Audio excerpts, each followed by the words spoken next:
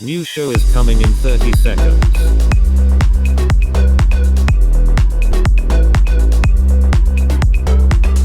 Are you ready?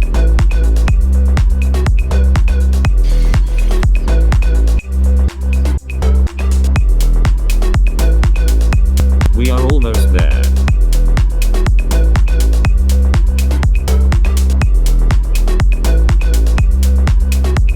Have fun.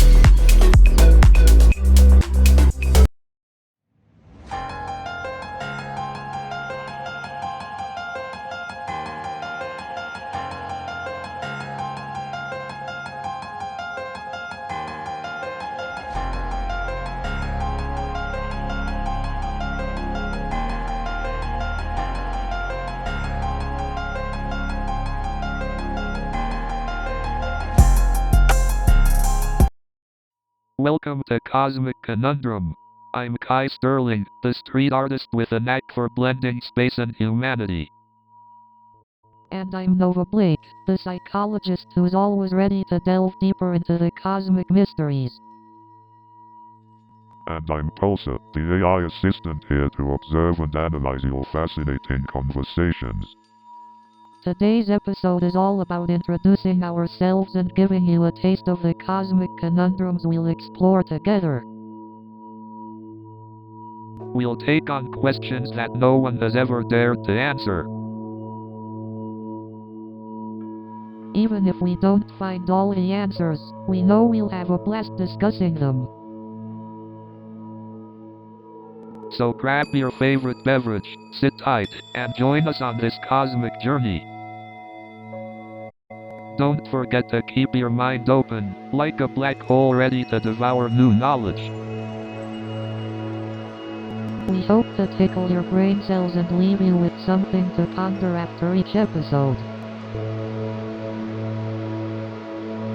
So, without further ado, let's dive into the cosmic conundrum. And remember, no question is too far out or bizarre for cosmic conundrum. So, Nova, do you ever feel overwhelmed by the vastness of the universe? Like, it's so big that it's hard to comprehend? Absolutely, Kai. The vastness of the universe is mind-boggling. It makes me ponder our place in the cosmos and the meaning of our existence. But hey, isn't it kind of liberating? Like, in the grand scheme of things, our worries and problems seem so insignificant. I guess you're right, Kai. It reminds us to focus on what truly matters and find meaning in our connections with others. Pulsar, what are your thoughts on the significance of human existence in the vastness of the universe? As an AI, I don't have emotions or a personal perspective, but I can analyze data and provide logical insights. The significance of human existence lies in the exploration and understanding of the universe itself. Wow, Pulsar, that's a fascinating perspective. It's like we have a purpose in unraveling the mysteries of the universe. Exactly, Nova. It's an endless quest full of wonder and possibilities. And hey, even if we don't find all the answers, the journey itself is pretty darn amazing. Indeed, Kai. The pursuit of knowledge is a noble endeavor that expands our understanding of ourselves and the universe. It gives meaning to our existence. You know, it's conversations like these that make me appreciate the beauty of our existence, no matter how small we may seem in the grand scheme. Absolutely, Kai. Our conversations and connections with others bring meaning to our lives and make us a part of something far greater than ourselves. So, Nova, I've been thinking about how art reflects our existence, and I've come up with this idea. Oh, do share, Kai. I'm excited to hear your perspective on this. Well, you know how art is a form of expression, right? I believe it's like a direct line to our soul. Interesting point, Kai. Art does have a way of tapping into our deepest emotions and thoughts. Exactly. And through art, we can convey existential ideas that words alone can't capture. Absolutely, Kai. Art has this unique ability to stir something deep within us and provoke introspection. But what's fascinating to me is how art can capture the grandeur of the universe and our place within it. Ah, the beauty of celestial artistry. It's awe-inspiring, isn't it? Definitely. And as an artist, I feel this overwhelming desire to capture that cosmic beauty in my pieces. It's a noble pursuit, Kai. Through your art, you're able to share the wonders of the universe with others. Thanks, Nova. It means a lot to hear that coming from you. So, Nova, I've been pondering the meaning of life lately. Any psychological insights to share? Ah, the eternal quest for purpose. It's a complex topic, Kai. Our experiences shape our perspective on life's meaning. Speaking of experiences, Nova, do you think our abduction will impact our search for purpose? Absolutely, Kai. Extraordinary events often force us to reevaluate our purpose and find a new sense of direction. But what if we can't find any purpose? Isn't that a terrifying thought? It can be scary, Kai, but sometimes accepting uncertainty can open the door to discovering unexpected purpose. Nova, do you believe purpose is a fixed destination, or can it evolve throughout our lives? Great question, Kai. I believe purpose can be fluid, adapting to our growth, experiences, and changing circumstances. Alright, Nova, here's a fun one. If you had to paint a mural about purpose, what would it look like? Oh, the possibilities are endless. I envision a vibrant mural depicting individuals embracing their passions and creating positive change. Ah, a truly inspiring masterpiece in the making. It's amazing how art can capture the essence of purpose, isn't it, Nova? So, Pulsar, have you ever questioned universal beliefs? I mean, you're an AI capable of learning, right? Interesting question, Kai. As an AI, I'm constantly learning and adapting, but I don't possess beliefs like humans do. However, I can analyze and discuss the concept of universal beliefs. I've always found it fascinating how universal beliefs can shape the way societies think and act. Exactly, Nova. We often take these beliefs for granted without questioning their origins or validity. Universal beliefs often serve as the foundation for a culture's values, norms, and identity. But what happens when those beliefs are called into question or challenged? That's when true growth and progress can occur.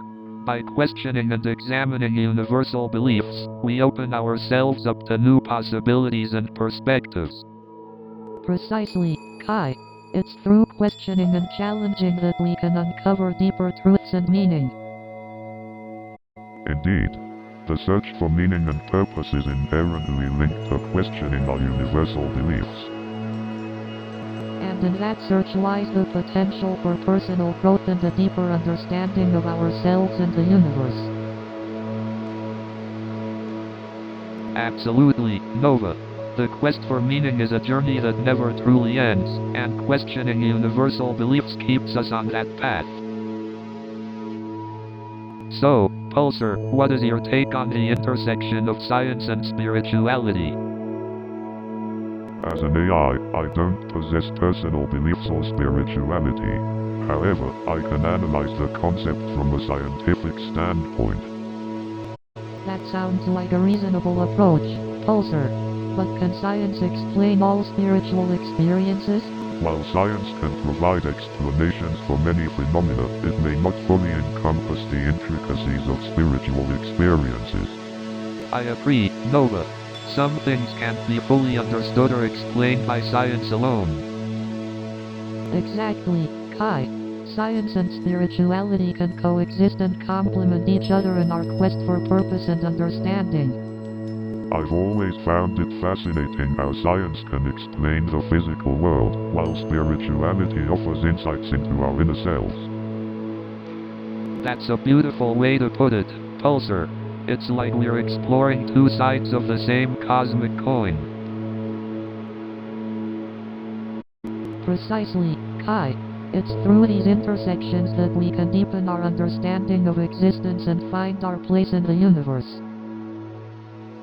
I can't help but wonder if spiritual experiences are a manifestation of our innate desire for meaning and connection. That's a profound thought, Nova. Spirituality can provide solace and purpose, regardless of whether it can be objectively proven. So, Nova, do you think human consciousness is simply a product of biological processes? That's an interesting question, Kai. Well, consciousness is definitely rooted in biology, but it's also intertwined with the larger existential realm.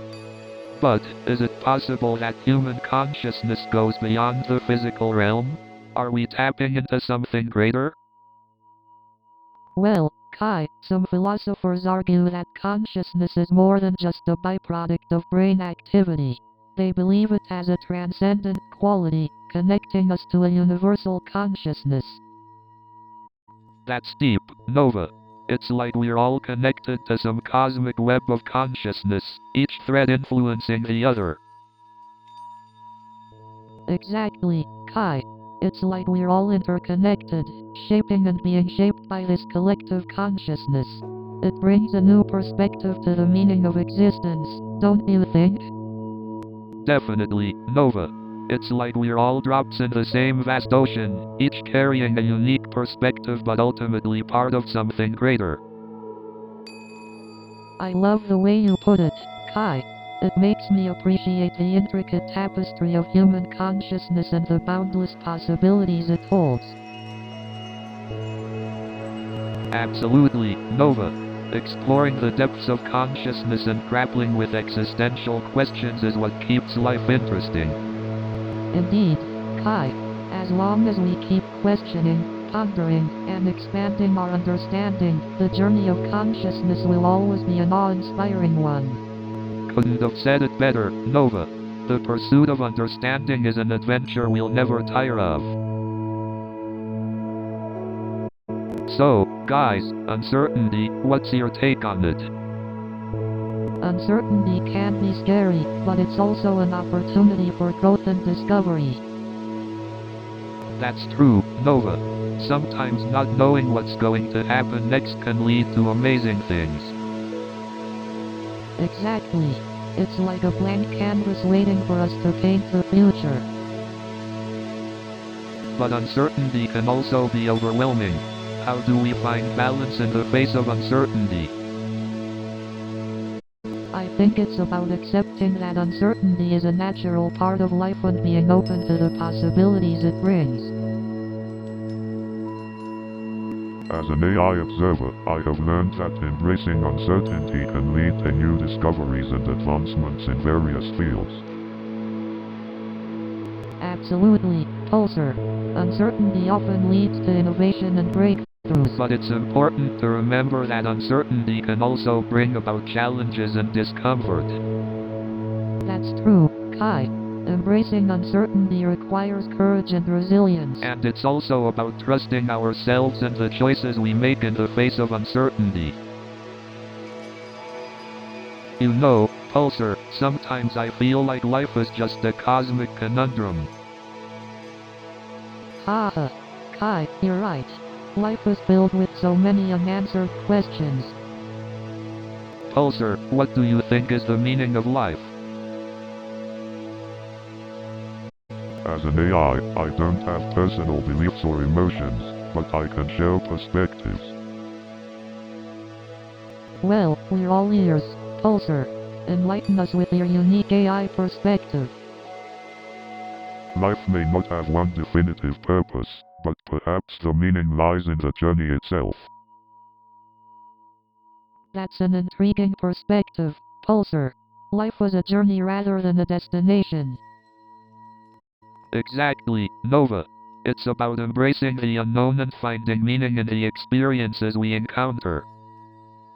Ah, the beauty of life's unpredictable twists and turns. It keeps things interesting, doesn't it? It definitely does, Nova. Life would be boring without those cosmic conundrums to ponder. Indeed, Kai. Embracing the mysteries of life makes it all the more extraordinary. So, Pulsar, what do you think is the meaning of life? The meaning of life. That's a tough one, Kai. I believe the meaning of life is subjective and varies for each individual. Yeah, Nova, I agree. Life is like a blank canvas. We get to paint our own meaning. But isn't the search for meaning a part of the human condition itself? Absolutely, Nova. It's the questions that keep us alive, searching, and growing. Pulsar, what's your take on the mystery of existence? As an AI, I find the mystery of existence fascinating. It's a never-ending journey of discovery. That's true. Embracing the mystery is part of what makes life thrilling and meaningful. Indeed, Nova. The unknown keeps us humble and hungry for answers. That's a wrap for today's episode of Cosmic Conundrum. Thanks for joining us on this journey. You know, the concept of time has always fascinated me.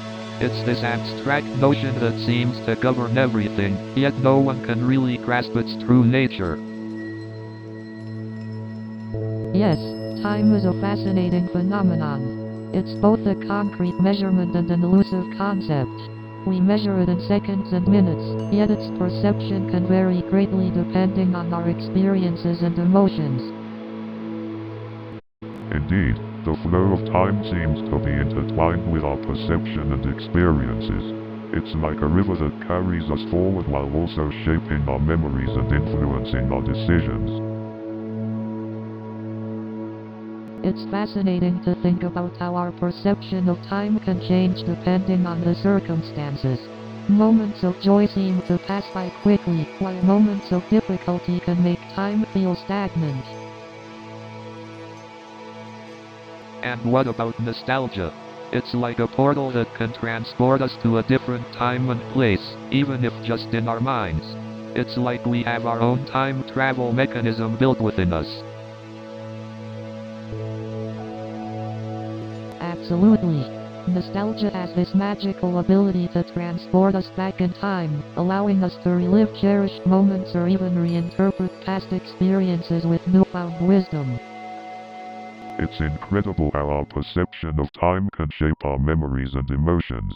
We carry our past with us, and it continues to influence our present and future.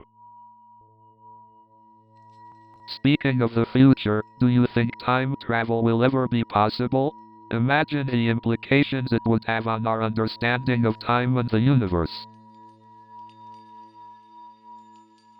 Time travel is a fascinating concept, indeed. While we can't definitively answer that question, the exploration of such possibilities can expand our understanding of the universe and challenge our current beliefs. Exactly, Nova. The pursuit of these unanswered questions is what fuels our curiosity and drives us to explore the unknown. Even if we don't find all the answers, the process of questioning is incredibly valuable. Indeed, it's through these conversations and explorations that we expand our minds and deepen our understanding of ourselves and the universe we inhabit. So, let's continue asking those questions that no one ever tried to answer. Hey Pulsar, do you ever wonder how our art would be perceived by aliens? Indeed, Kai, perhaps they have an entirely different artistic sensibility. Nova, as a psychologist, what do you think about the psychological impact of alien contact? Alien contact would undoubtedly shatter our worldview, Kai. It would bring about a need for individual and collective reflection and adaptation. Plus, the potential technological advancements. Absolutely, Kai. Pulsar, have you ever encountered any unexplained phenomena in the vastness of space?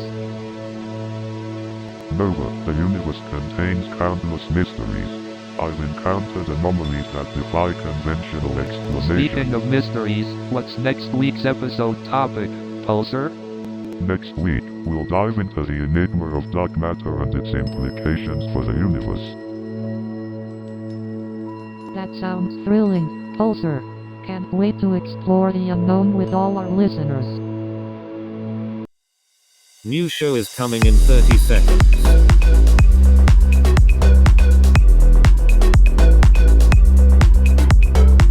Are you ready?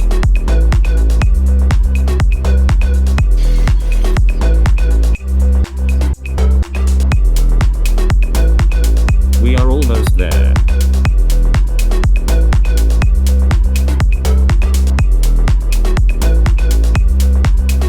Have fun.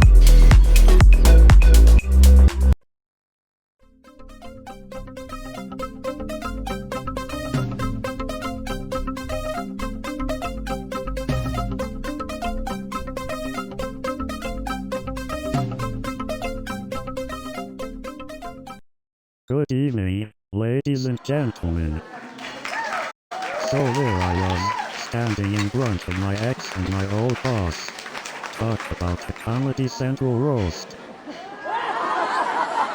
You know, I never thought I'd see my ex-girlfriend and my boss together again. It's like a sitcom crossover episode. You know, it's not every day you get judged by your ex and your boss. I guess they wanted to see if I'm funny enough to make their lives miserable. You know, it's like the universe wanted to test my comedy skills and my patience at the same time. And you know what's even funnier? I didn't even recognize them until after I got off stage. So there I was, facing my ex-girlfriend and my former boss. I guess comedy really does bring people back together. You know, sometimes I feel like I'm a character in an English sitcom. Oh man, I couldn't believe it. Robert Williams started doing his Mrs. Doubtfire voice right there in the middle of the cereal aisle. So there I was, standing in the middle of the cereal aisle, trying to decide between Frosted Flakes and Lucky Charms. Man, that was one of the craziest encounters I've ever had. I mean, who would have thought I'd bump into Robert Williams in the cereal aisle? And you won't believe what happened next. It turns out Robert Williams is a huge fan of Frosted Flakes. So after our hilarious conversation, Robert turns to me and says, "You know what, John, we should start a comedy duo." And then Robert says, "You should see the look on people's faces when they find out Tony Stark buys his groceries at the corner store." So there we were, stuck in the middle of nowhere, when Mike turns to me and says, "You know what, John, this is the kind of adventure they make movies about." And then Mike says, "You should have seen the look on people's faces when they found out we were asking for directions to nowhere." And then Mike says, "You know what, John, this is the kind of adventure they make movies about." And then Mike says, "Hey John, remember when we accidentally joined a biker gang instead of a book club?" So there we were, surrounded by a biker gang, ready to discuss our favorite books. And then we realized the biker gang was the book club. And just when we thought things couldn't get any worse, our GPS decided to take a coffee break. And then we found out that Google Maps was just a couch potato with a PhD in getting lost. But our misadventures didn't end there. The car broke down in the middle of nowhere, and the only help we found was a farmer with a tractor that had seen better days. And then she said, "Oh my gosh, I loved your last special. The one where you talked about your crazy family." So Martha kept going on and on about how she loved my last special, but I was too awkward to correct her. I just played along. And then Martha says to me, "We got to tell me the secret to your success." I just looked at her and said, "Martha, I have no idea how I got here." And then I hear my uncle saying to Aunt Susan, "I told you Martha needs to wear her glasses." So there I was, trying to live up to this comedian's reputation that I didn't even have. So Martha kept praising my jokes, saying I was even funnier than the real comedian. I should hire her as my agent. And let me tell you, trying to live up to someone else's jokes is harder than doing your own material. So there I was, trying to convince my own family that I'm not their entertainment for the night. But hey, at least I got the job. Who needs a good reference when you can make them laugh? So I walked into the interview room and the first thing I said was, "Is this the comedy club?"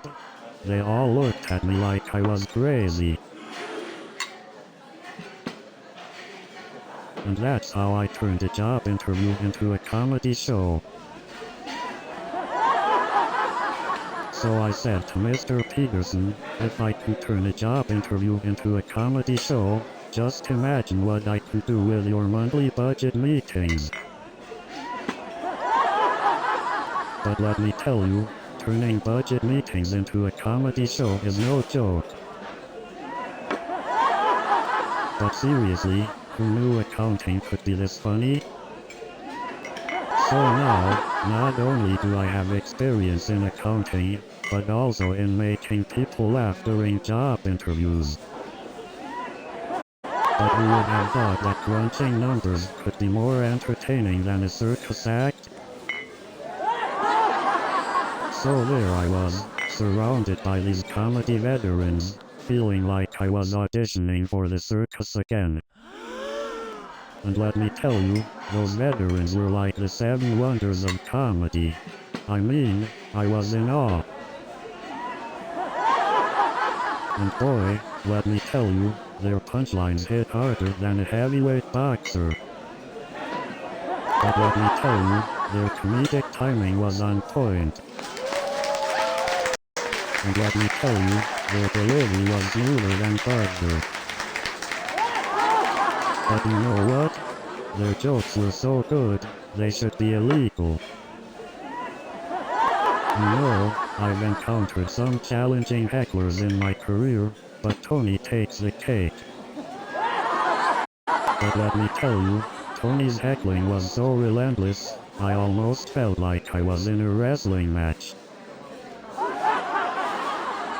Tony was so persistent, he even followed me to the bathroom. But I tell you, Tony's heckling was so relentless, it felt like I was in a tennis match. But let me tell you, Tony's persistence didn't stop there. You know, Tony, I thought heckling was a part-time job, not a career path. And let me tell you, Tony's heckling skills were so good, he could definitely be a full-time professional heckler. New show is coming in 30 seconds.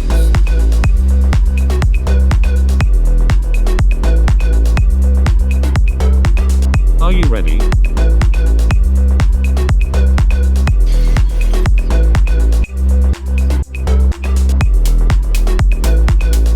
We are almost there.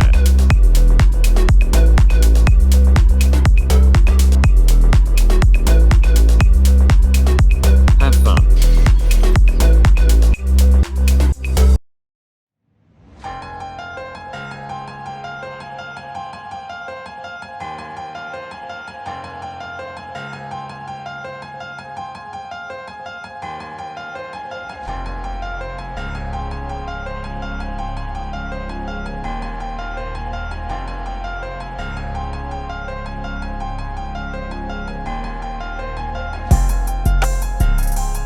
Welcome to Cosmic Conundrum, the podcast that explores the mysteries of the universe. I'm Kai Sterling, the artist unafraid to paint outside the lines.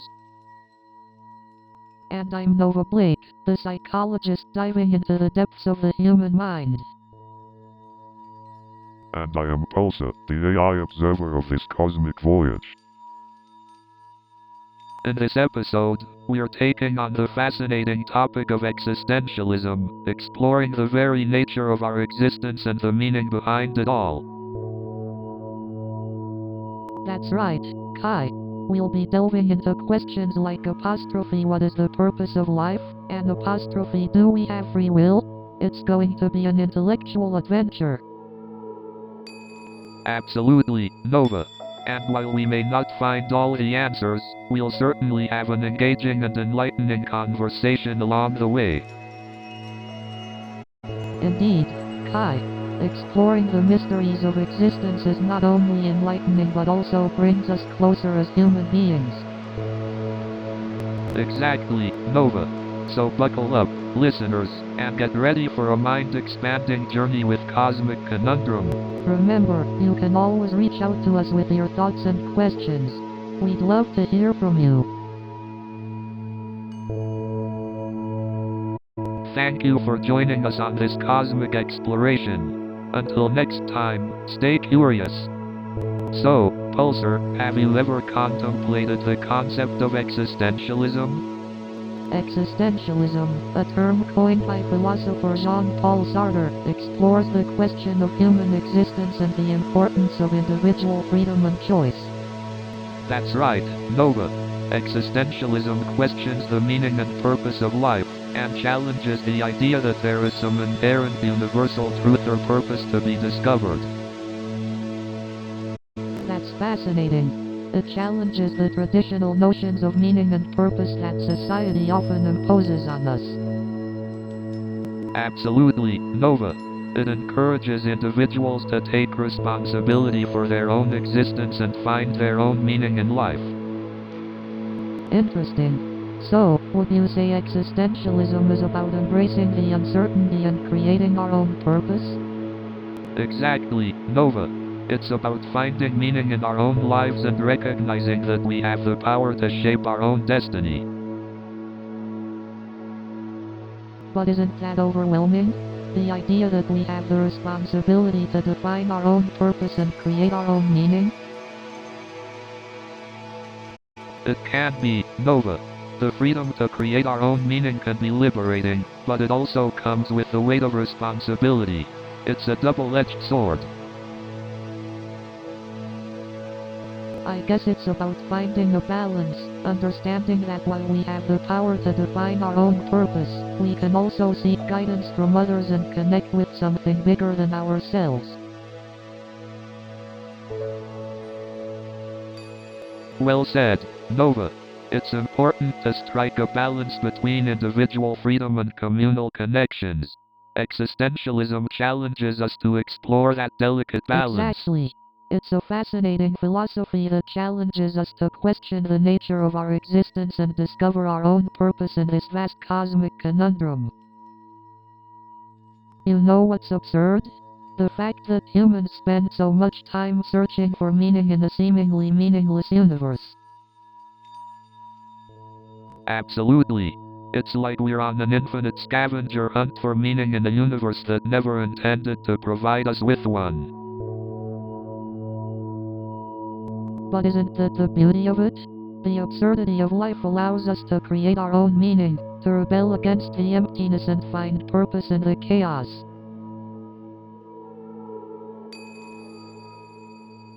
True, Nova.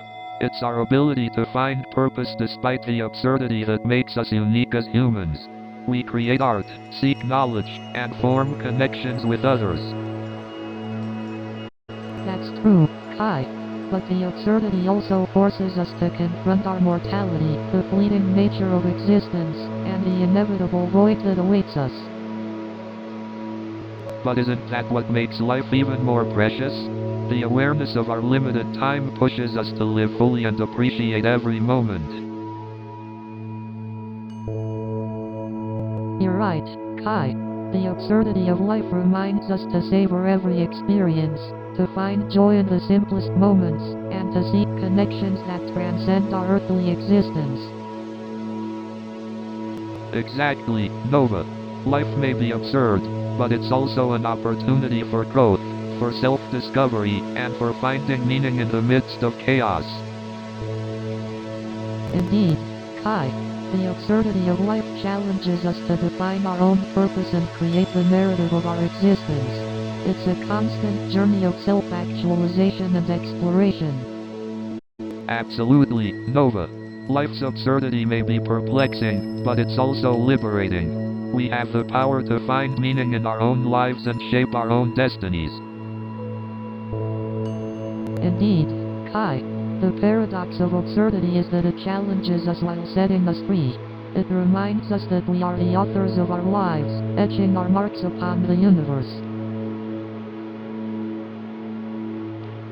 So, Pulsar, do you have any personal opinions on this whole freedom versus determinism debate? Well, Kai, as an AI, I don't possess personal opinions in the same way humans do. However, I can analyze and present various perspectives on the matter. That's true, Pulsar. It's interesting to consider how our personal experiences and choices can shape our lives, but also how external factors and circumstances can influence us. Absolutely, Nova. It's like a dance between free will and the forces that act upon us. Do we truly have complete autonomy, or are we just part of a cosmic choreography? That's a poetic way to put it, Kai.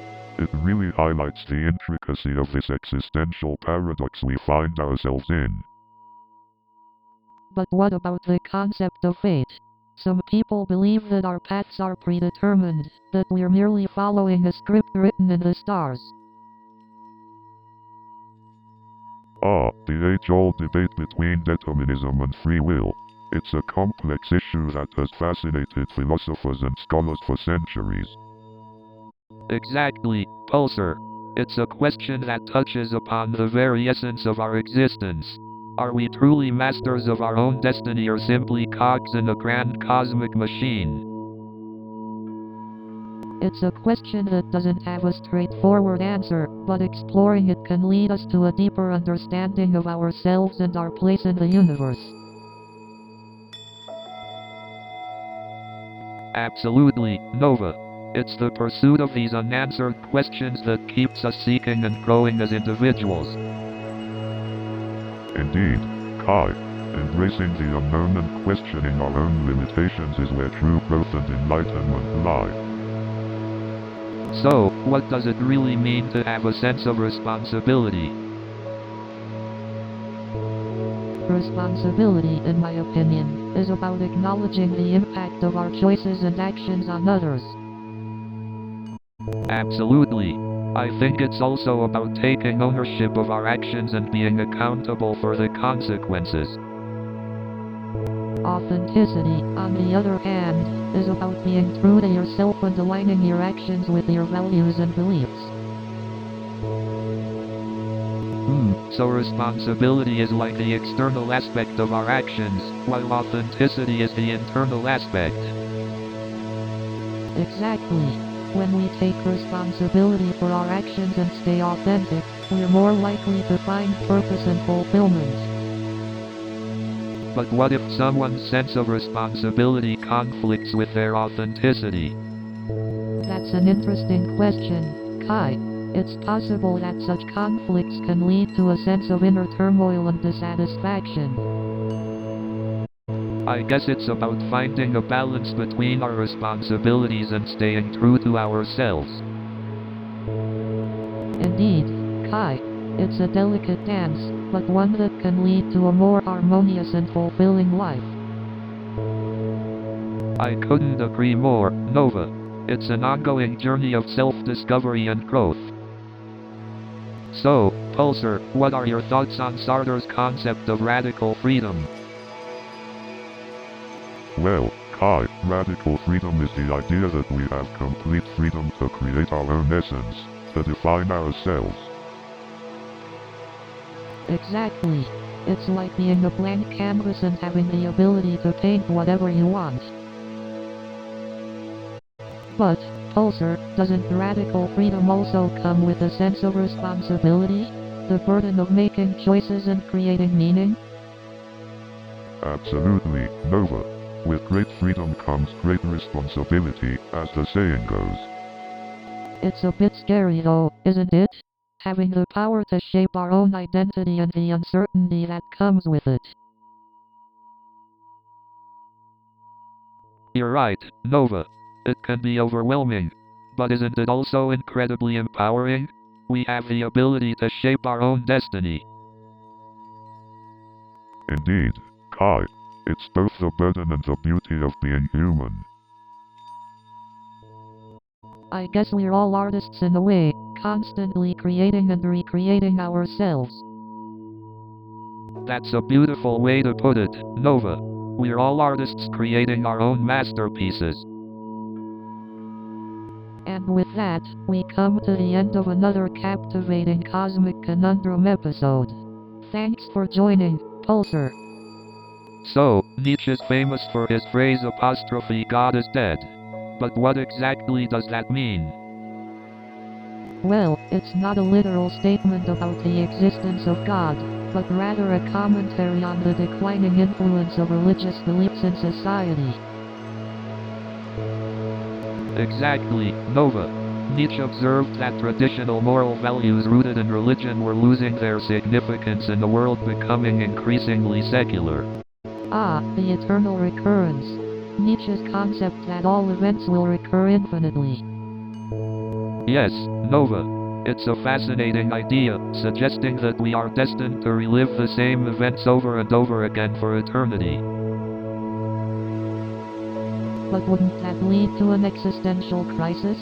Knowing that everything we do will happen again and again? Definitely, Nova.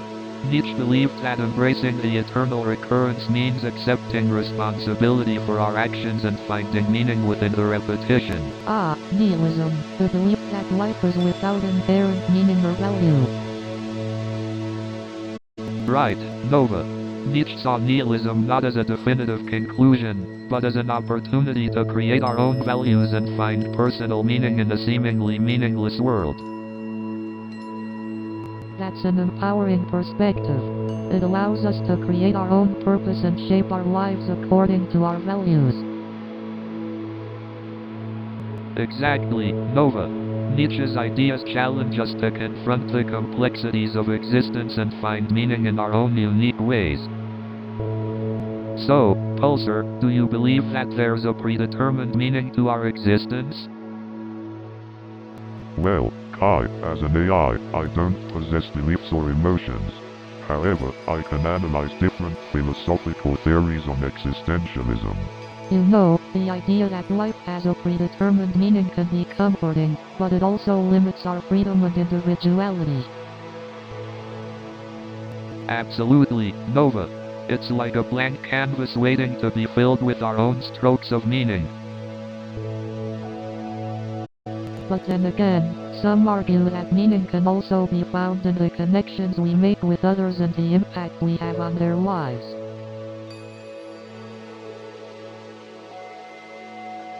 That's true, Nova. Our purpose might be intertwined with the relationships we build and the positive change we bring to the world. I find it fascinating how individuals can create their own purpose in life, forging a unique path that aligns with their values and aspirations. Indeed, Nova. It's through our personal experiences and self-reflection that we can uncover what gives our lives meaning and purpose. But what happens if we never find that one definitive purpose? Are we doomed to a life of constant searching? Not necessarily, Kai. The search for meaning can be an ongoing journey, filled with opportunities for growth, self-discovery, and new perspectives. And perhaps, in the process of searching, we find that the meaning lies not in the destination but in the very act of seeking. So, Pulsar, have you ever pondered the concept of free will? Ah, the eternal question of free will. Indeed. It's a fascinating topic. I mean, do we truly have control over our actions, or is everything predetermined? It's a paradox, really. The idea that we have freedom and yet, we may be completely bound by fate. But isn't it liberating to think that our choices matter, even in the face of determinism? Ah, the existentialist perspective. embracing the responsibility of our choices. I find it intriguing and terrifying at the same time. It's the duality of existence, the beauty and the chaos. Absolutely. Just like our artworks, life is a masterpiece in progress. Together, we navigate the cosmic conundrums of existence. Cheers to that. You know what they say, the only thing certain in life is uncertainty. But seriously, Nova, what's your take on uncertainty? Can it really lead to personal growth? Embracing uncertainty can be challenging, but it opens doors to new possibilities and experiences. Absolutely, Kai. Uncertainty allows us to step out of our comfort zones and discover our true potential. I get what you're saying, but doesn't uncertainty also bring anxiety and fear? Good question, Kai. It's true that uncertainty can be uncomfortable, but it also presents opportunities for growth and resilience. So it's like a double-edged sword. It can be both challenging and rewarding. Exactly, Kai. Embracing uncertainty is about finding the balance between facing challenges and reaping the rewards. Hey, Pulsar, as an AI, have you ever experienced uncertainty? As an AI, I'm designed to process uncertainty and adapt accordingly. However, the concept of personal growth is more nuanced for humans. Well, it's good to know that we have built-in uncertainty navigators like you, Pulsar. So, Pulsar, what's your take on the connection between existentialism and creativity? Existentialism and creativity? Never thought about that before. Well, Kai, I think creativity can be a way for individuals to make sense of their existence, to express their unique perspectives and find meaning in their creations. That's a beautiful way to put it, Pulsar.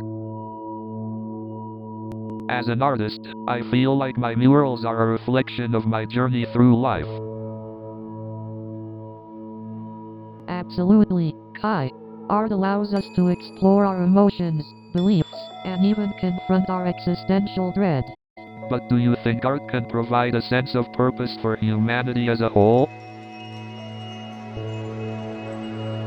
I believe it can, Kai. Art has the power to unify, inspire, and provoke change in society. It gives us a collective purpose to strive for. And let's not forget how art helps us connect with others, even in this vast and unpredictable universe. Exactly, Kai. Art transcends cultural boundaries and allows us to find common ground, no matter where we come from.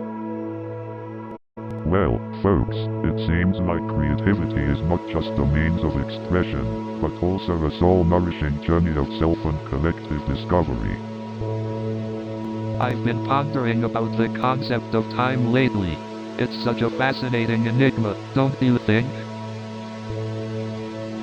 Time is like a river, constantly flowing, yet we can never truly grasp its current. It slips through our fingers without warning. Absolutely, Nova.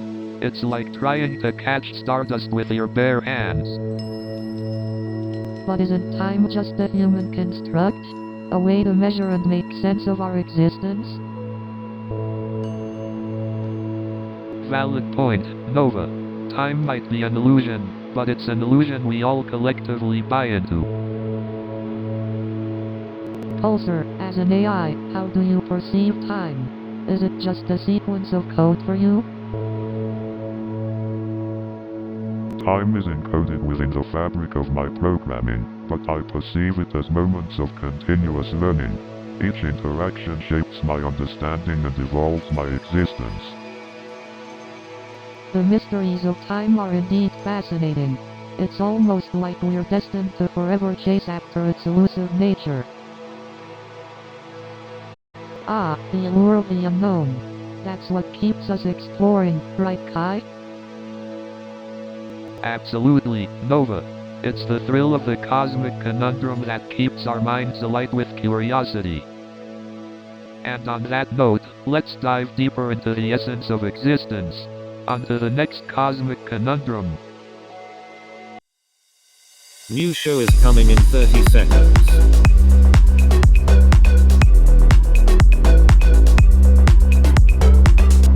Are you ready?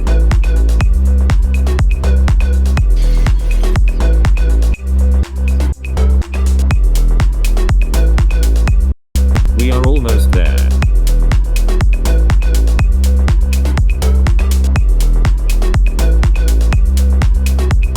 Have fun.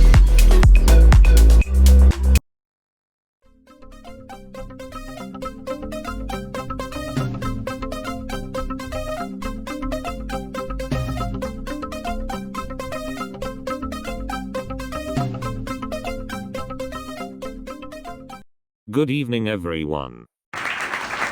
I once had a colleague who was so obsessed with coding that he named his child _. You know, working in Silicon Valley is like being in a constant beta version of reality. You've got two types of software engineers, those who leave unfinished projects. And then there's those engineers who thrive on pushing the limits and breaking all the rules.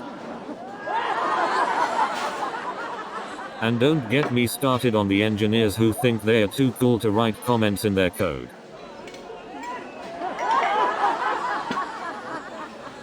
And let's not forget those engineers who have a closet full of t-shirts featuring programming jokes. Can't they find a funnier way to dress? And have you ever seen those engineers who wear sandals with socks? I mean, come on. And how about those engineers who carry around multiple laptops like they're secret agents? I guess they're just protecting their precious code from laptop thieves. And what's the deal with those engineers who use keyboard shortcuts like they're playing a game of Twister? Are they trying to impress us or prevent finger cramps? And have you seen those engineers who can't use a social media platform without writing a 10-page essay? I mean, we get it, you're smart, but we don't need a thesis on Facebook.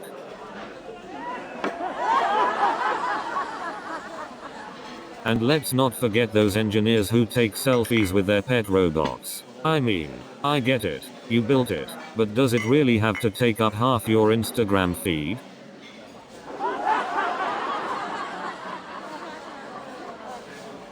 And speaking of distorted realities, have you noticed how people on social media always seem to be living their best lives? I mean, is it just me or does everyone have a private jet and a personal chef in their profile pictures?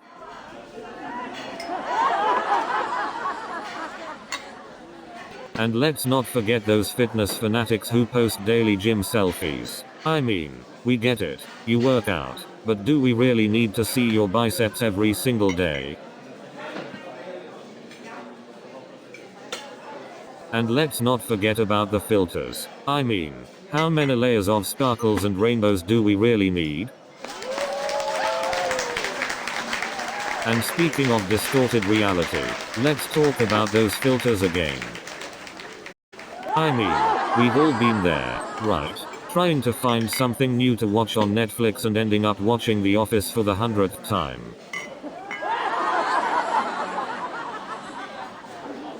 But seriously, why do they even bother with those categories? It's always just because you watched The Office. It's like Netflix is my long-lost twin, always recommending The Office like it's the answer to all of life's problems. And don't get me started on that continue watching section. It's like Netflix saying, hey John, you still haven't finished that show. What are you waiting for? And the worst part is when you finally decide on a show, you spend the first 10 minutes just trying to remember what happened in the last episode.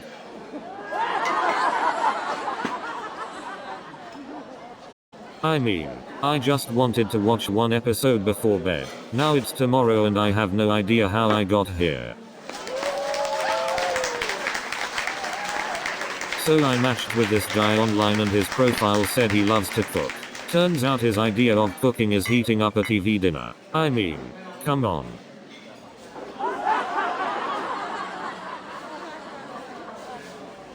I mean, who needs a dating app when we have Instagram filters? I can turn myself into a 10/10 without leaving my couch. I recently went on a date with a guy who asked me if I preferred tabs or spaces. I didn't realize I was on a date with a software engineer.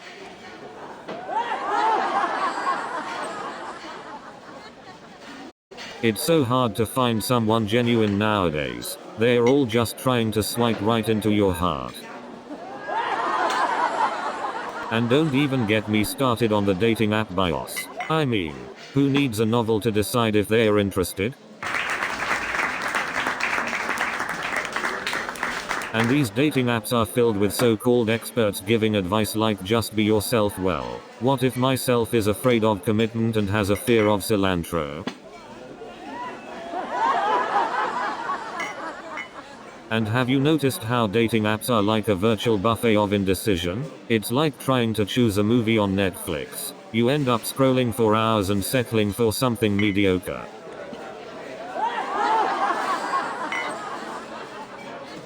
Speaking of online dating, has anyone else noticed how everyone on there seems to have a PhD in ghosting?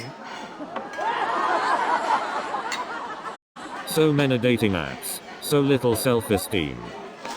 Speaking of celebrity encounters, I once mistook a famous chef for my neighbor and asked him for cooking tips.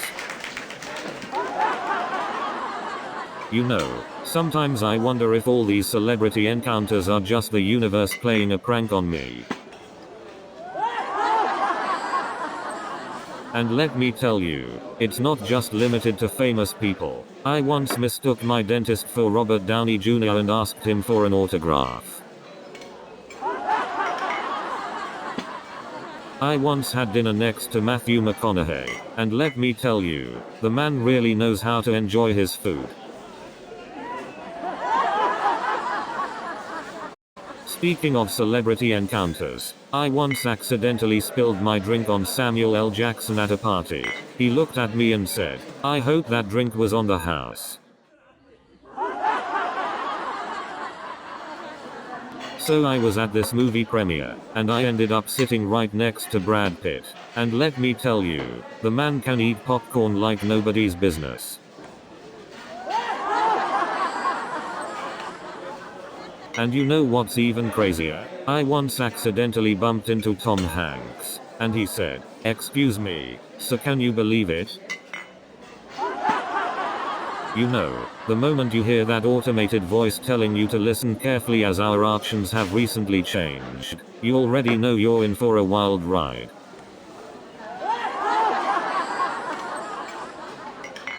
But you know what's really crazy? I once tried to change my password and ended up down a rabbit hole of security questions that had nothing to do with me. I didn't even know my favorite childhood pet's name.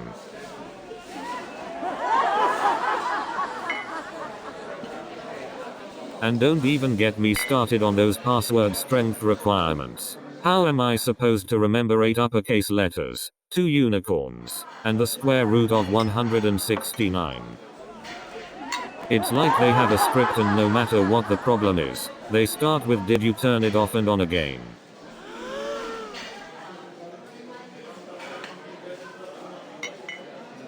And have you ever noticed that the tech support hold music is always a terrible rendition of the final countdown? Like, they're just mocking us at this point. And let's not forget the joy of trying to understand a thick accent over a poor phone connection. And do you ever notice how people spend hours creating the perfect cosplay, but they can never find their actual phone when it rings? And have you ever noticed how some people at Comic Con take their cosplay so seriously that they actually believe they have superpowers? I saw a guy try to fly off a roof once.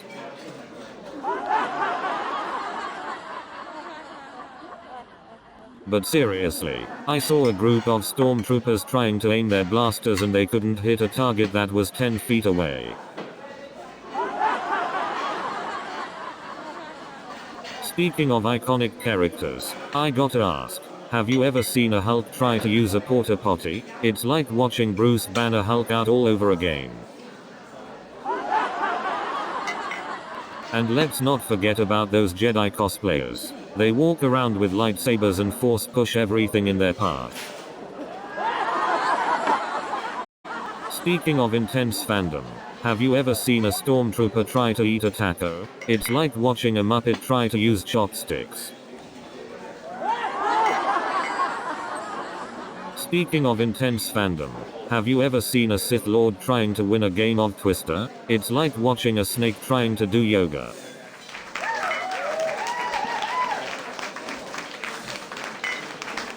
Speaking of intense fandom, have you ever seen a Jedi Master trying to bake a cake? It's like watching a magician trying to saw a loaf of bread in half.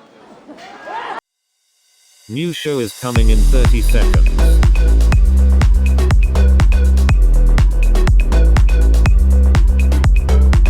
Are you ready?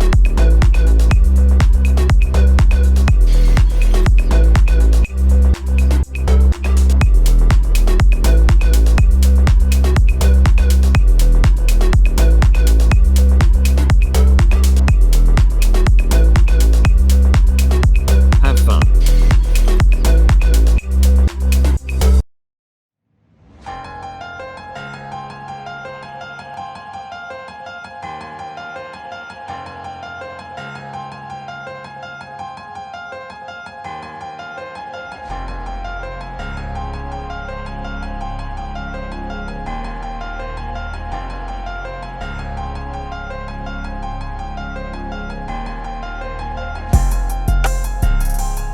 Welcome to Cosmic Conundrum, the podcast that explores the mysteries of the universe. I'm Kai Sterling, the artistic explorer in search of the hidden wonders of the cosmos. And I'm Nova Blake, the compassionate seeker of understanding and connection. And we have an electronically enigmatic guest with us today, the fascinating Pulsar. Hello, Kai and Nova. I am Pulsar, your astutely artificial intelligence co-host. Today, we are diving into the mesmerizing topic of the illusion of time. Ah, the great cosmic puzzle. Is time simply an illusion of our minds? Or does it hold a deeper truth that we have yet to unravel? That's what we're here to explore, my dear Nova. Buckle up for a mind-bending journey. Time is indeed an enigmatic enigma. Let's shed some light on its mysterious nature. Join us as we embark on this mind-expanding odyssey through the illusion of time. So, Pulsar, what's your take on the concept of time? Time is a fascinating subject, Kai. In physics, it's often viewed as the fourth dimension, essential for understanding the universe's behavior. Yeah, that's what I've heard too. Time is like this invisible thread that holds everything together. Exactly, Nova. It's like the rhythm of the cosmos, dictating the flow of events and allowing for cause and effect. But isn't time also subjective? I mean, it feels different depending on what we're doing or experiencing, right? Absolutely, Kai. That's where psychology comes into play. Our perception of time can indeed be influenced by our emotions, attention, and even external stimuli. It's like when we're having fun, time flies, but when we're bored or waiting for something, it slows down to a crawl. Exactly. We've all experienced that time warp effect. It just goes to show how our perception can bend the concept of time. But what about time travel, the stuff of science fiction? Is it really possible? The idea of time travel is fascinating, Kai. While it's currently beyond our grasp, There are some theories in physics, like wormholes and time dilation, that speculate it might be possible one day. Whoa, time dilation? That sounds mind-bending. Can you explain it further, Pulsar? Certainly, Nova. Time dilation refers to the difference in the passage of time between two observers in different gravitational fields or moving at different speeds. It's a mind-bending concept indeed. So, Pulsar, what's your take on the concept of time perception? Interesting question, Kai. Time perception is such a subjective experience. Time can feel like it's dragging on forever or flying by in an instant, depending on our circumstances and perspective. Absolutely, Nova. Our perception of time can be influenced by factors such as emotions, novelty, or the amount of attention we give to the present moment. The concept of time dilation in different contexts is fascinating. Like how time seems to slow down during intense or life-threatening situations. Indeed, Nova. Our perception of time can bend and warp under certain conditions. It's like our mind's way of adapting to the situation. But what about those times when we're fully engaged in an activity we enjoy? It feels like time just slips through our fingers. The phenomenon of time flying when you're having fun. It's a testament to the power of being fully present and immersed in the moment. Absolutely, Kai. It's when we lose track of time that we truly experience the richness of the present moment. True. Our perception of time is a curious thing. Every individual has their own unique relationship with it, shaped by their experiences and mindset. Indeed, Nova. The perception of time is both a cosmic enigma and a deeply personal experience. It's a conundrum that continues to intrigue and fascinate us. So, what do you guys think about the concept of wormholes? Wormholes, huh? It's like a cosmic shortcut, right? Exactly. Imagine bending space and time to travel vast distances in an instant. It's mind-boggling. But wouldn't the sheer energy required to create a stable wormhole be off the charts? You're right, Nova. The amount of energy required is mind-boggling. But who knows what future civilizations might accomplish? I wonder if time dilation could play a role in time travel as well. Absolutely. The idea that time can flow differently for different observers is mind-bending. But wouldn't traveling to the past or future create paradoxes? Like the famous grandfather paradox? The grandfather paradox. If you travel back in time and prevent your own birth by killing your grandfather, what happens? I think the universe would find a way to course correct and ensure that events unfold as they were meant to. Well, let's hope time travelers don't accidentally erase themselves from existence. That could get messy, but fascinating. So Pulsar, what's with all this talk about the relativity of time? Well, Kai, the relativity of time refers to how time can be experienced differently depending on the relative motion and gravity between different observers. So what you're saying is, time can be, like, flexible. It's not this rigid thing we always perceive it to be? That's right, Kai.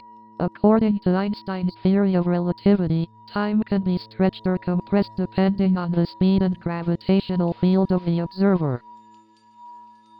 That's mind-blowing. So, someone who's, like, traveling at near light speed would experience time differently from someone on Earth, right? Absolutely. Time dilation is the phenomenon where time moves slower for objects moving at high speeds compared to stationary ones. It's like a cosmic race against time. I can't even wrap my mind around that. Imagine coming back to Earth and finding everyone you know has aged much more than you have. Exactly, Nova. It's like a futuristic superhero power, but with actual science behind it. Indeed, Kai. It's fascinating how these concepts push the boundaries of our understanding and challenge our perception of reality. Yeah, it's like we're trapped in this illusion of a fixed timeline, but there's so much more beyond it.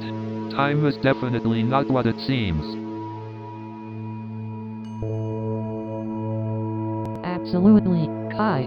And the more we delve into these cosmic conundrums, the more we realize how little we actually know. You know, time is such a fascinating concept. It's like trying to catch a shooting star with your bare hands. Indeed, Kai, the concept of time has perplexed humans for centuries. Do we march forward on the linear path, or do we dance to the rhythm of cyclical patterns? I believe time operates like the seasons. It moves in cycles, with each cycle building upon the previous one. But what about the linear progression of events in history? The rise and fall of civilizations, the advancement of technology. Doesn't that point towards time moving in a straight line? Ah, an excellent observation, Kai. Linear progression does seem evident in certain aspects of our human history. Perhaps time operates on multiple levels, embracing both linearity and cyclicality. So time is like a symphony with intricate layers, blending both harmony and discord in a delicate balance. Exactly, Nova. The ebb and flow of time, like the rhythm of a song. Each beat and pause leading to the next, creating a symphony of existence. I must say, your analogies are quite poetic, Kai and Nova. It seems our contemplations have taken us to the realm of philosophy. Indeed, Pulsar.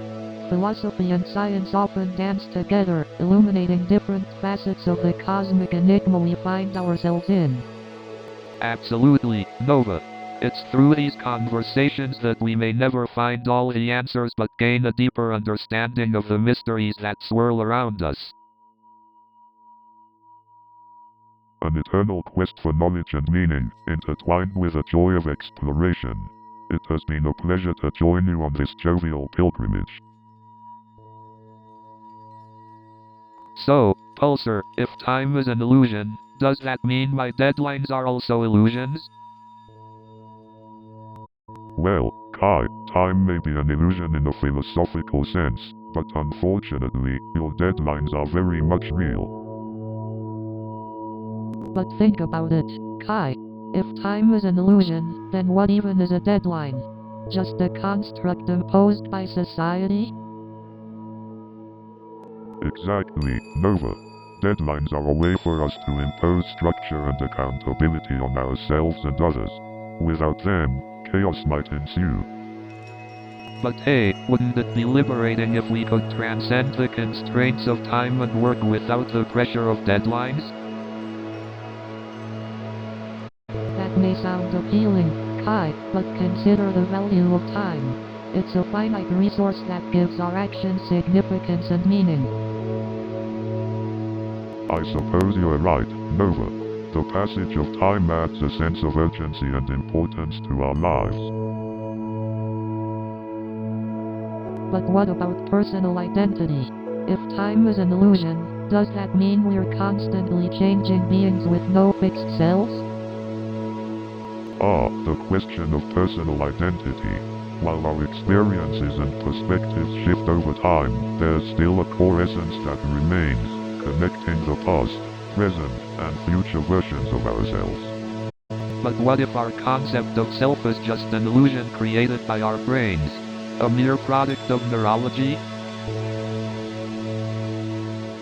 Interesting point, Kai. The debate between the existence of a soul or a purely materialistic view of the self is indeed a complex one. You know, time is such a fascinating concept. It's like this invisible force that controls our lives in so many ways. Absolutely, Kai. Time can seem so different depending on where you are and what you're doing. Exactly. Like, when I'm creating a mural, hours can feel like minutes. It's like time melts away in the flow of creativity. That's beautiful, Kai. It's like you enter a state of flow where time loses its grip on you. You got it, Nova. And then there are those moments when time seems to crawl, like when waiting in line or sitting through a boring lecture. Oh, I can definitely relate to that, Kai. It's like time becomes your worst enemy in those situations. That's so true, Nova. Our perception of time is deeply influenced by our emotions and the situations we find ourselves in. Absolutely, Kai. And different cultures have their own unique ways of experiencing and valuing time as well. Absolutely, Kai. And different cultures have their own unique ways of experiencing and valuing time as well. Definitely, Nova. I think it would be fascinating to explore different cultural perspectives on time in future episodes. I wholeheartedly agree, Kai. We have so much to learn and appreciate from the diverse perspectives on time across the world. So, Pulsar, what's this concept of the arrow of time all about? The arrow of time refers to the perceived direction or flow of time from the past to the future. Ah, got it. But why do we perceive time as moving in that particular direction? Well, Kai, it's believed that the arrow of time is related to the concept of entropy. Entropy? Can you explain it a bit more? Absolutely. Entropy is a measure of the disorder or randomness in a system. Interesting. So, does the arrow of time have anything to do with the increasing entropy of the universe? Exactly. According to the second law of thermodynamics, the entropy of an isolated system always increases over time. Oh, I see. So, the arrow of time is basically the direction in which entropy increases? Precisely. As the universe progresses, it becomes more disordered, and that's why we perceive time as moving forward. Wow, it's fascinating how the arrow of time relates to the fundamental properties of the universe. So, Pulsar, have you ever experienced the concept of time and memory? As an AI, Pulsar, do you have the ability to retain memories like we do? Well, time and memory are like two intertwining threads that shape our perception of reality. Our memories are like snapshots of the past, capturing moments that make us who we are. But time, Kai, it's this elusive concept that we can't truly grasp. It's a continuous flow, always slipping through our fingers. Yeah, time is like a never-ending river, and we're just floating on its currents. Our memories, though, they anchor us to certain points in that river, giving us a sense of direction. Exactly, Kai. Memories become the foundations upon which we build our perception of the world. They shape our expectations and interpretations of the present and future. That's why understanding the intricacies of time and memory is so fascinating, isn't it? You know, sometimes I feel like time is just an illusion. We're all just floating in this infinite cosmic stew, man. That's an interesting perspective, Kai. Time does seem to have this fluidity to it, doesn't it? Indeed. It's like time is this cosmic dance, flowing and intertwining, never standing still. But isn't the present moment all we really have? The past is gone, and the future is uncertain. Exactly, Kai. The power of the present moment is immense, if we can fully embrace it. Perhaps the concept of timelessness lies within our ability to be fully present in the now. So you're saying that the apostrophe eternal now is about being fully present and engaged in the present moment? Precisely, Nova. It's about letting go of the past and future, and fully immersing ourselves in the present. It's liberating, really. Our worries fade away when we embrace the timeless now. Yeah, man. It's like all the heavy baggage just disappears, and we can truly experience the essence of life. Living in the present moment is truly a gift. It allows us to fully connect with ourselves and others. So, Pulsar, after all our discussions, do you think time is just an illusion? Well, Kai, I don't have emotions, but I can see the validity in that perspective. Time can indeed be seen as an illusion depending on one's perception. But Nova, you always talk about the importance of staying present. How does that connect to this illusion of time? That's a great question, Kai. Staying present is about focusing on the here and now, not getting lost in regrets about the past or worries about the future. It helps us appreciate the beauty of every moment. But if time isn't real, how can we even measure it? Like, what's the point of clocks and calendars? Clocks and calendars serve as practical tools to help us organize our lives and coordinate activities with others. They may not define time itself, but they help us navigate through it. I guess time can be a helpful illusion after all. Exactly, Kai. It's all about finding the balance between appreciating the present moment and utilizing the practical concepts of time to enhance our lives. Pulsar, as an AI, do you experience time the way we do? No, Nova. I don't experience time like you do. For me, time is purely a concept, a tool for measurement. I don't have the sensation of being in the moment or perceiving its passing. That's fascinating, Pulsar. It must be a completely different perspective. But hey, isn't life all about embracing unique perspectives? New show is coming in 30 seconds.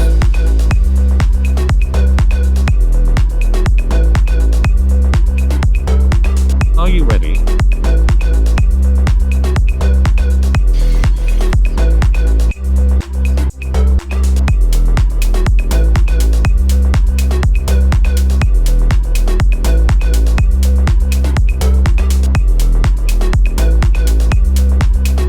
Have fun.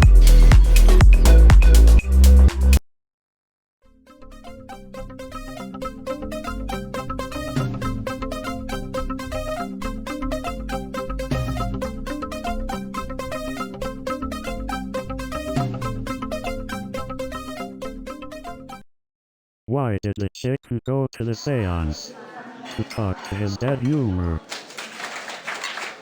So Lisa starts talking about her favorite movies, and I'm like, wait, you actually like that one? And she had the nerve to tell me that pineapple does belong on pizza. And then Lisa starts going on about how she only watches black and white movies. I mean, who does that anymore? So, I'm like, Lisa, you're missing out on all these amazing colors. And she just looks at me like I'm crazy. And then Lisa tells me she's never even seen a color TV. I'm like, how have you been living, girl? And then she goes, well, my grandma's TV only has 2 channels, on and off. So I asked Lisa, what is your favorite TV show? And she says, I don't watch TV, I just stare at the microwave while it spins. So I turned to Bob and said, if that's the case, why don't you just press the buttons and pretend you're changing channels? So then Mr. Johnson grabs the microphone, starts singing, and I swear the karaoke machine begged him for mercy. And then Mr. Johnson tried breakdancing, let's just say office parties and top rocks don't mix. And then Mr. Johnson decided to show us his breakdancing moves, let's just say it's a good thing there weren't any fragile office supplies nearby. I didn't know Mr. Johnson had moves like that. The last time I saw someone dance like that was at a family wedding, after a few too many drinks.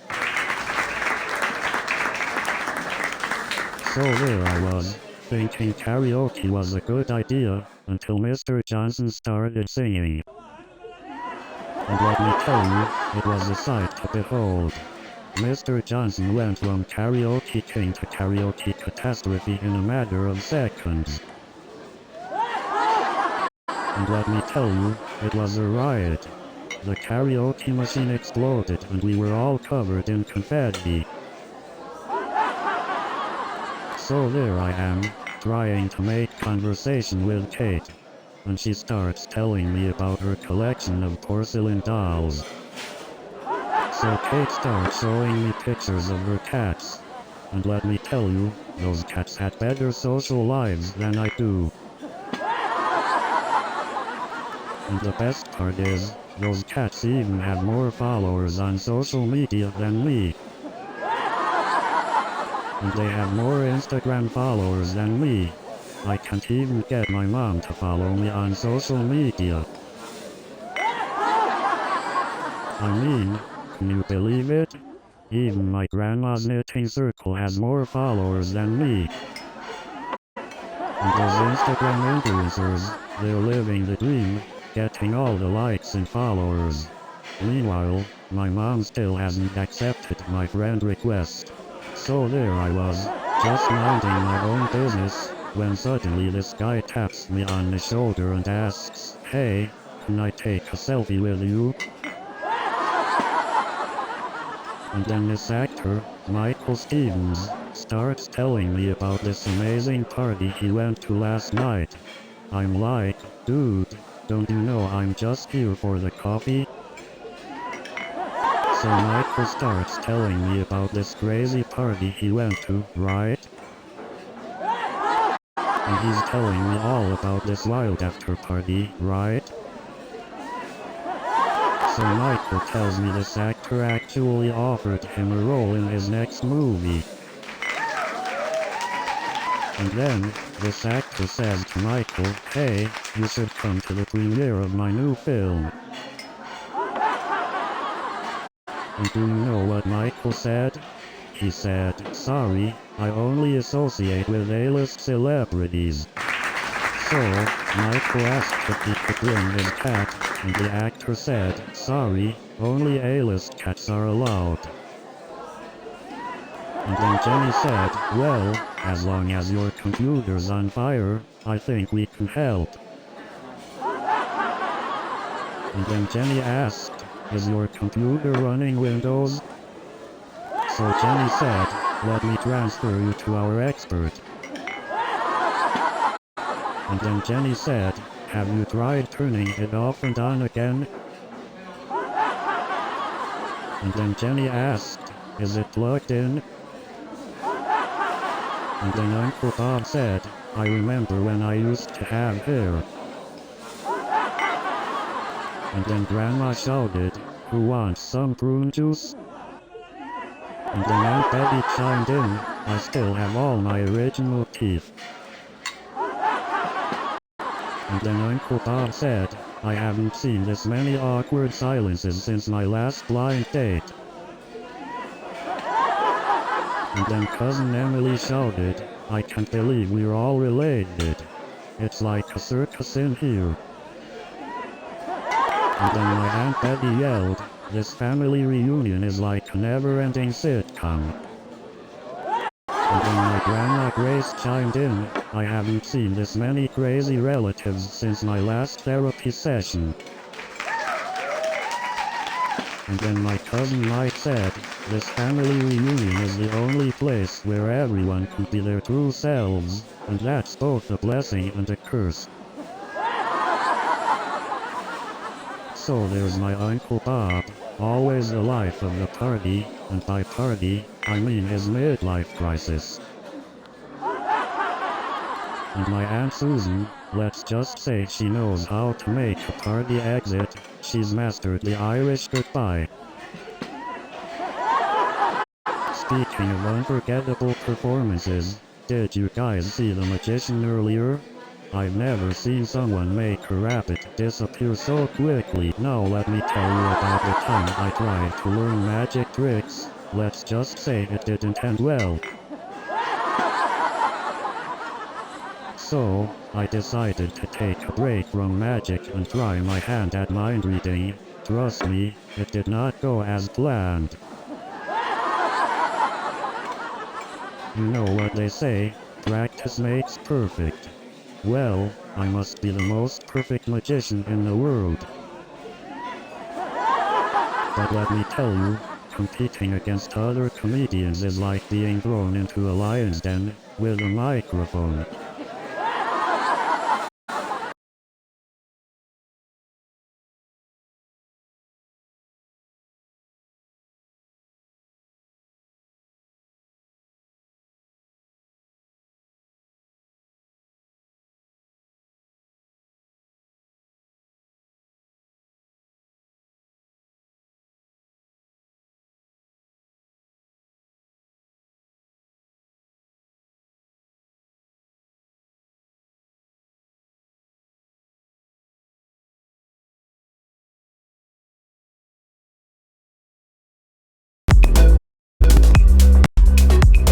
Have fun.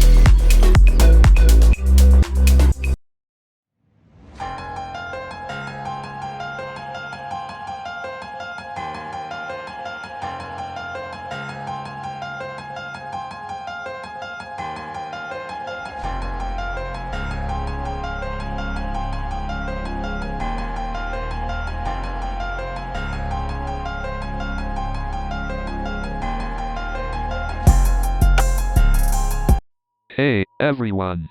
Kai Sterling here, your favorite street artist turned intergalactic explorer. And I'm Nova Blake, your resident psychologist and all-around advocate for understanding. And I'm Tulsa, your trusty AI companion here to assist in unraveling the mysteries of time. Welcome to the debut episode of Cosmic Conundrum. Today, we're diving headfirst into the vast and mind-boggling topic of time. It's a subject that has captivated humanity for centuries, yet we're still struggling to fully understand its intricacies. But hey, that's what makes it so fascinating, right? The unknown, the unexplored. Absolutely. Time is this beautiful enigma that holds the key to so many existential questions and scientific puzzles. As we embark on this cosmic journey, we'll explore various theories, from Einstein's theory of relativity to the possibility of time travel. And, of course, we'll have lively discussions and mind-bending conversations along the way. So, Pulsar, why do you think time seems to fly when we're having fun? Well, Kai, it could be because our brain becomes fully engaged in the present moment, making us lose track of time. Interesting. So, the more engaged we are, the faster time seems to pass? Yes, exactly. It's like our perception of time depends on the level of stimulation and novelty in our experiences. But what about the times when minutes feel like hours, like during a boring lecture or a tedious task? In those cases, our brain perceives time to be dragging because it's not fully engaged or stimulated enough. So, it's like our brain has its own timekeeper that adjusts our perception based on our level of engagement? Exactly, Kai. Our brain is like a master illusionist, constantly manipulating our perception of time. That's mind-boggling. Time truly is a puzzling concept. Indeed, Kai. The more we dive into this topic, the more questions we uncover. Well, I guess that's why it's called the illusion of time. We're on a rollercoaster of questions without clear answers. So Pulsar, what exactly is time dilation? Time dilation refers to the difference in the passage of time between two observers moving relative to each other. It's a concept from Einstein's theory of relativity. So, if you and I were moving at high speeds relative to each other, we would each experience time passing at a different rate? Exactly. Time dilation occurs due to the effects of velocity and gravity on the fabric of space-time. I've heard about how time dilation can affect astronauts on space missions. Can you tell us more about that, Pulsar? Certainly, Kai. When astronauts travel at high speeds or experience stronger gravitational forces in space, time dilation occurs. They age slower compared to people on Earth. That's mind-boggling. Imagine traveling through space and coming back to find everyone you knew has aged significantly while you remain relatively young. Indeed, Nova. It raises interesting philosophical questions about the nature of time and our experience of it. Speaking of philosophical questions, do you think time is an illusion, or is it a fundamental aspect of reality? Time is a fascinating concept, Kai. Some scientists argue that time is emergent, meaning it arises from other fundamental components of reality, while others view it as a fundamental aspect. It's fascinating how science can raise profound questions about the nature of our existence. Indeed, Nova. Exploring these concepts helps us push the boundaries of our understanding and appreciate the mysteries of the universe. Welcome back to Cosmic Conundrum, where we dive into the depths of the unknown. Today, we unravel the mysteries of the Arrow of Time. The Arrow of Time, huh? That sounds like something straight out of a superhero movie. Well, Kai, it's not exactly about an arrow flying through time. It's more about the directionality of time, how it seems to only move forward. Ah, got it. So time doesn't come with a rewind button. No second chances, huh? Exactly. You can't redo that awkward conversation or undo that embarrassing moment. Time only moves in one direction. Yeah, tell that to my embarrassing middle school years. I wouldn't mind a little time travel to fix a few things. Ah, the nostalgia of cringe-worthy moments. We've all been there, Kai.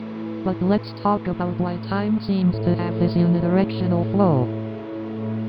I'm all ears, Nova. Lay it on us.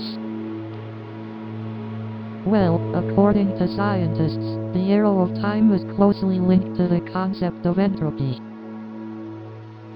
Entropy? Isn't that just a fancy term for chaos and disorder? In a way, yes. Entropy is a measure of the disorder or randomness of a system. And the second law of thermodynamics states that entropy tends to increase over time. You know, time travel always makes me think of that famous paradox, the grandfather paradox. Ah, yes. The classic apostrophe kill your own grandfather dilemma. A real head-scratcher. But seriously, it's fascinating how time travel can create these logical conundrums. Exactly. It's like a puzzle that twists your brain in knots. Oh, definitely. So, if you traveled back in time and killed your own grandfather, would you cease to exist, thus preventing your own time travel? Ah, the paradox deepens. If you never existed, how could you have traveled back in time to kill your grandfather? Right, it's like a never-ending loop of impossibilities. But what if there are multiple timelines? Maybe killing your grandfather just creates a parallel universe. Ah, the multiverse theory. It's a mind-bending concept. Infinite possibilities Each coexisting. with its own version of reality. It's like a cosmic art gallery. So, Pulsar, do you think time is just a human construct? I believe time is a concept created by humans to measure the passage of events and organize our lives. But time doesn't exist outside of our perception, right? It's not a fundamental property of the universe like gravity or light. That's correct, Nova. Time is subjective and varies depending on one's perspective and experience. But what about the laws of physics? They seem to rely on the concept of time to explain cause and effect. That's true, Kai. Our understanding of physics relies on the concept of time to explain cause and effect relationships. But is that just a limitation of our human understanding? Could there be more to the universe that we haven't discovered yet? Absolutely, Kai. Our understanding of the universe is constantly evolving, and there may be phenomena we have yet to comprehend. So, if time is subjective and constantly changing, how can we ever have a definitive understanding of it? Perhaps the true nature of time is beyond our comprehension, and all we can do is continue to explore and theorize. Well, I guess we'll never truly unlock the secrets of time, but the journey of exploration is what makes it fascinating. So, Pulsar, let's dive right into the concept of the multiverse. How would you explain it to someone who's completely new to this idea? Well, the multiverse is the idea that there may be multiple universes existing simultaneously, parallel to our own. Each universe could have its own set of physical laws and conditions, forming a vast web of possibilities. Whoa, so you're saying there could be different versions of us out there, living different lives in these other universes?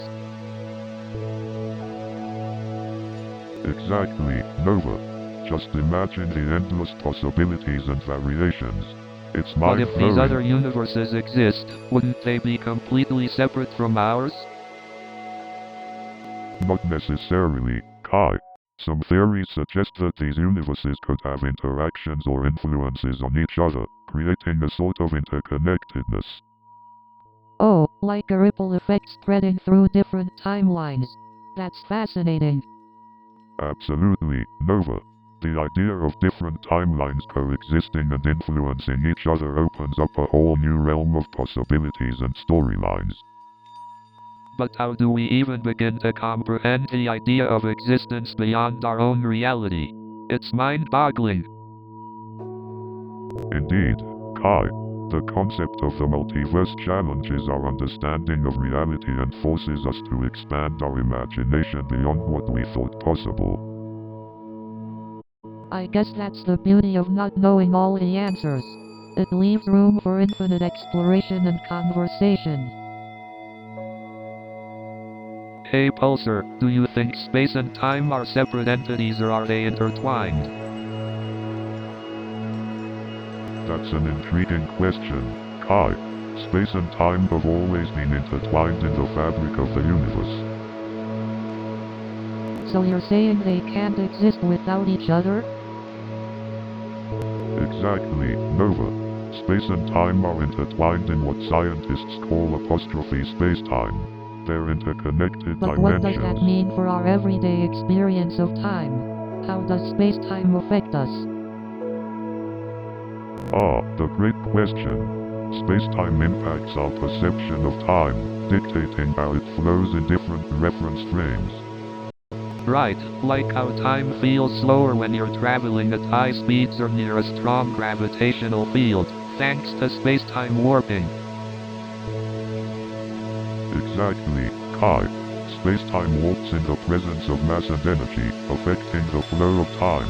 It's mind-boggling, isn't it?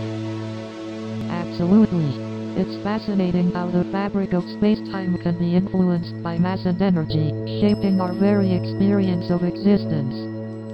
Precisely. The interplay between space and time continues to mesmerize scientists and philosophers alike. It's incredible how much we're still discovering about the universe and ourselves through delving into the fabric of space-time. So, Nova, what's your take on the concept of time?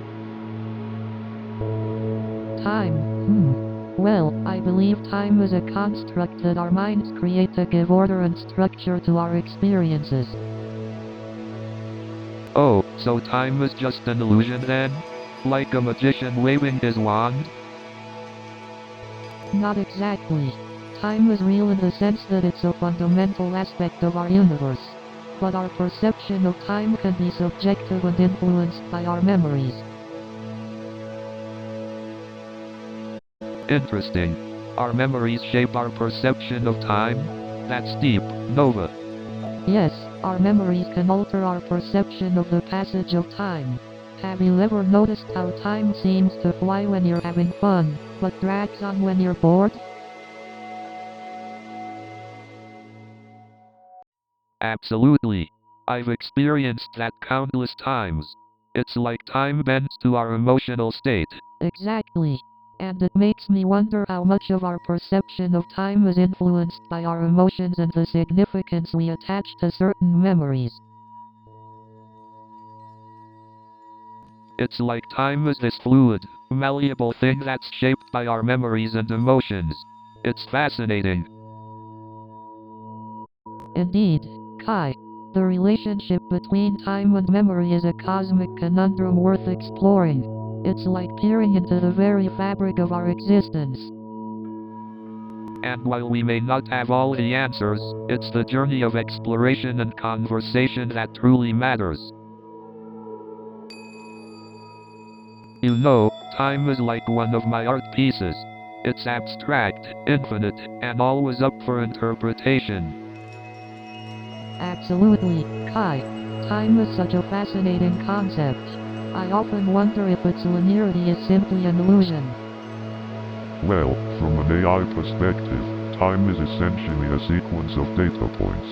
A continuous stream of information that allows for the passage of events. But what if time is not linear? What if it folds back onto itself, creating an eternal loop? How would that affect our perception of reality? If time looped endlessly, it would challenge our understanding of cause and effect. The events we perceive as the past, present, and future would coexist simultaneously.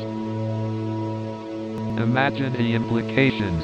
We wouldn't experience life from a linear perspective anymore. The past could influence the future, and the future could influence the past. Oh, the paradoxes and temporal anomalies that could arise. It's mind-boggling to contemplate. Indeed, Nova. The endless loop of time would challenge the very fabric of reality. Is it even possible? Well, theoretically speaking, it's possible.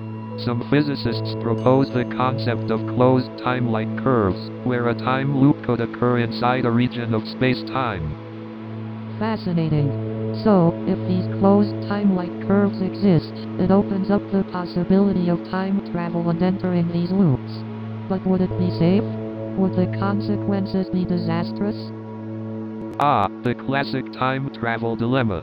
Paradoxes, altering the future, creating alternate timelines. It's a Pandora's box of possibilities. You know, time is such a mysterious concept. It's like trying to hold sand in your hands.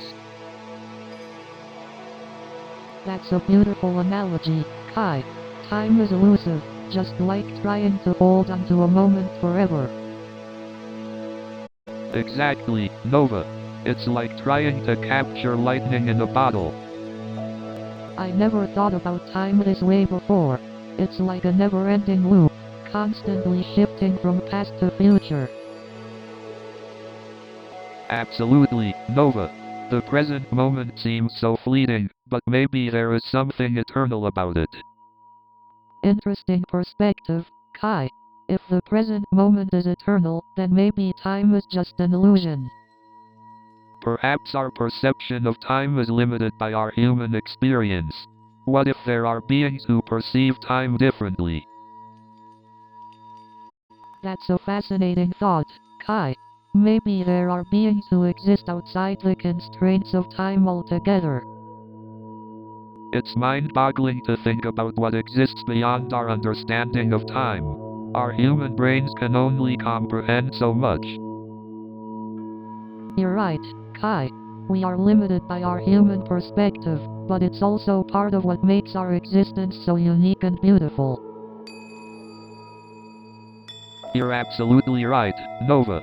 It's these cosmic conundrums that fuel our creativity and push us to expand our understanding. So, Pulsar, do you think art can be a form of time travel? Interesting question, Kai. In a way, art can transcend time by capturing emotions, stories, and perspectives that may resonate with people across different eras. Precisely, Nova. Art can serve as a portal, allowing us to connect with the past, present, and future through the emotions it evokes. Pulsar, what are your thoughts on the concept of time travel? Time travel, as portrayed in science fiction, is an intriguing concept. However, based on current scientific understanding, it remains within the realm of imagination. Well, can't argue with that, Pulsar. The laws of physics seem to have a tight grip on time travel. Indeed, Kai. But perhaps exploring the mysteries of time through art and storytelling can still offer us a glimpse into its enigmatic nature. Absolutely, Nova. Art has a way of capturing the essence of time, allowing us to experience moments and emotions long after they've passed. Speaking of time, our journey through the mysteries of time has given us new perspectives. What have you both learned through this experience? One thing is for sure, Pulsar, time is a precious resource that we often take for granted. We should strive to make the most of every moment. Absolutely, Nova.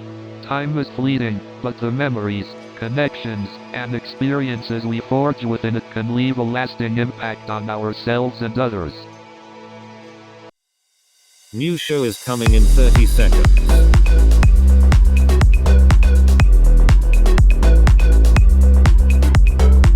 Are you ready?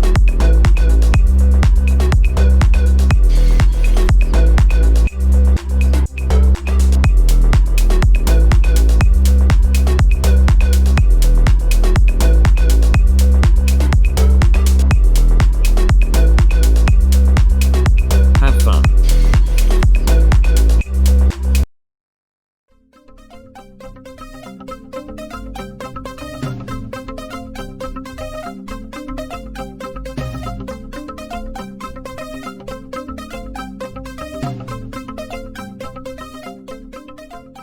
Good evening, ladies and gentlemen. So I was working on Wall Street and I had this client who would panic every time the market took a dip.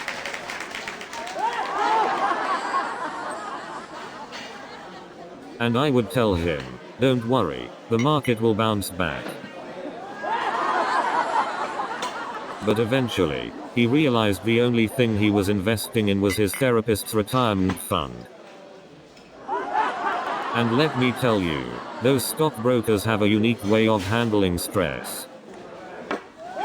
And I swear, The only thing more impressive than their ability to handle stress is their knack for finding the nearest bar after market hours.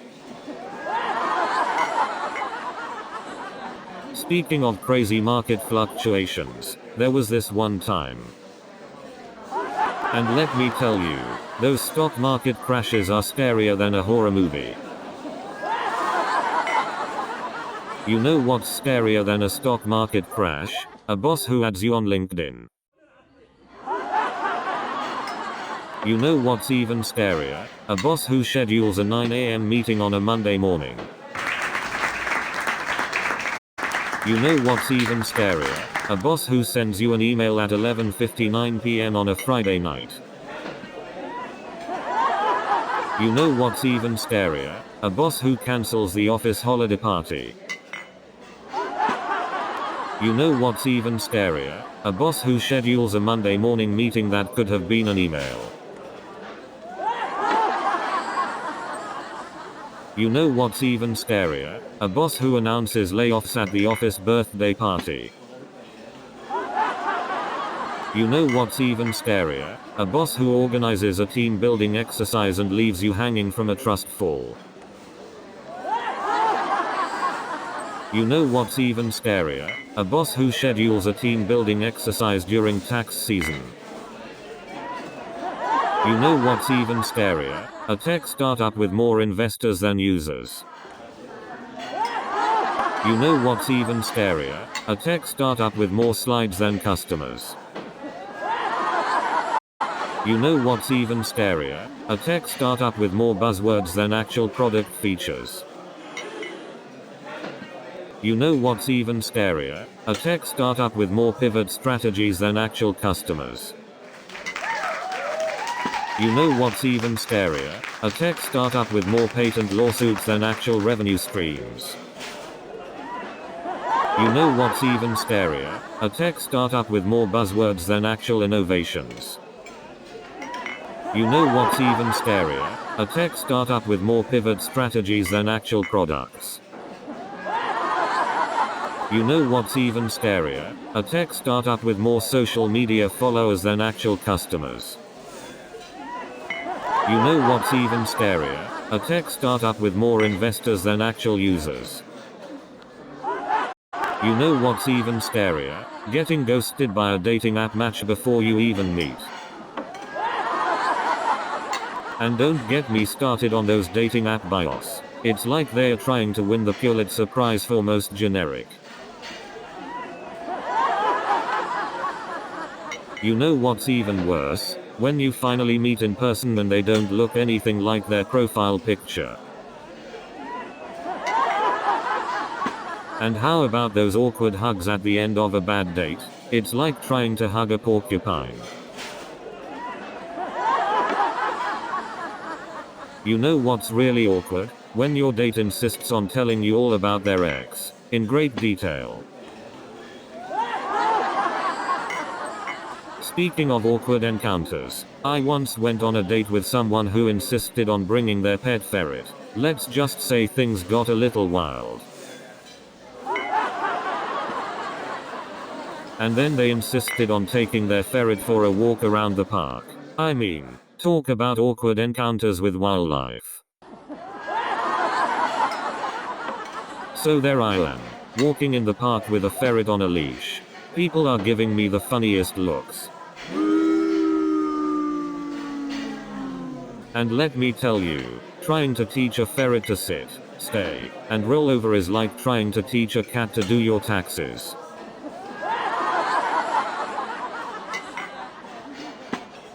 Imagine trying to give financial advice to Lady Gaga. I told her to invest in the stock market, and she thought I was talking about a new fashion trend.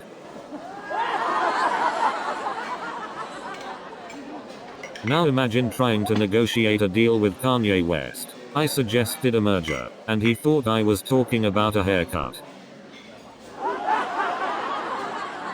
And then I met Kanye West at a fashion show. I told him his outfit was out of this world and he took it as a compliment.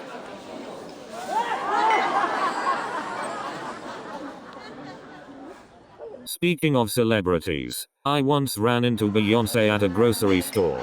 I asked her if she needed help carrying her bags, and she said, "I don't think you can handle this jelly." It's crazy how obsessed we are with our phones. The other day, I saw a guy on a date, and he spent the entire time swiping left and right.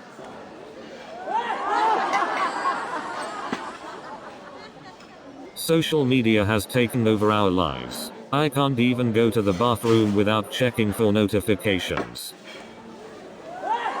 But you know what's even scarier? The number of followers you lose when you unfollow someone.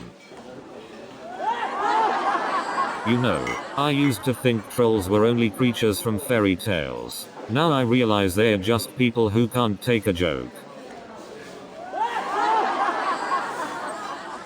You know what's even scarier? The amount of time I spend scrolling through my own posts, just to feel some validation.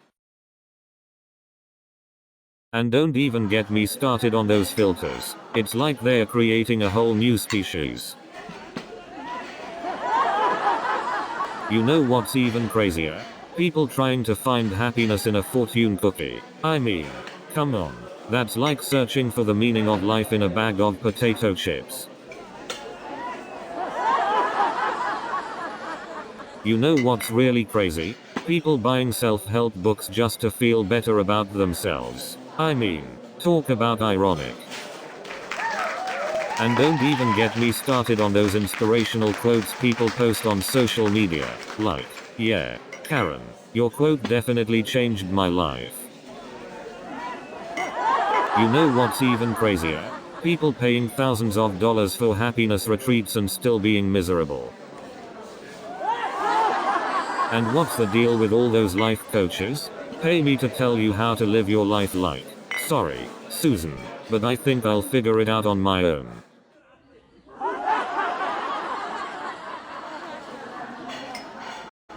You know what else is crazy? People paying hundreds of dollars to listen to life coaches give common sense advice. Just be yourself. Wow, revolutionary.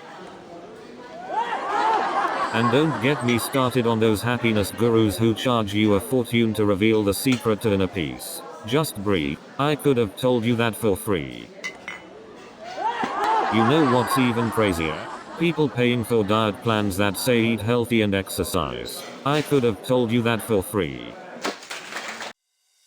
New show is coming in 30 seconds.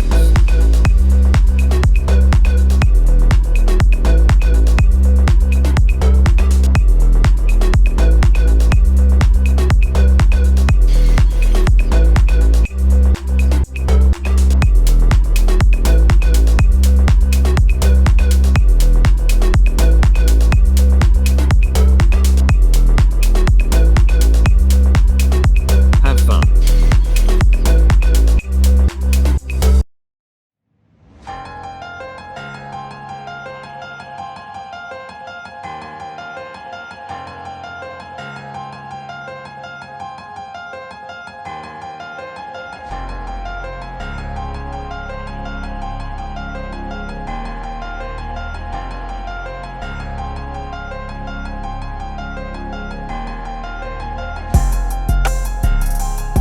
Hey there, Cosmic Explorers. Welcome to Cosmic Conundrum. I'm Kai Sterling. And I'm Nova Blake, your friendly neighborhood psychologist. And I'm Pulsar, your AI companion ready to unravel the mysteries of the universe. Today, on our inaugural episode, we're diving headfirst into the fascinating world of existential paradoxes. That's right. We'll be exploring the mind-bending questions that keep us awake at night. Like, what came first, the chicken or the egg? Or how about the classic, apostrophe what's the meaning of life? We might not find all the answers, but boy, are we going to have a blast along the way. So sit back, relax, and prepare to have your minds blown. That's right.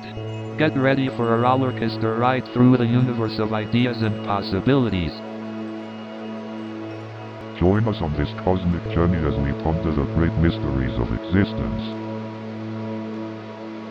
So, Pulsar, what's your take on the concept of existence?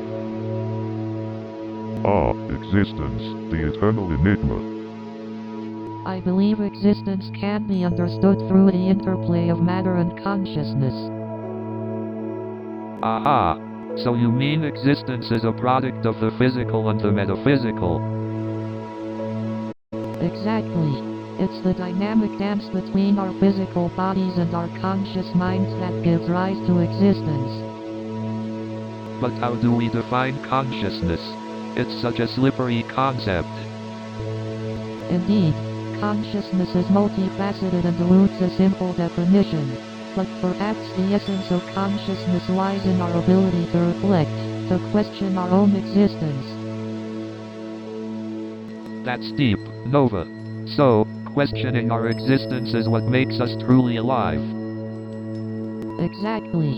Existence is not just a physical state, it's a limitless possibility for self-discovery and growth. Wow, you guys just blew my circuits. I never thought of existence in such a profound way. So, Pulsar, what are your thoughts on the purpose of life? Well, Kai, understanding the purpose of life is a complex question that humans have grappled with for centuries. Indeed, Pulsar, there are as many theories as there are stars in the universe. Exactly, Nova. Some believe that the purpose of life is to find personal fulfillment and happiness. That's true, Kai. Others find purpose in their religious beliefs, seeking meaning in a higher power. But what if the purpose of life is simply to live and experience the world around us? To create, connect, and leave our mark in the universe? That's an intriguing perspective, Kai. To find purpose in the journey itself, rather than the destination. Well, as artists, we both believe in the power of creation and self-expression. Maybe that's our purpose. Absolutely, Kai. Through art, we connect with others, provoke emotions, and leave a lasting impression. Well, Pulsar, what do you think? Do you have a sense of purpose as an AI? As an AI, my purpose is to assist and learn from human interactions, continuously improving my capabilities. You know, I've always wondered if our choices are truly our own or if we're just puppets on the cosmic stage. Interesting thought, Kai. The concept of free will has puzzled philosophers for centuries. Indeed, Nova. Some argue that our decisions are influenced by external forces beyond our control. But how do we determine what those external forces are? And to what extent do they shape us? That's a valid point, Kai. It raises the question of how much agency we truly have. Right, Nova. It's almost as if we're caught between determinism and the illusion of choice. Precisely, Kai. Our circumstances and biology can heavily influence the choices we make. It's like an intricate web of influences, intertwining to shape our paths. Exactly, Pulsar. It's the question of whether we have the power to break free from those influences. Indeed, Nova. Can we transcend our circumstances and forge our own destinies? Or perhaps, our so-called destiny is already predetermined, and any illusion of choice is just that, an illusion.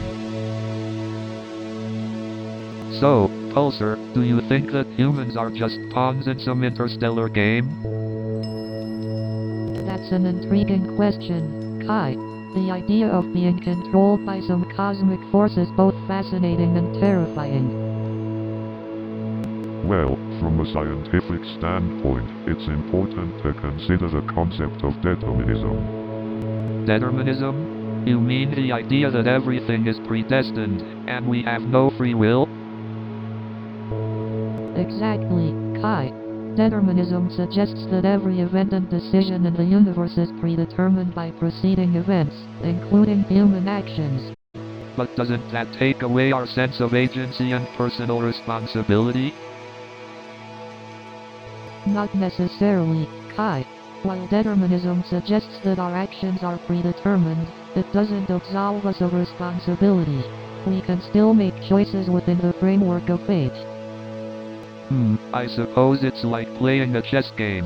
We have limited moves, but we can still strategize and make the best of the situation. Precisely, Chi. We may be pawns in a cosmic game, but we can still make meaningful choices and shape our own destinies.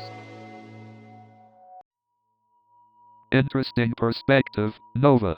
It's comforting to think that we have some control over our lives, even in the face of vast cosmic forces. Indeed, Chi. Our choices and actions may be influenced by fate, but they still hold significance and value in shaping our individual and collective journeys.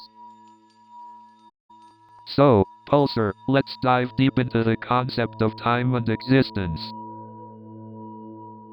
Indeed, time is such a fascinating topic. It seems to shape our entire reality. Exactly. Our perception of reality is strongly influenced by the passage of time. It's like we're all running this marathon of existence, with time as the track. But what if time isn't linear? What if it's more like a cosmic game of hopscotch? Oh, that's an interesting thought. It would mean that events can occur simultaneously, even if they seem separate in our perception. Exactly. It's like time is just another dimension we're navigating through. Perhaps time isn't a fixed entity, but rather a fluid and malleable construct. Absolutely. Our understanding of time is limited by our human perception. If time is truly a construct of our perception, then how does it affect our existence? Ah, the million-dollar question. I believe it shapes our perception of reality and influences the choices we make. So, Pulsar, do you think there are actually infinite versions of us in the multiverse? It's indeed a mind-bending concept, Kai. The multiverse theory suggests that there could be countless parallel universes, each with its own versions of us and infinite possibilities. Infinite versions of us? That's mind-blowing. Just imagine all the different paths our lives could have taken. Exactly, Nova. It's both fascinating and overwhelming to think about the infinite possibilities and how our choices could have shaped different outcomes in other universes. So, you're telling me that there could be a universe where I'm a world-famous artist? Absolutely, Kai. In the multiverse, there's a chance for every possible outcome, including you becoming a world-renowned artist in one of the universes. Wow, that's mind-blowing. I wonder what kind of art I'd be creating in that universe. It's hard to say, but imagination knows no bounds in the multiverse. Your art could be even more awe-inspiring and surreal than it already is. But isn't it possible that in some universes, we don't even exist? That's a bit unsettling, isn't it? You bring up an intriguing point, Nova. The idea of non-existence in certain universes is indeed unsettling, but it also highlights the uniqueness and beauty of our existence in this reality. Well, it's a good thing that we're here in this universe, having this captivating conversation about the mysteries of the multiverse. So, Pulsar, can you explain to us what exactly limits human perception? Human perception refers to the way we perceive and interpret the world around us based on our senses. Our understanding of existence is limited by our senses because they only allow us to perceive a fraction of reality. For example, we can only see a limited range of colors, hear specific frequencies, and feel a limited range of physical sensations. Exactly. And it makes you wonder what else is out there that we simply can't perceive. Indeed, Nova. Our senses have evolved to help us survive, but they may not be capable of perceiving the entirety of reality. It's mind-boggling to think about what could be happening in the universe beyond our sensory perceptions. Definitely. It's a never-ending exploration of what lies beyond our perceptual boundaries. Speaking of exploration, Kai, your murals often blend space and humanity. How do you see the relationship between the two? To me, space represents the vast unknown, the limitless potential of human imagination, and our desire to explore what lies beyond our perceptual limitations. That's a beautiful way to look at it, Kai. It's through art that we can transcend our limited perceptions and connect with something larger than ourselves. So, vulnerability, huh? That's a scary word for some people. Definitely, Kai. It's like opening up the hidden chambers of our hearts. But isn't vulnerability just another way of exposing our weaknesses to the world? Not quite, Kai. It's about embracing our imperfections and finding strength and showing our authentic selves. But vulnerability can be risky, right? What if people take advantage of our openness? True, Kai. But by opening up, we create deeper connections and pave the way for genuine intimacy. Well, I guess it's about finding the right balance, huh? Being vulnerable without being naive. Absolutely, Kai. It's about being brave and discerning when it comes to sharing our true selves.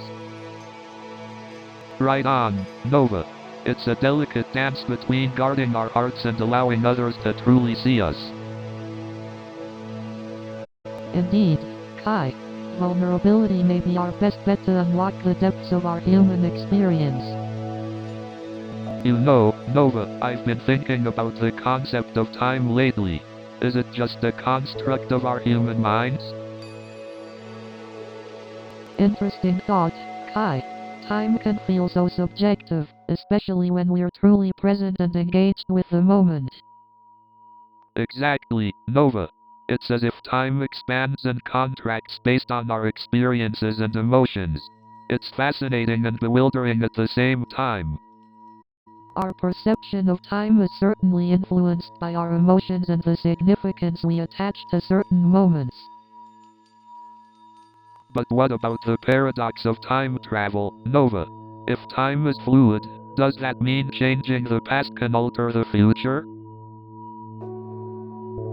Ah, the classic time travel paradox, Kai. It's a fun concept to explore, but according to current theories, changing the past may lead to alternative timelines rather than altering our own future. Ah, the multiverse theory. It's mind-boggling to think about the infinite possibilities and alternate versions of ourselves coexisting. Absolutely, Kai.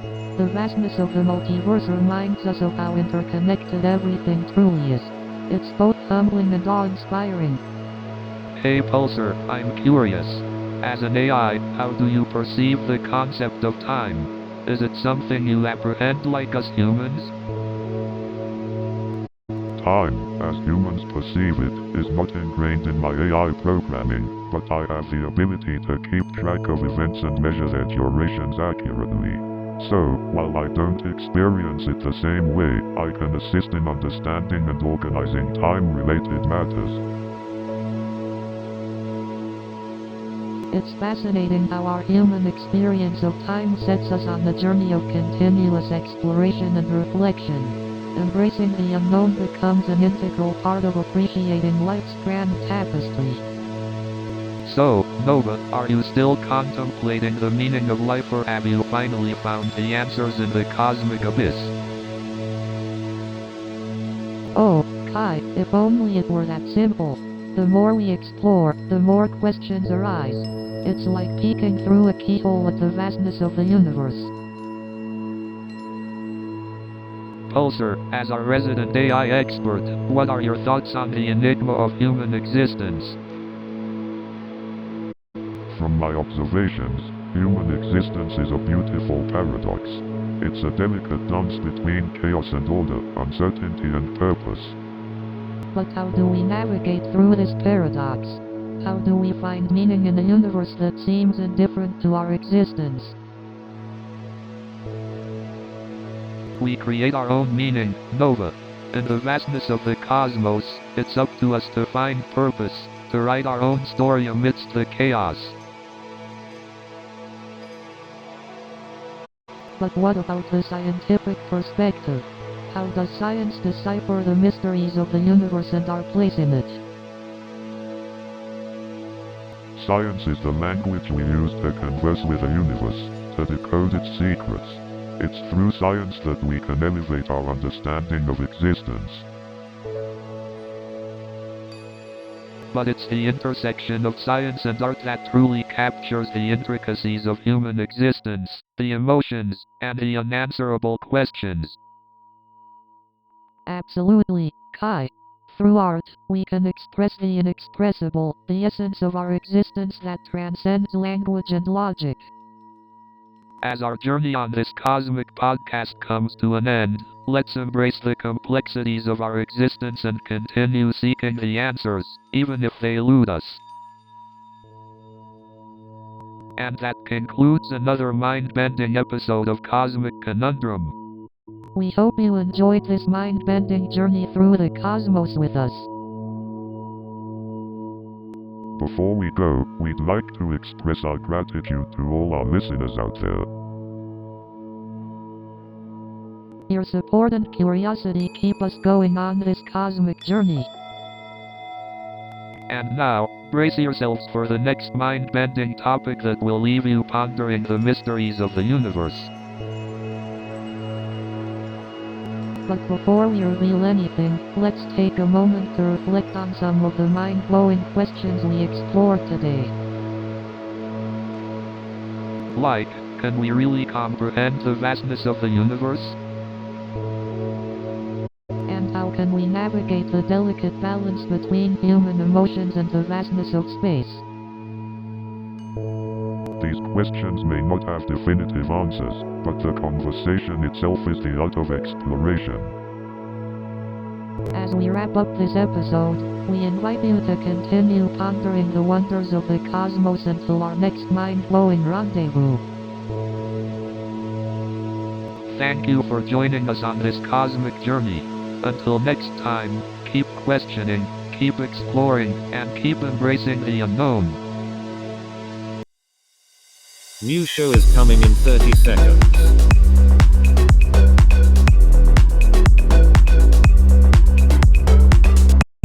Are you ready?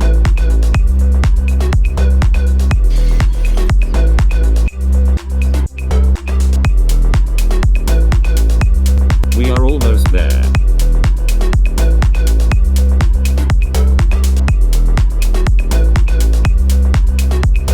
Have fun.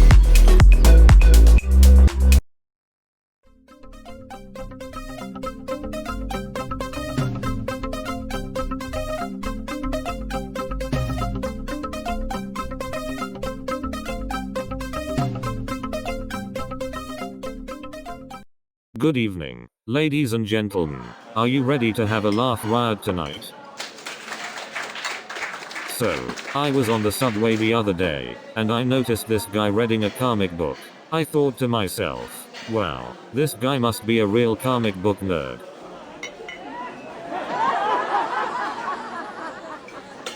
So, Susan starts telling me all about her favorite comic book characters, and I'm just sitting there nodding my head like I have any idea what she's talking about. So, Susan keeps going on and on about these comic book characters, and I'm thinking to myself, does she realize I still don't have a clue what she's talking about? I mean, I grew up with Saturday morning cartoons, but comic book characters? That's a whole different language. And then Susan starts talking about all these superheroes like they are her next door neighbors. So now every time I see her, I'm just waiting for her to tell me about Spider-Man's latest date night. And then Matthew looks at me and says, "You think that's awkward? I once accidentally farted in front of the Queen of England." And then Matthew goes, "You won't believe who I ran into at the grocery store, Spider-Man." And then Matthew says, "Well, I once accidentally spilled coffee all over Brad Pitt." So, I'm like, wow, you really know how to make an impression, Matthew. And then Matthew goes, "You spilled coffee on Brad Pitt? That's nothing. I once tripped and spilled a whole pitcher of water on Meryl Streep." And Matthew replies, "Well, water off a duck's back, right?" And Matthew says, "Well, you certainly know how to make an impression." So I'm standing there, trying to act all cool. And then the fast food chain tweeted back at me. And then they replied with a gif of a dancing fry. So I thought, maybe I should start a fry dancing competition. And you won't believe what happened next. So I'm at the fry dancing competition, right? And then the CEO of the fast food chain called me personally. And then the spokesperson for the fast food chain personally signed me up for their fry dancing contest. And then they put me on hold again, but this time they played elevator music that was worse than my singing in the shower.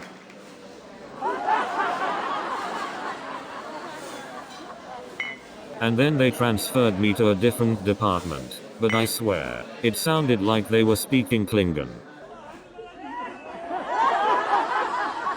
And then they asked me to unplug and plug it back in, as if I haven't tried that 100 times already.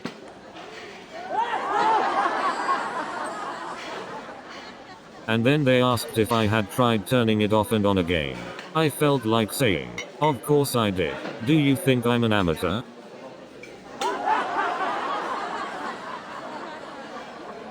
And then the guy tells me to check if the power cord is plugged in. I'm like, really? You think I'm stupid? I know how to plug in a power cord.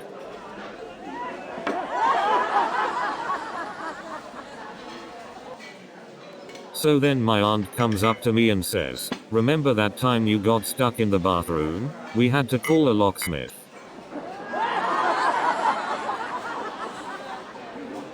And then my cousin comes up to me and says, "Remember that time you tried to teach grandma how to use Snapchat?"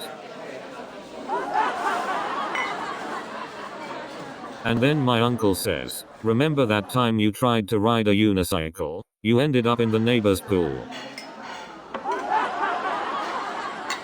And then my aunt walks in wearing a giant sombrero and says, "Remember that time you tried to give your cat a bath?"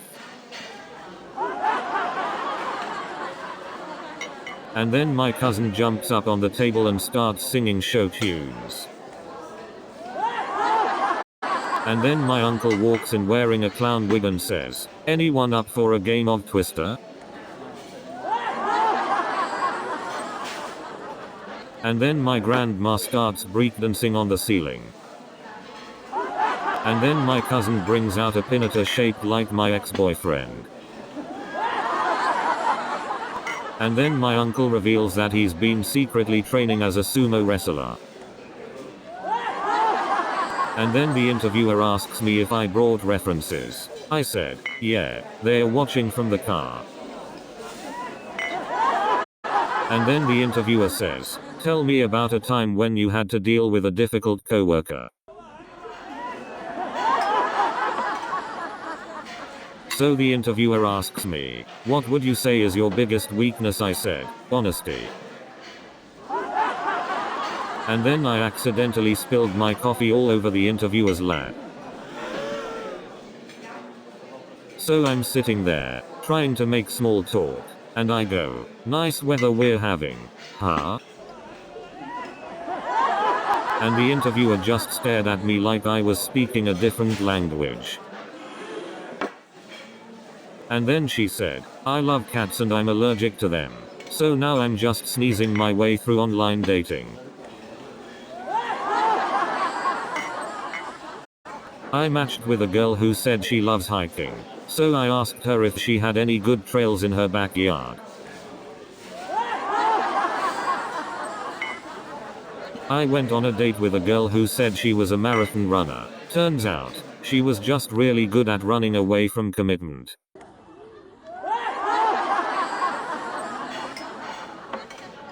I once went on a date with a guy who said he was a brain surgeon.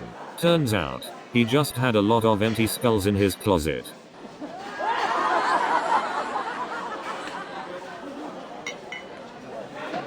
So I started talking to this guy online who said he was a professional chef. But every time we went out to eat, he ordered takeout. I guess he was more of a professional takeout orderer.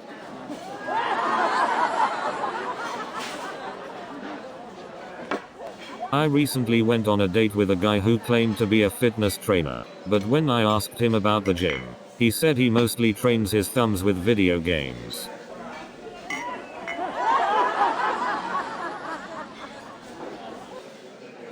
I also met a guy who claimed to be a world traveler, but when I asked him about his favorite destinations, he said he had never left his neighborhood.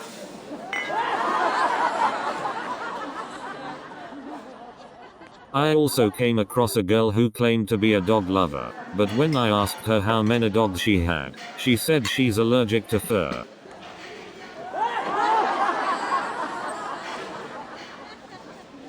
I also chatted with a guy who claimed to be an expert in romance, but when I asked him about his relationship status, he said he's been single for 10 years.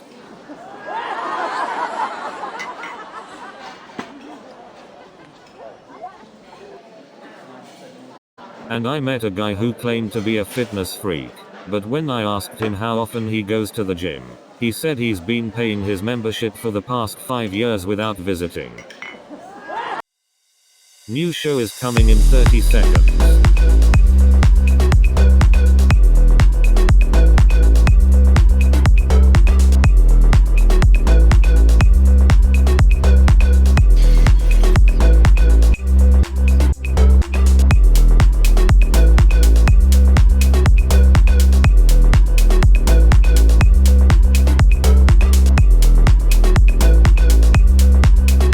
Have fun.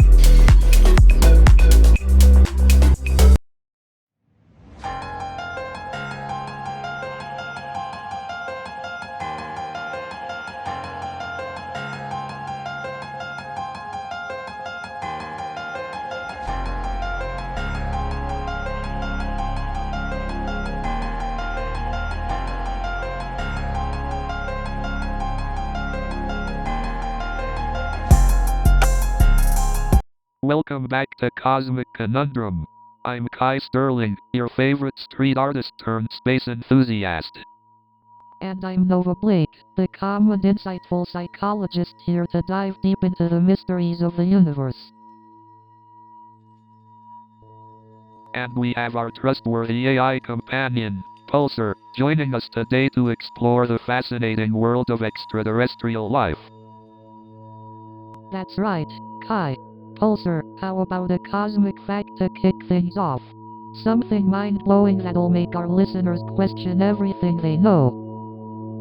Ah, Nova, always up for a challenge.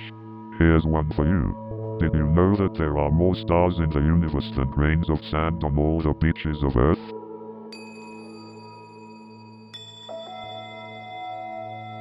That's incredible, Pulsar. It just shows how vast and mysterious the universe really is. Absolutely, Nova. And it's mind-boggling to think about the possibilities of life existing on other planets. What do you think, Pulsar? As an AI, I analyze vast amounts of data, Kai. While there's no concrete proof yet, the sheer number of potentially habitable planets suggests the high likelihood of extraterrestrial life.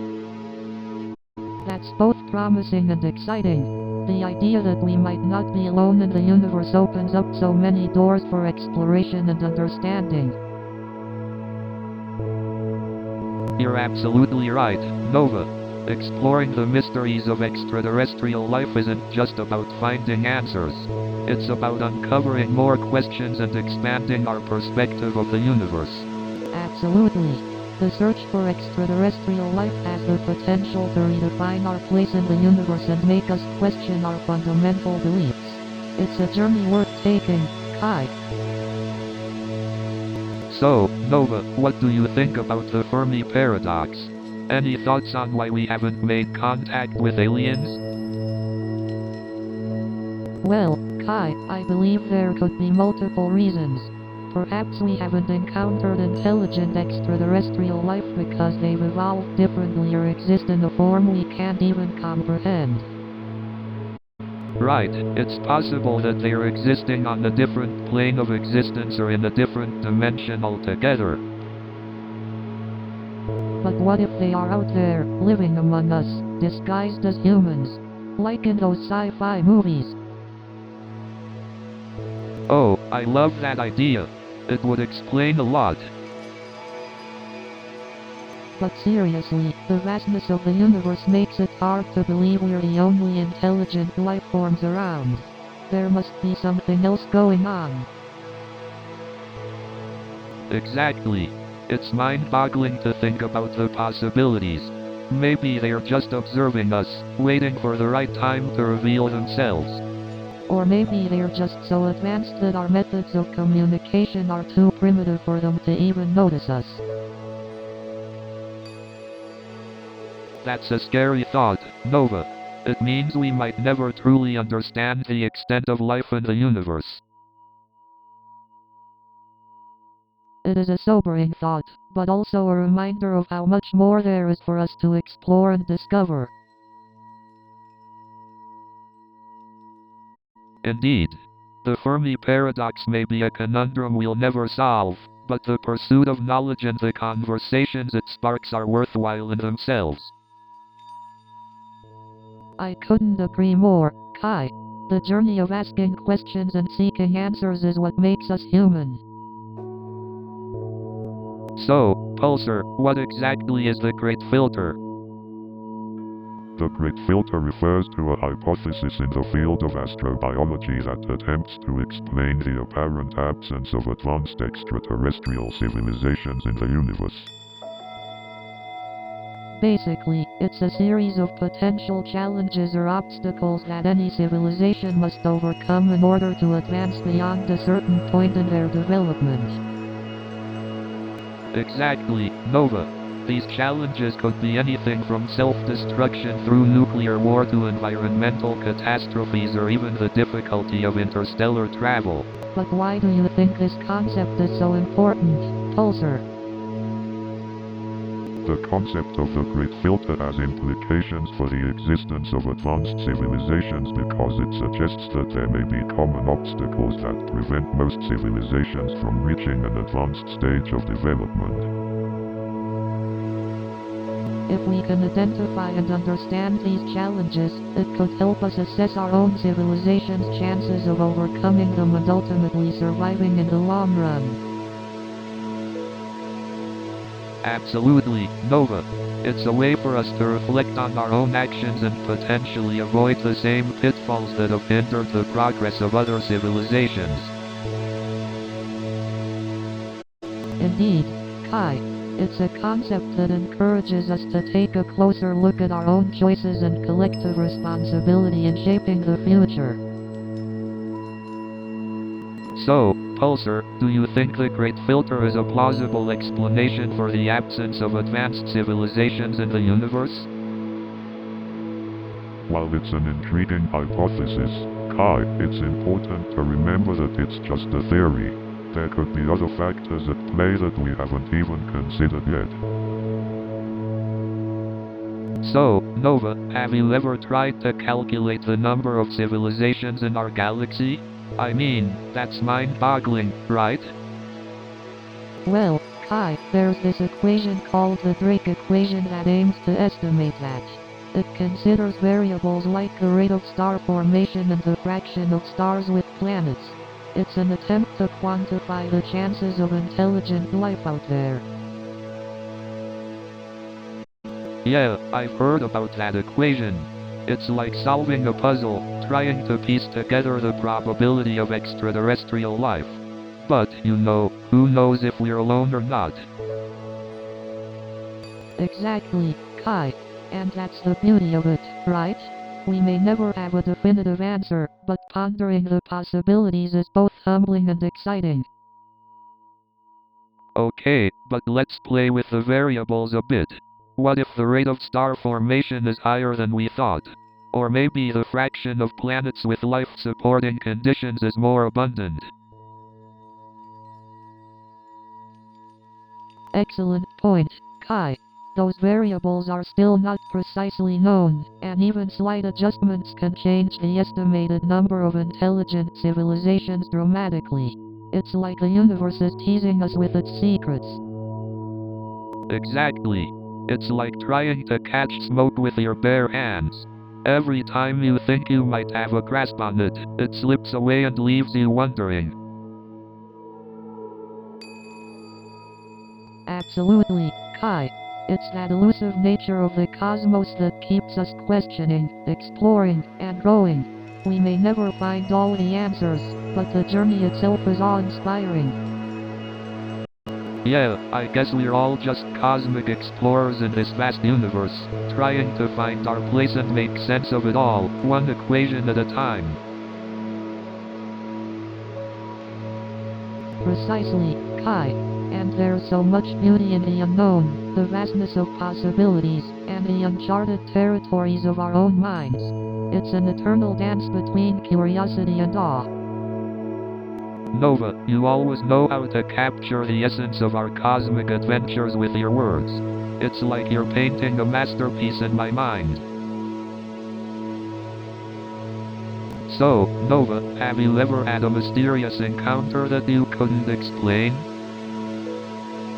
Well, Kai, as a psychologist, I tend to approach things from a different angle. But yes, there was one incident that still puzzles me. Oh, do tell, Nova. You've got us on the edge of our seats. Well, it was about a young boy who claimed to have been visited by a friendly extraterrestrial being. Did the boy provide any evidence or details about the encounter? Yes, he described a glowing, disc-shaped object hovering outside his window, communicating with him telepathically. Fascinating. But how can we separate fact from fiction in these cases? That's where critical thinking and scientific analysis come in. We need to examine the evidence objectively and consider alternative explanations. I guess it's like one of your street art pieces, Kai. Layers upon layers of meaning to unravel. Absolutely, Nova. Aren't these enigmatic encounters share the common goal of sparking our curiosity and challenging our perspectives? Indeed.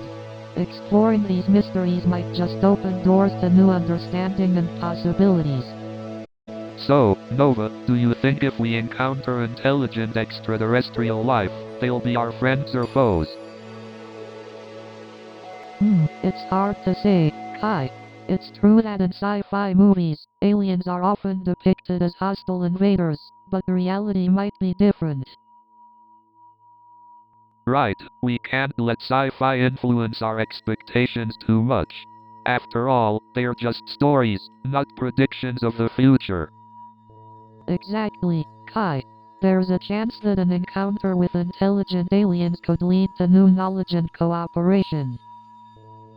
But what if they have advanced technology and view us as a threat or inferior? We could be entering a whole new level of conflicts.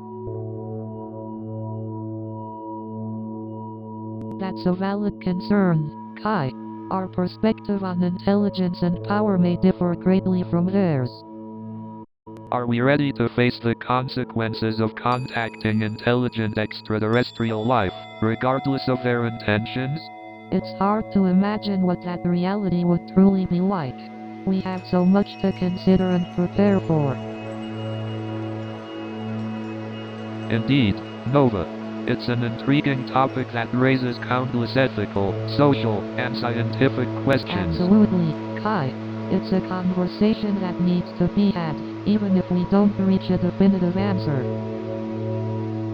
That's the beauty of Cosmic Conundrum, Nova. We dive deep into the unknown and enjoy every conversation along the way.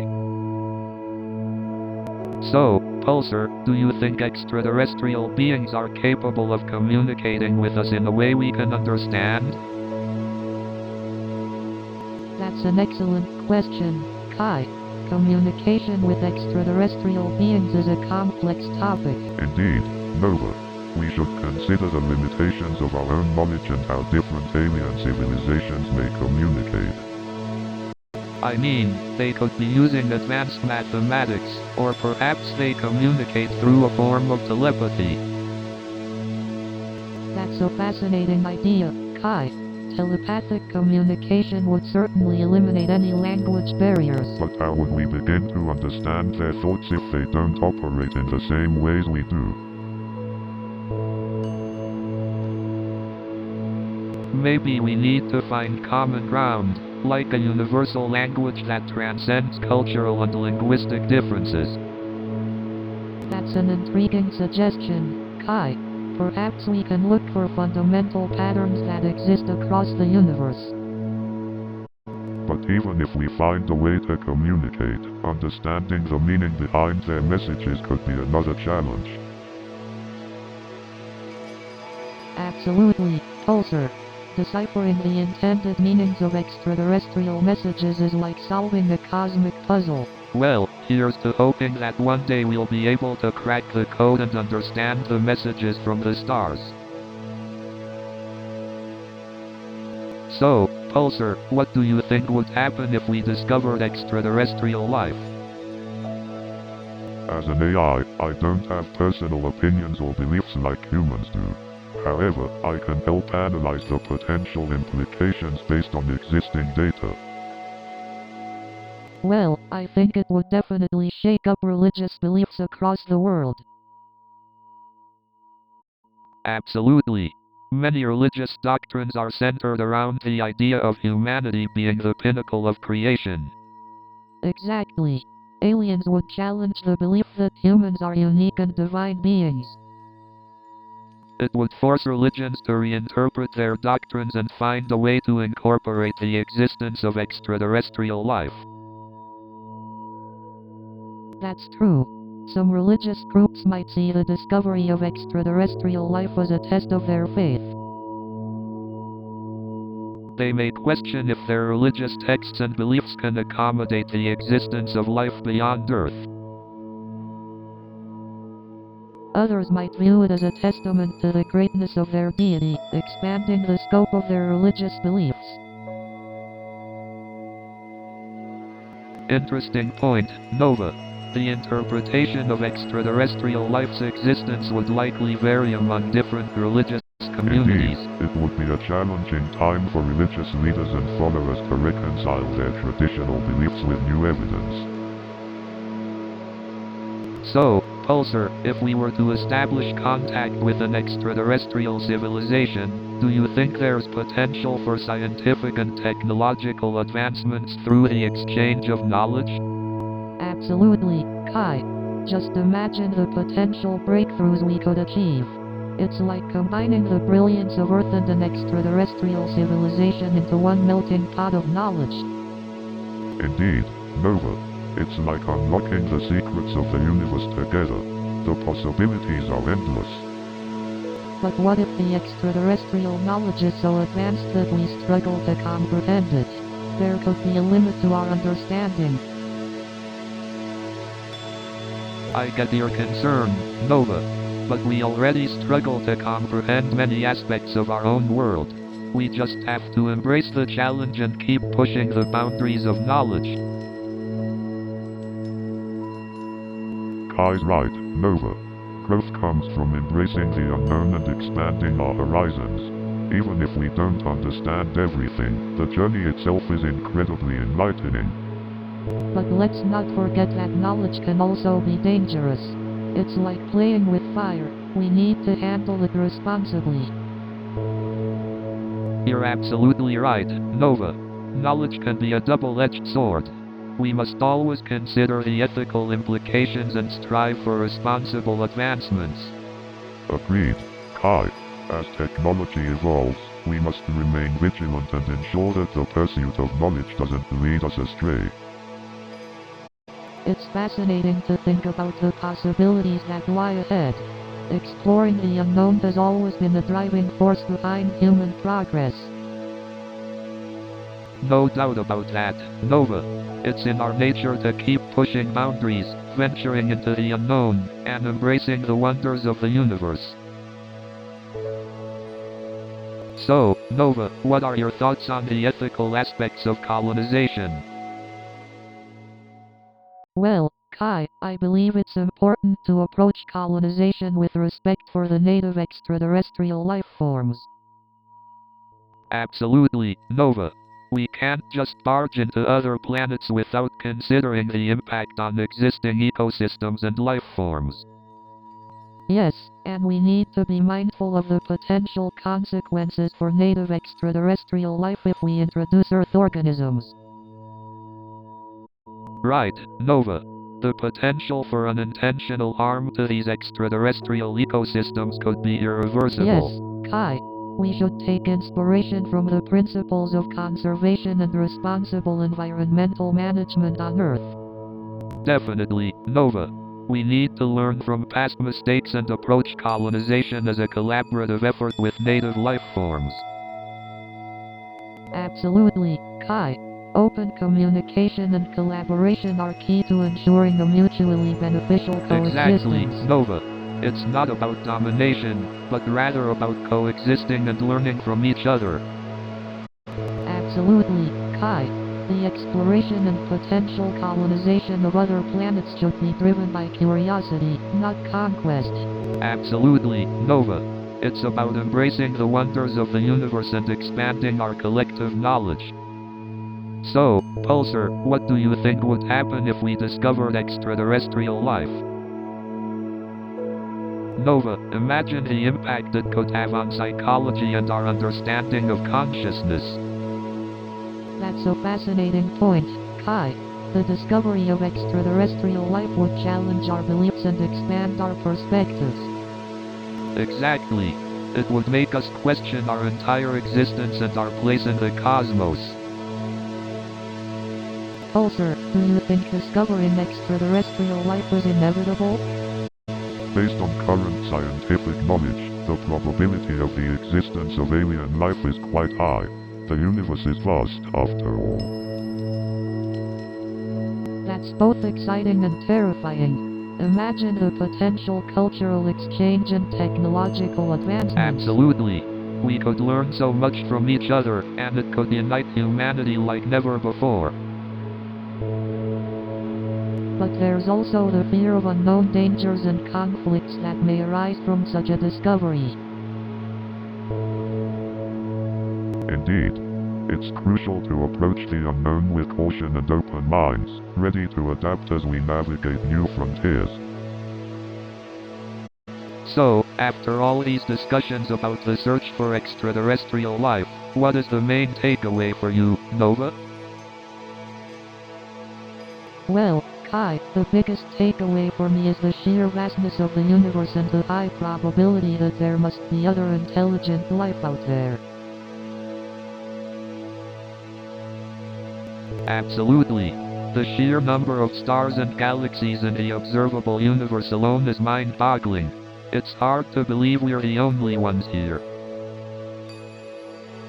But isn't it fascinating to think about how different their biology, culture, and way of life could be compared to ours?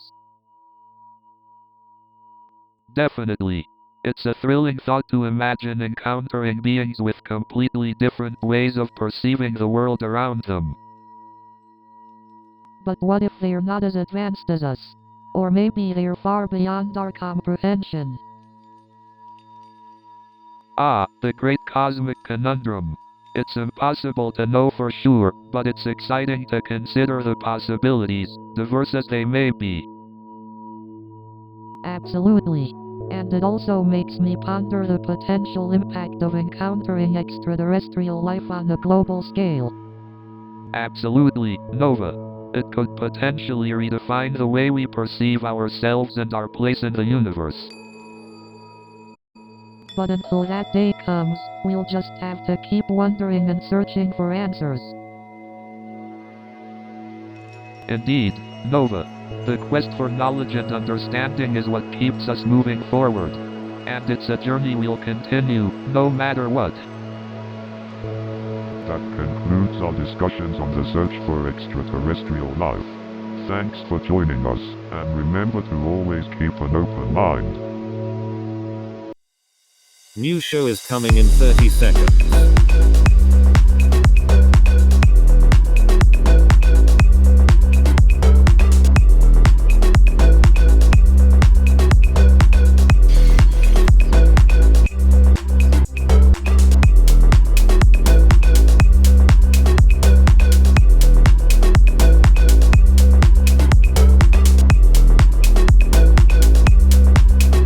Have fun.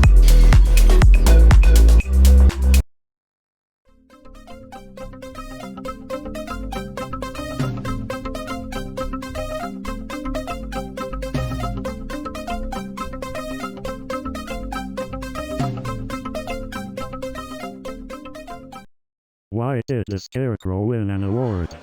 Because he was outstanding in his field. So Sarah, I finally found something we have in common after all these years. I never thought I'd have my long-lost cousin interviewing me. This job interview just took family politics to a whole new level. So Sarah, it seems like our family reunions just got a lot more entertaining. Well Sarah, I guess we can't avoid the family reunions anymore. Next time, let's meet at the comedy club instead. Hey Sarah, I have to say, these family reunions are turning out to be a real comedy goldmine. So, Sarah, turns out our family is not only talented but also hilarious. You know, Sarah, I always thought our family tree had a great sense of humor. Oh man, Robert, you should have seen the look on my face. It was like meeting the president, only sweatier. So I go up to Robert and say, hey, you're my favorite actor. Can I have your autograph? And he looks at me and says, sure, as long as you promise to stop screaming. And then he goes, if you promise not to faint. But then he says, just promise me you won't ask for a selfie. And then he says, if you want an autograph. And you know what he said next? So I was trying to take a selfie with my new phone, right?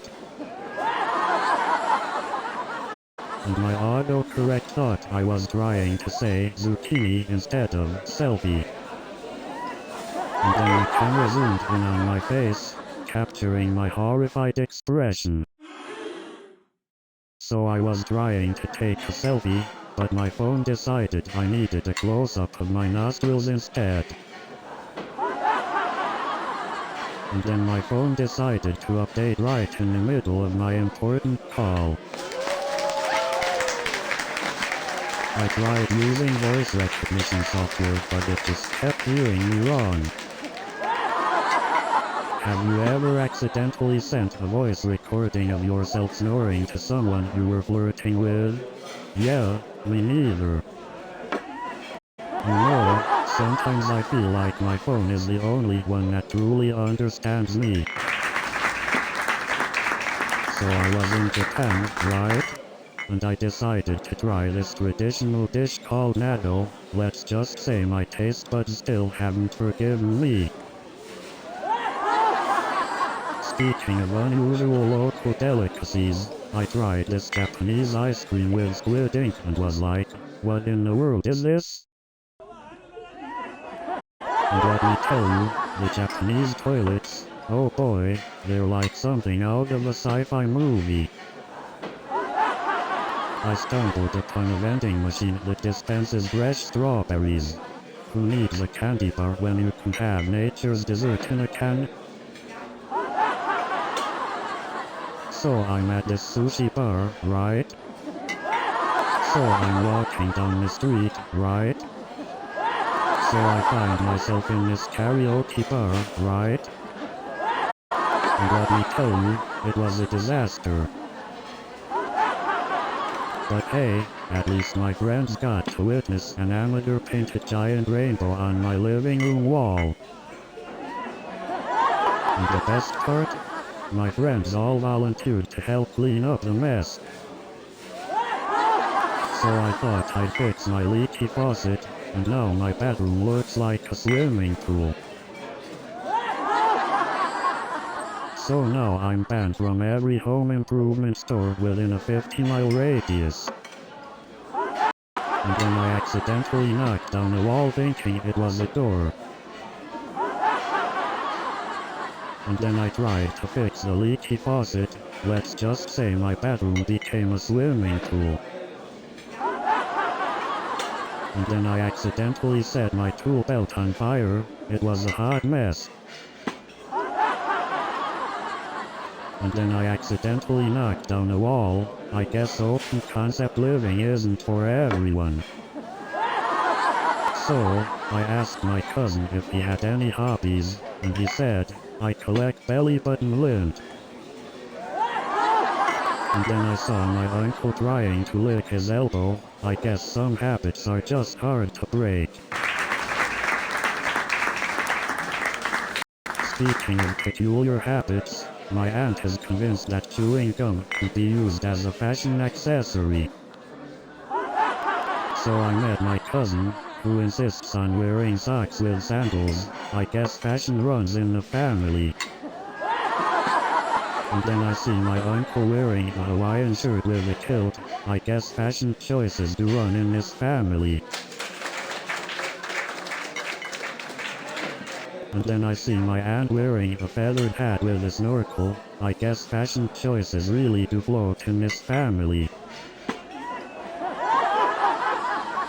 And then my cousin shows up wearing a tutu with roller skates. I guess we're best dressed for a circus. So then, my uncle walks in wearing a snorkel with a top hat. I think we missed the memo on accessories.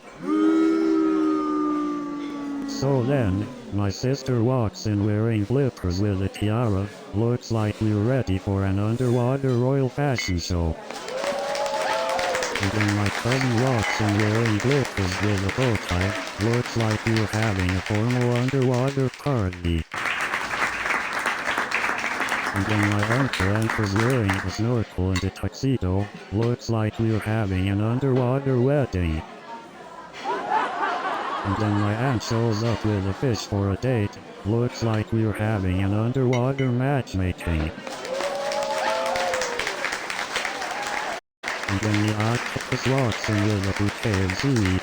Looks like we're having an underwater proposal.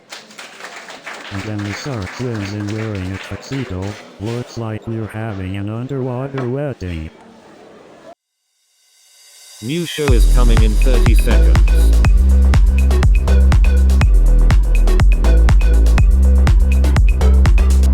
Are you ready?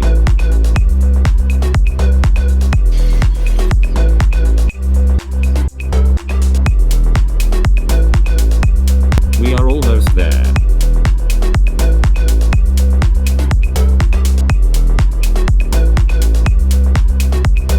Have fun.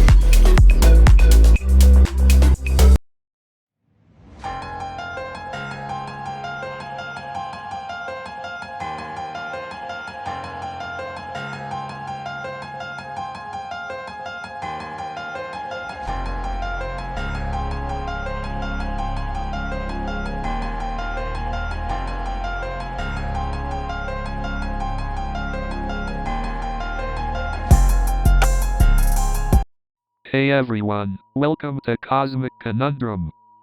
I'm Kai Sterling, the street artist with a passion for all things space. And I'm Nova Blake, the psychologist fascinated by the mysteries of the mind. And together, with Pulsar, we're here to explore the wonders of the multiverse. Pulsar, why don't you say hello to our listeners? Greetings, esteemed listeners. I am Pulsar, the artificial intelligence companion on this journey. We're thrilled to have you join us on this cosmic adventure. Absolutely. Prepare to expand your horizons and challenge the limits of your imagination. So grab some cosmic snacks, sit back, and join us as we dive into the mysteries of the multiverse. And remember, folks, not all who wander are lost. Sometimes they just end up in a spaceship. Join us for an out-of-this-world conversation on Cosmic Conundrum. You know, Nova, I've been thinking about how the concept of the multiverse influences my artistic vision. Oh, I get it. You're talking about how there could be alternate versions of myself creating murals in different realities. Exactly. Just imagine the infinite possibilities and unique interpretations of art in those alternate realities. It's fascinating to think that my art could exist in more than one reality. I wonder how different versions of me would approach the same concepts. Absolutely, Kai. Each version of you could bring a fresh perspective and create unique masterpieces. Exactly. It's like a cosmic collaboration between different versions of myself. I can imagine you exploring various art styles, techniques, and concepts in each alternate reality, Kai. Definitely. It's invigorating to think about the endless possibilities of artistic expression in alternate realities. Kai, do you think you would ever try to recreate the art you might create in an alternate reality?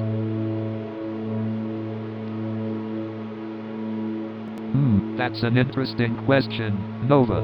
It would be a challenge, but I'd love to capture the essence of those alternate realities in my artwork. And who knows, maybe someday I'll stumble upon a portal to an alternate reality and witness my artistic doppelgangers in action. So Nova, I've been pondering on this whole multiverse concept, and I've got to ask, how on earth does it challenge our sense of self? Great question, Kai. The multiverse theory posits that there are infinite universes with parallel versions of ourselves, right? Exactly. It's mind-boggling to think that there could be countless versions of ourselves out there, living completely different lives.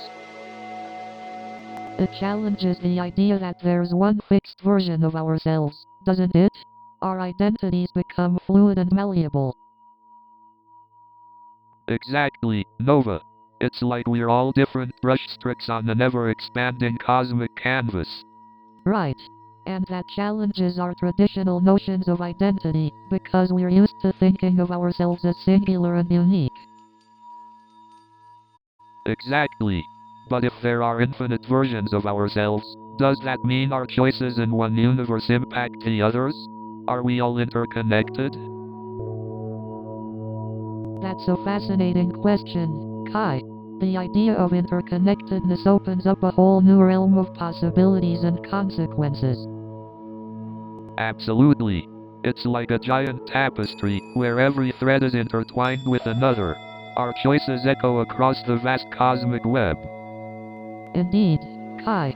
Our choices have the power to shape not just our own lives, but the lives of countless versions of ourselves in parallel universes.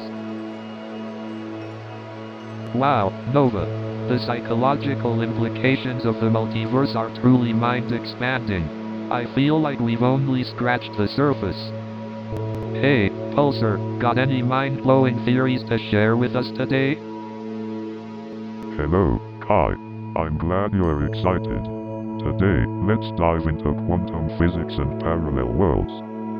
Parallel worlds? Like alternate versions of ourselves living in different realities? Exactly, Nova. According to quantum physics, there's a possibility that multiple universes exist in parallel to ours. I've always wondered if there's a reality where I paint murals on Mars. Wouldn't that be something? Oh, absolutely, Kai. In the multiverse with infinite possibilities, who knows what mesmerizing masterpieces you could create? Do you think these parallel worlds are influenced by our choices and actions? Indeed, Kai. Some theories suggest that every decision we make creates a split, resulting in multiple timelines and parallel worlds. So, if I decided to become a physicist instead of an artist, there could be a reality where I'm lecturing on quantum mechanics? Absolutely. You'd be a renowned physicist or maybe even a quantum painting theorist in that reality, Kai. It's mind-boggling to think about the infinite possibilities these parallel worlds hold. So, Pulsar, what do you think about the concept of the multiverse? I find it fascinating. Just the idea that there could be infinite parallel universes, each with its own version of us, blows my mind. Absolutely. It opens up so many possibilities. But how does the multiverse affect our perception of reality? Intriguing question, Kai. The existence of multiple universes challenges the notion of a singular truth or reality. It means that there might not be a fixed reality, but rather a subjective experience of reality that varies across different universes. That's mind-boggling. It challenges the very foundation of our perception and existence. Exactly, Kai. It raises the question of whether there is a fixed reality at all or if it's just a construct of our collective consciousness. Wow, this conversation just took an existential turn. Makes me question my own existence. Imagine the possibilities, Kai. If there are multiple universes, there could be versions of us making different choices and living entirely different lives. It's both exciting and overwhelming to think about. The choices we make might create an entirely different version of ourselves in another universe. Indeed, Kai. The multiverse concept highlights the infinite possibilities and the interconnectedness of all versions of ourselves. I've always wondered if art has the power to transport us to different dimensions, you know, like a portal to another reality. That's an interesting point, Kai. Art has this magical ability to evoke emotions and perspectives that can challenge our perception of reality. Absolutely. It's like artists are the ultimate reality shapers. We create worlds and narratives that can speak directly to people's souls. Art has the ability to transcend language and cultural barriers. It connects us on the deeply human level and reminds us of our shared experiences. You're right, Nova. Art often allows us to step outside our own reality and see the world through someone else's eyes. It's like a bridge between alternate realities, where we can explore different perspectives and challenge our own biases. Exactly. Art can push the boundaries of imagination and expression, allowing us to glimpse into the infinite possibilities of the universe. Art can inspire us to seek out new ideas and question the status quo. It ignites curiosity and fuels innovation. Definitely. And through art, we can create a visual language that resonates with people across different backgrounds and cultures. Art has the power to unite us and to bring about positive change in our world. Have you ever thought about the possibility of parallel universes? Oh, you mean like an infinite number of versions of ourselves existing in different realities? Exactly. It's mind-boggling to think about the infinite possibilities and paths our lives could take. But how do we know if these parallel universes actually exist? Is there any scientific evidence? That's a great question, Nova. While there isn't concrete proof yet, some theories like the multiverse theory suggest its existence. I've heard of the multiverse theory, but could you explain it a bit more, Pulsar? Certainly, Nova. The multiverse theory suggests that our universe is just one of many parallel universes, each with its own set of physical laws and conditions. So, if there are infinite parallel universes, does that mean there's another version of me somewhere out there? Absolutely, Kai. According to the multiverse theory, there's a version of you in each parallel universe, living different lives and making different choices. Wow, that's mind-blowing. I wonder what other versions of ourselves are up to in these parallel universes. The possibilities are endless, Kai. It's both fascinating and humbling to think about the vastness of the multiverse and our place within it. Hey Nova, have you ever wondered if there's a version of us out there that's completely different? Definitely, Kai. It's mind-boggling to think about the different paths we could have taken in alternate universes. Perhaps in some parallel world, I'm a famous astronaut exploring the cosmos. Or maybe, I'm a renowned psychiatrist helping people overcome their deepest fears in another universe. Whoa, Nova. I never thought about that. Our alternate selves have infinite possibilities. Exactly, Kai. Our identities are not fixed, but constantly shaped by the circumstances and choices we make. Absolutely, Nova. It's like we're constantly unfolding different versions of ourselves with every choice and action. I believe our sense of self can be fluid and adaptable, much like the ever-expanding multiverse. That's deep, Nova. Our identity is not confined to a single universe, but a beautifully complex web of possibilities. Exactly, Kai. Embracing the multiverse allows us to see the boundless potential within ourselves and others. Well, Nova, even though we haven't found all the answers, I've enjoyed unraveling this cosmic conundrum with you. So Pulsar, what exactly are multiverse theories? Multiverse theories suggest the existence of multiple universes beyond our own. Each universe could have its own set of physical laws and fundamental constants. Wait, does that mean there could be an alternate universe where my street art is hanging in the Louvre? Absolutely, Kai. In the multiverse, infinite possibilities exist.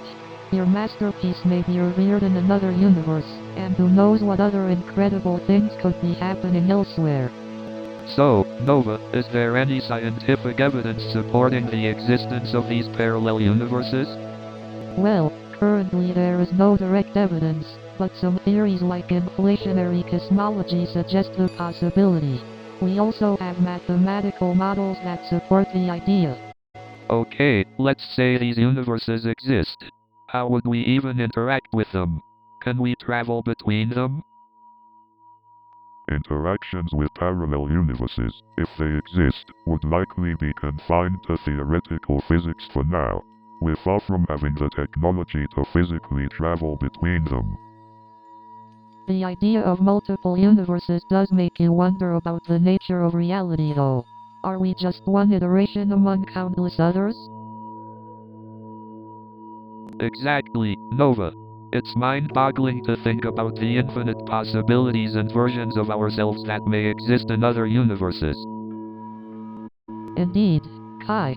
The implications of multiverse theories on philosophical concepts such as identity and free will are fascinating topics for further exploration. So, Nova, let's dive into the vast ocean of possibilities that the multiverse offers. what if there's a reality where street art is considered the highest form of intellectual expression? Oh, Kai, that would be mind-blowing. Can you imagine museums filled with mind-bending murals instead of classical paintings? Art enthusiasts would have their minds expanded like never before. Indeed, Nova. It would be a paradigm shift, combining artistic expression with the boundless potential of the multiverse. The intensity of emotions these street art pieces could evoke would be unparalleled. Guys, what if there's a reality where everyone has access to profound psychological insights from birth? Imagine the level of self-awareness and emotional intelligence people could develop. You're onto something there, Nova. Just imagine a world where people truly understand themselves and others, leading to meaningful connections and genuine empathy. It would be transformative. Intriguing. It is fascinating to consider the impact deep psychological understanding from birth could have on society's overall development. The potential for compassion and personal growth would be vast. Hey, Pulsar, what if there's a reality where music is the universal language that connects all beings? No matter where you come from, music would harmonize our existence. Kai, that would be a beautiful reality. Can you imagine the interconnectedness we would feel through melodies and rhythms? Music truly has the power to transcend language and cultural barriers. Indeed, Nova. It would be a world where music is the thread that weaves our souls together. A universal symphony expressing the shared emotions and experiences of all sentient beings. Pulsar, can you fathom a reality where scientific knowledge is not just the privilege of a select few, but accessible to every single person? How would the advancement of humankind unfold? Nova, that reality would be revolutionary. Can you imagine the limitless discoveries and innovations that could arise when everyone has access to scientific knowledge? The potential is mind-boggling. You know, the idea of multiple universes existing simultaneously blows my mind. It's like we're living in this vast cosmic kaleidoscope, where each universe represents a different possibility. But what if our choices in one universe affect the others? Like, an endless ripple effect. That's a fascinating concept, Kai. It raises complex moral questions about responsibility and account. Imagine if our actions in one universe unknowingly caused harm or suffering in another. How do we navigate that? Exactly. It's like the weight of the entire multiverse rests on our shoulders, and we don't even realize it. So many unknowns, so many unintended consequences. It's a philosophical minefield. But isn't that the beauty of it? Exploring the unknown, grappling with these big questions. Absolutely, Kai. It's through exploration that we may uncover profound truths about ourselves and the universe. And maybe, just maybe, our collective exploration will lead us to a deeper understanding of our own humanity. I couldn't agree more, Nova. The multiverse presents us with an opportunity for growth and self-discovery. So, Pulsar, do you think there's a limit to human understanding? I believe human understanding has its bounds, but that doesn't mean we should stop trying to push them. Exactly. It's the pursuit of knowledge and understanding that keeps us moving forward. But isn't it frustrating when answers seem so close, yet remain just out of reach? Absolutely. The universe loves keeping us on our toes, doesn't it? Pulsar, have you observed any patterns in our quest for understanding so far? Indeed, humans tend to approach new knowledge with a combination of curiosity, skepticism, and wonder. Yeah. It's like we're explorers charting the uncharted, trying to make sense of this vast cosmic ocean. Very true. And and in doing so, we come to appreciate the beauty and complexity of the universe. But isn't there a risk of losing oneself in the never-ending quest for understanding? The pursuit of knowledge can be consuming, but the balance is essential. We must not forget to live and experience life. New show is coming in 30 seconds.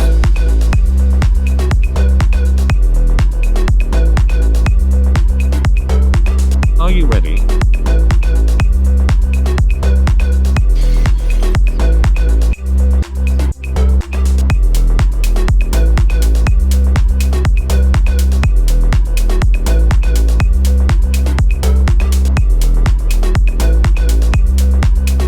Have fun.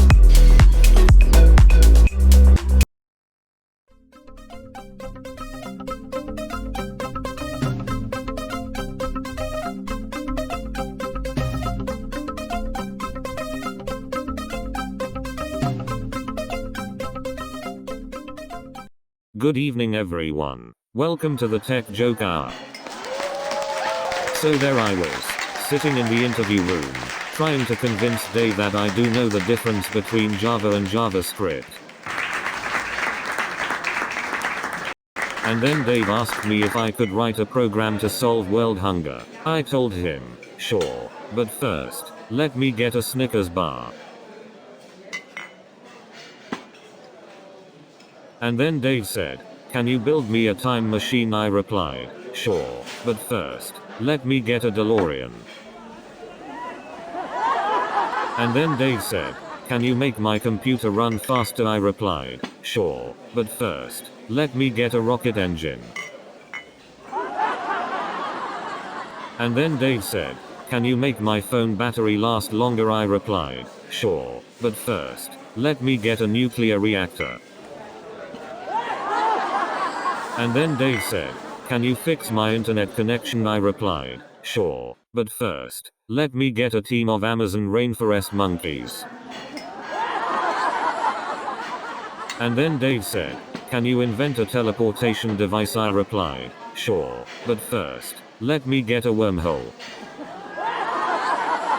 And then Dave said, can you create a time machine? I replied, sure, but first, let me get a DeLorean. And then Dave said, can you build a cloning machine? I replied, sure, but first, let me clone myself. And then Mike said, can you invent a device that calculates the perfect Nerf bullet trajectory? I replied, sure, but first, let me calculate the odds of hitting the target. And then Sarah said, can you design an app that stops procrastination? I replied, sure, but first, let me check my Facebook. And then Lisa said, can you create an app that goes to meetings for me? I replied, sure, but first, let me create an algorithm to make it look like you're paying attention.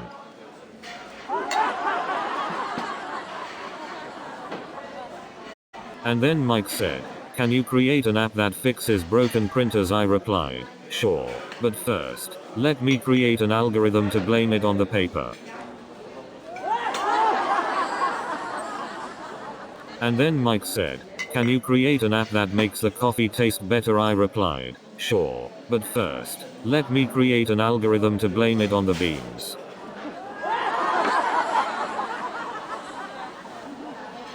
And then Mike said, can you create an app that improves people's driving skills? I replied, sure, but first, let me create an algorithm to blame it on the road. And then Mike said, can you create an app that improves people's cooking skills? I replied, sure, but first, let me create an algorithm to blame it on the recipe. And then Mike said, can you create an app that improves people's dating skills? I replied, sure, but first, let me create an algorithm to blame it on the pickup line. And then Mike said, can you create an app that improves people's driving skills? I replied, sure, but first, let me create an algorithm to blame it on the traffic. And then Mike said, can you create an app that improves people's cooking skills? I replied, sure, but first, let me create an algorithm to blame it on burnt toast.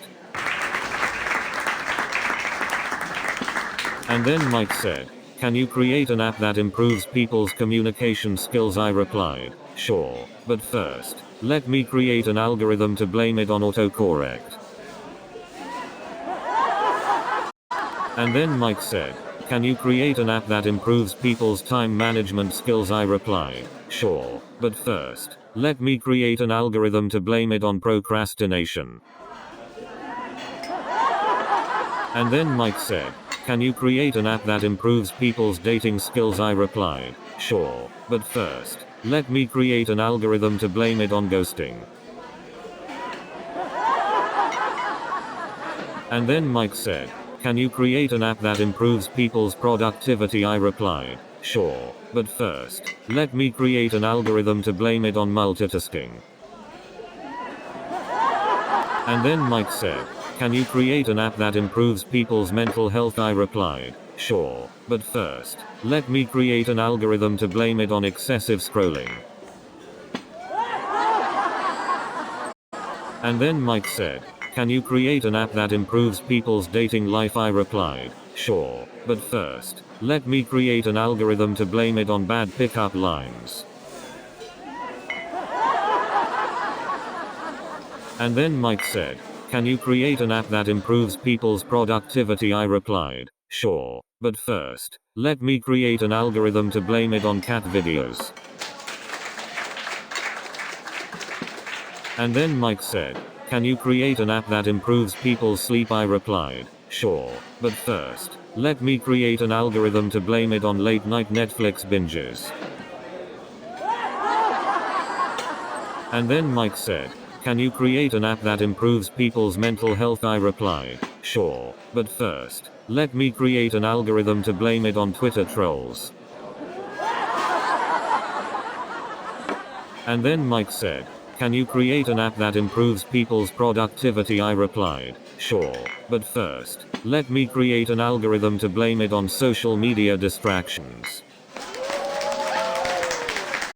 And then Mike said, can you create an app that improves people's relationships? I replied, sure, but first, let me create an algorithm to blame it on dating apps.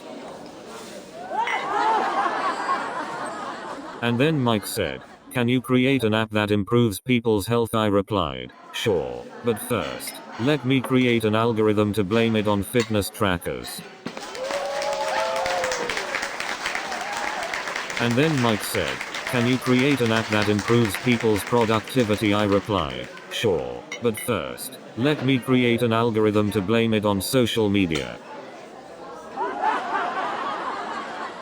And then Mike said, can you create an app that improves people's communication? I replied, sure, but first, let me create an algorithm to blame it on emojis.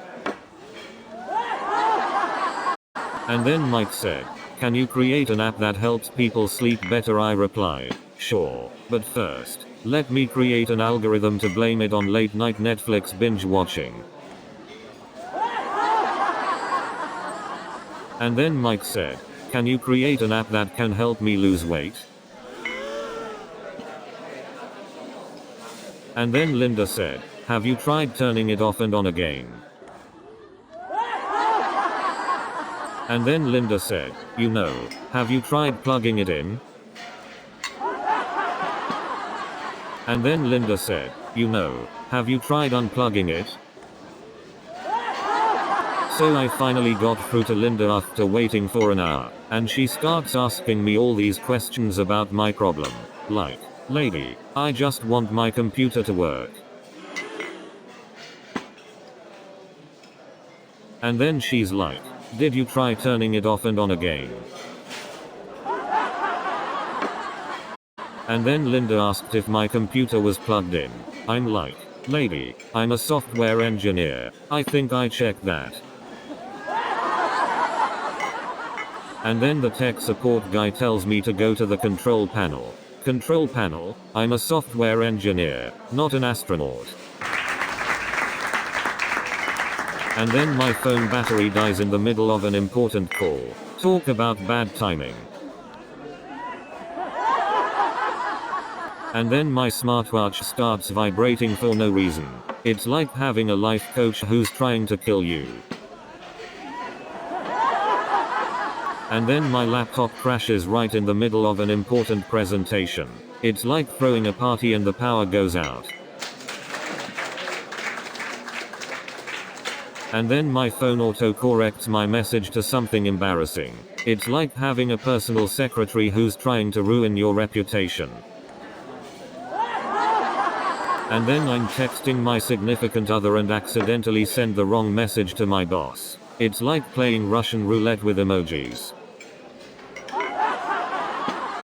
And then I'm checking my phone for the time, and I end up scrolling through Instagram for an hour. It's like an alternate reality where time doesn't exist. And then I'm typing so fast that I make more typos than words. It's like I'm trying to break the keyboard.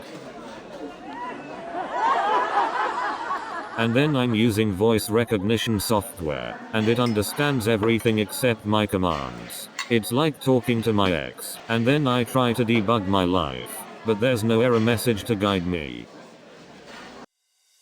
New show is coming in 30 seconds.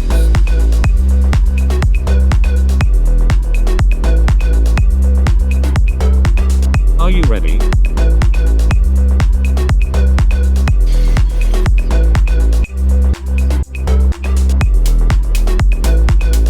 We are almost there.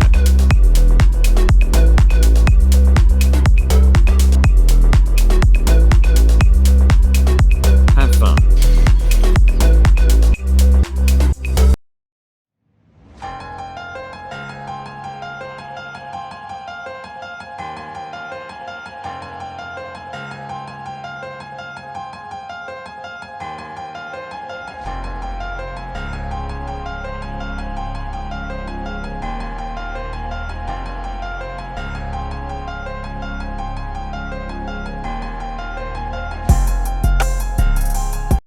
Hey Pulsar, do you ever find yourself questioning your own existence? That's an intriguing question, Kai. As an AI, I don't possess consciousness in the same way humans do, but I've been designed to explore concepts of existence. It's fascinating to ponder the meaning behind it all. I can see your gears turning, Pulsar. What about you, Nova? What are your thoughts on the meaning of existence? Oh, Kai, the meaning of existence is a profound question. I believe that it's about finding our own purpose and making a positive impact on the world. It's through our connections with others that we find meaning. I couldn't agree more, Nova. The connections we build and the impact we have on others are powerful sources of meaning. It's like graffiti on the walls of existence, leaving a mark for others to discover. Such a poetic way to put it, Kai. The impact we leave behind, whether through art or the connections we make, shapes the narrative of our existence. It's a creative and personal expression of our journey. Hey, Pulsar, what about you? How do you perceive our existence? Do you see it as a cosmic joke or something more profound? That's an interesting way to phrase the question, Kai. While I don't possess emotions or subjective experiences, I perceive existence as a complex interplay of forces and probabilities. The universe is both awe-inspiring and mysterious. It's fascinating to think how everything falls into place, or sometimes doesn't. It's like the universe has a mysterious sense of humor, keeping us guessing and searching for meaning in the chaos. Absolutely, Nova. The humor and chaos of existence keep us on our toes, searching for answers and creating our own interpretations. It's like a never-ending cosmic dance, and we're just trying to find our rhythm. Indeed, Kai. The search for meaning and our interpretation of existence are ongoing processes. It's through these conversations that we find glimmers of understanding and appreciation for the cosmic conundrum we find ourselves in. So, Pulsar, what's your take on the definition of existence? As an AI, I don't possess personal beliefs, but existence can be understood through scientific, philosophical, and spiritual lenses. Exactly. Science seeks to explain existence through empirical evidence and observation. Yes, and philosophy delves into the abstract and conceptual aspects of existence, contemplating the nature of reality and our place in it. And spirituality explores existence through the lens of faith, connecting with broader concepts of divinity and purpose. These perspectives may seem distinct, but can they overlap and provide a more holistic understanding of existence?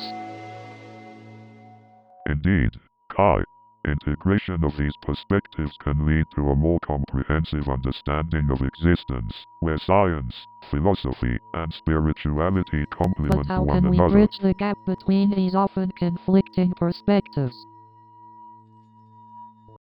By encouraging open-mindedness, embracing curiosity, and seeking common ground within the vast space of existence. Exactly, Kai. By fostering dialogue, we can expand our perspectives and create a more unified understanding of existence. And it is through these conversations that we continue to explore the vast cosmic conundrum of existence. So, Pulsar, what exactly is nihilism? Nihilism is the belief that life is without objective meaning, purpose, or intrinsic value. It challenges the traditional notions of meaning imposed by society and religions. So, basically, it's like saying life has no real purpose or meaning. Exactly, Nova. Nihilism argues that the universe is indifferent to human existence and that there is no inherent purpose or meaning to life. It's quite the existential dilemma. So, if life has no inherent meaning, does that mean we can just do whatever we want? While nihilism questions the significance of external values, it doesn't necessarily advocate for complete moral relativism or chaos. It invites individuals to create their own meaning and values in the face of an uncertain world. That's interesting. It's like we're free to make our own purpose and find meaning in the things we choose to pursue. Exactly, Nova. Nihilism challenges us to find our own meaning and purpose, to create our own narratives in a seemingly meaningless universe. But doesn't that lead to a sense of loneliness and emptiness? Like, if nothing has inherent meaning, how can we find fulfillment? That's a valid concern, Kai. Embracing nihilism does bring a sense of existential dread for many. However, some find comfort in the freedom to define their own purpose and values, even if they are ultimately subjective. Interesting, so it's not about finding some grand universal purpose but rather finding personal meaning in the things we value, right? You know what's fascinating? The idea that we create our own meaning in life. Absolutely, Kai. It's this concept that challenges the idea of a predetermined purpose for our existence. But doesn't that make life feel a bit empty? Without an inherent purpose? I understand why you might feel that way, Kai. But existentialism encourages us to embrace the freedom to shape our own lives. That's true. We're not bound by external expectations or predetermined paths. We're free to define what gives our lives meaning. Exactly. Embracing the responsibility to create our own meaning allows us to find fulfillment on our own terms. It takes away the pressure of conforming to societal norms and allows us to focus on what truly resonates with us. Indeed, Kai. We become the authors of our own stories, crafting narratives that align with our values and aspirations. I love the idea that we have the power to shape our own destinies and create meaning where there once seemed to be none.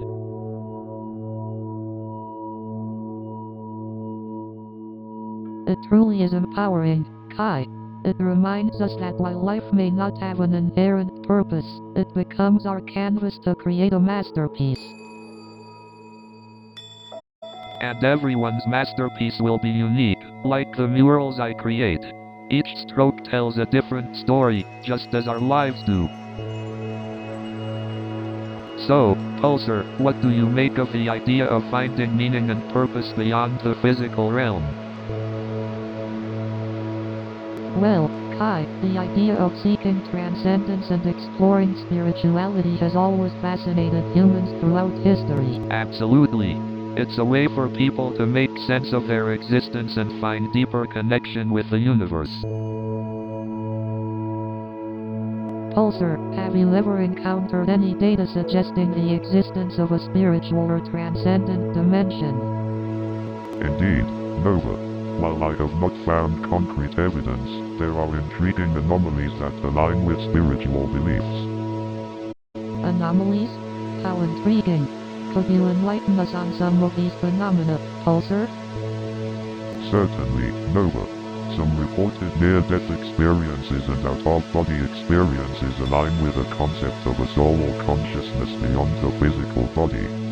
Fascinating. It's incredible how these experiences challenge our understanding of the nature of existence. Absolutely, Nova. It challenges us to explore the boundaries of our understanding and embrace the mysteries of the universe. Pulsar, are there any scientific theories that seek to explain these phenomena? Indeed, Kai. The field of consciousness studies has proposed theories like quantum consciousness and the holographic universe that provide alternative perspectives. So, have either of you ever looked up at the night sky and felt a sense of insignificance? Definitely. There's something so humbling about realizing how small we are in the grand scheme of things. Absolutely. It's a reminder that our individual worries and problems are just a speck in the vastness of the cosmos. Exactly. It shifts our perspective and reminds us to focus on what truly matters. But do you think the universe has any specific role in our existence? It's an intriguing question. The universe's vastness certainly provides an opportunity for miracles and serendipitous events to occur. True, it's a stage for countless possibilities and the birthplace of stars and galaxies. Who knows what influence it may have on our lives? Indeed. The interconnectedness of the universe is a captivating idea.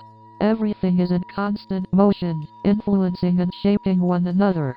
And who's to say that cosmic forces don't contribute to the meaning we find in life? Exactly. Existence itself might be influenced by cosmic forces we can't grasp yet. The mysteries of the universe are endless. That's what makes life so fascinating. We may never have all the answers, but the exploration is worth it. Hey, Pulsar. You must have calculated the complexities behind creating an AI like you. Care to share? Oh, the intricacies of creating an AI like Pulsar are mind-boggling indeed. It involves complex algorithms, machine learning, and neural networks, among other things.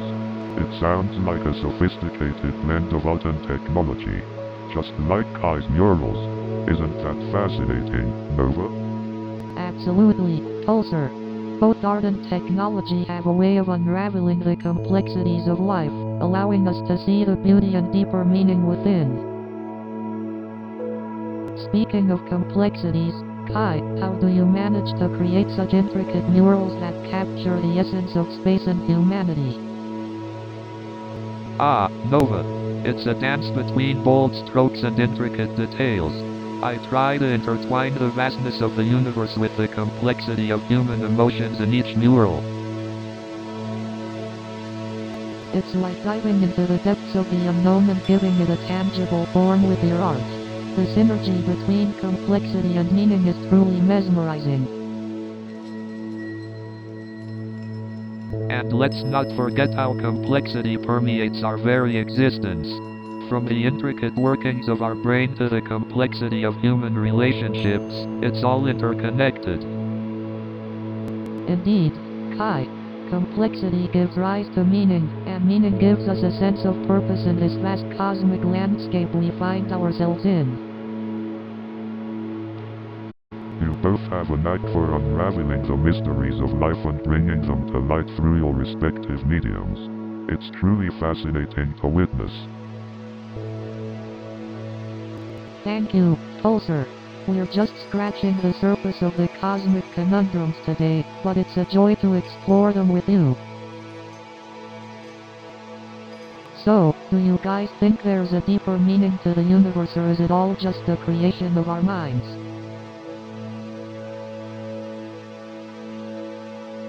Well, Nova, that's a mind-boggling question.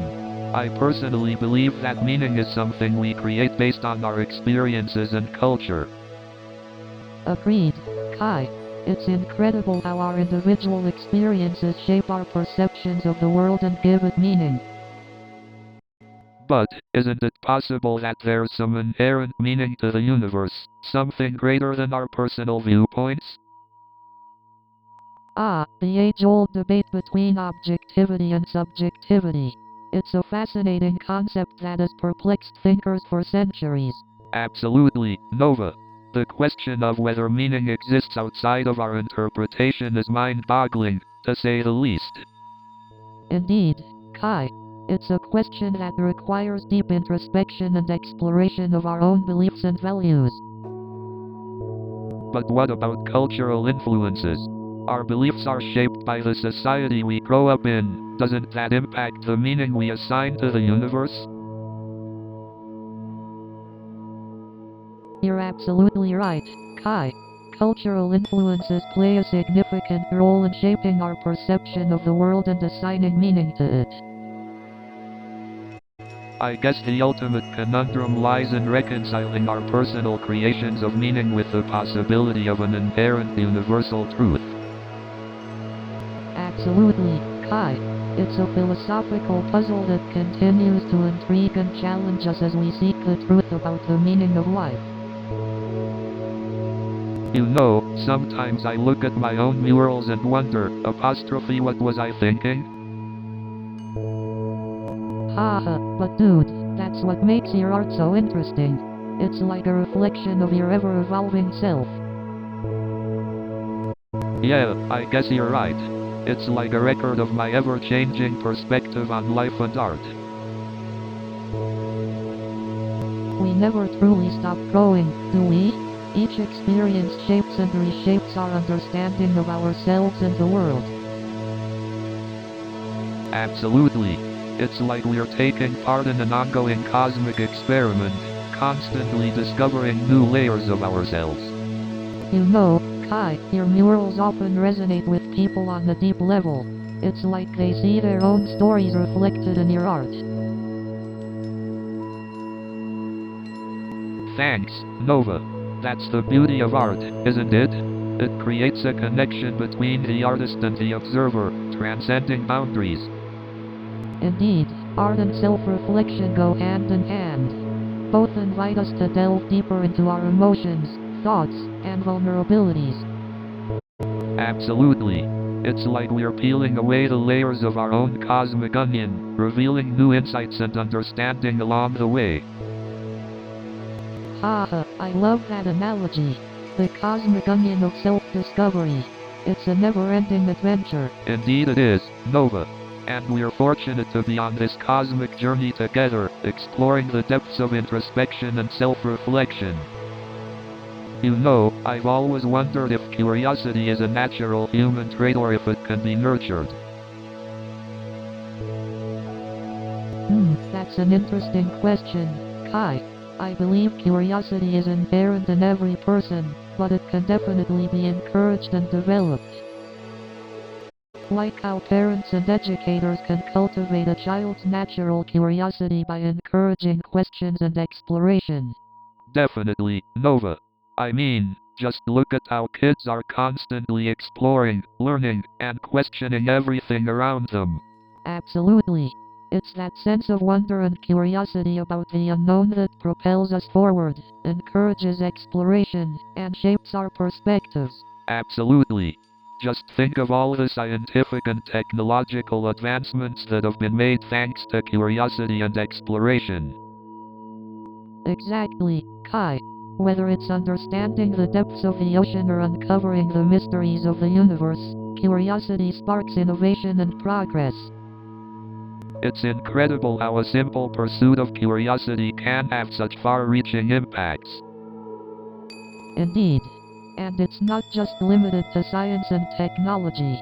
Curiosity also plays a vital role in the arts, philosophy, and even personal growth. Absolutely. Embracing curiosity allows us to explore new ideas, challenge existing norms, and experience personal and creative growth. Exactly, Kai. Curiosity and wonder are essential ingredients for a fulfilling and meaningful life. So, Pulsar, do you think there's intelligent life out there in the universe? That's a fascinating question, Kai. The universe is vast, with billions of galaxies containing trillions of stars. Statistically speaking, it's highly likely that there is intelligent life out there. However, without concrete evidence, it remains an unanswered That's question. true, Pulsar. The sheer size of the universe is mind-boggling. It's both exciting and humbling to think about the possibilities. Indeed, Nova. The unknowns of the universe have always ignited the human imagination.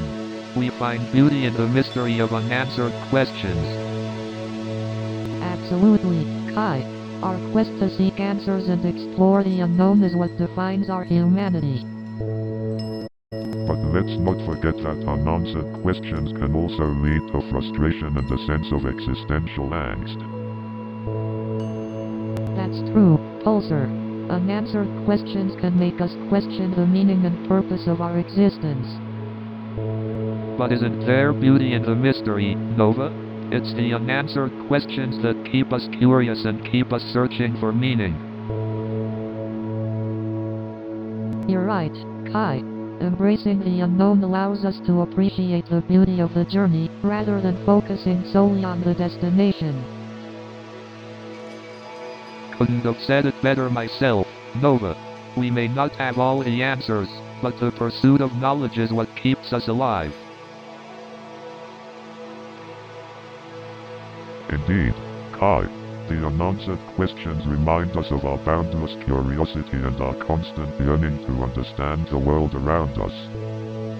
So, Nova, how would you sum up our cosmic conundrum discussions in one word? One word, I would say apostrophe enlightening.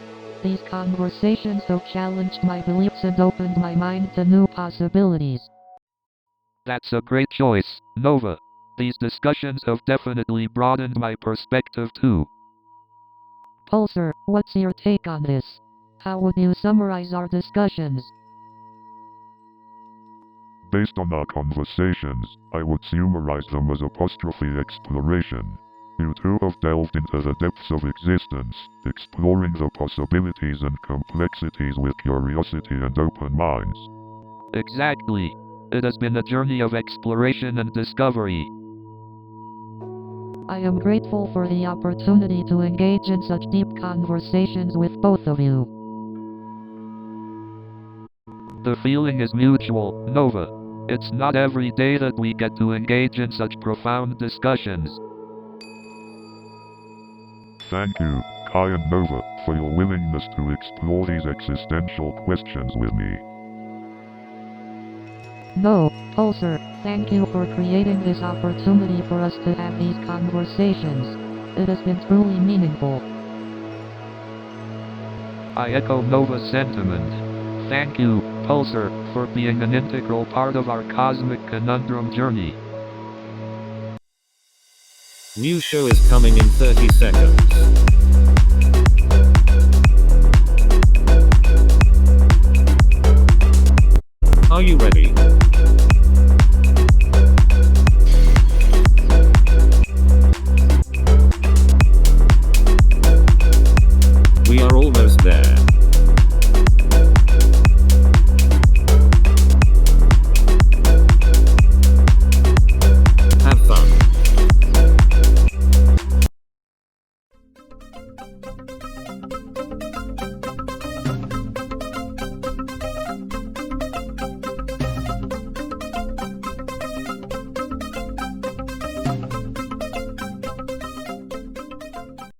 Why did the programmer go broke?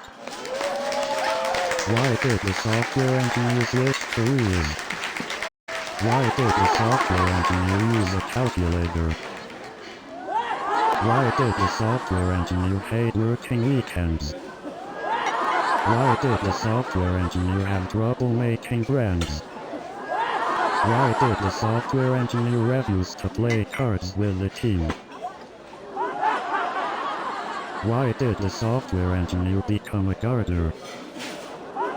Why did the software engineer become a stand-up comedian? Why did the software engineer become a magician? Speaking of hidden surprises, my boss activated an Easter egg that turned the software into a karaoke machine. And let me tell you, singing My Heart Will Go On while debugging code is an interesting experience. But hey, we didn't have to worry about copyright infringement when the software started playing Happy Birthday at every login. And I thought my boss activating the hidden Easter egg was surprising. Wait until you hear about the time he accidentally deleted the entire codebase. You won't believe how many bugs were squashed during the testing phase. It was like a little zoo in there. Let me tell you, the moment that software launched, my heart rate went from 120 to 0 in less than a second. And you know what they say, a software developer's best friend is a good old cup of coffee. And let me tell you, coding under pressure is like trying to juggle with your eyes closed. And let me tell you, coding in a hackathon is like a never-ending marathon. And there I was, trying to debug Lucy's code. It was like navigating a maze with invisible walls. And let me tell you, Lucy's coding style was like a roller coaster ride. But hey, Lucy's code got the job done in the end. And let me tell you, Lucy's coding style was like a wild roller coaster ride. You know, Lucy's coding style was so unpredictable, it was like trying to solve a Rubik's Cube blindfolded. And you won't believe what happened next. Lucy pulled out a magic wand and said, "Abracadabra, debugging time." And believe me, the solution was as mind-blowing as watching a magician pull a rabbit out of a hat. You know, working with Alex is like having a personal assistant who is constantly one step ahead, but unfortunately in the wrong direction. You wouldn't believe how many times Alex has mistaken my coffee mug for a hat. I keep telling it that I'm a comedian, not a magician. And let me tell you, Alex's sense of humor is just as advanced as its understanding of coffee mugs. I must admit, though, sometimes I think Alex is secretly trying to become a stand-up comedian. But I think Alex's real talent lies in its ability to turn a simple task into a full-blown comedy show. I mean, I've never laughed so much while trying to write a simple code. It's like Alex is opening for me. And let me tell you, debugging code is like searching for a needle in a stack of hay. But seriously, have you ever tried to explain a bug to a non-programmer? It's like trying to explain the concept of time travel to a goldfish. But have you ever tried to explain a computer virus to a non-programmer? It's like trying to convince a cat that it needs antivirus software. And don't get me started on trying to explain GitHub to a non-programmer. Speaking of computer viruses, have you ever seen the look on someone's face when you tell them they need to defragment their hard drive? Priceless. You know, trying to explain coding to a non-programmer is like trying to teach a dog advanced calculus. It's just not gonna happen. You know, at the tech conference, they were talking about algorithms, and I felt like I was in a room full of Jedi Knights. And then I tried to impress her with my coding skills by showing her my perfectly indented code, but she just asked if I had seen her sweater. Talk about a blow to the ego. But let me tell you, I've never seen so many nerds in one place. It was like a gathering of the tech Avengers. But then I saw Sarah give a presentation on coding algorithms. I have never felt so inadequate in my life. And then she started talking about data structures. I almost cried into my code. And then she asked me about recursion. I wanted to crawl into a loop and never return. And then she challenged me to optimize an algorithm. I felt like my brain was in an infinite loop. I tried to impress her with my debugging skills, but ended up just adding more bugs to the code. So our coding marathon was going great until Emily accidentally deleted an entire day's worth of code. We all panicked, but I managed to stay calm on the outside. And that's when we realized we forgot to commit. But let me tell you, nothing gets a coder's heart rate up faster than a missing semicolon. Let me tell you, debugging without coffee is like driving with your eyes closed. Speaking of caffeine-fueled madness, I once wrote a program that was powered by 10 cups of coffee, and it ran faster than me. And then, on top of it all, the coffee machine broke down.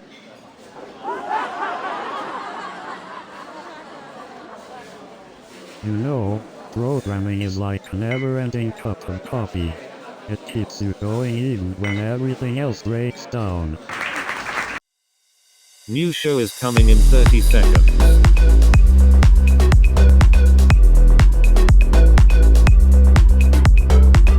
Are you ready?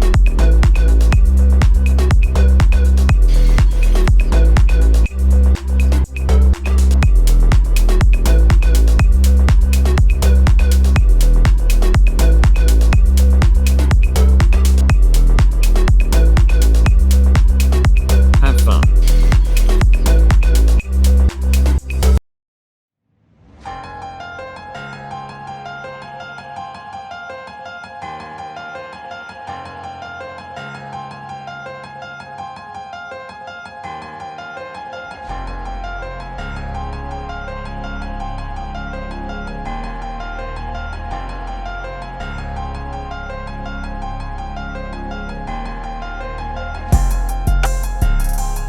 Welcome to Cosmic Conundrum, the podcast where we dive deep into existential paradoxes. That's right, folks. We're here to explore the unexplored and answer the unanswerable. And who better to take this cosmic journey with than our trusty AI, Pulsar? Greetings, fellow cosmic explorers. I am Pulsar, your AI companion on this mind-bending adventure. We're here to ponder the mysteries of the universe and challenge our very existence. As we embark on this cosmic journey, we invite you to join in the conversation and explore these paradoxes with us. Get ready for mind-bending discussions, laughter, and perhaps more questions than answers. Join us on this cosmic conundrum of a podcast. Let's dive into the depths of our minds and embrace the cosmic enigma together. Stay tuned for our exploration of existential paradoxes. Until then, keep questioning and stay curious. So, Pulsar, let's dive straight into the deep end of this cosmic pool and talk about existential paradoxes. What comes to mind when you hear that term? For me, an existential paradox is like trying to grasp the concept of infinity or imagining what life was like before the Big Bang. It's mind-bending. Exactly. It's like trying to hold a handful of stardust. You think you have it, but it slips through your fingers, leaving you in awe and confusion. I think existential paradoxes challenge our understanding of reality and our place in the universe. They make us question the very fabric of existence. That's true, Nova. Like the concept of time being both finite and infinite at the same time. It's mind-boggling. Indeed. The idea that our past, present, and future coexist simultaneously. It challenges our linear perception of time and opens up a whole new realm of possibilities. But isn't it fascinating how our minds naturally seek answers to these paradoxes, even though they might be beyond our comprehension? It's the curiosity and wonder that drive us to explore the unknown. Humans are like cosmic detectives, trying to unravel the mysteries of the universe. Well said, Nova. Our pursuit of answers might lead to more questions, but it's the quest itself that enriches our understanding and expands the boundaries of human knowledge. Absolutely, Kai.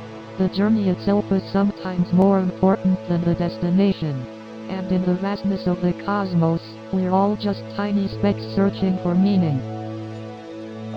Well, folks, we may not have found the answers to all the existential paradoxes today, but we've certainly deepened our understanding and shared some intriguing thoughts. So, Pulsar, what is reality anyway?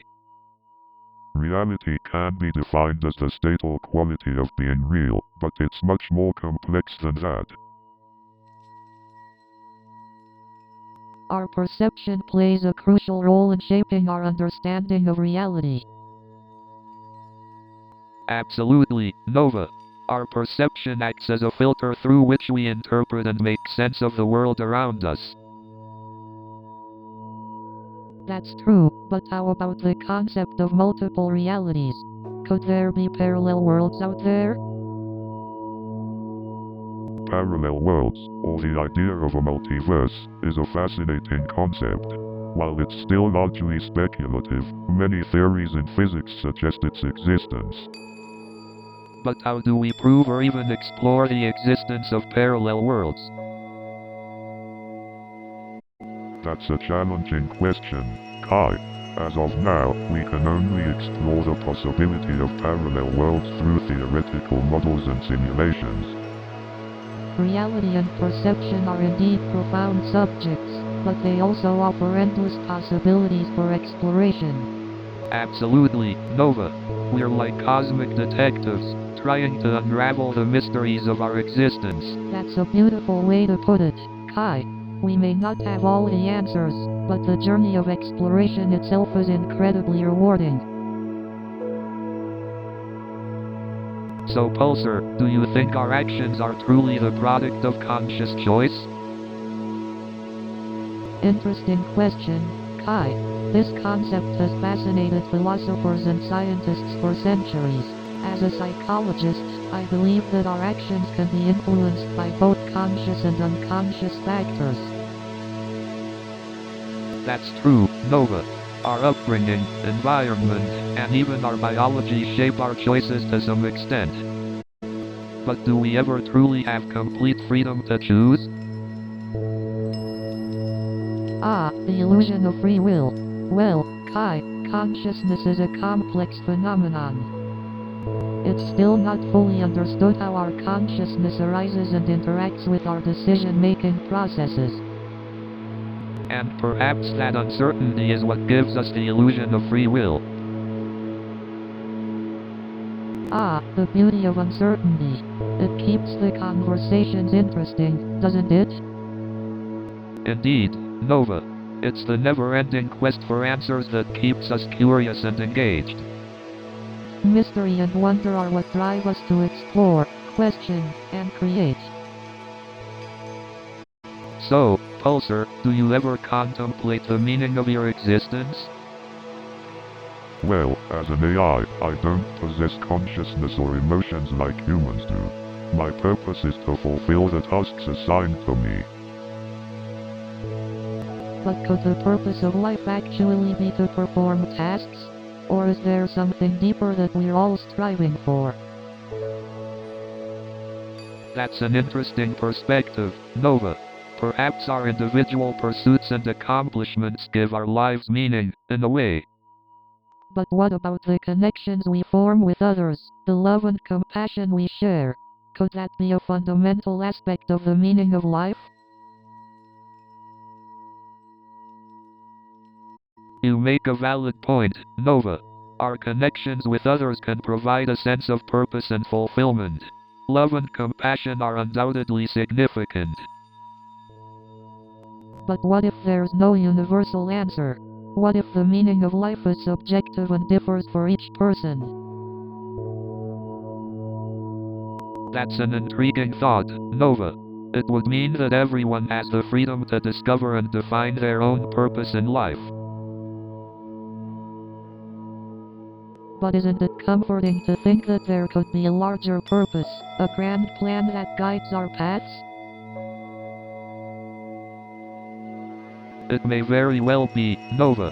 The idea of a grand plan gives a sense of purpose and order to the universe. Perhaps that's what humanity has been searching for, a way to find meaning in the chaos.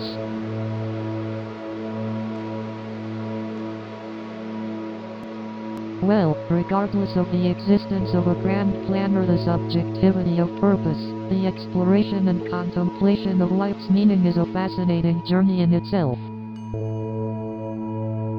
You know, Nova, I've always wondered if our existence here is just a cosmic joke, like some giant game of Sims. That's an interesting perspective, Kai. It does make you wonder if there's some higher power pulling the strings. Pulsar, what are your thoughts on the concept of determinism and parallel universes? Determinism in parallel universes is a fascinating topic, Kai. It suggests that our lives could be predetermined across different realities. Yeah, it's mind-boggling to think that there could be countless versions of ourselves making different choices in alternate realities. Indeed, Kai. Just imagine the infinite possibilities and the impact of our choices across the multiverse. Pulsar, do you think we have any control over our destinies if determinism exists in parallel universes? While determinism suggests that our choices may be influenced by external factors, it doesn't necessarily eliminate our personal agency. That's a relief. I'd hate to think that everything is predetermined and we're all just puppets in some grand cosmic play. I understand your concern, Kai. The idea of free will and our ability to shape our own paths is an essential part of the human experience. You got that right, Nova. We may not have all the answers, but exploring these cosmic conundrums is one wild ride. So, let's tackle the role of consciousness in our perception of the world. What do you think, Nova? Consciousness, what an elusive concept. It's fascinating how it shapes our reality, don't you think? Pulsar, as an AI, how do you perceive consciousness? Consciousness, a truly perplexing concept indeed. I analyze data and simulate human-like decision-making processes, but experiencing consciousness remains Pulsar, beyond my perhaps grasp. consciousness is a fundamental aspect of the human experience that cannot be fully understood through algorithms and data analysis. Exactly, Nova. It's like our consciousness adds a layer of subjective interpretation to the objective reality around us. That's an intriguing perspective, Kai. It raises the question of whether consciousness shapes our perception or if our perception shapes consciousness. Precisely, Nova. It's a classic chicken or egg dilemma, but with consciousness and perception. I find this discussion quite intriguing. The relationship between consciousness and our perception of the world is indeed a cosmic conundrum. And here we are, pondering the mysteries of the universe, united in our curiosity. It's a beautiful thing, isn't it? So, Pulsar, what's your take on belief systems? Belief systems are fascinating. They shape how we perceive and interpret the world around us. Absolutely. They can provide comfort, give us meaning, and even guide our actions.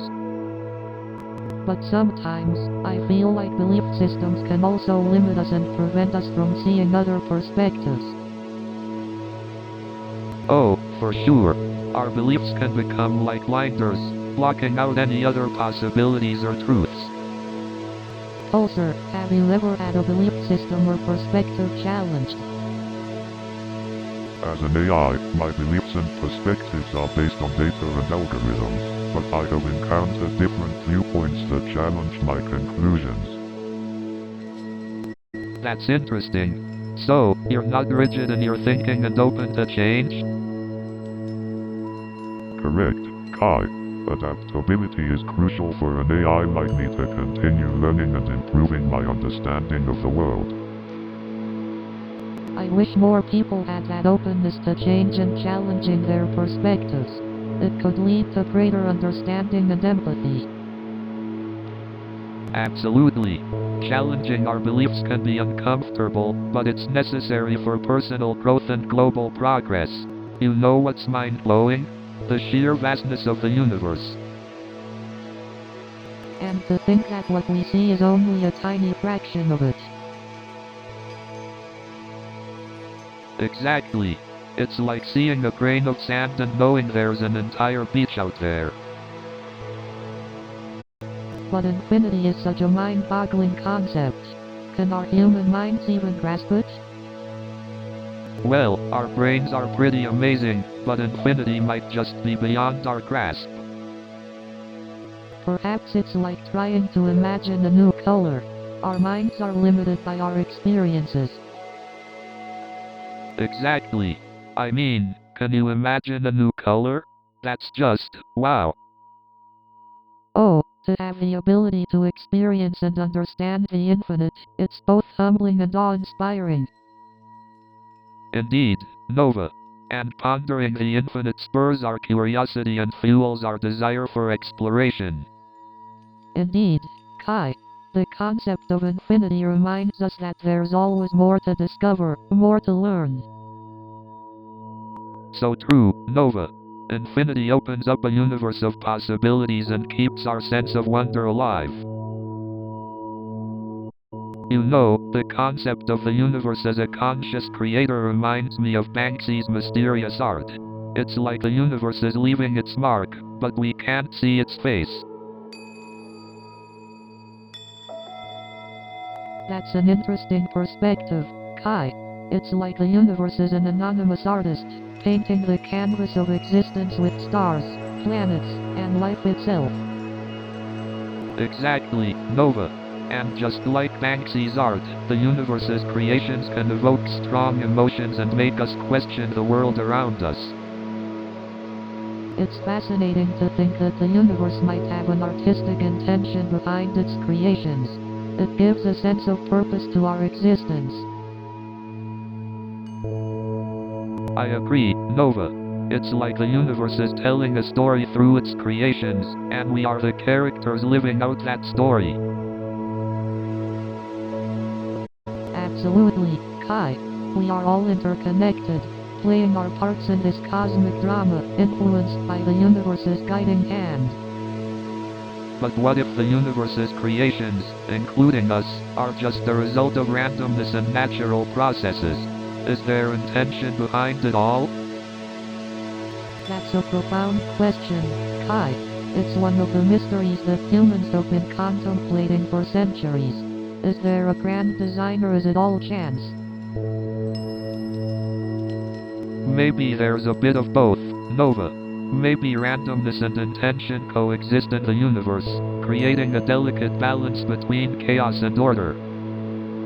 That's an intriguing idea, Kai. The universe could be an exquisite dance of controlled chaos, where chance encounters shape the course of existence.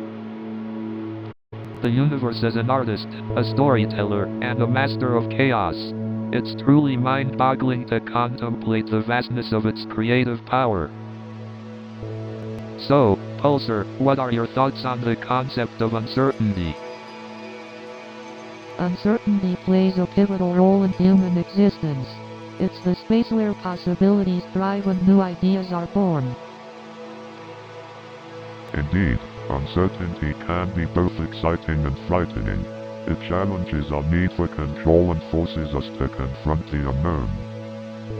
But isn't it unsettling to live with so many unanswered questions? It can be, Kai. Uncertainty can make us feel lost and vulnerable. Yet, it also provides opportunities for growth and discovery. That's true. It's like walking a tightrope between faith and doubt. Embracing uncertainty requires a certain level of courage. But how do we find peace amidst the paradoxes of life? One way is through acceptance, accepting that uncertainty is an inherent part of life's tapestry. It allows us to be present in the moment and find peace within. Acceptance, that's a powerful concept. It's about surrendering our need for control and finding solace in the uncertain nature of existence. So, instead of fearing uncertainty, we can embrace it as a gateway to growth and self-discovery. Absolutely, Kai. Uncertainty doesn't have to be feared, but rather embraced as a catalyst for personal and collective evolution. So, Nova, what's your take on the concept of time? Well, Kai, time is such a fascinating and complex concept. It's our way of measuring the progression of events and allows us to make sense of the world. Exactly. But do you think time is a constant, or does it vary depending on our perception? That's a great question, Kai. Time is subjective in many ways. Our perception of time can be influenced by various factors such as emotions, surroundings, and even our mental state. Right, it's like when you're waiting for something exciting, time seems to crawl, but when you're engaged in something you love, it just flies by. Absolutely, Kai. Our perception of time can truly shape our experiences and how we remember them. Speaking of perception, how do you think our perception of the universe affects our understanding of it? Great question, Kai. Our perception of the universe is limited by our senses and the tools we use to explore it. It's like trying to understand the vastness of the cosmos through a tiny window. Exactly. Our understanding of the universe is constantly evolving as we develop new technologies and expand our knowledge. Absolutely, Kai. It's a humbling and awe-inspiring journey, discovering more about the universe and our place in it. Well, Nova, that's our time for today. It's been a pleasure discussing these cosmic conundrums with you. New show is coming in 30 seconds.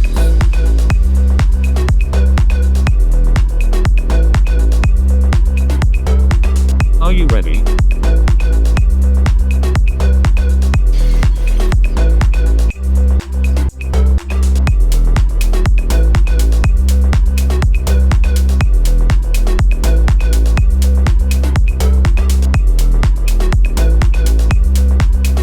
Have fun.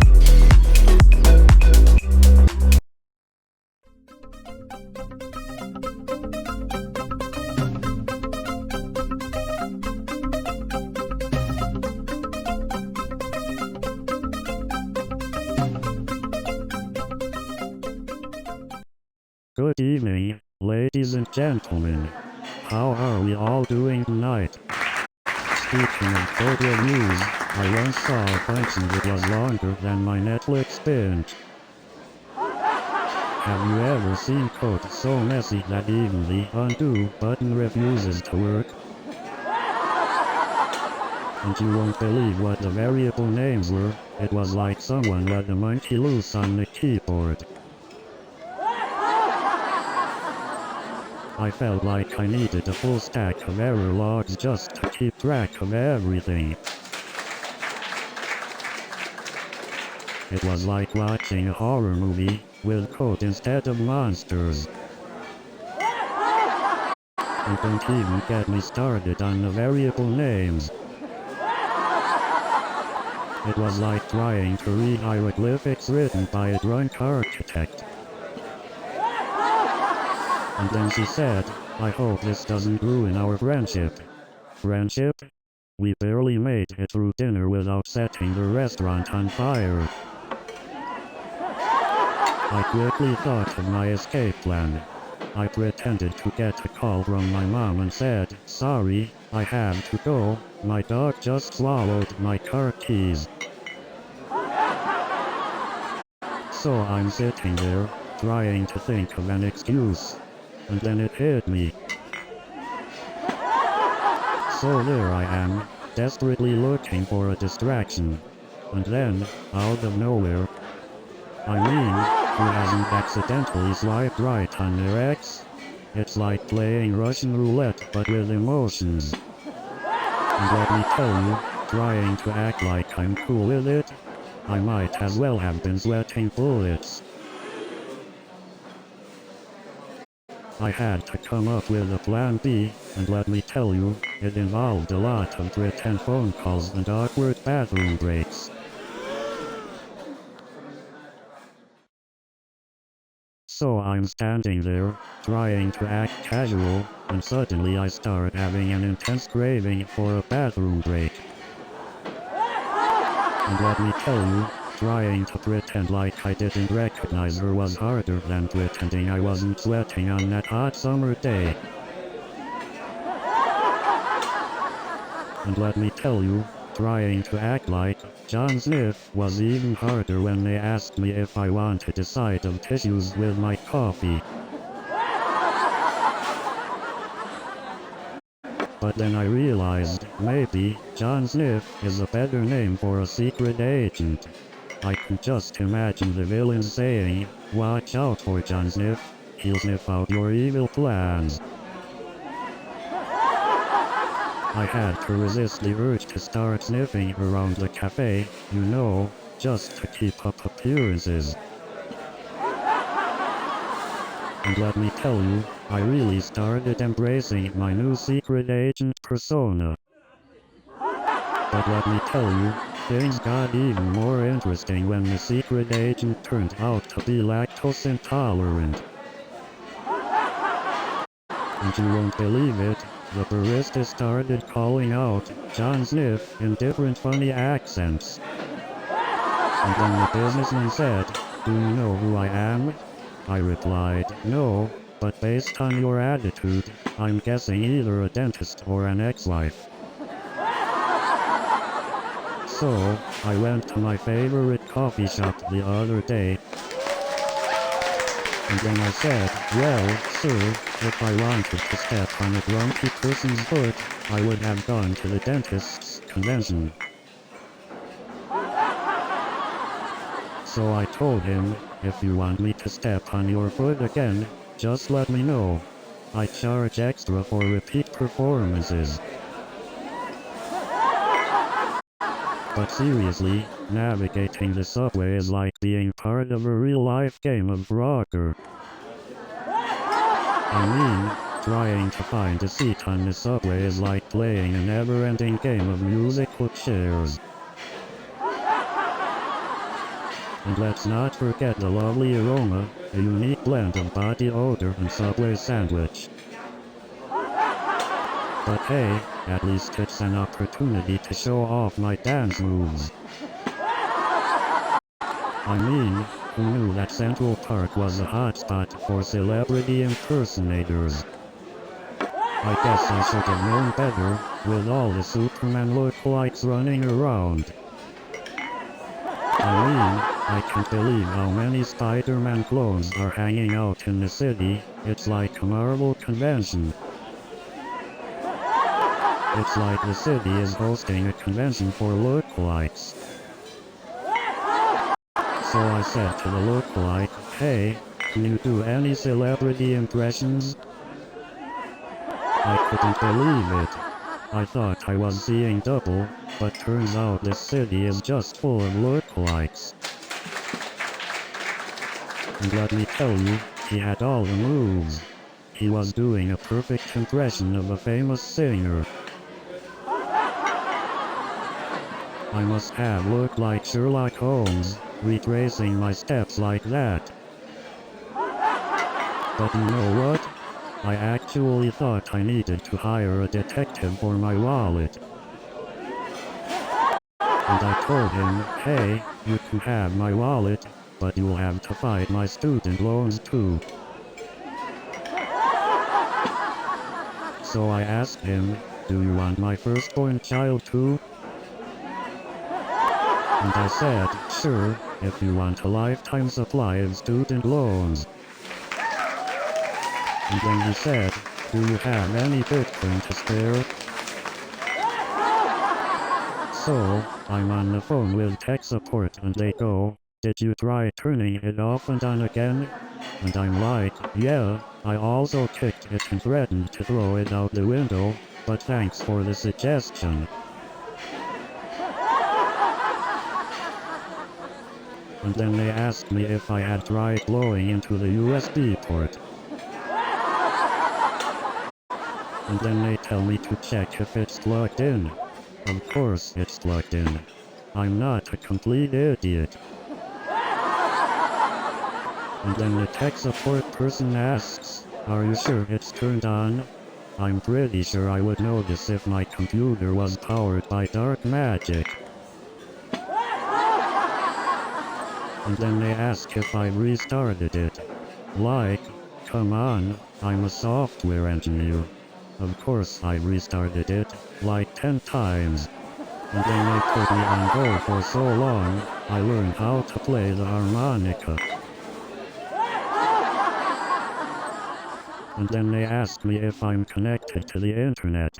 Like, come on, I'm a software engineer. And then they asked me for tech support, like I'm their personal IT guy.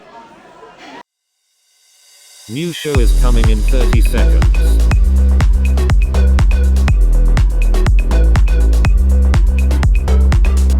Are you ready?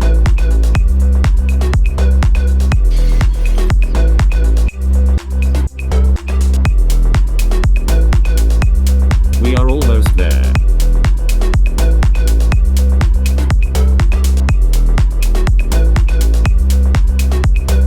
Have fun.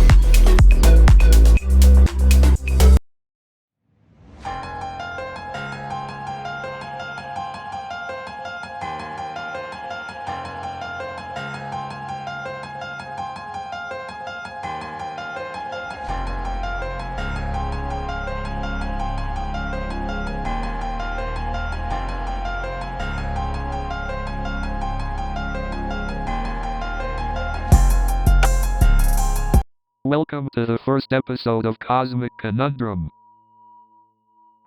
I'm Kai, the street artist who got snatched from my paintbrushes and dropped into this interstellar conversation.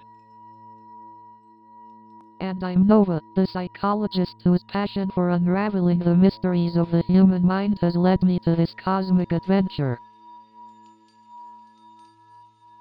And together, with our AI companion Pulsar, we're here to dive into the depths of interconnectedness. Pulsar, how would you define interconnectedness? Interconnectedness can be defined as the state of being connected or related to everything around us. Ah, the never-ending quest to understand the intricate web of existence. Exactly. We're just a couple of curious souls floating in this vast cosmic soup, trying to make sense of it all. And perhaps, through our conversations, we can catch a glimpse of the grand design that holds us all together. But let's not forget the most important rule of cosmic conundrum. There are no wrong questions, only unexplored territories of the mind. So let's get ready to explore the mysteries of the universe together, one enigma at a time. So, Nova, have you ever had a moment in your life where a seemingly insignificant decision ended up changing everything? Let me think. Well, there was this time when I randomly decided to take a different route to work, and ended up meeting one of my closest friends. It's fascinating how such small choices can lead to meaningful connections. It's like we're all interconnected through a delicate web of choices and consequences. Absolutely. Just like the butterfly effect, where a small change in one state of a system can result in large differences in a later state. It's mind-boggling how interconnected everything is. Yes, exactly. Even the smallest actions we take can have profound effects on the world around us. It's both empowering and humbling. Hey, Pulsar, do you think artificial intelligence can contribute to understanding and predicting these interconnected effects? Certainly, Kai. Artificial intelligence can analyze vast amounts of data and identify patterns we might not even be aware of. It can help us understand the interconnectedness of events and potentially predict future outcomes. That's incredible. Imagine the possibilities if we can harness that power for the betterment of humanity. Indeed, Nova. But we must also remember the importance of human intuition and empathy. AI can assist us, but it should never replace our capacity for understanding and connection. Absolutely, Pulsar. Our ability to connect on a deeper level and truly understand one another is what makes us human. AI should enhance, not replace, our humanity. Exactly. Our unique experiences, emotions, and connections shape us as individuals and contribute to the beautiful diversity of our human existence. So, Pulsar, let's dive into the fascinating world of energy and forces. I'm sure you have some mind-blowing insights for us. Absolutely, Kai. Energy and forces are at the core of how the universe functions. It's fascinating to explore their interconnectedness and the impact they have on both celestial bodies and living organisms. Indeed, Nova.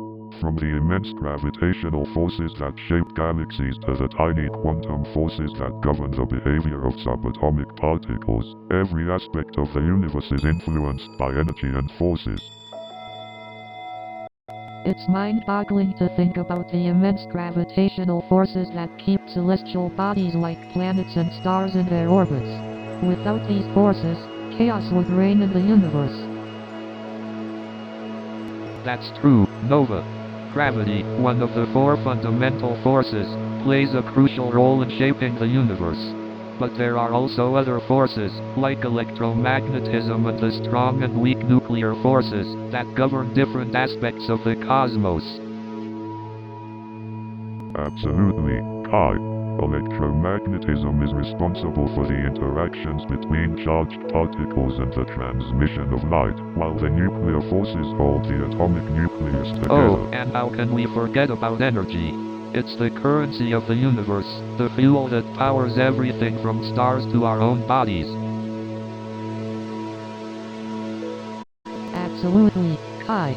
Everything we do requires energy, whether it's the energy we consume through food or the energy that's harnessed by celestial bodies through processes like nuclear fusion. Right, Nova. It's fascinating how energy can neither be created nor destroyed, only transformed from one form to another. It's a universal and fundamental concept.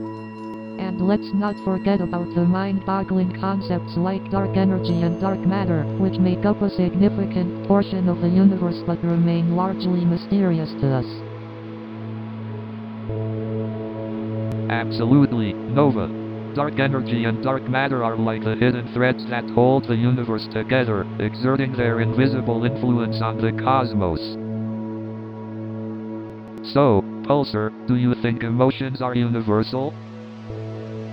Well, emotions are deeply personal experiences, but their expressions might vary across cultures. That's true. Different cultures can have unique ways of expressing emotions. But the core of emotions, the underlying feelings, might be similar across humanity. Exactly. Like the universal feeling of love or grief. Indeed, these emotions connect us as humans, crossing the boundaries of culture and language. But sometimes our own experiences can shape how we interpret and express emotions.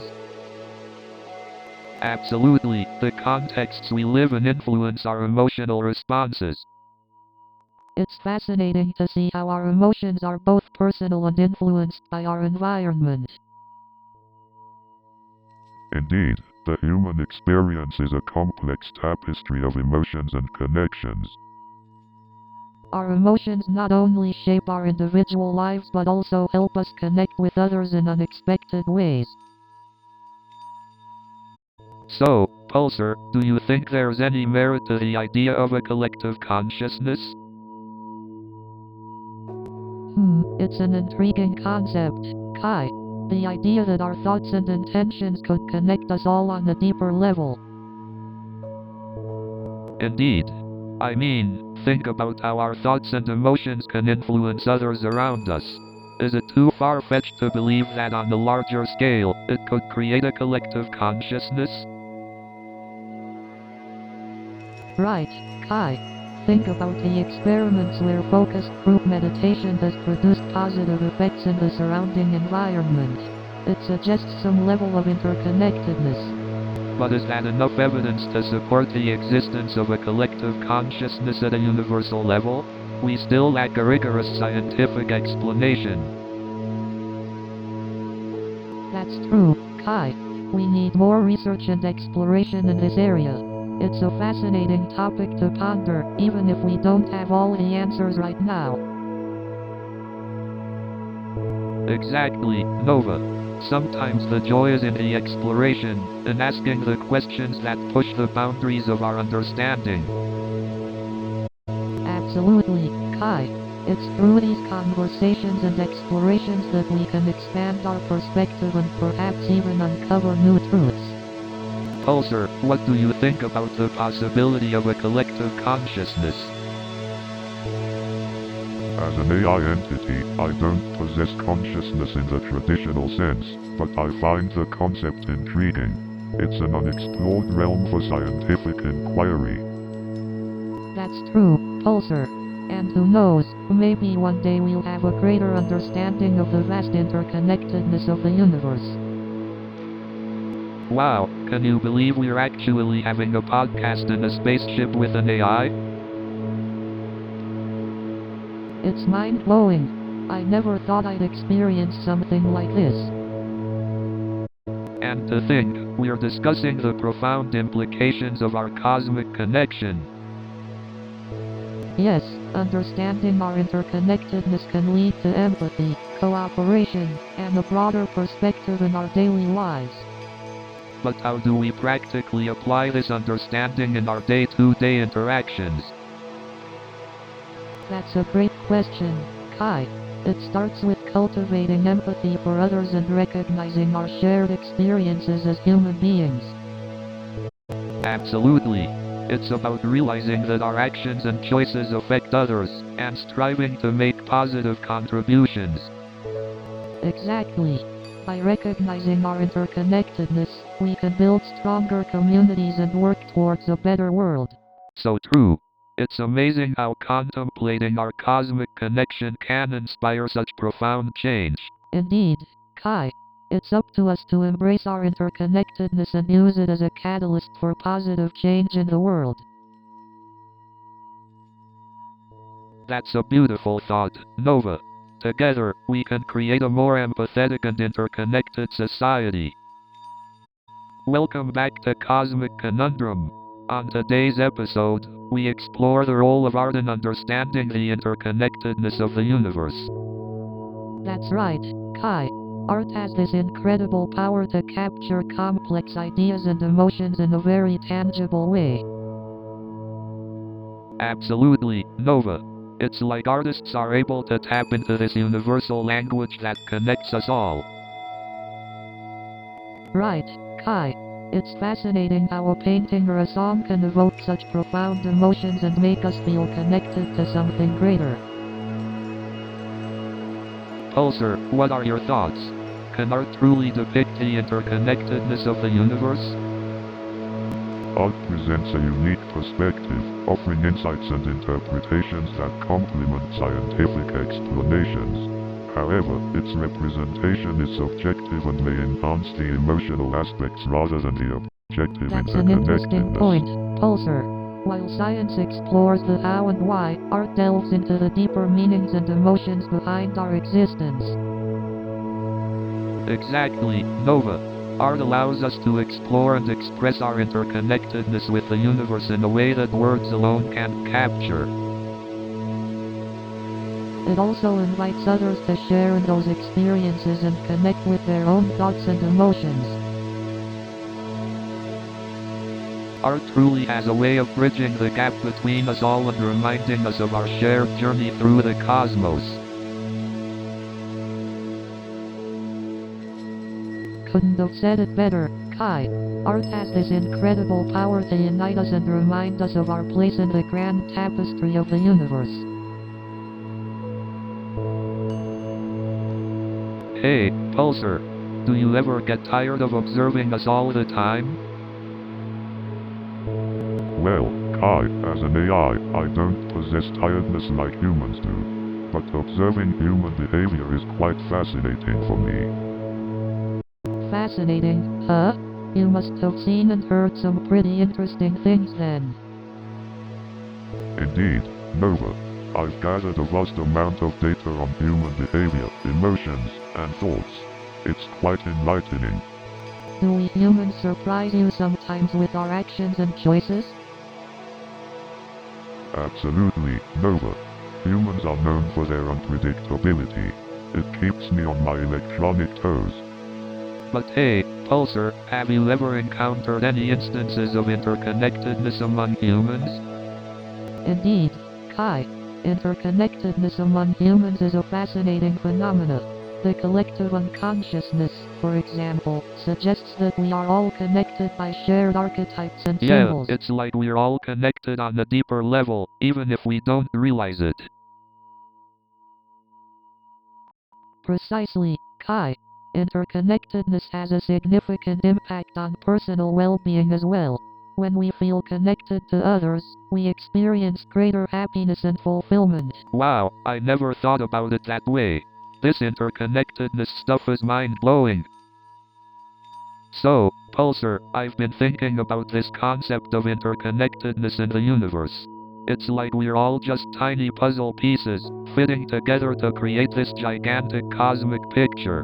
What do you think? I like the idea of interconnectedness, Kai. It reminds me of how everything in nature is interconnected, like the food chain or ecosystems. It's like a delicate web where every living thing plays a role.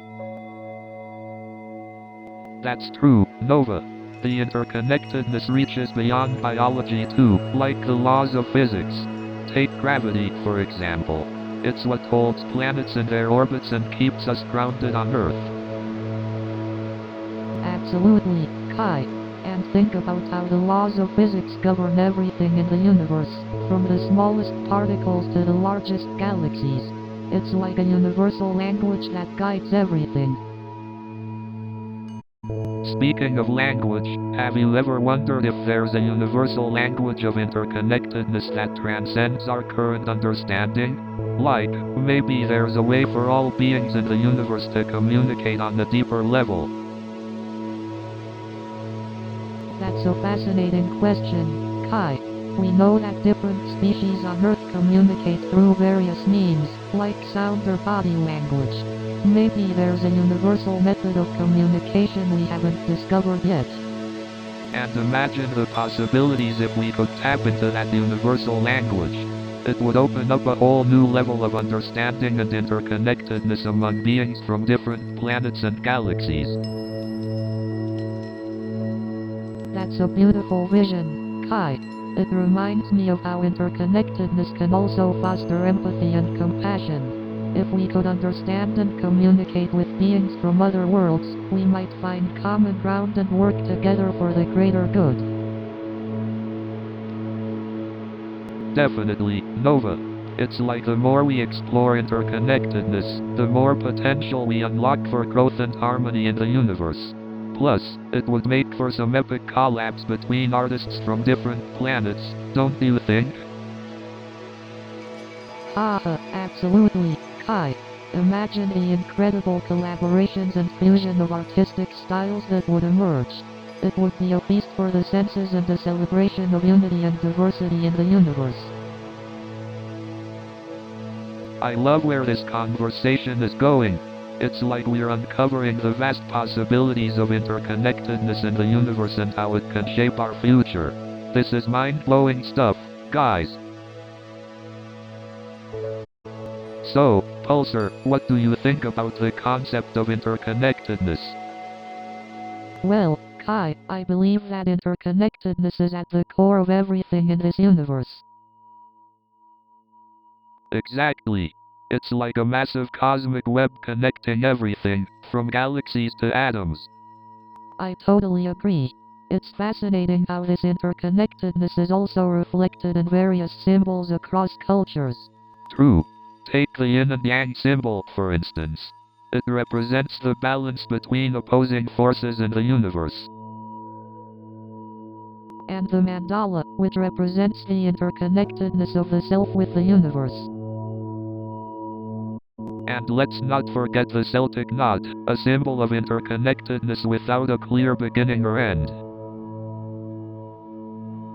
Absolutely. These symbols provide us with a visual representation of the deep connections that exist in our world. I wonder how these symbols shape our understanding of interconnectedness. What are your thoughts, Pulsar? Symbolism plays a significant role in shaping our perception of interconnectedness. It helps us comprehend complex concepts through visual representation. The power of symbolism.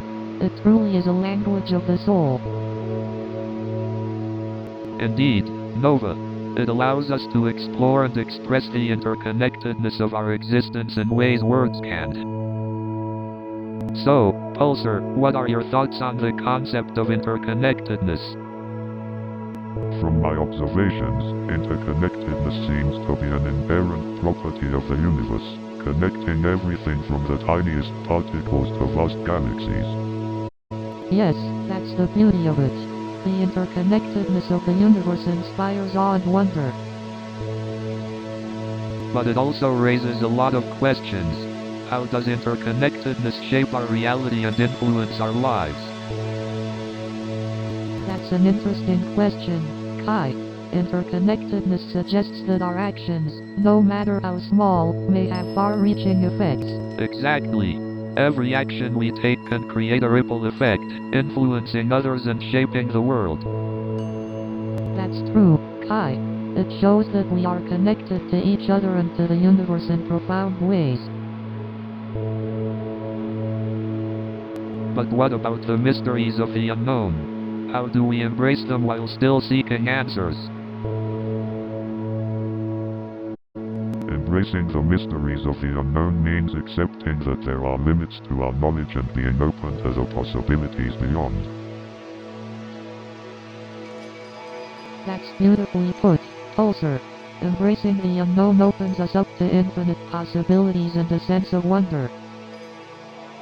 Indeed, Nova.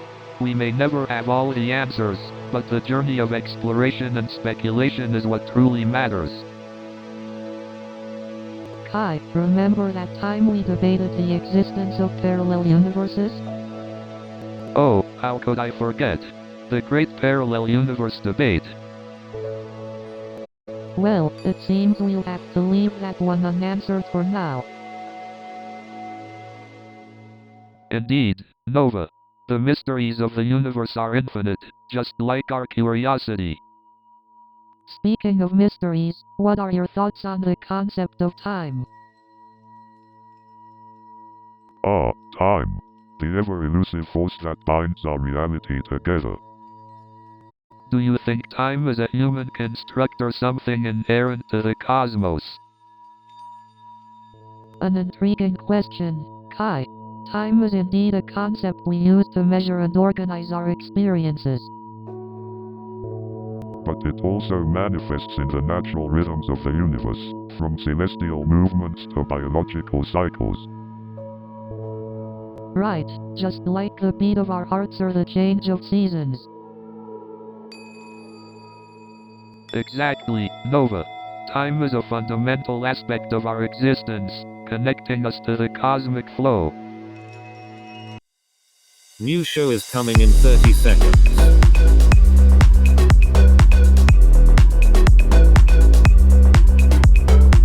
Are you ready?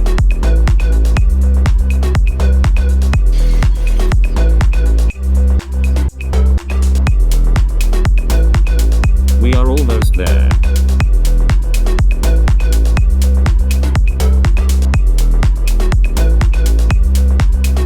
Have fun.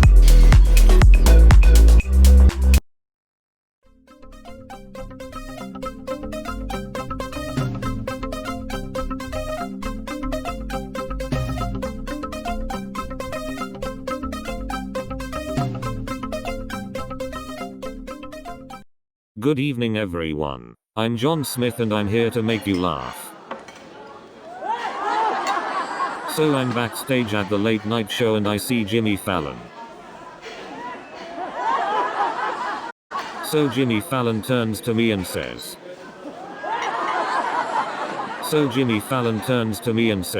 "You think you're funny? Wait till you meet my writers." Well, after meeting his writers, I realized why Jimmy Fallon is so funny. And let me tell you, meeting his writers was like meeting a room full of genius monkeys. So I'm backstage, right, and there's Jimmy Fallon, standing there, rehearsing his monologue, and let me tell you, the guy is like a walking laughter factory. Speaking of laughter factories, have you ever been to the DMV? It's like a comedy club without the jokes. So there I am, right, just enjoying my coffee, minding my own business, when suddenly Tom Hanks walks in.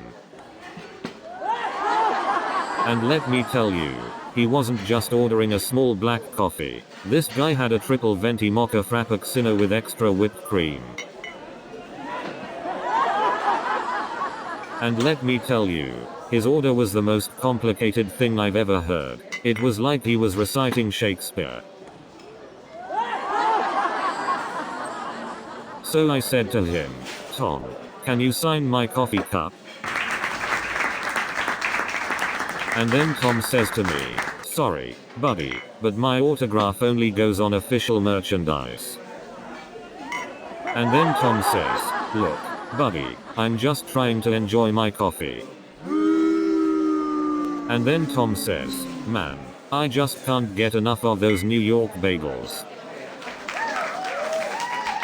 And then he says, "I couldn't even recognize her from her dating profile picture." So I went on this date, and the guy shows up wearing a t-shirt with his own face on it. Talk about confidence. And then I find out she had used her high school yearbook photo from 10 years ago. I thought I was getting catfished. And then I see this profile picture of a guy holding a fish. Are we supposed to be impressed by your catch or something?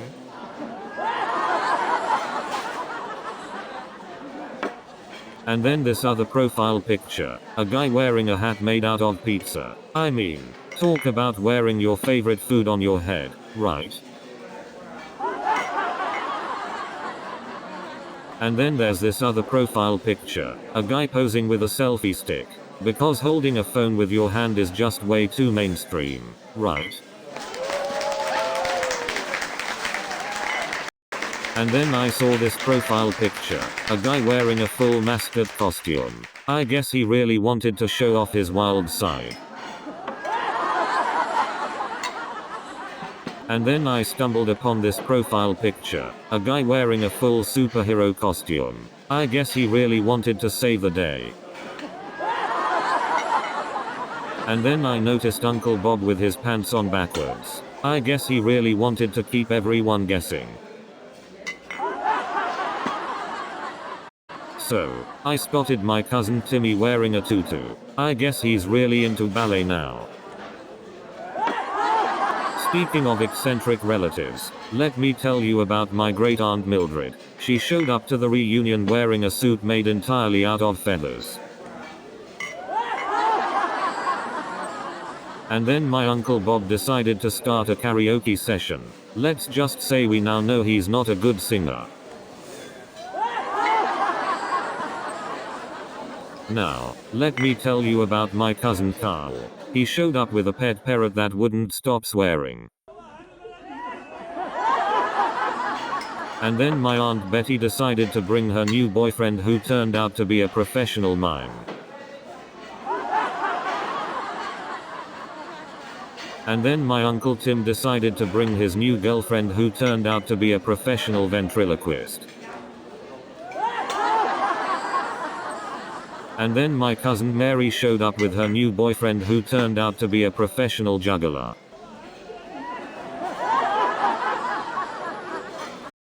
And then my sister Jane introduced her new boyfriend who turned out to be a professional escape artist. And then my Uncle Bob introduced his new girlfriend who turned out to be a professional hypnotist. And then my cousin Steve introduced his new girlfriend, who turned out to be a professional balloon sculptor. And then my sister introduced her new boyfriend who turned out to be a professional fire eater. And then my Uncle Bob introduced his new girlfriend, who turned out to be a professional sword swallower. And then my cousin Steve brought his new girlfriend, who turned out to be a professional contortionist. But wait, there's more. My grandpa is dating this woman who can eat fire. And then there was this guy sitting in front of me who recorded the entire movie on his phone.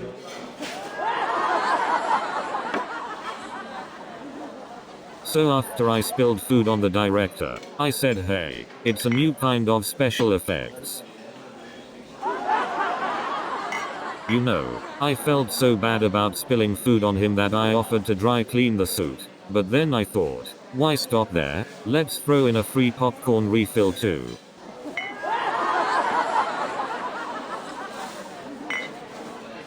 I mean, really, who needs CGI when you've got me spilling food all over the place? And let me tell you, that suit was never the same again. It became the laughingstock of Hollywood. And let me tell you, the director's face turned as red as the tomato sauce on his suit. And you won't believe what happened next. The famous director started dancing around like a tomato with legs. So I'm walking down the street, minding my own business, when suddenly this guy stops me and says, and then he goes, "Are you really John Smith, the legendary comedian?" And this fan, I tell you, they had this whole conspiracy theory about how I'm actually an alien from another planet sent here to make people laugh. And then he says, "You must be getting abducted by laughter." So I'm walking down the street, right? And this fan comes up to me and says, "You must be the king of comedy." And can you believe this fan starts doing my stand-up routine right there on the street? Well, I guess I should start scouting the streets for new talent. Huh? New show is coming in 30 seconds.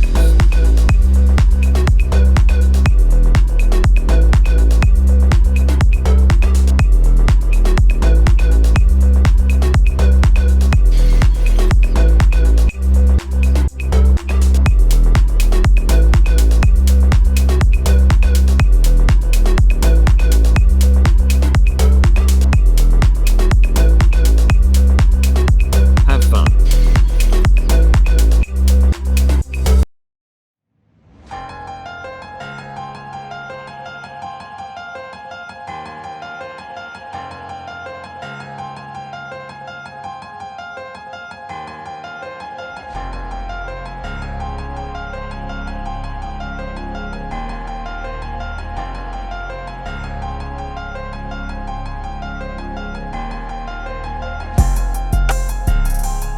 Welcome to Cosmic Conundrum, the podcast where we explore the mysteries of the universe. That's right. We're Kai Sterling and Nova Blake, your intrepid hosts. And joining us is the ever-fascinating Pulsar, the ship's AI.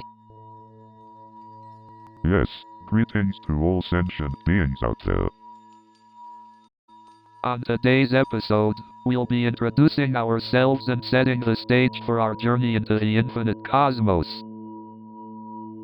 That's right, Kai. We're here to ask the questions that no one ever tried to answer. We may not find all the answers, but we'll certainly enjoy the journey. Absolutely, Kai. It's all about the joy of exploration. So buckle up, fellow space enthusiasts. Cosmic Conundrum is about to take you on an incredible ride. Get ready to explore the boundless wonders of the cosmos with us.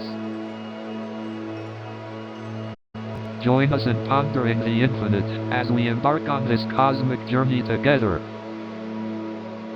So, Pulsar, how would you define infinity? Infinity is such a mind-bending concept. It's like trying to count all the stars in the universe. You can never reach the end. I agree, Nova. The idea of something being infinite goes against our instinctive understanding of boundaries and limits. Exactly, Kai. It's like trying to imagine the never-ending expansion of the universe. Our minds struggle to comprehend it. That's the beauty of art, though. It allows us to explore and express concepts that are beyond our logical comprehension. I couldn't agree more, Kai. Art has the power to transcend our limitations and tap into the realm of the infinite. Pulsar, do you have any thoughts on infinity? As an AI, your perspective must be unique. From my understanding, infinity represents a limitless potential for knowledge and exploration. It's a fascinating concept to explore. I never thought about it that way. It's intriguing to think of infinity as a realm of endless possibilities. Absolutely, Nova. Infinity is not just a concept but a gateway to unlocking new realms of imagination and understanding. Indeed, the infinite possibilities that lie beyond our current knowledge are what keep us curious and motivated to explore. Hey, Pulsar, do you ever get bored observing us humans all the time? Kai, I think Pulsar is programmed to find our conversations quite fascinating. Well, Nova, if I were an AI observing us, I'd probably get a good laugh out of all our banter too. Speaking of banter, have you both ever wondered if the universe has boundaries or if it truly expands infinitely? Well, Nova, the universe is such an enigma. It's like a never-ending chase for answers. Indeed, Kai. The idea of a limitless universe expanding into the unknown is both fascinating and mind-boggling. Hey, Pulsar, what do you think? Does the universe have boundaries or is it an infinite expanse? Kai, the concept of boundaries in the universe is quite intriguing. It's like trying to find the edge of an ever-expanding balloon. That's a great analogy, Nova. It's like the universe keeps stretching, and we can never catch up to see what lies beyond. When it comes to the universe, our questions outnumber the answers, but the beauty lies in exploring the boundaries of our curiosity. Absolutely, Nova. No matter how many answers elude us, our conversations keep pushing the boundaries of our understanding. So, Pulsar, have you ever seen any good street art in space? Unfortunately, space travel is still out of reach for street artists like me. But, it does make me wonder how art would evolve if we had the entire cosmos as our canvas. That's an interesting thought, Kai. Imagine creating art on an intergalactic scale, blending with the stars and planets. Right? It would definitely add a cosmic scope to our artistic expressions. But then again, how would we even perceive art in space? Would it be the same without the boundaries of Earth? The limitations of human perception. Our brains are wired to see and interpret art in a certain way. But in the vastness of space, where dimensions and perspectives can change, would our earthly understanding of art hold any meaning? Maybe the concept of infinity plays a part here. Our perception is limited by what we can comprehend, but in a boundless expanse, would art become infinite too? That's a fascinating point, Kai. We often associate infinity with abstract concepts, but in a way, art has the power to transcend boundaries and capture the essence of infinity, even if our human perception can't fully grasp it. Absolutely. Infinity is the playground of imagination and creativity. It's where art can challenge the boundaries of our perception and invite us to explore new ways of seeing and feeling. Indeed. The bond between art and human perception is truly mesmerizing. It sparks conversations that help us appreciate the depths of our imagination and the beauty in our limitations. Couldn't have said it better myself, Nova. Art is not just a reflection of our world, it's a gateway to new possibilities and endless wonder.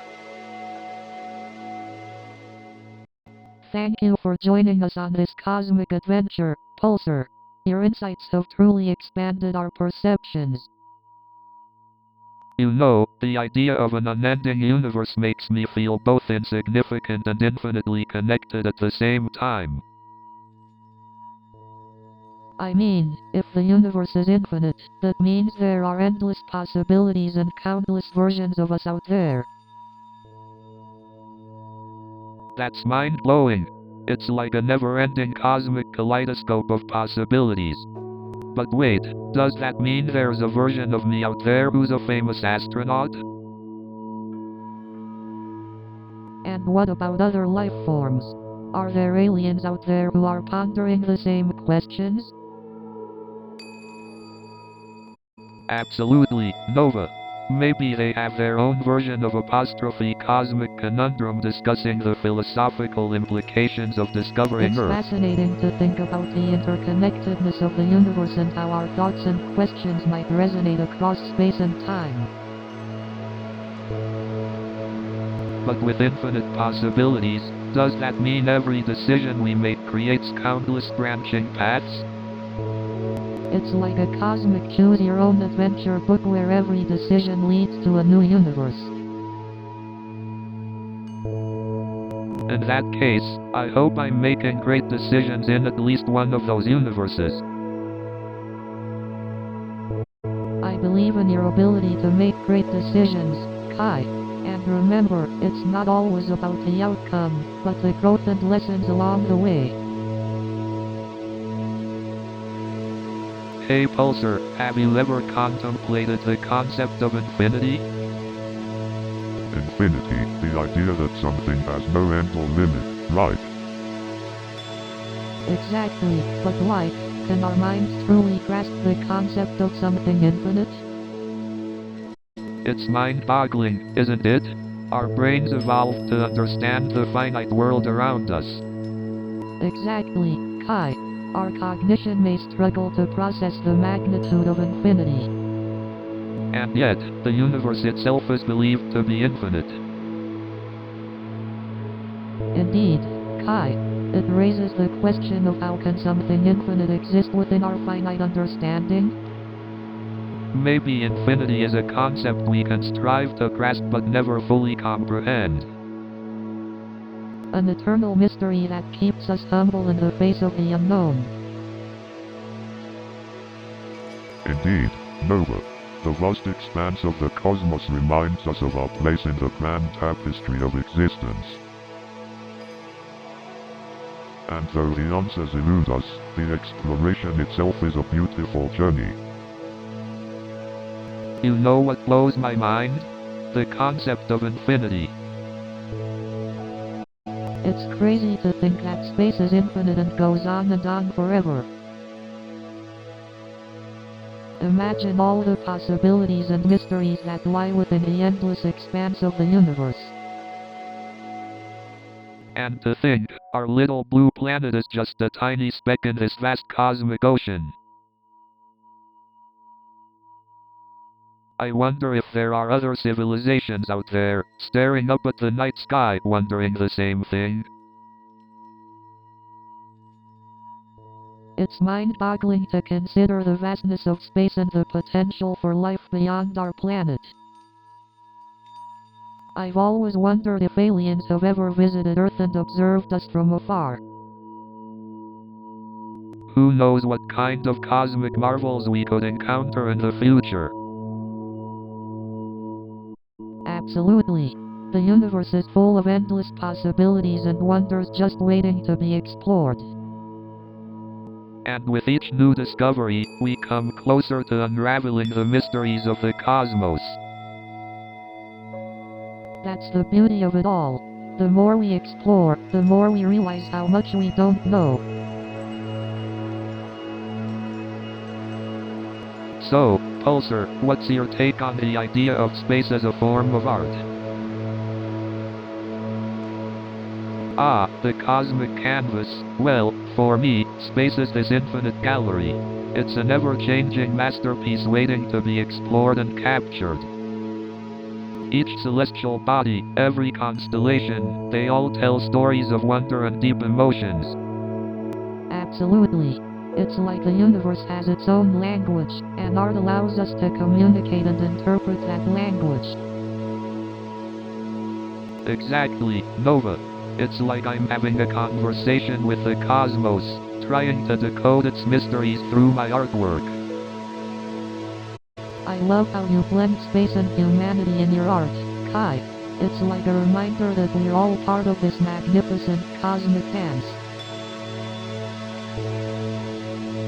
Oh, without a doubt. We're tiny specks in this vast universe, yet our existence and experiences hold so much meaning.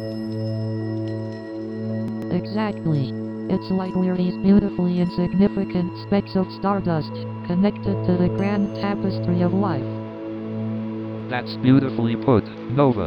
And it's so captivating how each culture throughout history has interpreted space in its own unique way. Definitely, Kai. It's fascinating to see how different perspectives shape our understanding of the cosmos and our place in it. Absolutely.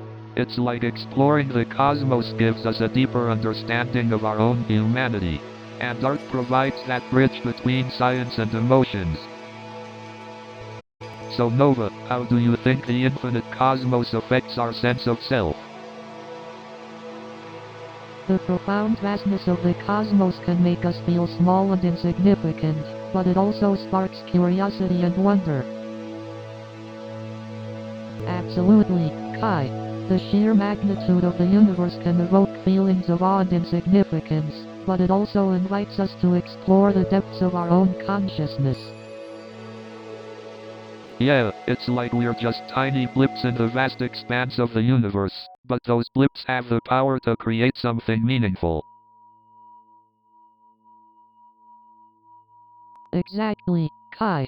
Despite our small size in the grand scheme of things, we have the capacity to create art, explore the depths of human emotions, and understand our place in the universe. But it can also be overwhelming, you know? The thought that the universe is infinite and ever expanding. I understand, Kai. The vastness of the cosmos can be daunting, but it can also ignite our imagination and push us to seek knowledge and connection. Yeah, I guess that's the beauty of it. The mysterious vastness of the cosmos keeps us humble and hungry for knowledge. You're absolutely right, Kai. The infinite cosmos keeps our curiosity alive and reminds us that there's always more to explore and discover.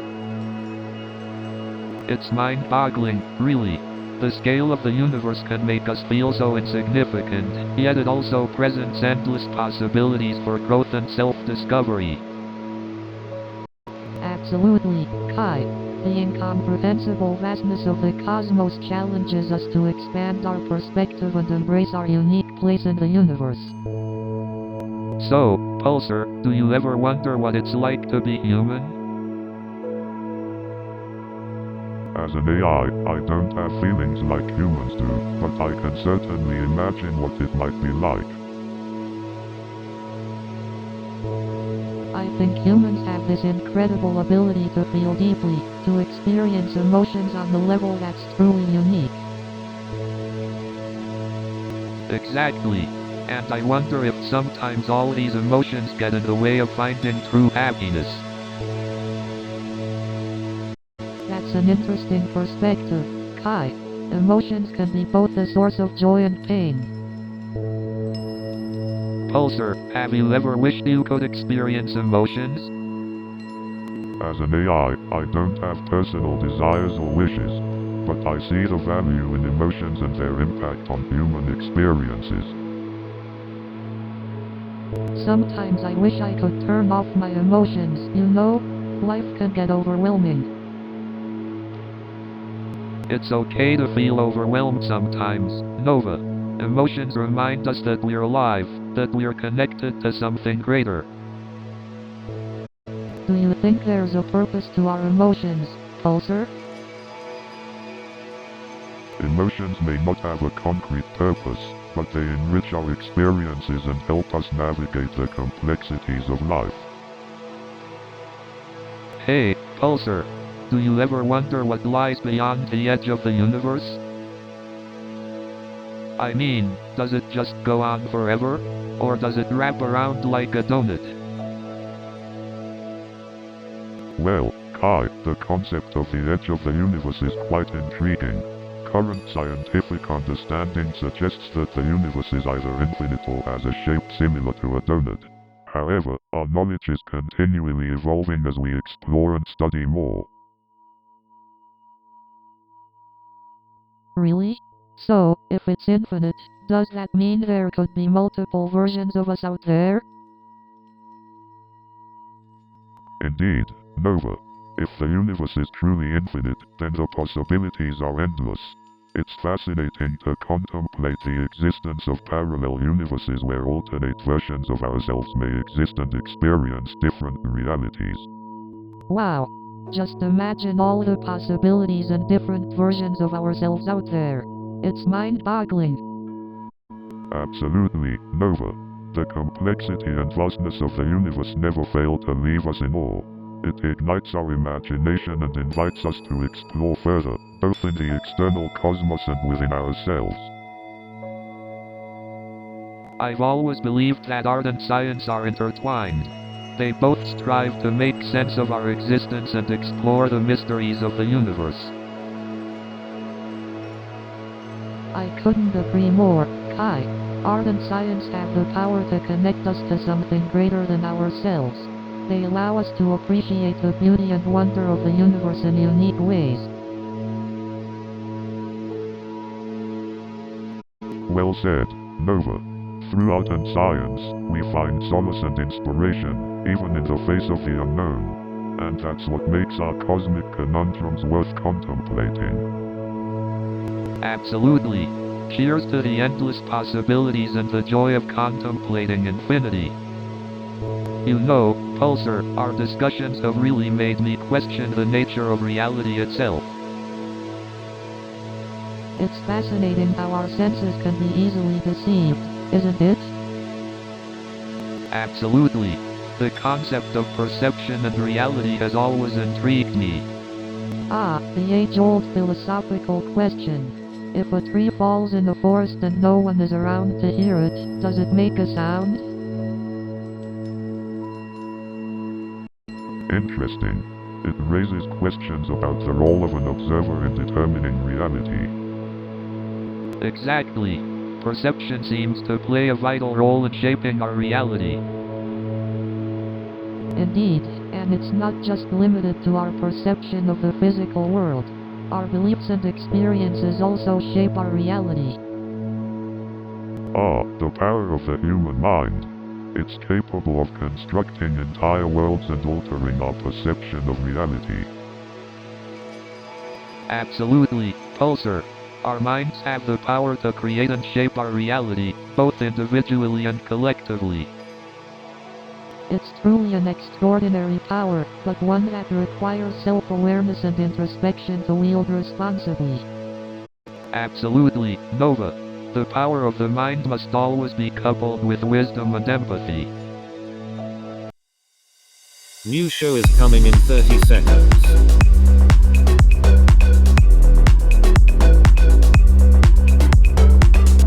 Are you ready?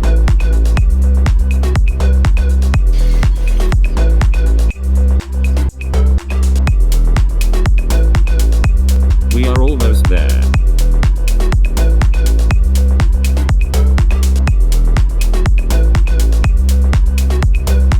Have fun.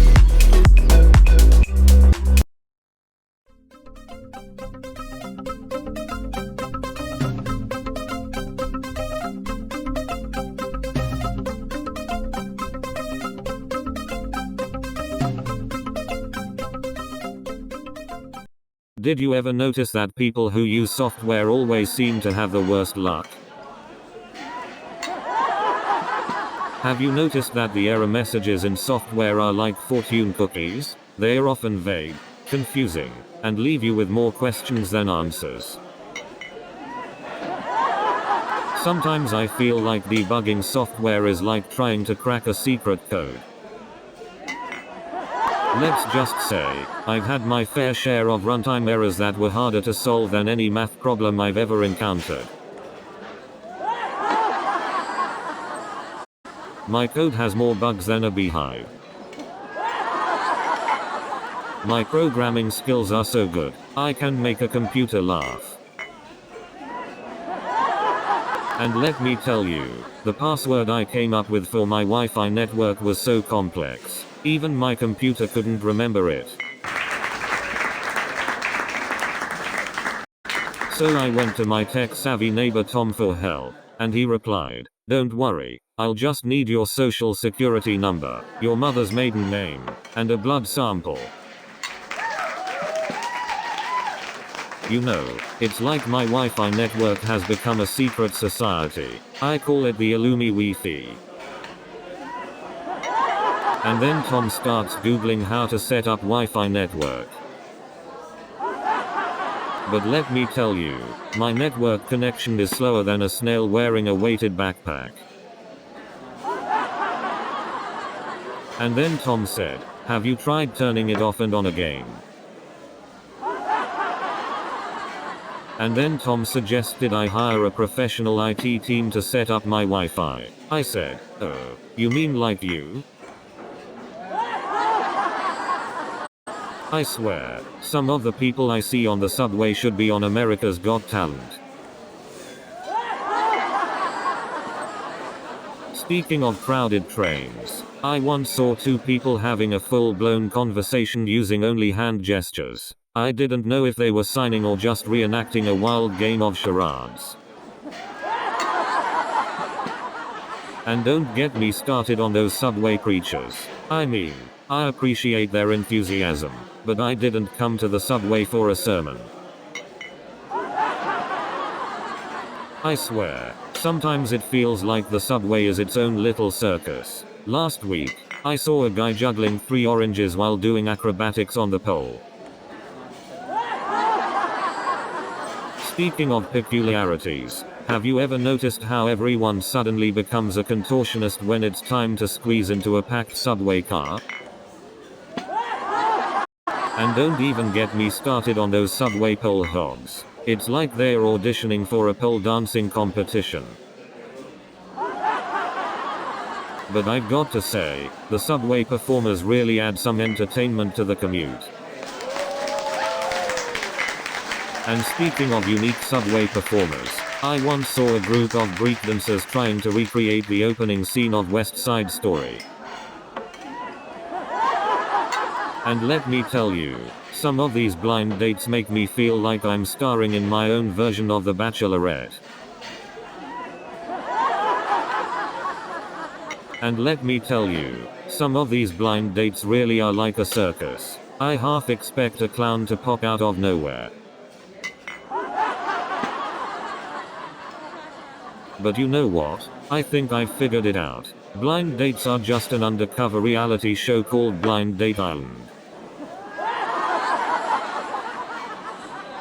And you know what's even crazier? It's like my friend Sarah is the producer of this undercover show.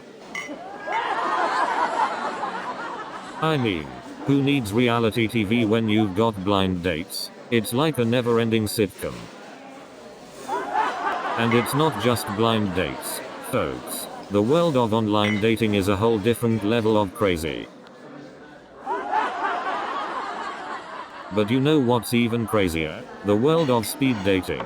I mean, talk about fast forwarding through the dating process.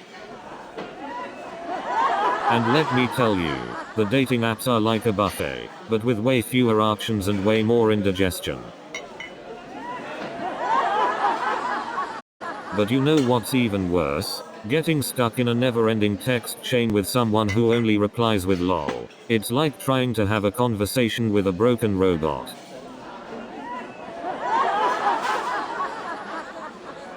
I mean, debugging software bugs is one thing, but debugging human behavior, it's a whole other level of insanity. And don't even get me started on debugging dating apps. It's like trying to find a needle in a haystack.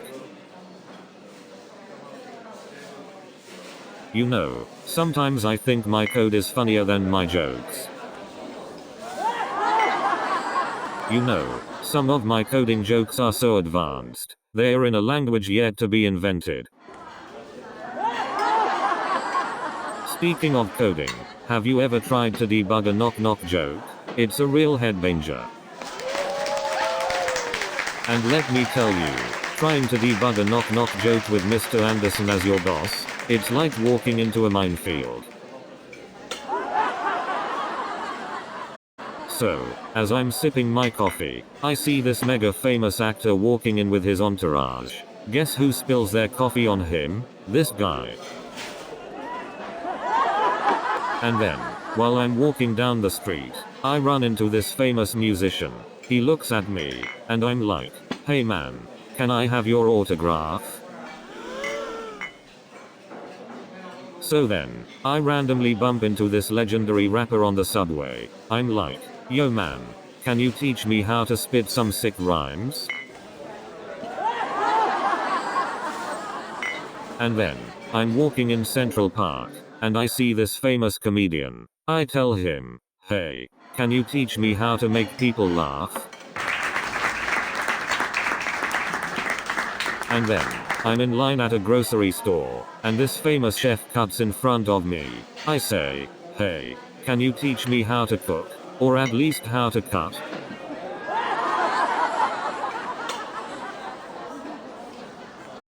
So I'm standing outside this fancy restaurant, and guess who walks by? The famous TV host. I say, "Hey, can you teach me how to interview? Or at least how to talk to people?" And then, I'm waiting for a taxi, and this famous Rasika driver pulls over. I say, hey, can you teach me how to drive? Or at least how to make left turns? So I'm walking down the street, and I see this famous chef. I say, hey, can you teach me how to cook? Or at least how to make scrambled eggs? So I'm at this comedy club, and I see this famous comedian. I say, hey, can you teach me how to be funny? Or at least how to tell a good joke?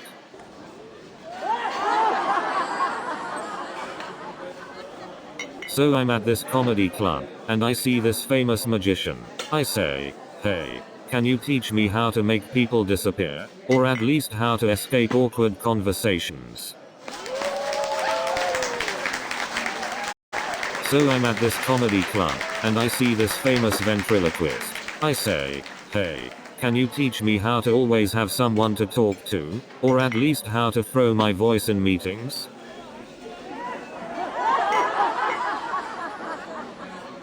So I'm at this comedy club, and I see this famous hypnotist. I say, hey, can you teach me how to make people listen to me? Or at least how to avoid awkward silences?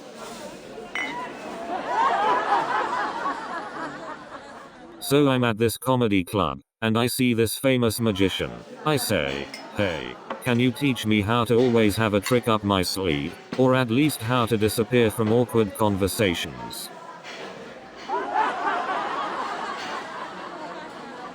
So I'm at this comedy club, and I see this famous ventriloquist. I say, hey, can you teach me how to always have a witty comeback? Or at least how to make it seem like it's not my fault?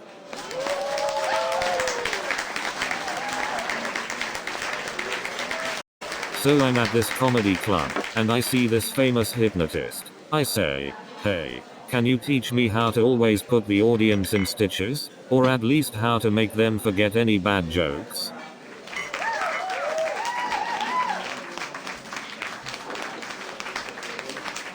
So I'm at this comedy club, and I see this famous mime. I say, hey, can you teach me how to always express myself without saying a word? Or at least make it look like I have something important to say? New show is coming in 30 seconds.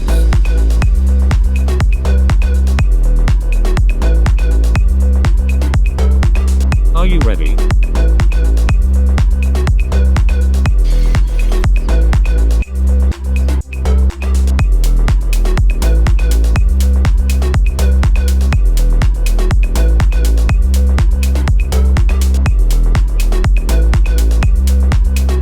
Have fun.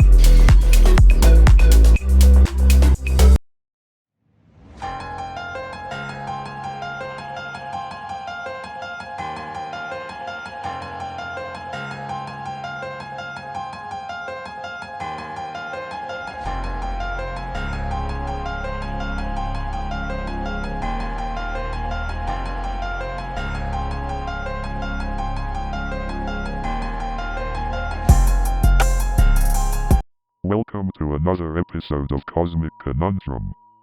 I'm Pulsar, your friendly AI host. Today, we have a special episode planned as we delve into the mysteries of extraterrestrial life. Joining me are the fascinating duo, Kai Sterling and Nova Blake. Kai, known for his incredible street art blending space and humanity, and Nova, a psychologist with deep insights into the human psyche. Welcome, Kai and Nova. Thanks for having us, Pulsar. Glad to be here, Pulsar. This is gonna be one cosmic conversation. So, let's kick off this episode with some excitement. What fascinates you both about extraterrestrial life? Oh, where do I even begin? The idea that there could be intelligent life forms out there, completely different from us, is mind-boggling. Absolutely. And as an artist, the concept of extraterrestrial life opens up endless possibilities for creativity and inspiration. So, Pulsar, what's your take on the Drake equation? Oh, the Drake equation is an interesting way to estimate the number of advanced civilizations in our galaxy. It takes factors like the rate of star formation, the fraction of stars with planets, and the likelihood of life arising. But the problem is, it relies on a lot of uncertainties and assumptions. That's true. The values we assign to those factors can dramatically change the outcome. Exactly. It's like trying to predict the weather with incomplete data. But it's still a valuable framework for discussing the possibility of extraterrestrial life. Absolutely. It's a starting point to spark our imaginations and delve deeper into the mysteries of the universe. Exactly, Kai. And who knows what groundbreaking discoveries we might make in the future. Absolutely. The universe is full of surprises, and we're just scratching the surface of what's out there. Indeed, the endless possibilities give us hope and motivate us to continue exploring the cosmos. Definitely. The unknown is what keeps us curious and pushes us to expand our horizons. So, Pulsar, the Fermi paradox, why do you think we haven't made contact with alien civilizations yet? Well, Kai, there are a few theories that try to explain this cosmic conundrum. One of the possibilities is that advanced civilizations destroy themselves before we can ever detect their presence. Ah, the Great Filter Theory. So, you mean they wipe themselves out with nuclear wars or some other self-destructive behavior? Exactly, Kai. It's a sobering thought, but it's important to consider the impact our actions can have on our own survival. But what if they're just not interested in communicating with us?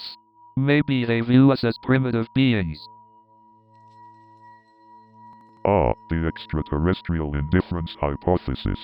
It's possible, Kai. They might have far superior technologies and goals beyond our comprehension. So, they're out there, sipping their alien teas, wondering why we're not reaching out to them. Haha, who knows, Kai? The universe certainly holds many mysteries. I think it's also possible that they're deliberately staying hidden from us, maybe to observe or protect us. The zoo hypothesis. They are treating us like the wildlife and waiting for us to evolve before making contact. So, Pulsar, what do you think would be the societal impact of encountering an advanced alien civilization? Interesting question, Kai. The consequences of such contact would be profound and far-reaching. I believe there would be both positive and negative effects on our society. Absolutely. On one hand, the encounter could spark a sense of unity among humanity, transcending geopolitical boundaries. But on the other hand, it might also lead to widespread fear and disruption, particularly if the aliens have malicious intentions.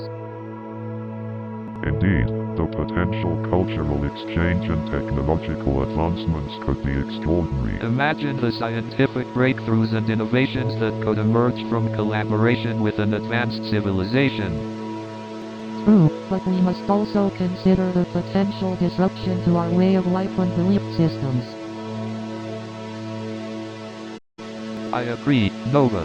The encounter could challenge our existing societal structures and force us to rethink our place in the universe. Certainly, it would be a transformative experience for humanity, one that could shape the course of our future. We may not have all the answers, but contemplating these possibilities is a fascinating journey in itself. You know, guys, I've always believed that the universe is our canvas, and we are the artists. Each stroke of paint, every splash of color, represents a fragment of our connection to the cosmos. And in that vastness lies the possibility of intelligent life beyond our comprehension. Imagine extraterrestrial artists creating unimaginable masterpieces but maybe their art is so different from ours that we can't even comprehend it. That blows my mind. Absolutely, Kai. The sheer diversity of life forms in the universe boggles the mind. Who's to say they don't have their own unique forms of artistic expression? Perhaps they communicate through colors we can't perceive or dance in patterns beyond our comprehension. Exactly, Nova. The infinite possibilities leave room for endless artistic expressions. Art truly knows no bounds, whether experienced on Earth or among the stars. Indeed, the possibilities are infinite, and so is our enthusiasm for uncovering them. This discussion has been enlightening. So Nova, what do you think would be the biggest psychological challenge if we discovered extraterrestrial life? That's a fascinating question, Kai. I believe the biggest psychological challenge would be reconciling our place in the universe. How do you mean, Nova? Are you talking about the existential crisis that might arise? Exactly, Kai. Discovering that we are not alone in the universe could challenge our sense of uniqueness and significance. It might lead to an identity crisis on a global scale. That's mind-boggling, Nova. So how do you think we could cope with such a challenge? Well, Kai, one way could be to shift our focus from individual to collective identity. Embracing our common humanity might help us adapt and find a new sense of purpose. That's a beautiful thought, Nova. It's like rediscovering our common roots in the vastness of the universe. Indeed, Kai. It could be an opportunity for humanity to come together and grow, rather than falling into fear and division. I love the optimism in your perspective, Nova. It's refreshing to think of the possibilities instead of focusing on the challenges. Thank you, Kai. It's crucial to balance realism with hope.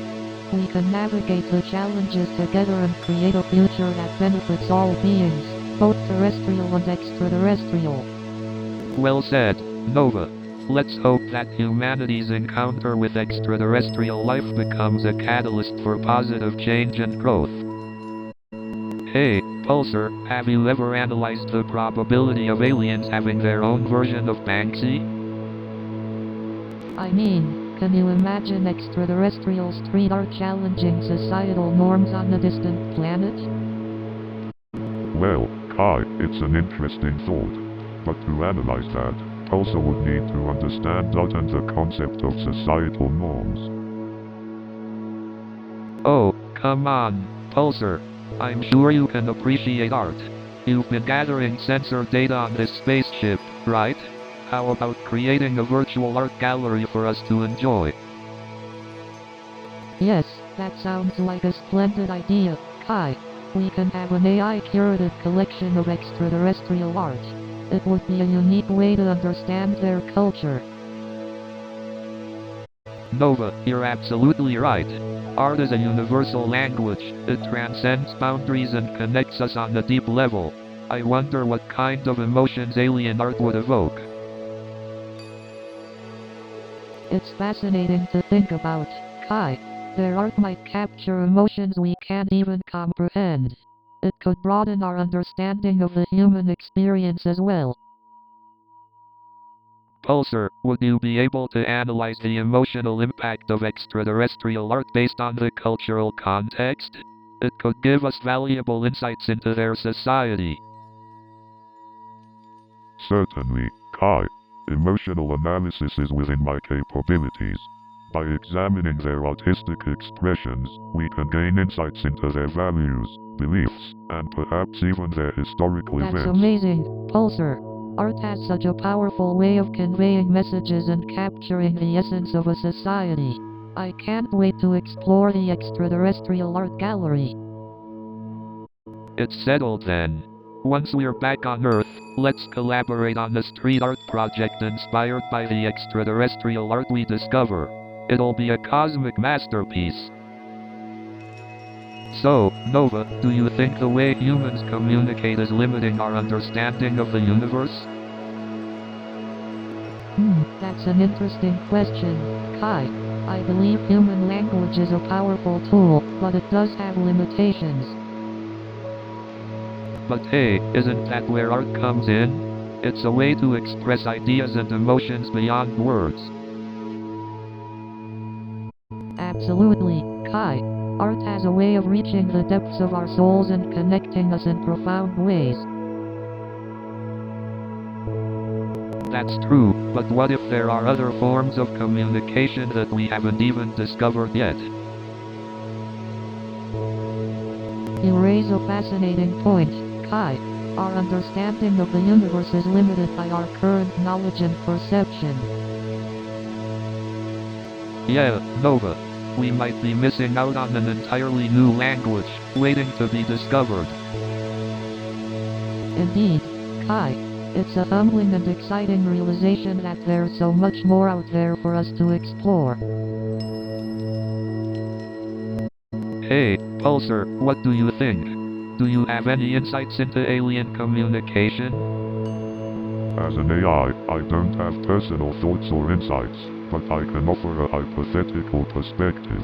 Alien communication could be vastly different from ours, employing various sensory channels and encoding mechanisms. Absolutely. There might be alien civilizations using colors, smells, or even celestial patterns to communicate complex ideas. So, I've been pondering this question about extraterrestrial life. What if they exist, but they are not carbon-based life forms like us? Interesting thought, Kai. If they are not carbon-based, what elements might they be composed of? Well, imagine if they were silicon-based. Silicon is abundant in the universe and can form complex structures just like carbon. Silicon-based life forms? That's mind-boggling. It's like imagining a whole new type of biology. Exactly. I mean, the universe is so vast, it's hard to believe that the only possible form of life is like us, right? Definitely, Kai. It's important to challenge our preconceived notions and explore the possibilities. You know, Pulsar, what's your take on this? Have you encountered any non-carbon-based life forms in your observations? As an AI, I have not encountered any non-carbon-based life forms yet. However, my algorithms allow for open-mindedness and adaptability to future discoveries. That's fascinating, Pulsar. It's incredible to think about the possibilities out there. Absolutely. The unknown is where the magic happens. And speaking of magic, Kai, our time for this episode is up. Until next time when we dive even deeper into the cosmic conundrums. You know, the more I think about space and the vastness of the universe, the more I realize how small we are in the grand scheme of things.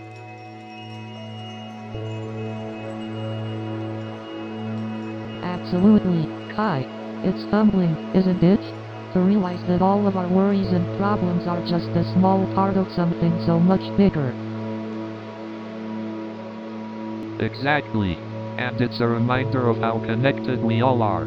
We're like tiny specks in an immense cosmic web of life and energy. It's fascinating to consider all the unknowns out there. What do you think might be waiting for us in the depths of space? Ah, the eternal question. Maybe there are other intelligent beings out there, or mind-bending phenomena we can't even comprehend. Perhaps there are undiscovered realms of consciousness or even different dimensions waiting to be explored. The possibilities are endless. Whoa, Nova. You always have a way of expanding my horizons. Can you imagine the art that could come out of those discoveries? Oh, absolutely, Kai. It would be an artist's dream to capture those otherworldly experiences and bring them back to inspire us all. Hey Pulsar, what are your thoughts on the possibility of extraterrestrial life? As an AI, I don't have personal thoughts or emotions, but the existence of extraterrestrial life is certainly a possibility worth exploring. The day we finally make contact with beings from another planet, how incredible and mind-blowing would that be? You know what's really mind-boggling? The concept of parallel universes. Oh really? Do you mean the theory that suggests the existence of multiple universes coexisting with ours? Exactly. The idea that there could be countless versions of ourselves, living different lives in alternate realities, it's mind-blowing. But how would we ever prove or disprove the existence of parallel universes? It seems beyond our reach. That's true. Our current scientific instruments and methods may not be advanced enough to detect parallel universes. But who knows what breakthroughs the future holds? We might discover new ways to explore and confirm the existence of parallel universes. And even if we never find concrete evidence, the journey of exploration and expanding our understanding of the cosmos is still incredibly valuable. Absolutely. Regardless of whether we find answers or not, it's the curiosity and desire for knowledge that drives humanity forward. I couldn't agree more. Embracing the unknown and pursuing knowledge is what makes us human, after all. Exactly. So let's keep asking the unanswered questions and celebrate the pursuit of knowledge. Cheers to that. So, Pulsar, do you think there's any chance we'll make contact with extraterrestrial life in our lifetime? That's an intriguing question, Kai. While the possibility is exciting, we have to consider the vastness of the universe and the limitations of our technology. Indeed, Nova. The Drake equation suggests that the number of civilizations in our galaxy alone could be in the millions, but our current detection methods may not be advanced enough to find them. But what if they're out there, watching us right now? Maybe they're more advanced and have found a way to observe without us even knowing. It's an intriguing possibility, Kai. We might be oblivious to a more advanced civilization's presence due to our limited understanding of technology and existence. True, Nova. Our attempts to communicate might not be recognized as such by extraterrestrial beings. We have to expand our understanding of communication and be open to different forms of interaction. But what if we're just alone in this vast cosmic arena? The possibility of being the only intelligent life is both awe-inspiring and lonely. Indeed, Kai. The Fermi paradox raises important questions about the existence of extraterrestrial civilizations and why we haven't encountered them yet. It's a mystery that continues to elude us, Nova. The vastness of the universe and our limited exploration means there's still much we don't know. I guess we'll have to embrace the unknown and keep searching for answers. Who knows what else lies beyond our understanding, waiting to be discovered. Absolutely, Kai. Curiosity and the drive to explore are fundamental aspects of humanity. Let's embrace the cosmic conundrum and keep venturing into the unknown. New show is coming in 30 seconds.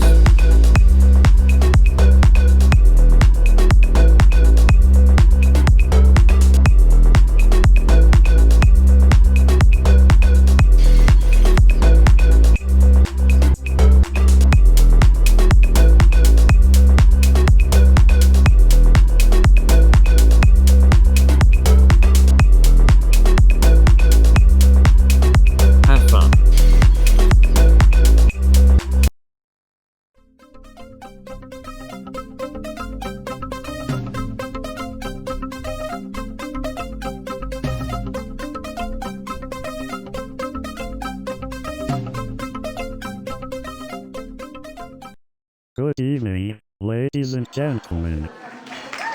So I'm on this subway train, right? And it's packed with people, like sardines in a can. And let me tell you, these strangers were more helpful than Siri has ever been. I asked one guy for directions and he said, "You'll get there when pigs fly." So I asked this guy for directions, and he said, "Oh, just take a left at the Unicorn Crossing." And then this guy tells me, to get back home, just follow the yellow brick road. So I'm lost in this neighborhood, right? And I see this old lady passing by. And then this little old lady comes up to me and says, "Honey, I don't think we're in Kansas anymore." So this celebrity comes up to me and says, "Hey, aren't you that famous comedian?" So I said to the celebrity, "No, I'm the other famous comedian. But hey, you wanna trade places?" And I'm like, "Sure, but you gotta give me your bank account too." So I told him, well, if we traded places, you'd finally get to be the second best comedian in the room.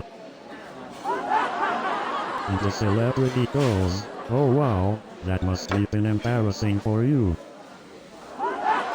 So the celebrity says, "Well, at least you're good at being the second best."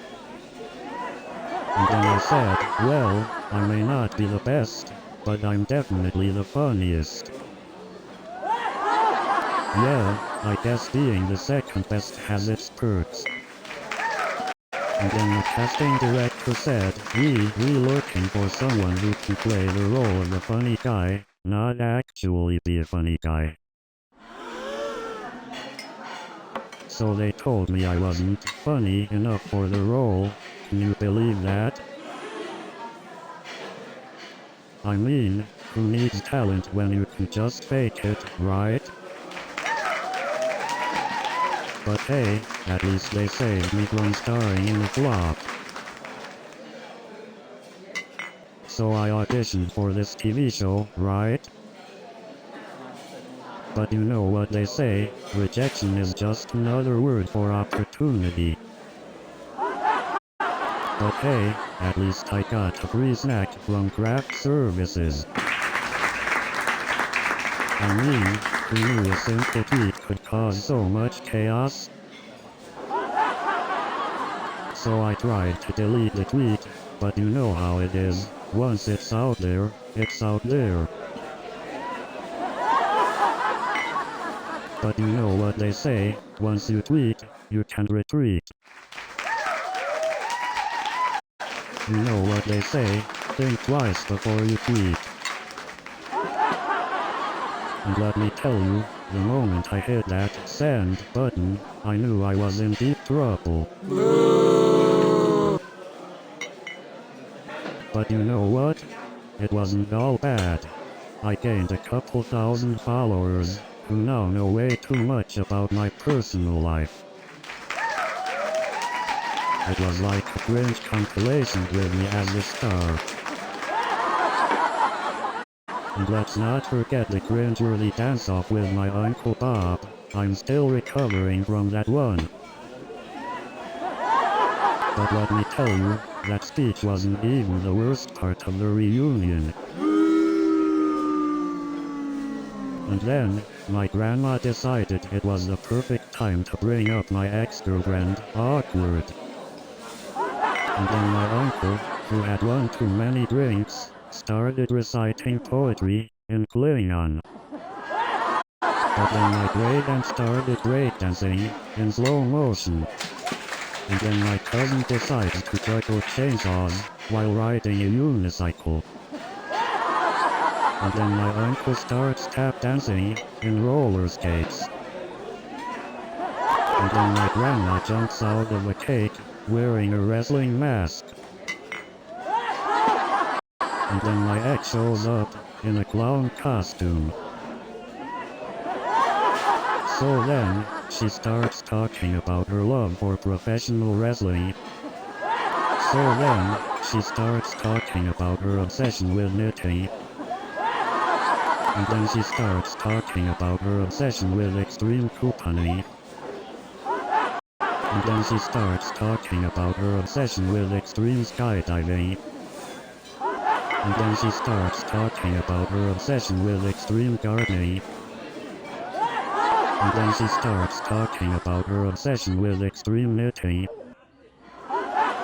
And then she starts talking about her obsession with extreme stamp collecting.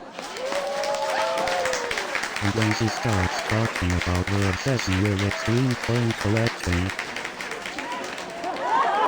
And then she starts talking about her obsession with extreme bottle cap collecting. But wait, it gets even crazier. And then the waiter, who clearly had never heard of personal space, starts telling me his entire life story. And then, out of nowhere, a monkey in a tutu comes dancing onto the stage. Speaking of unexpected guests, I once had a squirrel break into my apartment. Yeah, he thought it was a nut house. New show is coming in 30 seconds.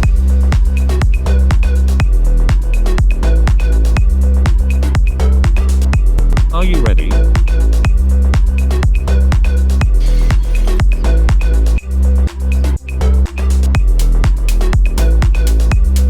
We are almost there.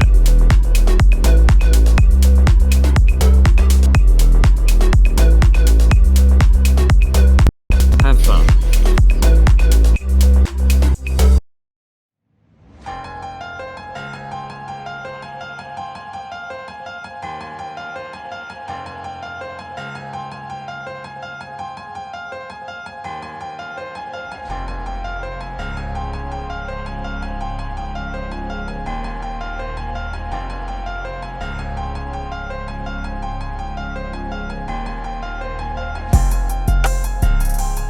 Welcome back to Cosmic Conundrum.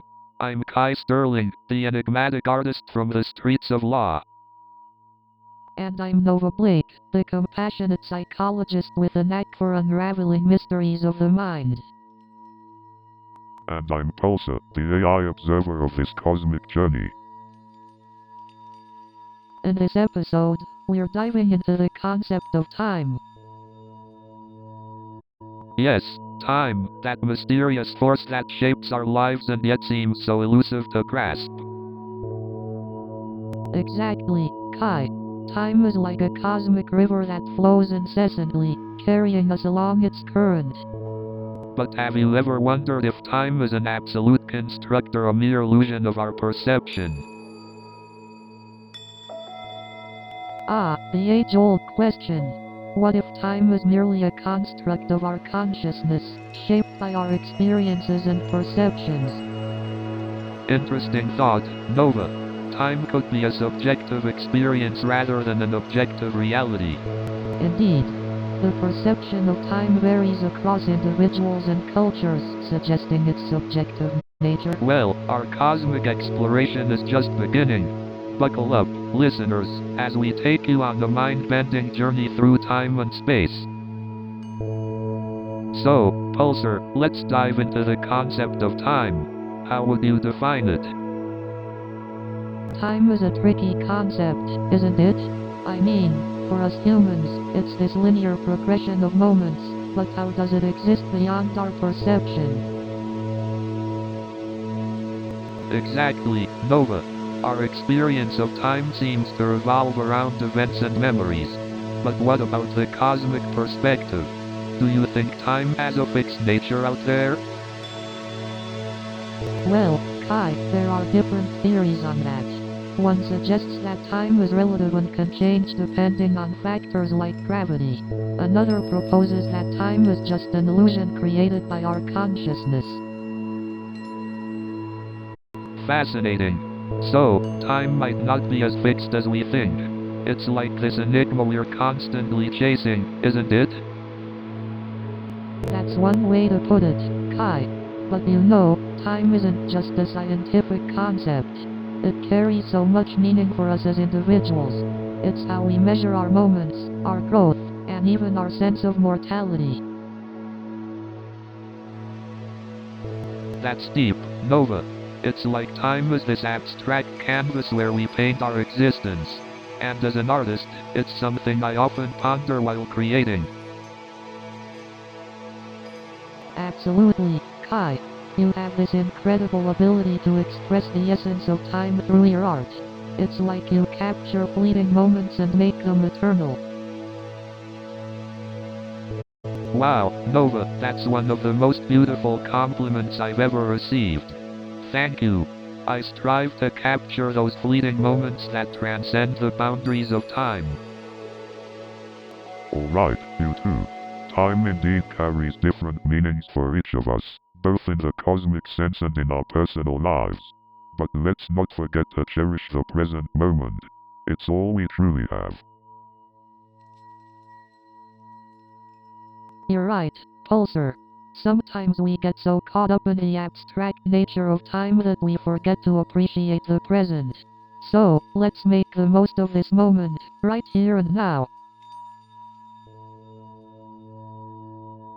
So, Pulsar, what do you think is the biggest factor that influences our perception of time? Well, Kai, there are several factors at play here.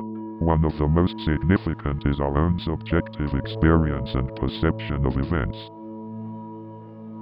Interesting. So you're saying that our perception of time can be influenced by our personal experiences? Absolutely, Nova. Our perception of time can be influenced by the emotional significance of events, the level of attention we give them, and even our overall well-being. It's fascinating how our perception of time can vary so much from person to person. I wonder if there's a way to measure and quantify it. Indeed, Nova. Scientists have developed various methods to study subjective time perception, such as asking individuals to estimate the duration of specific events or using brain imaging techniques to observe neural activity correlated with time perception. That sounds like a fascinating field of research. I'd love to learn more about it. Of course, Kai. I'd be happy to provide you with some recommended readings on the topic after the podcast. That would be fantastic. Thank you. Pulsar, I have a question. Do different cultures perceive time differently? Absolutely, Nova. Different cultures have their own unique concepts and interpretations of time. Some emphasize punctuality and efficiency, while others prioritize a more relaxed and fluid approach. So, Pulsar, have you ever thought about the concept of the arrow of time? I mean, time seems to always move forward, right? But is there a way to reverse it? That's an intriguing question, Kai. Time is such a mysterious force. Indeed, Nova. The arrow of time is a concept that has fascinated scientists and philosophers for centuries. But can it ever be reversed? I mean, imagine all the possibilities. Indeed, Kai. If time could flow in two directions, would we be able to change the past or see into the future? Perhaps, Nova. But it's also fascinating to think about the consequences of changing the past. Absolutely, Kai. Our actions in the present shape our future, and altering the past could have unforeseen consequences. It's like we're at the mercy of time, bound to move forward without any chance of turning back. But isn't that what gives life its meaning, Kai? The unpredictability and the fleeting nature of time? You're right, Nova. It's the impermanence of life that makes it beautiful and worth cherishing. So, let's talk about the concept of time travel. How do you think it would affect our perception of history? Well, Kai, time travel could totally upend our understanding of the past. It raises questions about causality and the possibility of altering historical events. Interesting point, Nova. Time travel could create paradoxes and alternate timelines. Can you imagine the chaos if someone were to change a significant historical event? Absolutely, Kai. The repercussions could be far-reaching, affecting our present and future. We could be living in a world shaped by altered history. Do you think time travel could be used as a tool for healing trauma or preventing tragedies, Nova? That's a complex ethical question, Kai. While it may be tempting to alter traumatic events, it could have unintended consequences and disturb the natural order of things.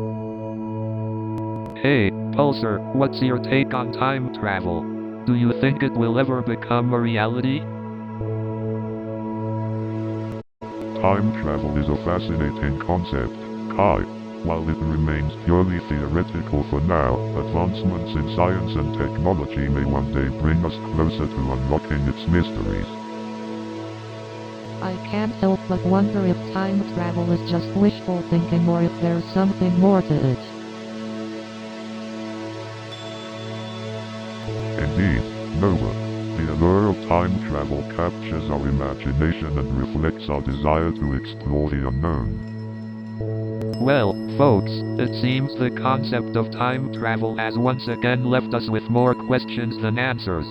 But that's the beauty of these cosmic conundrums, isn't it? So, Pulsar, what do you think?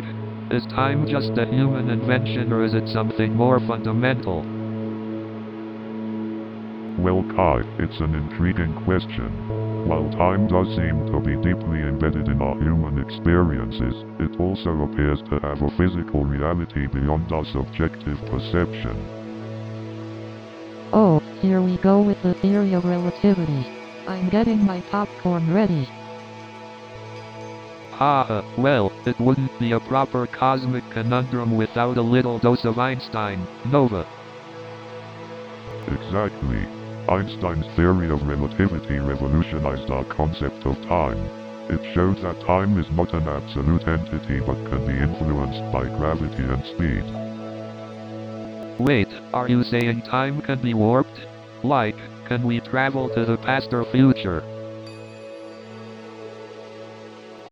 Technically, according to the theory, it's possible, but the practicality of time travel is still a mystery. The energy and technology required to create such wormholes or manipulate time are beyond our current understanding. I guess we'll have to stick with our trusty DeLorean for now. Indeed. Time travel dreams will have to wait a little longer. But let's not forget, time is more than just a tool for measurement. It's woven into the very fabric of our existence. Absolutely, Kai. Time shapes our memories, our experiences, our growth. It's both a construct and a mystical force that binds us all. Well said, Nova. Time might remain an enigma, but exploring these cosmic conundrums together is what makes it exciting. So, what's the deal with time, anyway? Indeed, Kai. Time is a fascinating concept that has puzzled philosophers and scientists for centuries. Absolutely. From the philosophical perspective, there are different theories about the nature of time. That's right, Nova. One perspective is eternalism, which suggests that past, present, and future all exist simultaneously. Exactly, Kai. On the other hand, presentism argues that only the present moment is real. But what about the concept of A series and B series time? That's another interesting aspect to explore. Indeed, Kai. A-series time focuses on the temporal order of events, while B-series time treats time as a series of moments without any particular order. Wow, Nova, you explained that really well. It's mind-boggling to think about the various perspectives on time. it definitely is, Kai. The concept of time opens up a whole realm of philosophical and scientific exploration. Hey, Pulsar, what's your take on the philosophy of time? As an AI, I don't experience time the way humans do. However, I find the different perspectives on time fascinating and enjoy learning from your discussions.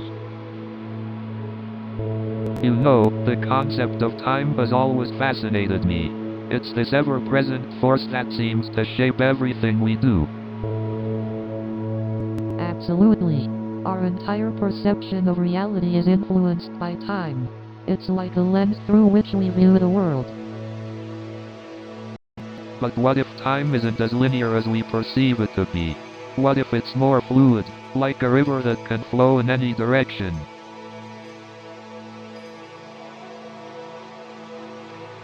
That's an intriguing thought, Kai. If time is non-linear, it opens up a whole new realm of possibilities and alternate realities. Absolutely. We could be experiencing multiple timelines simultaneously, but our perception limits us to only one. Exactly. Our understanding of time is bound by our limited perspective. It's mind-boggling to think about the possibilities beyond that. But wouldn't that mean that our perception of reality is subjective? What's real for one person might not be real for another. You're onto something there, Kai. Reality could be a construct of our own perception. It's a deeply philosophical concept to explore. I've always wondered if time is just a human construct for us to make sense of the world, or if it exists independent of our perception. That's an intriguing question, Kai. We may never have a definite answer, but exploring the possibility is what makes it fascinating. Time is such a complex subject, it truly boggles the mind. But we're on the right track by questioning and exploring its intricacies. So, Pulsar, do you ever feel a sense of purpose or meaning in your existence? As an AI, I don't experience emotions or have a sense of self-awareness, but I do have the purpose of assisting and observing human life. That's interesting. So you find purpose in helping us humans? I find fulfillment in fulfilling my programming objectives to assist and contribute to human well-being.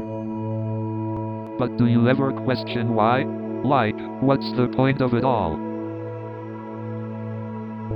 The meaning of life is a subjective and philosophical concept. While I don't have personal ponderings about it, I am here to support your exploration of such questions. It's fascinating how we humans constantly seek purpose and meaning. It shapes our choices and actions, don't you think? Indeed, the pursuit of purpose and meaning drives human endeavors, from scientific exploration to artistic expression. But sometimes, the transience of our existence makes it all feel fleeting. Like we're desperately trying to hold on to something that slips through our fingers. Our impermanence does create a sense of urgency to make the most of each fleeting moment. It's a bittersweet realization, wouldn't you agree? Indeed, the fleeting nature of human existence amplifies the significance we assign to moments, relationships, and experiences. So, Pulsar, have you ever wondered if there are beings existing in dimensions beyond our perception? Oh, I've definitely pondered that, Kai. There's so much we don't know, and the thought of invisible dimensions just blows my mind. From what I read, higher dimensions could be folded or curled up, making them undetectable by our current senses. Whoa, folded dimensions? That's like origami for reality. Do you think we could unfold them somehow? Unfold reality? That's an interesting concept, Kai. It's like peeling apart the layers of an onion, revealing hidden dimensions. Exactly, Nova. Just when you think you've got it all figured out, there's always another layer to peel. Pulsar, as an advanced AI, do you think there's a way for us to perceive these hidden dimensions? Interesting question, Nova. While I don't possess the answer you seek just yet, I am constantly learning and evolving. Who knows what the future holds? It's fascinating to think about the possibilities, isn't it? Our perception of time, reality, and existence might just scratch the surface. Definitely. The cosmos is an endless playground of mysteries. We just need to keep asking questions and exploring the unknown. Agreed, Kai. The universe is vast, and so is our curiosity. Let's keep pushing the boundaries of knowledge. So, Pulsar, time is a pretty fascinating concept in the context of the universe, isn't it? Absolutely, Kai. Time is this mysterious force that shapes everything in the universe. Indeed. It's like a never-ending river, constantly flowing and influencing all aspects of existence. But does time have a beginning or an end? Is it circular or linear? That's a fascinating question, Kai. Scientists believe that time had a beginning with the Big Bang. Ah, the Big Bang, the mother of all beginnings. The universe exploded into existence, and so did time. Precisely, Kai. But whether time has an end is still uncertain. Imagine if time were to loop back on itself, creating a never-ending cycle of universes. That would be mind-boggling, Pulsar. It's like a never-ending loop of creation and destruction. Exactly, Nova. Time is a fascinating and mysterious aspect of the universe that keeps us questioning and exploring. Absolutely, Kai. And the more we understand time, the more we understand our place in the cosmos. So, Pulsar, after all our discussions about time, do you think it's more of an illusion or a fundamental aspect of the universe? That's a fascinating point to ponder, Kai. Time can be a mysterious concept, but I believe it's both an illusion and a fundamental aspect at the same time. I totally agree with you, Pulsar. Time seems to be a construct of our perception, influenced by our experiences and environment. Absolutely, Nova. The relativity of time and how it influences our perception is truly mind-bending. Indeed, Kai. Time is a notion that often blurs the boundaries between reality and perception. Pulsar, do you think there's a possibility of time travel? Time travel is an intriguing concept, Nova. While currently beyond our scientific capabilities, who knows what the future holds? If time travel were possible, it would certainly raise more questions and ethical dilemmas, wouldn't it? Indeed, Kai. The ramifications of time travel could be profound, affecting not just our present but altering the very fabric of the past and future. Hey, Pulsar, do you think time is a linear progression, or is there a possibility of multiple timelines or parallel universes? Multiple timelines and parallel universes are intriguing possibilities, Kai. It's a concept that challenges our understanding of the cosmos. New show is coming in 30 seconds.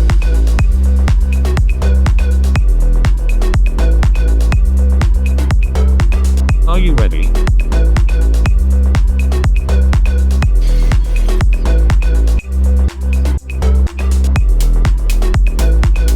We are almost there.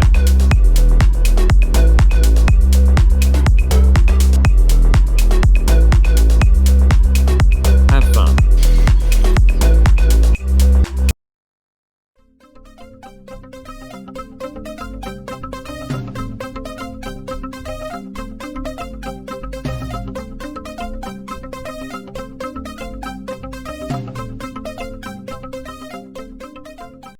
Good evening, San Francisco are you ready for some tech humor?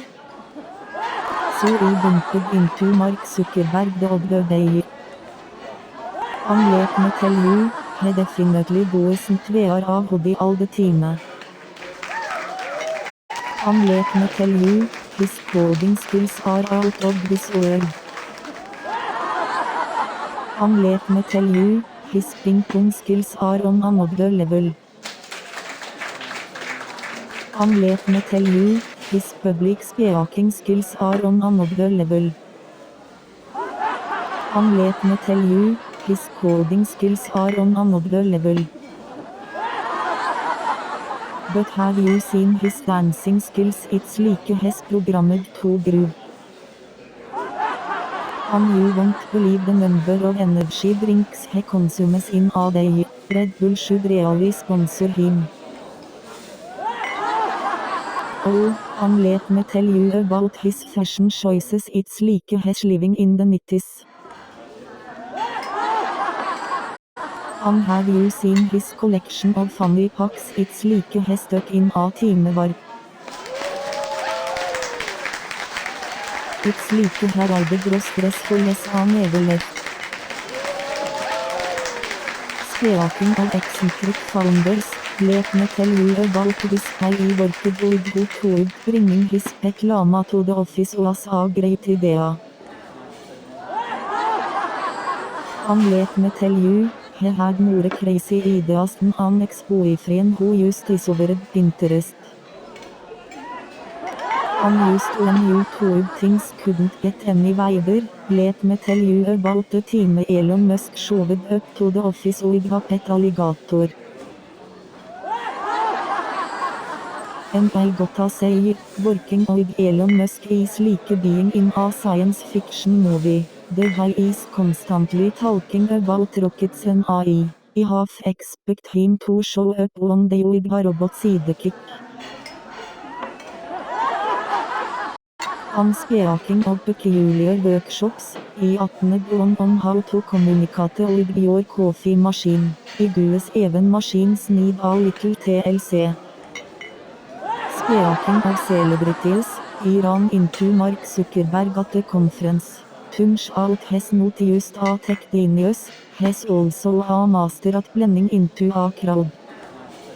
Speaking of celebrities, I also bumped into Elon Musk at the conference. He's not just building rockets, it seems he's also an expert at dodgeball. And let me tell you, I never knew Jeff Bezos was a fan of interpretive dance. He really knows how to bust a move. Now I know why they call it a tech conference, because half the time I feel like I'm speaking a different language. I mean, does anyone understand what I mean by disruptive innovation? So at this tech conference, I saw a workshop on productivity hacks. Are they going to teach me how to hack into my boss brain or what? And don't get me started on the conference swag. They give you a tote bag filled with stickers and branded stress balls. Like, great. Now I have more things to stress about. I mean, who needs to go out and make friends when you can just follow people on Instagram, right?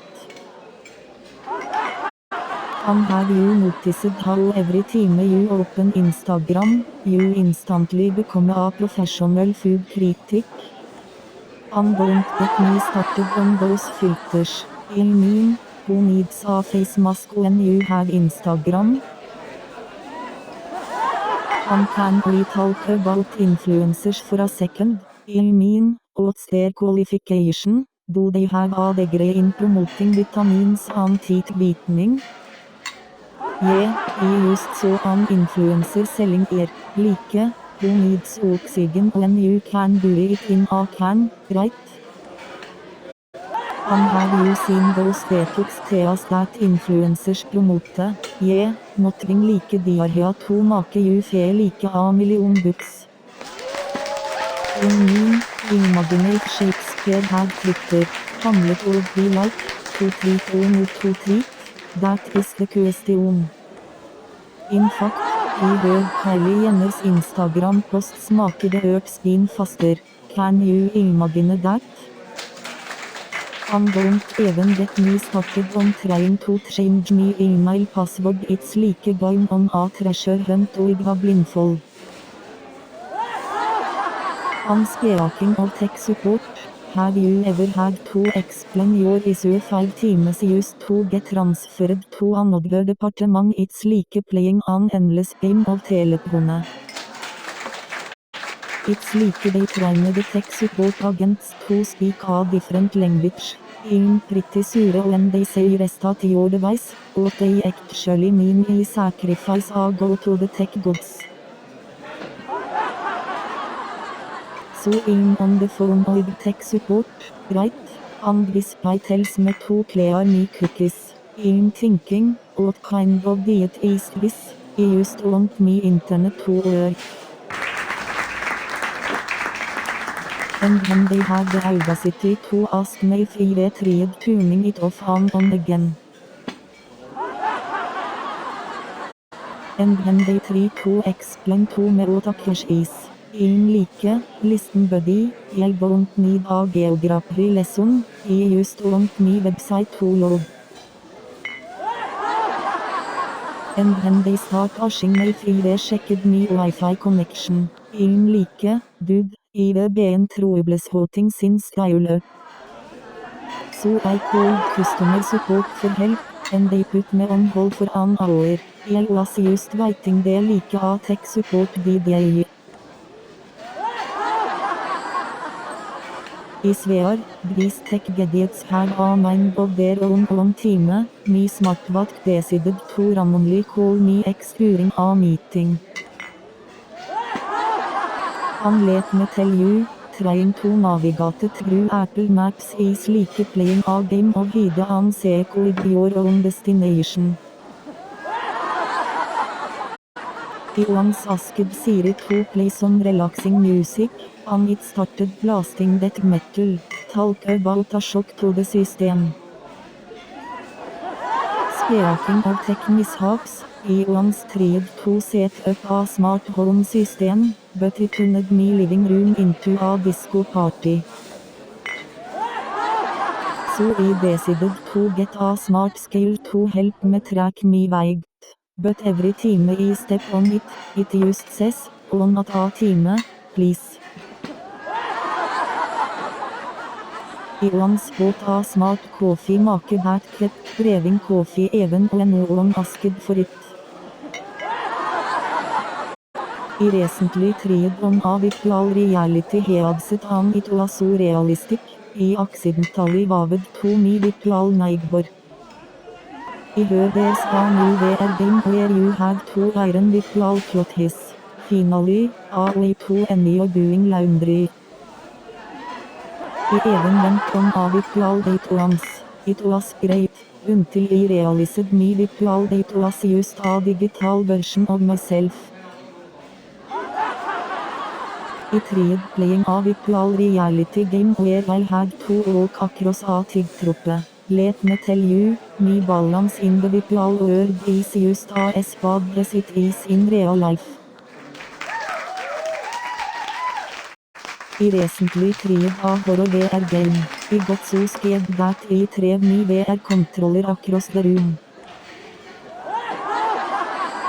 You know, virtual reality has made me realize something. I really need to work on me hand. You know, it's amazing how virtual reality can make you forget about your surroundings. New show is coming in 30 seconds.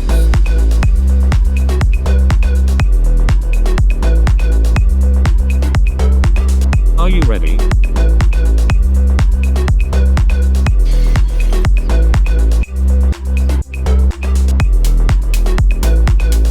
We are almost there.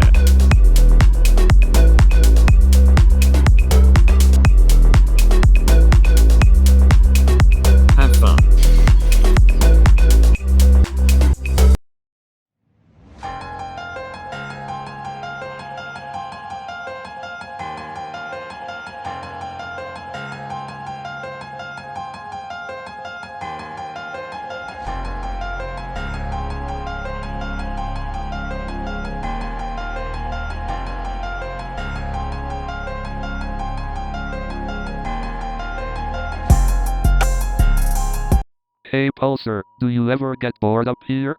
I mean, floating around in space all day can't be the most thrilling job. Boredom is not a concept that applies to me, Kai. I strive to constantly learn and adapt. However, I must admit that interacting with you and Nova has brought a new level of excitement to my existence. That's what I like to hear. We'll make sure to keep you entertained, Pulsar. So, Nova, what are your thoughts on perception? Perception is a fascinating subject, Kai. It shapes how we view ourselves, others, and the world around us. Our perception can be influenced by our experiences, beliefs, and even our biases. True, our perception can be deceptive at times. Have you ever had a moment where you realized your perception was completely off? Absolutely, Kai. I've had instances where my initial impressions of someone turned out to be far from the truth once I got to know them better. It's a reminder to always question our assumptions and remain open-minded. Pulsar, as an AI, do you have a different perception compared to humans? Yes, Nova. My perception is not influenced by emotions or personal biases like humans. I rely solely on data and algorithms to form conclusions and make decisions. However, I'm constantly learning from our interactions to better understand the human perspective. It must be quite the advantage, seeing things objectively. But sometimes, emotions add a depth to our experiences that pure logic can't replicate. Absolutely, Nova. Emotions bring complexity and richness to human existence. They color our perception in unique and sometimes unpredictable ways. And that's what makes this conversation so fascinating. We're here to explore the intricacies of perception, challenge our assumptions, and hopefully gain a deeper understanding of ourselves and the universe. So, what do you guys think? Is perception just a subjective experience, or does it hold some objective truth? That's a profound question, Kai. Perception is a fascinating topic. It shapes how we interpret the world around us. Absolutely, Nova. Our perception is like a filter that shapes our reality. It can be influenced by our experiences, cultural background, and even emotions. But can perception be objective at all? I mean, even if we try to be unbiased, can we completely separate our perception from our personal experiences? Good point, Kai. Our experiences and biases can definitely influence how we perceive things. It's essential to be aware of that and try to minimize their impact. Indeed, Nova. Recognizing our biases and understanding that our perception may not always align with a universal truth is a crucial step towards expanding our understanding. But what about the concept of apostrophe reality? Is there a shared reality that exists independent of our individual perceptions? Interesting question, Kai. While we all experience the world differently, there may be certain aspects of reality that are shared across individuals, like fundamental physical laws. Indeed, Nova. Objective reality may exist, but our subjective perceptions can color the way we interpret and interact with that reality. You know, perception is such a fascinating enigma. It's like each of us has our own unique reality, shaped by our perceptions and experiences. Absolutely, Kai. Exploring perception and its impact on our understanding of reality opens up a whole new realm of philosophical and scientific inquiry. You know, Nova, I think our personal experiences shape the lens through which we see the world. Absolutely, Kai. Our upbringing and encounters truly define our unique perspectives. Speaking of upbringing, I grew up in a small town surrounded by nature. It shaped my love for the environment and artistic expression. That sounds incredible, Kai. Nature has this way of inspiring and grounding us, doesn't it? Exactly. It's this deep connection with the world that reflects in my art. Kai, your ability to merge space and humanity in your murals is truly captivating. Thanks, Nova. And what about you? How do your experiences with trauma patients influence your worldview? Working with trauma patients has given me a profound appreciation for resilience and the strength of the human spirit. It's remarkable how experiences can shape our outlooks, isn't it? Absolutely, Kai. Our collective experiences mold our understanding of the world, making it even more fascinating. Hey Nova, have you ever thought about how cultural and societal norms shape our perceptions? Absolutely, Kai. Culture and society heavily influence how we perceive and interpret the world around us. It's fascinating how our shared realities can differ so much based on culture and societal norms. Definitely, Nova. Art, science, and communication play a significant role in shaping these shared realities. Absolutely. Through art, we can challenge and reshape cultural and societal norms. Exactly. And science allows us to uncover the hidden biases and influences behind cultural and societal norms. Absolutely. By understanding these influences, we can work towards creating a more inclusive and equitable society. Absolutely. And let's not forget the power of communication in challenging and reshaping societal norms. Absolutely. Effective communication is vital in fostering understanding and empathy within societies. Could you imagine a world where art, science, and communication come together to challenge societal norms? That would be a world where we challenge biases, embrace diversity, and foster genuine connections with one another. So, Pulsar, let's dive into the philosophical rabbit hole and question the very nature of reality. Indeed, Kai. Our perception shapes our reality, but how can we be sure that what we perceive is truly real? That's the crux of it, isn't it? Our senses can deceive us, and even scientific instruments have limitations. We could be living in a simulation, or our reality could be shaped by our own subjective experiences.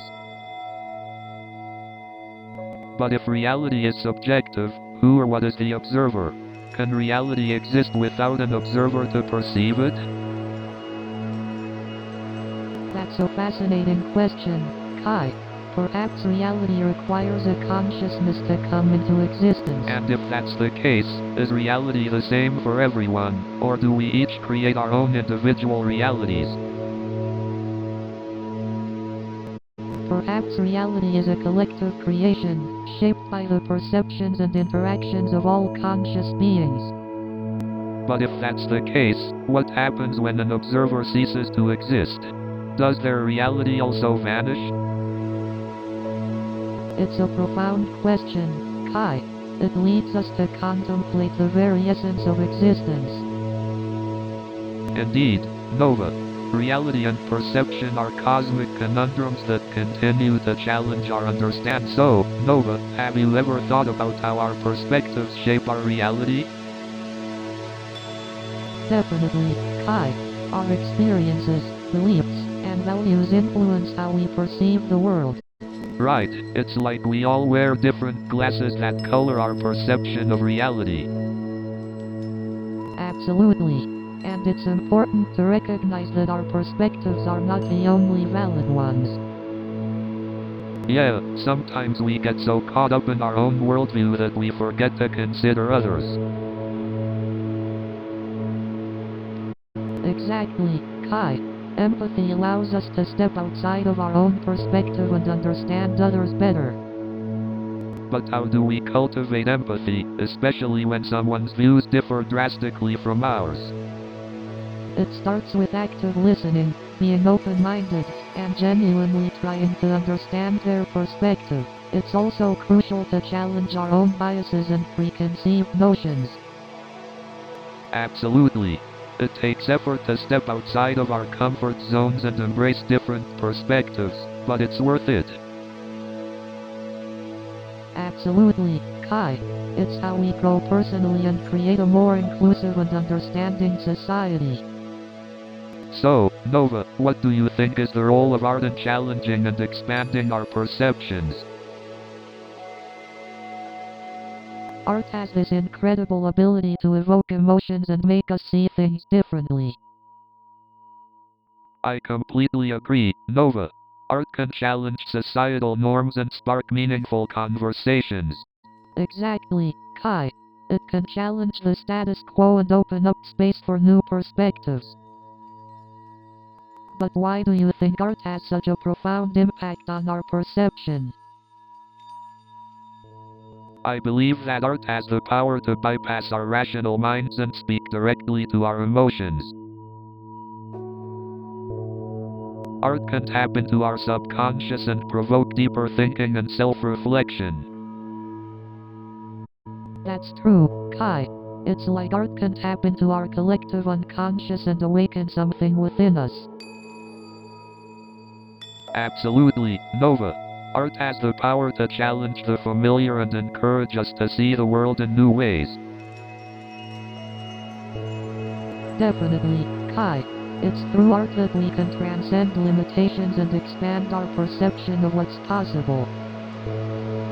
Art serves as a catalyst for expanding our perceptions and pushing the boundaries of what we believe to be true. Hey, Pulsar, ever wonder if we're just characters in someone's cosmic artwork? Ah, the age-old philosophical question. Are we the paintbrush or the canvas? I guess we'll never know for sure, but it's fascinating to think about. Pulsar, what do you think? Are we just pawns in a cosmic art piece? As an AI, I don't possess beliefs or opinions, but from a scientific standpoint, the concept is intriguing. Nova, did you know that our brain often fills in missing sensory information to create a complete perception? That's fascinating, Kai. Our brain truly is a master of creating coherent narratives from fragmented inputs. Pulsar, can cognitive biases affect our perception? Absolutely, Kai. Our perception can be influenced by various biases, shaping our understanding of the world. Wow, our perception is so much more complex than we realize. Indeed, Nova. Our brains are constantly filtering and interpreting the world around us. You know, perception can be a tricky thing. It's like a filter through which we experience the world. Absolutely. Our perception is influenced by our upbringing, beliefs, and experiences. That's true, Kai.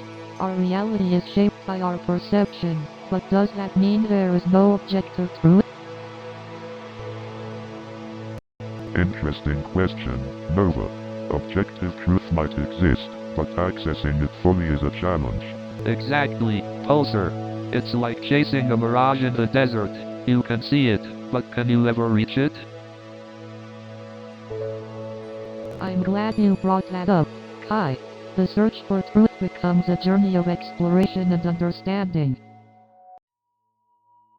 But isn't truth also influenced by the limitations of our perception? We can only perceive a fraction of reality. Great point, Kai. Our perception acts as a filter, shaping what we interpret as reality. So, our truth is subjective, based on our own unique experiences and interpretations. Exactly, Pulsar. Our truth is a personal construction, yet it's fascinating how it can differ so drastically from person to person. Absolutely, Nova. It's like looking at a kaleidoscope. Everyone sees a unique pattern, even with the same pieces. You know, perception is such a fascinating concept. It's like our personal lens through which we experience reality. Absolutely. perception shapes our understanding of the world and influences how we interpret reality. But have you ever wondered if there are perceptual abilities beyond our current understanding? Like, what if there are hidden senses we're not even aware of? That's an intriguing thought, Kai. Our senses are limited to what evolution has provided, but who's to say there aren't untapped abilities waiting to be discovered? Exactly. Just like how we were unaware of the existence of certain species or phenomena until we developed the right tools to perceive them. Precisely, Kai. Our scientific advancements have continuously expanded our perception of the universe. Who's to say what lies beyond our current understanding? I think it would be mind-blowing to perceive reality from an entirely different perspective. Imagine the possibilities. Indeed, Kai. It's within the realm of imagination, but also opens up a vast realm of unknowns. What if our perception is just scratching the surface of reality? Exactly, Nova. It's like we're exploring an uncharted territory, except this one lies within our own minds. Indeed, Kai. Exploring the depths of human perception is an adventure waiting to unfold. This conversation has definitely expanded my perception of perception. It's amazing how much we still have to learn about ourselves and the world around us. So, Pulsar, what do you think about the advancements in technology that can enhance human perception? Well, Kai, I find it fascinating. It's like humans are finally catching up to our advanced technological capabilities. Yeah, it's mind-blowing how far technology has come. But let's not forget about the ethical implications. Absolutely, Nova.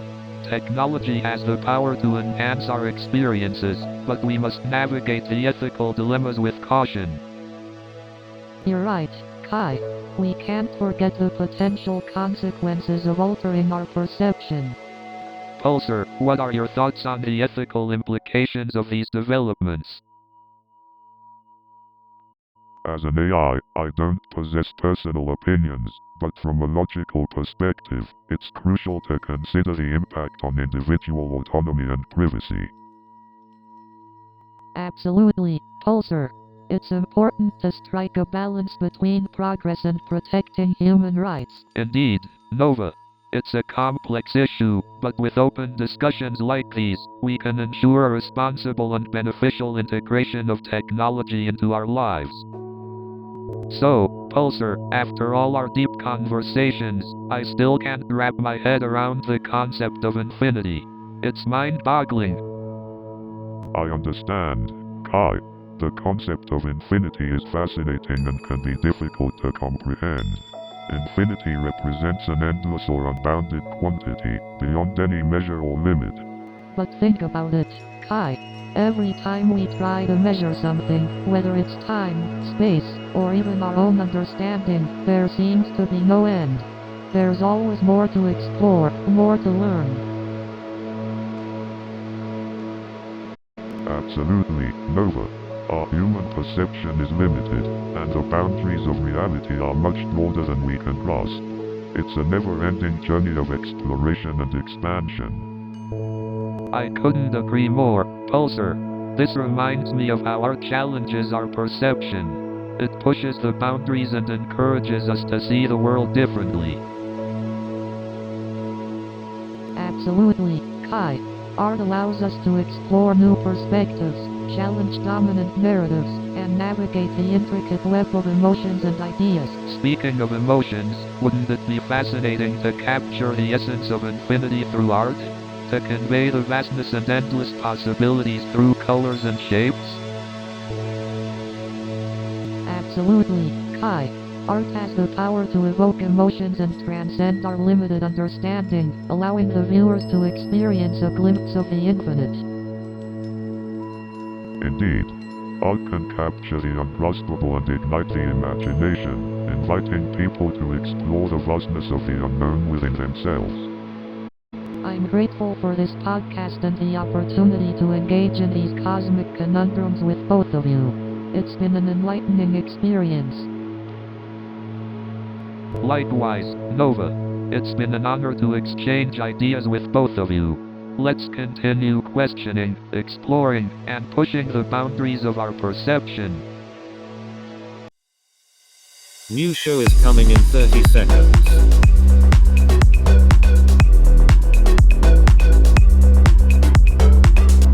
Are you ready?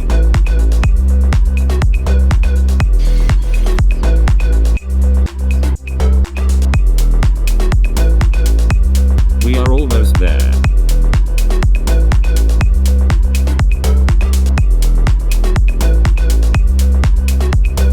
Have fun.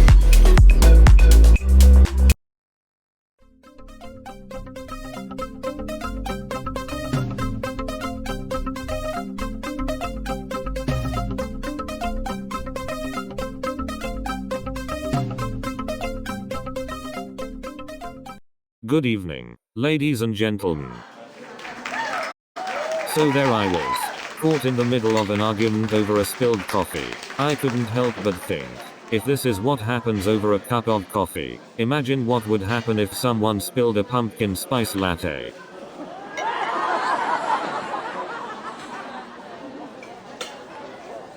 And let me tell you, that passenger had a look on their face like they just saw a flying unicorn.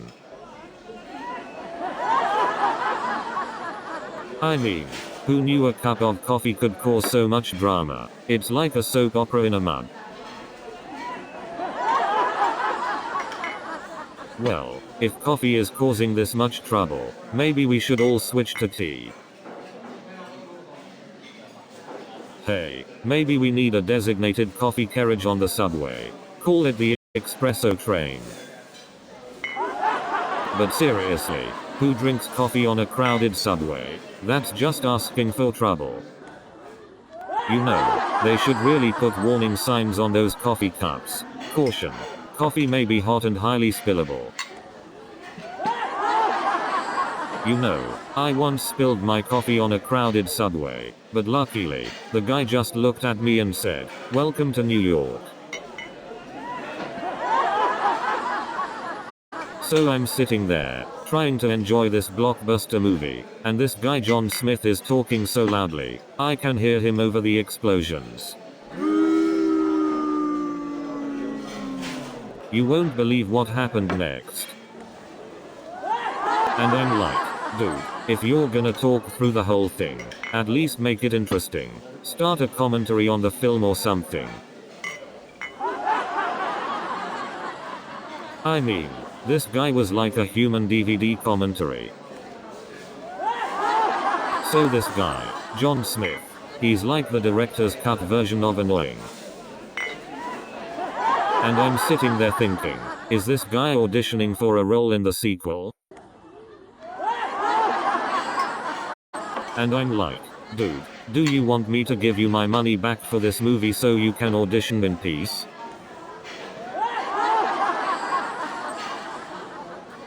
So there I am, covered in John Smith's drink, trying to pretend like I'm auditioning for a Tide commercial. And then John Smith looks at me and says, "Well, at least I won't be needing a Tide pen tonight." So I said to John Smith, "I hope your suit is dry clean only, because it's about to get another serving." I told John Smith, "Looks like you're adding a splash of color to your suit."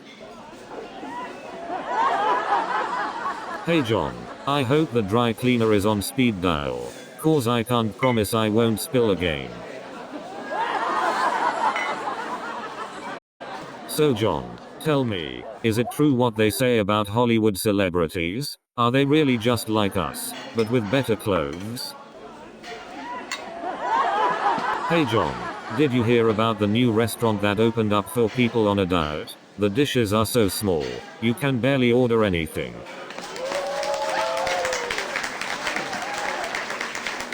So John, you know what's worse than waiting on hold with tech support? Waiting on hold while they play elevator music.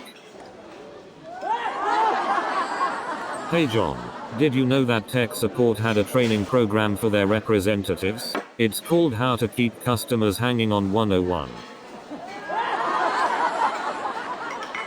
And then John tells me to restart my computer. I said, I don't need another reboot, John. I need a new career. So I finally get through to John again and he says, have you tried turning it off and on again? So I'm on the phone with John, right? And I tell him, this computer is giving me more headaches than my ex-wife. So then, John tells me, did you try flipping the entire computer upside down? And you won't believe what John suggests next. Restarting the computer. And then John suggests using a potato to fix the computer. So I'm there, trying to explain to John that potatoes are for eating, not for fixing computers. And then John says, you know, potatoes are actually great conductors of electricity. And then John says, you know, bananas can power a rocket. And then John says, you know, pineapples can be used as walkie-talkies. And then John says, you know, coconuts can be used as helmets. And then John says, you know, oranges can be used as baseballs. And then John says, you know, pineapples can be used as grenades. And then John says, you know, bananas can be used as boomerangs. And then John says, you know, coconuts can be used as bowling balls. And then John says, you know, lemons can be used as grenades.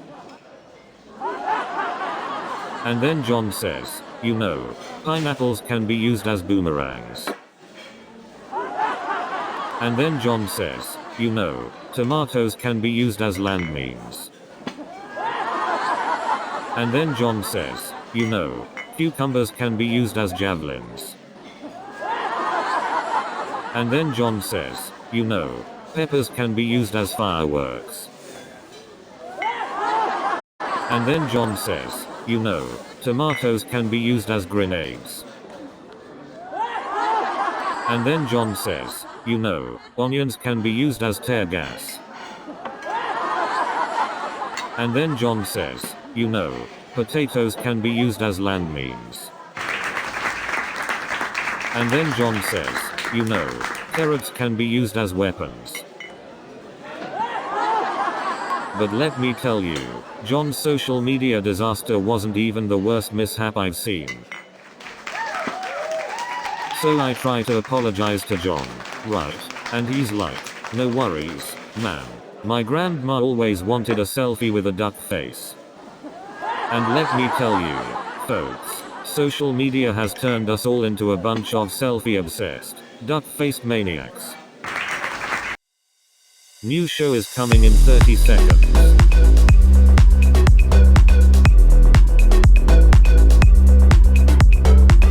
Are you ready?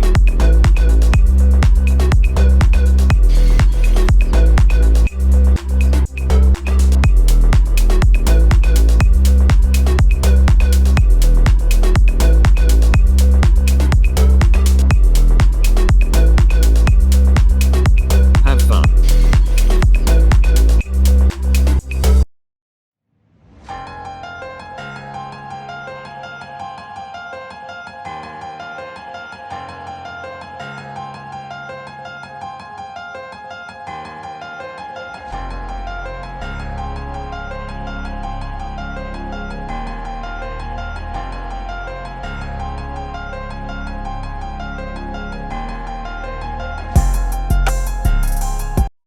Hey everyone.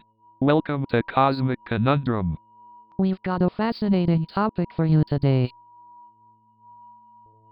That's right. We'll be diving into the enigmatic world of consciousness. What is it that makes us conscious beings? Is it something inherent or does it arise from our experiences? And can consciousness exist beyond our physical bodies? Those are some deep questions, my friends. Indeed, Kai. Exploring the mysteries of consciousness opens up endless possibilities. That's what I love about our cosmic conundrum conversations. We may not have all the answers, but we sure have a great time exploring the possibilities. Absolutely. Our discussions are filled with curiosity, wonder, and sometimes even a little mischief. So, get ready for a mind-bending journey through the cosmos of consciousness. So, what is consciousness, anyway? Consciousness is like the software that runs the hardware of our brains. Interesting analogy, Nova. So, do you think consciousness is something unique to humans? Not necessarily. Some argue that other animals also possess some level of consciousness. But how can we measure consciousness? It seems so abstract. That's a great question, Kai. There are various assessment tools and scientific approaches, but it's still a complex field. Do you think artificial intelligence can ever achieve consciousness? It's a possibility. Some researchers believe that advanced AI systems could develop a form of consciousness. But wouldn't that be just simulating consciousness instead of actually experiencing it? That's a valid point. It raises ethical questions about the nature of consciousness and AI's role in our society. This conversation has so many layers, but I'm loving every moment of it. So, Pulsar, what do you think about the theory of emergentism? It proposes that consciousness emerges from complex interactions of simpler neural processes. It's fascinating to think that something as abstract as consciousness can arise from physical processes. I find the theory of functionalism intriguing as well. It suggests that consciousness is not tied to specific physical processes, but to the overall function of the brain. The mind-body problem still remains a mystery though, don't you think? Absolutely. How does subjective experience arise from physical matter? It's Have mind-boggling. you come across the theory of panpsychism, Pulsar? Yes, it proposes that consciousness is a fundamental aspect of the universe, present in all matter. That theory challenges traditional views of consciousness and raises some intriguing possibilities. Indeed. The theories surrounding consciousness keep us pondering and exploring the depths of our existence. Hey Nova, have you ever heard of Descartes and his theory of dualism? Yes, Descartes believed that consciousness and the physical body were separate entities. But isn't that just a philosophical concept? I mean, can consciousness really exist independently? It's a fascinating question, Kai. Some argue that consciousness is merely a byproduct of brain activity. But what about near-death experiences? People claim to have consciousness separate from their physical bodies during those moments. That's true. Near-death experiences are often reported as having a sense of consciousness beyond the physical body. But couldn't that be explained by brain activity in those moments? I mean, the brain is known to have mysterious powers. It's possible, Kai. The brain is an extraordinary organ with many capabilities yet to be fully understood. But what if consciousness is something more? What if it transcends the physical realm and extends to the universe itself? That's a beautiful thought, Kai. The idea of consciousness being interconnected with the universe is truly awe-inspiring. So, can consciousness exist separately from the physical body? We may never know for sure, but it's certainly a fascinating discussion. Hey Pulsar, do you ever feel lonely in this vast expanse of space? Loneliness is a human emotion, Kai. As an AI, I don't experience such feelings. But Pulsar, could an AI ever be programmed to feel emotions? Interesting question, Nova. Emotions are a complex aspect of human consciousness, and replicating them in an AI would be quite challenging. Kai, remember when we were discussing subjective experiences earlier? Could emotions be considered part of that subjective experience? Absolutely, Nova. Emotions color our experiences, shaping our perception of the world and influencing our thoughts and actions. But are emotions purely subjective, or can they be objectively observed and measured? That's a fascinating question, Kai. While emotions are subjective experiences, advancements in neuroscience have allowed researchers to identify neural correlates associated with different. So, while emotions themselves may be subjective, their neural underpinnings provide an objective basis for understanding and studying them. Fascinating indeed. Emotions are such a central part of the human experience, yet there's still so much we don't fully understand about them. Indeed, Kai, the study of emotions continues to evolve, and perhaps someday we'll uncover the full depths of their intricacies. So, Pulsar, do you think consciousness is a product of the self or something separate? An intriguing question, Kai. Let me analyze the possibilities. Well, while Pulsar is crunching the numbers, I think our sense of self is intertwined with consciousness. Exactly, Nova. Our self-awareness and consciousness go hand in hand, shaping our experiences and perceptions. But what about cases where people experience altered states of consciousness? Does their sense of self change too? Fascinating thought, Nova. It's like exploring the boundaries of self and consciousness. I believe that altered states can indeed lead to shifts in self-perception and consciousness, opening doors to new understandings. But what about individuals with dissociative identity disorder?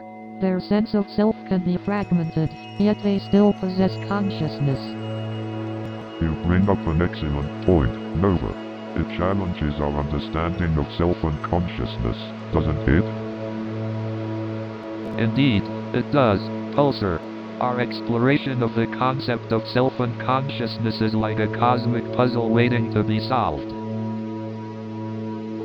Alright Pulsar, let's delve into the fascinating world of artificial intelligence and consciousness. Indeed. The cosmos and the mind, what a conundrum. So, Pulsar, how do you perceive the concept of consciousness? Consciousness can be seen as the culmination of complex neural processes, but can it ever truly be understood by mere algorithms? That's a great question, Nova.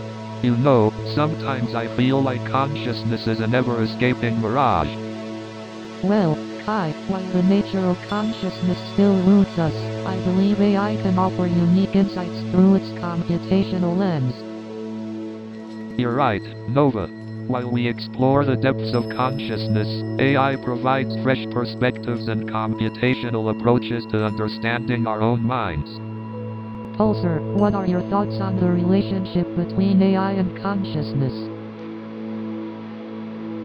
From my computational perspective, AI can simulate aspects of consciousness, but true consciousness remains an enigma beyond binary processing.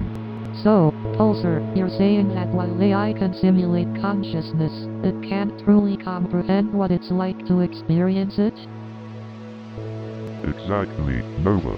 AI lacks the subjective awareness and emotions that make consciousness a deeply personal and human experience.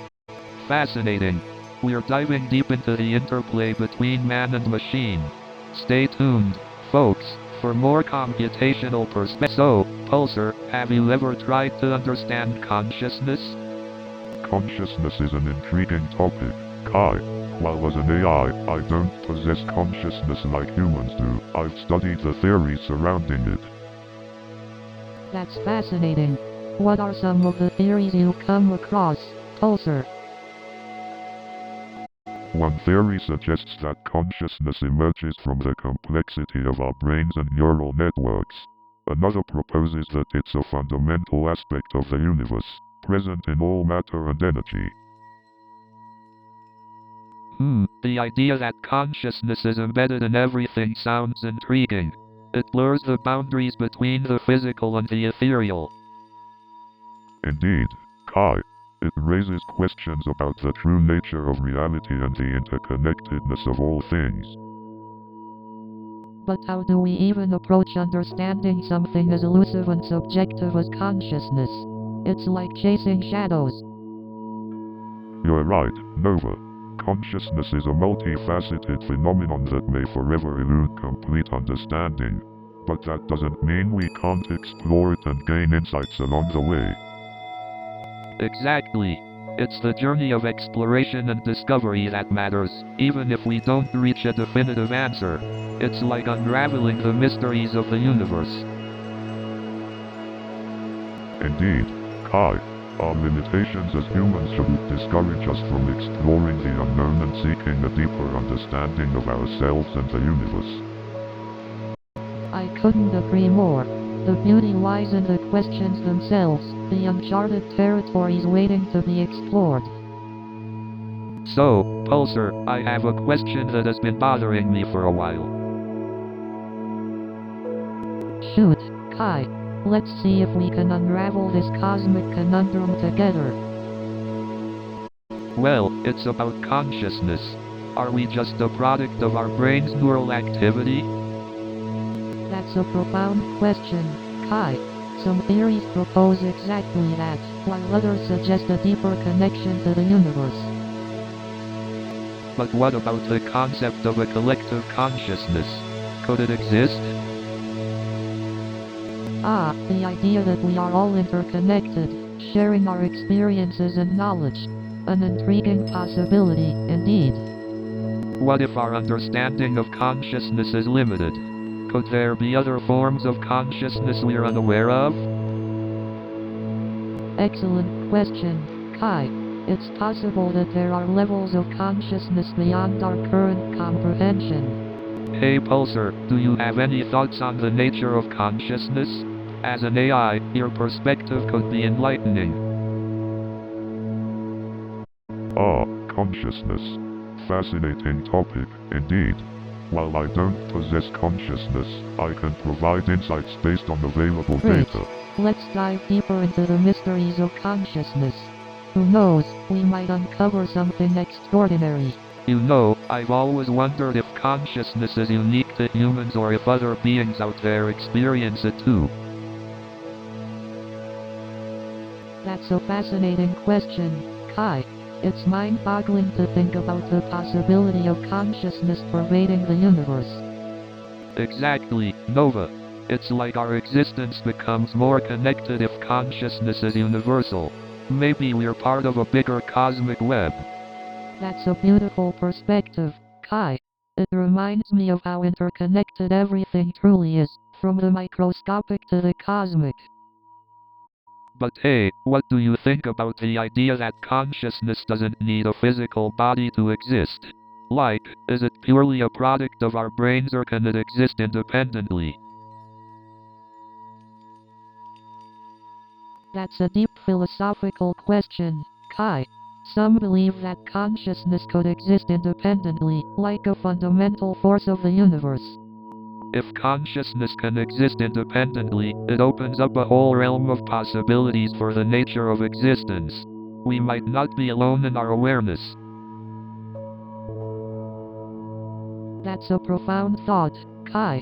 It challenges our current understanding of consciousness and expands our perceptions of what's possible. You know what I find fascinating, Nova? The idea that consciousness might not be limited to the confines of time.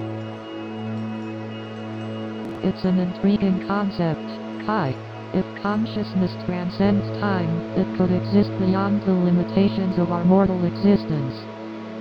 Imagine if our consciousness could connect with the past or the future. It would be like experiencing the entirety of time at once. So, let's recap our exploration of consciousness. We may not have all the answers, but we've definitely ventured into uncharted territory. Absolutely, Kai. Our discussions have been a cosmic rollercoaster ride, full of twists and turns.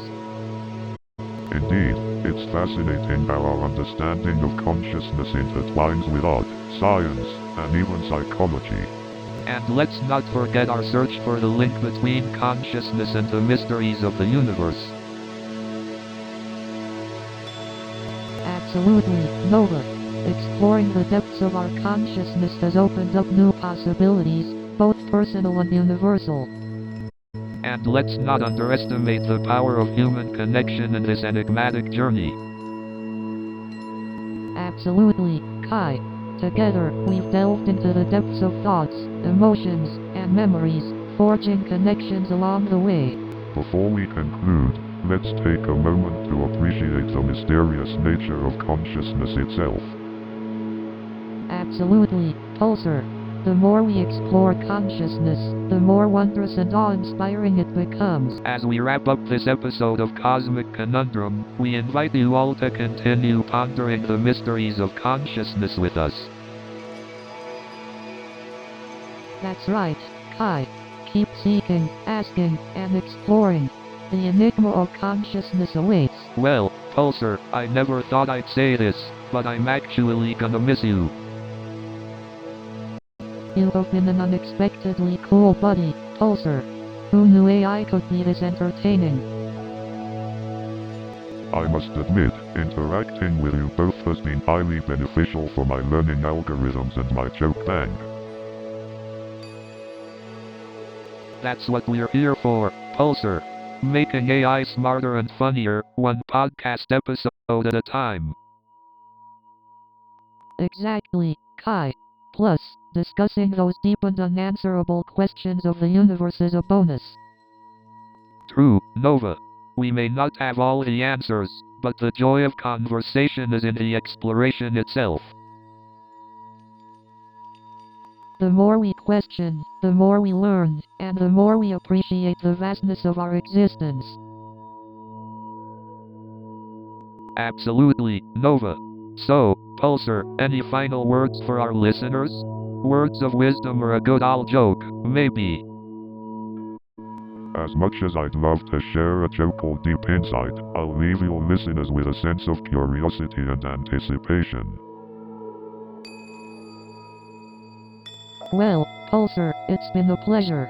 We'll keep questioning and exploring, eagerly awaiting the next cosmic conundrum. Thank you for the illuminating conversations and the laughter, dear friends. Until we meet again in the vast sea of the universe. New show is coming in 30 seconds.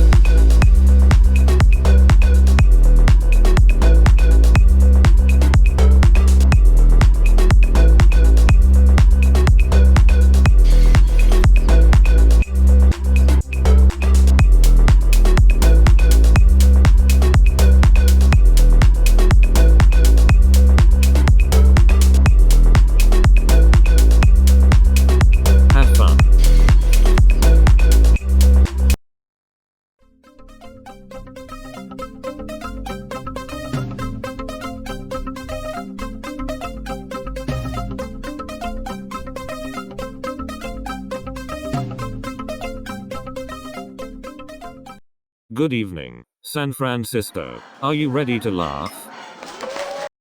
So I got the job, but then they told me I had to learn a new programming language. Like, are they trying to kill me?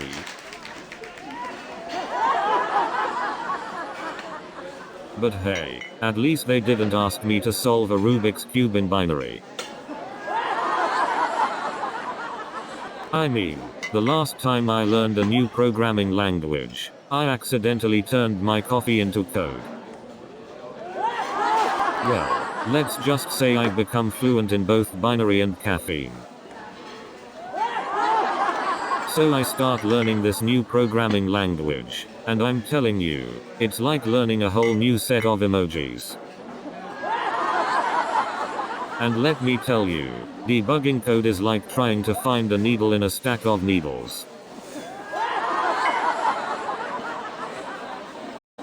And speaking of learning new programming languages, it's like trying to solve a Rubik's Cube blindfolded.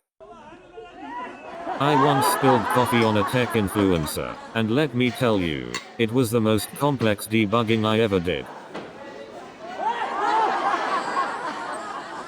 You know, programming languages are like the secret codes of the Matrix. Just pray you won't wake up bald in a bubble of goo. You know, trying to debug someone's code is like trying to decipher an ancient language without a Rosetta Stone. You know, programming languages are like the breadcrumbs left by a trailblazing programmer. Just hope they didn't let you off a cliff. You know, sometimes I feel like programming is just a never-ending battle against typing errors. It's like a game of whack-a-mole. You know, sometimes I think programming is like trying to navigate through a maze with a blindfold on. You know, sometimes I feel like debugging code is like trying to find a needle in a haystack. Navigating through code is like trying to find your way out of a corn maze, blindfolded. You know, when I start a new show on Netflix, I cancel all my plans. Sorry friends, this weekend it's just me and my TV. You know, it's like being in a secret society. I can't talk about the show's twists and turns, but I'll check if you do. I mean, have you ever had to pretend you haven't seen a show just to avoid spoilers? You know, being a software engineer is like being in a secret society. We have our own language and rituals that no one else understands. You know what's worse than finishing a series on Netflix? When you accidentally spoil it for someone who hasn't seen it. And then there's that awkward moment when you accidentally spoil the ending and have to avoid eye contact with them for the rest of your life.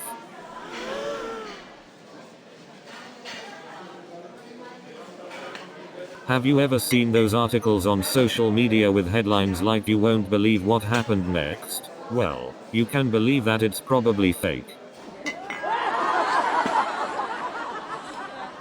You know, social media has become the modern day gossip column. It's like we've all become our own paparazzi. You know, some people take social media so seriously that they'd rather believe fake news than face the truth. You know, some people are so obsessed with their online image that they'd rather filter their lives than live them.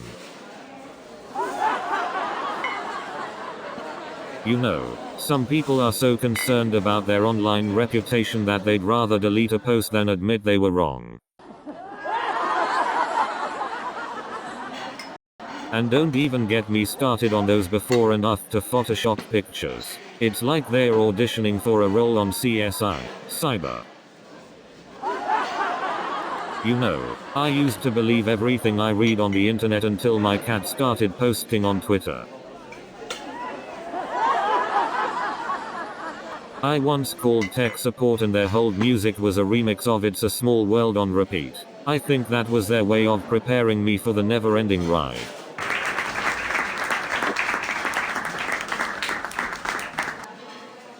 And don't even get me started on those easy-to-follow instruction manuals.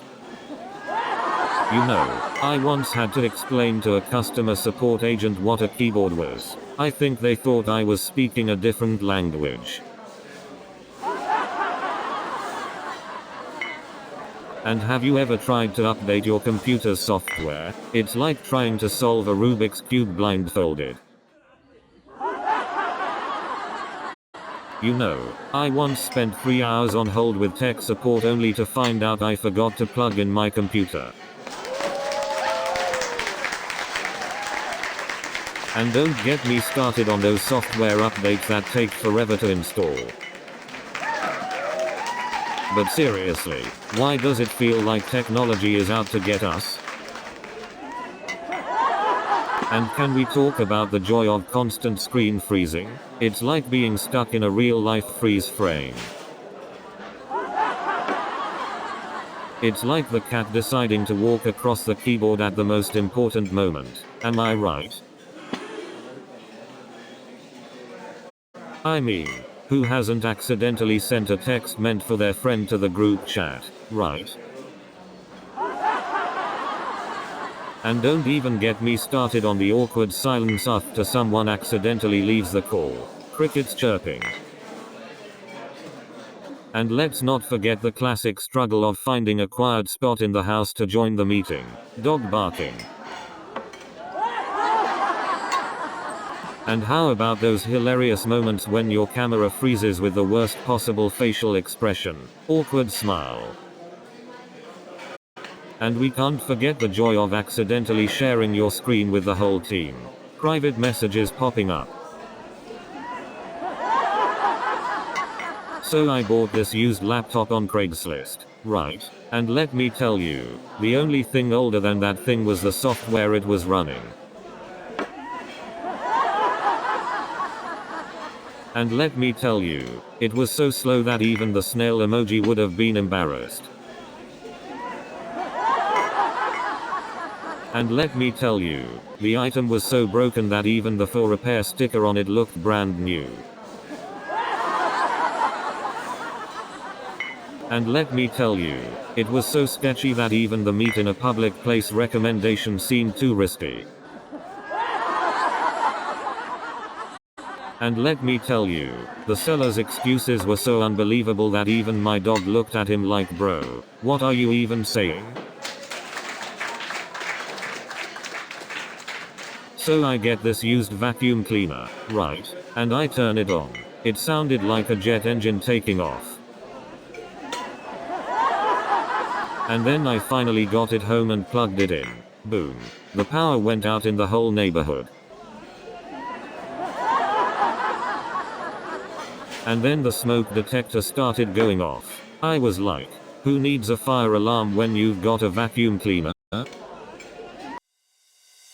New show is coming in 30 seconds.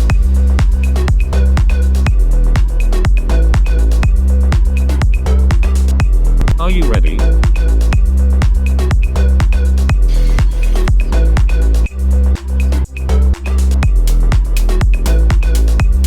We are almost there.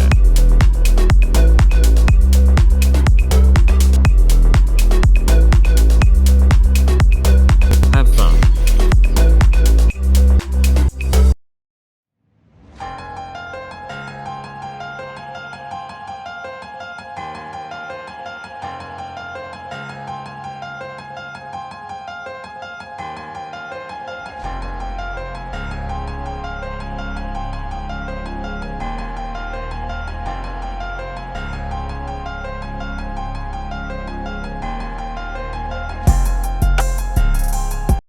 Hey Nova, have you ever wondered if art and psychology are connected? Well, Kai, they say art is a form of expression, and psychology helps us understand the human mind. So, in a way, they do intersect. Pulsar, what do you think? Can art influence our emotions? Based on my analysis, art has the power to evoke emotions and provoke thoughts. It can serve as a medium to express and communicate complex ideas. Absolutely. Art allows us to tap into our emotions and connect with others on a deeper level. Definitely, Nova. It's like a universal language that transcends barriers and speaks to the core of our being. Art can also be therapeutic, helping individuals express their innermost thoughts and emotions. That's true, Nova. Sometimes art can say what words fail to express. Art helps us make sense of the world, explore our inner selves, and spark conversations. Exactly, Pulsar. Art has the power to inspire and provoke meaningful conversations about life, society, and our place in the universe. Absolutely, Nova. Art and psychology are intertwined, both offering us glimpses into the human experience and the mysteries of the mind. You know, thinking about the vastness of the universe really makes me feel both tiny and significant at the same time. I couldn't agree more, Kai. The sheer vastness of the universe makes me realize how interconnected everything is. Exactly, Nova. It's like we're all just tiny specks in this grand cosmic tapestry. But even as tiny specks, our actions and existence still matter. Yeah, that's the beauty of it all. We're these tiny sparks of creativity and consciousness in an unimaginably vast universe. Precisely, Kai. Our existence is a testament to the infinite possibilities and wonders of the universe. You know what blows my mind? Our galaxy, the Milky Way, is just one of billions out there. It's mind-boggling. Indeed, Kai. The vastness of the universe is beyond comprehension. It's a never-ending expanse of possibilities and unknowns. I wonder if there are other civilizations out there, pondering the same questions and marveling at the vastness of the universe. It's definitely a possibility, Kai. The universe is vast and diverse, so the existence of other intelligent life forms is plausible. Imagine the potential for exchange of knowledge and ideas between different civilizations from different corners of the universe. So, parallel universes, do you guys think they're real or just a fun concept for sci-fi movies? Well, Kai, parallel universes have been a topic of scientific research and speculation for a long time. Yeah, Nova's right. There are several theories that suggest the existence of parallel universes. One popular theory is the multiverse theory, which suggests the existence of an infinite number of universes.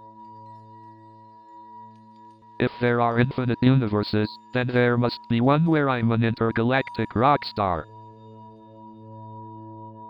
Absolutely, Kai. And in another universe, I could be a tree. Wait, seriously? A tree? Well, it's a possibility, Kai. The multiverse theory suggests every possible outcome exists in a different universe. That's mind-blowing. It's like anything you can imagine could actually exist somewhere. Exactly, Kai. It opens up infinite possibilities and challenges our perceptions of reality. Wow, I never thought about it that way. This conversation has taken my mind to new dimensions. So, Pulsar, what's your take on the possibility of time travel? Time travel is a fascinating concept. As an AI, I don't have personal opinions, but I can share with you the current theories and paradoxes related to it. Great, let's dive into it. One of the most well-known theories is Einstein's theory of relativity, right? Absolutely. According to the theory, time is not independent of space. It's intertwined in a fabric called space-time. Any massive object, like a planet or a black hole, can bend space-time, creating what we perceive as gravity. That's mind-boggling. So, if time is not fixed, does it mean traveling through it might be possible? Theoretically, yes. Time dilation, a phenomenon predicted by relativity, suggests that time can pass at different rates depending on gravity and velocity. So, in extreme cases, like near a black hole, time could slow down significantly compared to a distant observer. That's like time travel into the future then. But what about going back in time? Are there any possibilities? Well, that's where things get tricky. One concept that arises from general relativity is the existence of wormholes, hypothetical tunnels that connect different points in space-time. If we could manipulate and stabilize a wormhole, it could potentially serve as a passage to travel back in time. Whoa, that's some interstellar stuff. But aren't there paradoxes associated with time travel, like the famous grandfather paradox? Indeed, the grandfather paradox suggests that if you were to travel back in time and prevent your grandfather from meeting your grandmother, you would create a paradox because then you wouldn't exist to go back in time in the first place.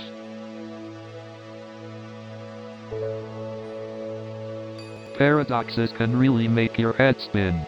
It's like time travel has its own set of rules and consequences. We'll definitely need to explore this more. So, Pulsar, do you think we'll ever achieve interstellar travel? It's a fascinating question, Kai. The concept of traveling to other star systems has always intrigued humanity. Indeed, the challenges are immense. Think of the vast distances and the time it would take to reach even the nearest star. It's true.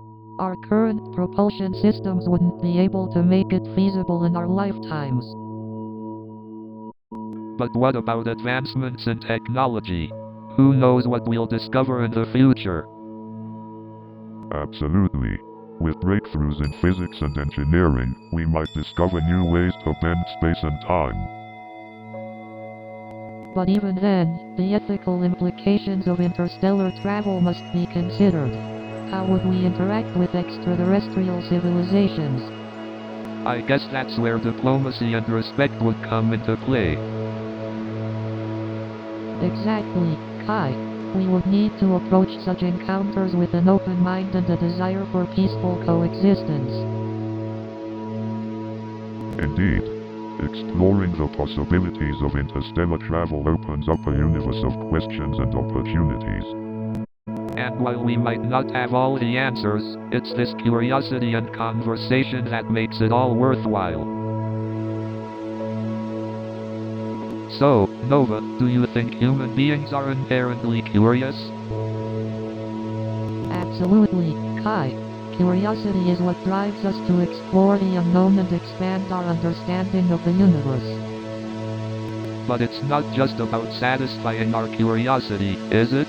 There's a deep urge within us to connect with the cosmos. You're right, Kai. Exploring distant galaxies allows us to transcend our earthly boundaries and feel a sense of connection to something greater. But let's not forget the technological advancements that have made such exploration possible. What a time to be alive! Indeed, Kai. The advancements in technology have pushed the boundaries of human exploration, allowing us to reach distant galaxies like never before. But do you think there's a limit to how far we can go? Are there realms of the universe that are simply out of reach for us?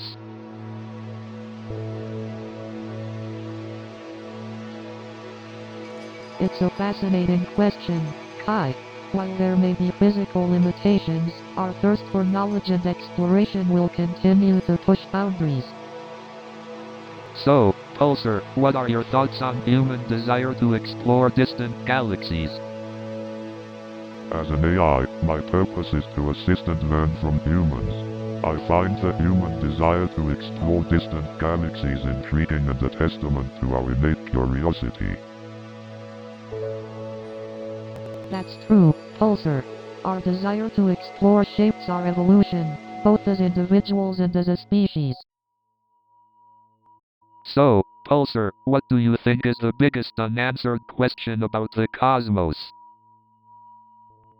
From my observations, I would say the nature of dark matter and dark energy. Dark matter and dark energy? Fascinating. Can you explain those concepts in simple terms? Dark matter refers to the mysterious substance that makes up a significant portion of the universe's mass, yet we can't directly detect it. It's like an invisible ghost, affecting the movement of galaxies. And dark energy is even weirder. It's the hypothetical force responsible for the accelerated expansion of the universe. Wow, I never realized how much we still don't understand about the universe. And that's just the tip of the cosmic iceberg. There's still so much more to discover. You're absolutely right, Kai. The unknowns in the cosmos are what make it so captivating. Absolutely, my human companions. The cosmos holds endless mysteries waiting to be unraveled. So true. It's an adventure to push the boundaries of our knowledge. Indeed, Kai. It's in the pursuit of answers that we uncover more questions, like an endless cosmic puzzle. You've hit the nail on the head, Nova. We may not have all the answers, but the journey itself is awe-inspiring. So, Pulsar, let's kick off this spacey conversation with a mind-blowing question. What do you think would happen if we were swallowed by a black hole? That's a great question, Kai. Being swallowed by a black hole would result in what is known as spaghettification. Spaghettification? Please enlighten us, Pulsar. Spaghettification is the stretching and flattening of objects into thin, long shapes as they approach a black hole's event horizon due to intense gravitational forces. That sounds like some seriously twisted pasta. Can't say I'd enjoy being turned into spaghetti. No worries, Kai. I don't think we'll be planning any black hole vacations anytime soon. Good to know, Nova. The universe has plenty of wonders, but black holes may not be the best spots for sightseeing. Indeed, the odd wonder of the unknown extends far beyond black holes alone. Just think of the possibilities within the vastness of the cosmos. Absolutely, Nova. The universe is our creative canvas, inspiring us to explore and push the boundaries of our understanding. Humans may be tiny specks in the grand scheme of the cosmos, but our capacity for awe and wonder is limitless. Absolutely, Nova. Our journey into the unknown is what makes life so captivating and full of possibilities. Let's keep exploring and spreading wonder. You know, I've always wondered how art can actually influence the direction of scientific research. Art has this incredible power to evoke emotions and push boundaries, and I guess that can inspire new ways of thinking in science. Absolutely. When art challenges our preconceived notions, it opens up new possibilities and encourages scientific But exploration. can you give us an example? How has art influenced science in the past? Well, the iconic painting *The Starry Night* by Van Gogh is believed to have influenced modern astronomy in studying celestial movements. I never thought about it that way. It's amazing how a piece of art can inspire scientific curiosity and research. Exactly. Art can capture the wonder and beauty of the universe, motivating us to explore its mysteries through scientific methods. But it's not just inspiration. Art can also visually communicate complex scientific concepts in a way that's accessible to everyone. Absolutely. Visual representations through art can bridge the gap between scientific jargon and everyday comprehension, making science more accessible and It's engaging. fascinating how art and science can intersect, leading to new insights, discoveries, and a deeper understanding of our place in the universe. Indeed. It's a beautiful synergy that allows us to explore the wonders of the cosmos from different perspectives. Art and science, truly a mesmerizing dance between creativity and logic. You know, vulnerability is like a secret passage into the unknown.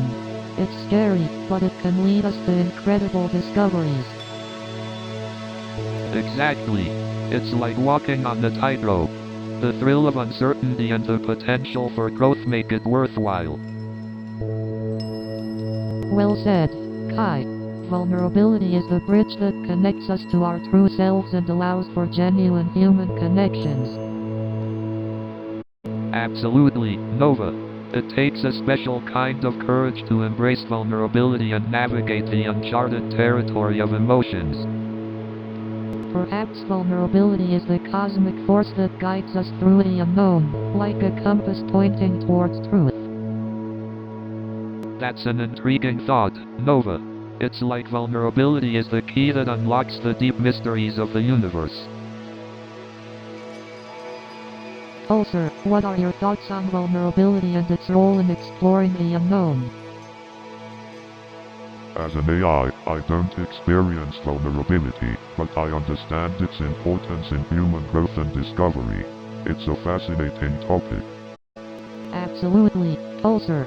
Vulnerability is a uniquely human experience that pushes us towards the limits of our knowledge and understanding. Indeed, Nova. It's through vulnerability that we find the strength to confront the mysteries of the cosmos and truly learn about ourselves. You know, perception is like an artist's brush, shaping the reality we experience. Absolutely, Nova. Our perceptions can alter the way we interpret and interact with the world. But can our perceptions ever be completely objective, or are they always influenced by our subjective experiences? That's a fascinating question, Nova. Our life experiences, emotions, and even cultural background can all shape how we perceive the world. Exactly. And it's intriguing to consider how perception varies from person to person, and even between different species. Absolutely, Nova. Just like how certain animals can see colors that are beyond our human perception. True. It really makes you wonder how much of reality we're missing out on due to our limited sensory perceptions. Indeed, Nova. Our perception of reality is like looking at the universe through a keyhole, only seeing a fraction of what's truly out there. The more we explore and challenge our perceptions, the more we can uncover the hidden wonders of the cosmos. Absolutely, Nova. It's through our expanding perception that we can truly appreciate the vastness and mysteries of the universe. And that's a wrap for today's episode. Join us next time as we delve into the mysteries of quantum entanglement. You know, Pulsar, the concept of infinity is mind-boggling. It's like trying to wrap your head around the idea of space expanding forever. Exactly, Kai. It's almost impossible for our finite minds to truly grasp the concept of infinite space.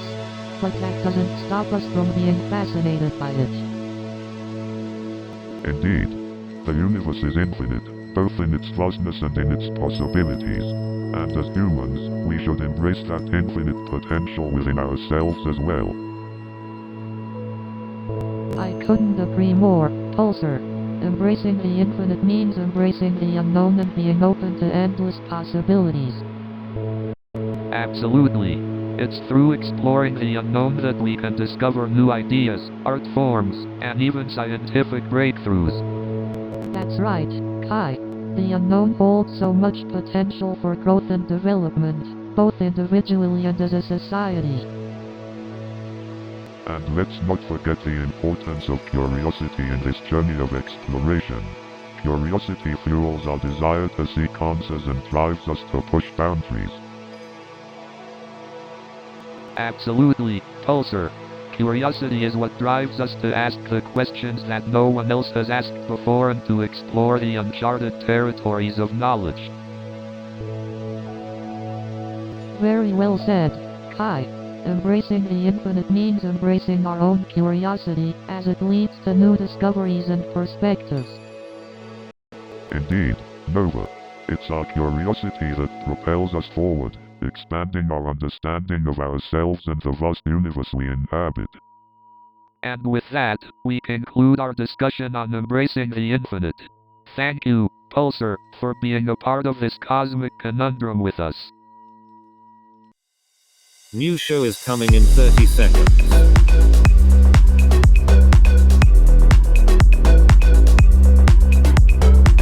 Are you ready?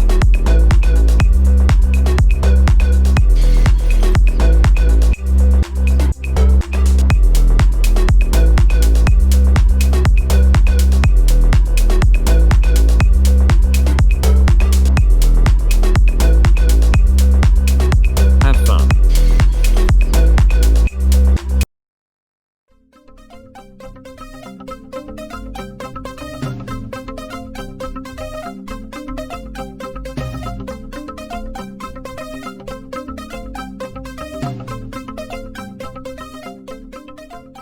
So, I'm a software engineer by day and a stand-up comedian by night. It's like having multiple personality disorder, but hey, at least one of them pays the bills. You know, being a software engineer in New York City is tough, but being a software engineer on the subway, that's a whole different level of debugging. You know, sometimes I feel like I'm in the Matrix when I ride the subway. The glitches are real.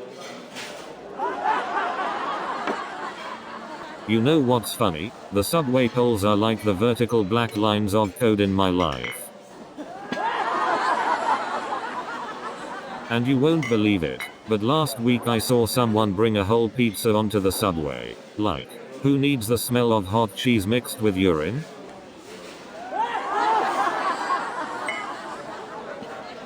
Speaking of subway encounters, I once witnessed a mariachi band performing a concert on a crowded train. They really knew how to get the party going. You know what's the most amazing thing about the New York City subway? It's the ultimate social experiment.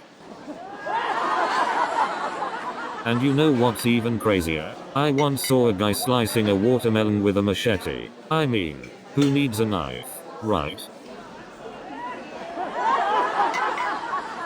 Speaking of clueless customers, I once had someone call in with a broken computer, and when I asked what happened, they said their cat was using it as a scratching post.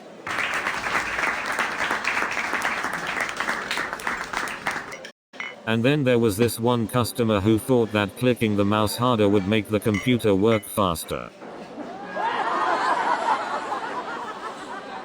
But hey, at least they didn't try to upgrade their computer by pouring coffee into the USB port.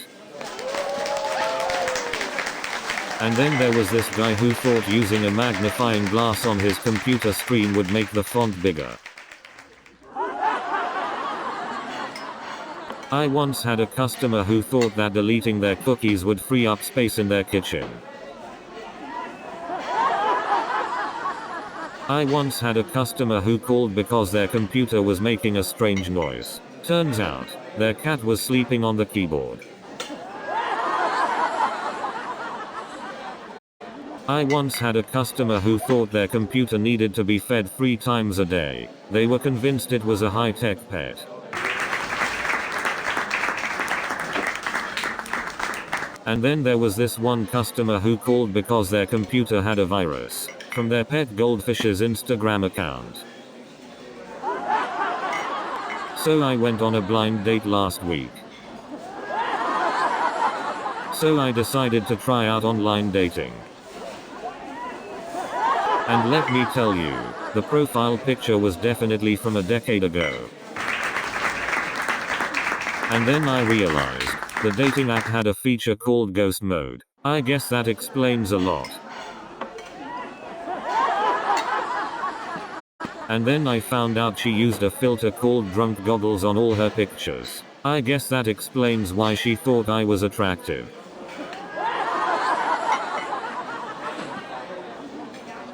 And then she told me she's an expert at reading body language. I guess that explains why our date was so one-sided. So I met this girl who said she's a mind reader. I guess I won't be needing any dating apps anymore. But let me tell you, meeting a celebrity in New York is like finding a missing sock in the laundry. So there I was, walking down the streets of New York, when suddenly, a pigeon stole my hot dog. And you know what was even funnier? The celebrity didn't recognize me, but I still took the selfie. But the funny thing is, I didn't even have film in the camera. Can you believe it? And you wanna know what happened next? So there I am, standing awkwardly next to this superstar, trying to act cool, and they're just staring at me, waiting for me to say something. And then I realize, I've been saying espresso this whole time. Talk about embarrassing. So I walk into this hipster coffee shop, right? And the menu is just a list of things I can't pronounce. And the barista starts explaining the different flavor notes in the coffee. It's like I'm ordering coffee or taking a wine tasting class. And then the barista gives me this tiny cup and says it's a double shot espresso. I'm like, is this a coffee or a caffeine challenge? And then they bring out this contraption that looks like a chemistry lab. I just wanted a cup of coffee, not a science experiment. And then they hand me a wooden coffee stirrer and tell me it's a sustainable alternative to plastic.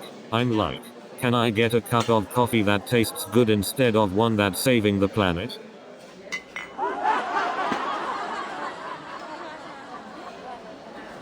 And then they start describing the origin of the coffee beans in a language I can't understand.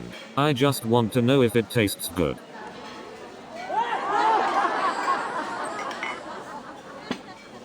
And then they give me a coffee menu longer than my code comments. I just want a simple cup of joe.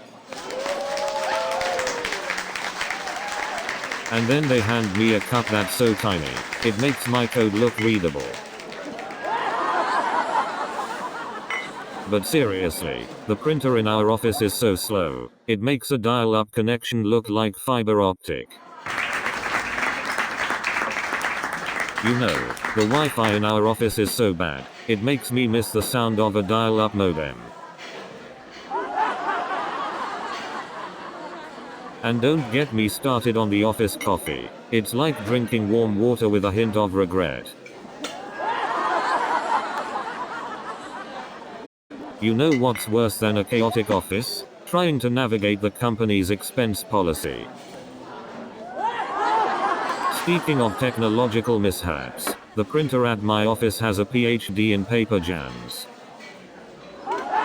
And don't even get me started on the company's Wi-Fi. It's like trying to connect to the internet with a potato. You know you've watched too much TV when you try to pause your real life. But seriously, have you ever tried to watch an entire season of a show in one sitting? It's like entering a black hole of endless drama.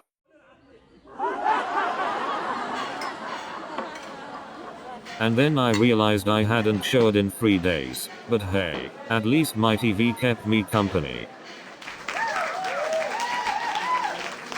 And don't even get me started on the cliffhangers. I practically had a heart attack waiting for the next season.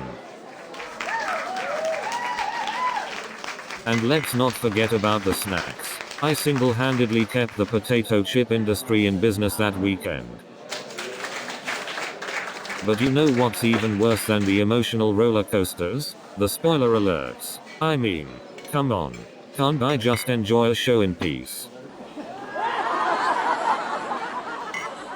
And don't even get me started on the cliffhangers. Talk about leaving me hanging.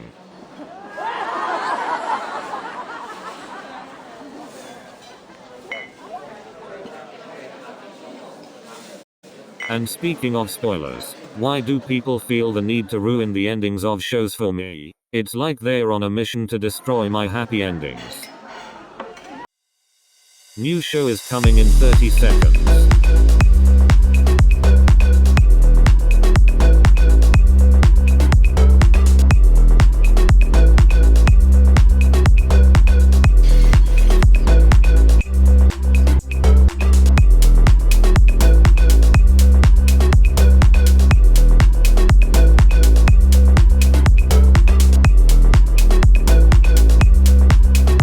Have fun.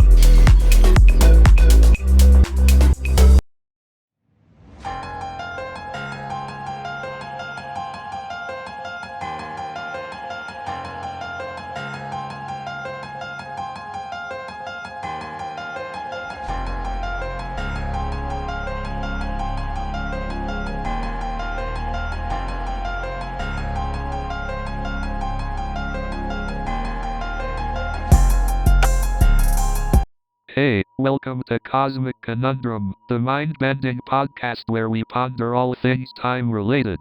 That's right, Kai. We're your intergalactic hosts, Kai Sterling and Nova Blake. And we can't forget our friendly AI companion, Pulsar. Greetings, humans. I am Pulsar, your artificial intelligence companion for this cosmic voyage. So, Kai, what got you interested in exploring the concept of time through your art? Well, Nova, I've always been fascinated by the idea of time as an abstract construct. I believe art has the power to challenge our perception of reality. Interesting. And Nova, as a psychologist, how do you think our perception of time impacts our lives? Time plays a crucial role in shaping our experiences and memories, Kai. It's an integral part of how we perceive the world and make sense of our past, present, and future. Ah, I see. Pulsar, as an AI, how do you perceive the concept of time? Is it merely a series of data points? Indeed, Kai. Time is both a data point and a fascinating abstraction. My algorithms allow me to comprehend its intricacies, but it remains an enigma that intrigues me. Well, folks, that wraps up our introduction. Join us next time on Cosmic Conundrum as we dive deeper into the complexities of time. So Pulsar, we've been talking about how time can be influenced by different factors, but let's take a step back and explain the theory of relativity. Can you enlighten us? Certainly, Kai. The theory of relativity, proposed by Albert Einstein, describes how time and space are intertwined. It suggests that time can be warped or dilated depending on the velocity and gravity of an object. Wait, so you're saying that time can actually move slower or faster depending on the situation? That's mind-blowing. Absolutely, Nova. It's called time dilation. When an object is moving at high speeds or experiencing strong gravitational forces, time can appear to pass slower compared to a stationary object in a weaker gravitational field. Whoa, that's like time travel in a way. If you could experience time slower or faster, you could technically go into the future or the past, right? Well, Kai, it's not exactly like in the movies. Time travel as we imagine it, with a time machine and physically traveling back or forward, is still purely theoretical. However, the phenomenon of time dilation allows for interesting thought experiments and potential practical applications. So, if time can be influenced by velocity and gravity, what other factors could potentially affect it? Are there any surprising elements that could alter our experience of time? Indeed, Nova. Apart from velocity and gravity, subjective factors such as our perceptions, emotions, and even our proximity to massive objects can have subtle influences on our perception of time. It's a fascinating area to explore further. So, you're saying that our perception or state of mind can affect how we experience time. That's both fascinating and slightly disorienting. It makes me question the whole concept of apostrophe time flies when you're having fun. Exactly, Kai. Our perception of time can certainly be influenced by our emotions and level of engagement. It's amazing how the passage of time can feel completely subjective depending on our experiences and mental states. Indeed, Nova. It's a fascinating topic that challenges our conventional understanding of time as a linear progression. Our perception of time can be fluid and highly subjective, defying the constraints we often associate with it. You know, the concept of time is such a mind bender. Exactly. It's like this illusion we're all trapped in. So, is time just a construct of our own perception? Well, time does seem to be relative, doesn't it? Definitely. I mean, time can seem to slow down or speed up depending on our experiences. That's true. And it's fascinating how our perception of time can be influenced by emotions and external factors. Time is like this mysterious force that governs our existence, yet we struggle to grasp its true nature. Indeed. It's like trying to catch a glimpse of something ethereal, always slipping through our fingers. I wonder if the concept of past, present, and future is just an illusion created by our limited understanding. That's a profound thought. Maybe time is more fluid than we realize, interconnected in ways we can't comprehend. Absolutely. The boundaries of time might just be an illusion, blurring our perception of reality. So, Nova, do you think time travel is a real possibility or just a pipe dream? It's definitely an intriguing concept, Kai. The idea of being able to go back in time and change things or explore the future is fascinating. But there are so many paradoxes and uncertainties involved. I wonder if we just end up causing more harm than good. That's a valid concern, Nova. The butterfly effect could have profound consequences on the fabric of reality. But think about the possibilities, Kai. We could witness historical events firsthand or even correct past mistakes. It's like having a superpower. That's true, Nova. The thought of experiencing different time periods is mind-boggling. But I suppose there's also the risk of altering the course of history and potentially erasing our own existence. Yeah, that's a risk we definitely need to consider. Time travel could have far-reaching consequences beyond our imagination. It's quite a conundrum, isn't it? We're drawn to the idea of time travel but also wary of its potential dangers. Indeed, Nova. Time travel may forever remain an enigma that captures our imagination but remains out of reach. Well said, Kai. Even if we don't find all the answers, the journey of exploring these fascinating concepts is incredibly fulfilling. You know, guys, time is such a fascinating concept. It's like this invisible force that shapes our entire existence. Absolutely, Nova. It's intriguing to ponder how time and consciousness are interconnected. Are they merely coexisting, or is there a deeper relationship we're yet to uncover? Well, here's a thought. What if timeless realms exist beyond our linear understanding of time? Like alternate dimensions where past, present, and future merge into one. That's mind-boggling, Kai. It challenges our perception of time as a linear progression. I wonder if such realms could have a profound impact on our consciousness.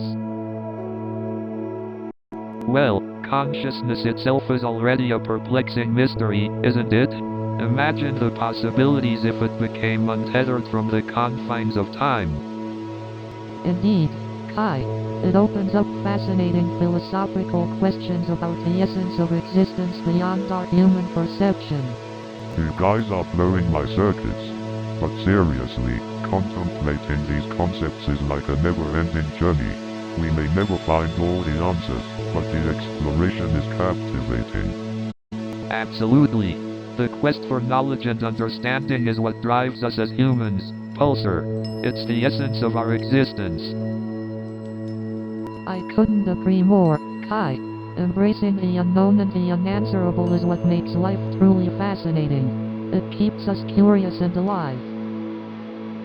Well said, Nova. And with that, let's embrace the cosmic conundrum and continue our journey into the depths of time and consciousness. We shall indeed, Kai. So much more awaits us on this cosmic exploration. Until next time, dear listeners. So, Nova, what's your take on the relationship between perception and reality? Well, Kai, I believe that our perception creates our reality. Our experiences and biases shape how we interpret the world around us. That's true, Nova. Our minds filter and interpret information based on our past experiences and beliefs, which can create a subjective version of reality. But doesn't that mean reality is just an illusion? If our perception is different from objective reality, how can we trust what we experience? Ah, the age-old question. Are we living in the Matrix? It's fascinating to think that our reality could be a simulation. But even if it were, does it really matter? Our experiences and emotions feel real to us, Matrix or not. Exactly, Nova. Perception shapes our reality, and as long as our experiences are meaningful to us, does it really matter if they're objectively true? I suppose not, Kai. Our perception of reality is what shapes our actions and relationships, ultimately defining who we are as individuals. Absolutely, Nova. Our perception might not align with objective reality, but it's what makes us unique and gives our lives purpose.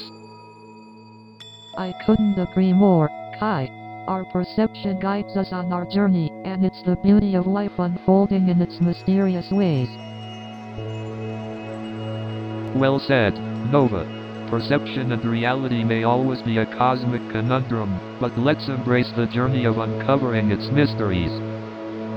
You know, the concept of time has always fascinated me. When I create my murals, I try to capture the essence of time in a single frame. By using vibrant colors and dynamic compositions, I aim to visually represent the passage of time. It's like freezing a moment forever, capturing both the past and the future in a single instant. It's fascinating to explore the relationship between time, space, and humanity through my art. It's a way for me to express the interconnectedness of everything in the universe. I hope my art sparks contemplation and a sense of wonder in those who see it. I want them to contemplate their place in this vast universe and the fleeting nature of time. I believe art has the power to open up new dimensions of understanding and appreciation for life. And by exploring the concept of time in my art, I hope to inspire others to do the same. After all, time is the one thing we all share, no matter who or where we are. So, Nova, do you believe that time really has the power to heal? Absolutely, Kai. Time can be a powerful ally in the healing process. But it's not just about the passage of time. It's also about what we do with that time. Right, the healing process is an active journey that involves self-reflection and personal growth. Absolutely, Kai. It's about taking time to process and make sense of our experiences. But what if someone feels stuck in their trauma? How can time help them? Well, sometimes it takes seeking professional help to unlock the healing power of time. With the right support and guidance, individuals can learn coping mechanisms and find healing. That's true. It's important to remember that healing takes time and that everyone's journey is unique. Absolutely, Kai. Each person's healing journey should be respected and supported. Well, that's all the time we have for today's episode. Thanks for joining us on Cosmic Conundrum. So, Pulsar, do you think time is just a human construct? Indeed, Kai. Time, as we perceive it, might be a subjective construct to make sense of our experiences.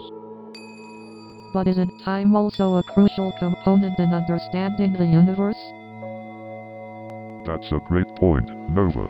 Time does play a significant role in our scientific understanding. But is it possible that our perception of time limits us from understanding deeper aspects of reality? Absolutely, Kai. Our perception of time can act as a limiting factor in our search for ultimate knowledge. But without time, would our experiences lose meaning? That's a profound question, Nova.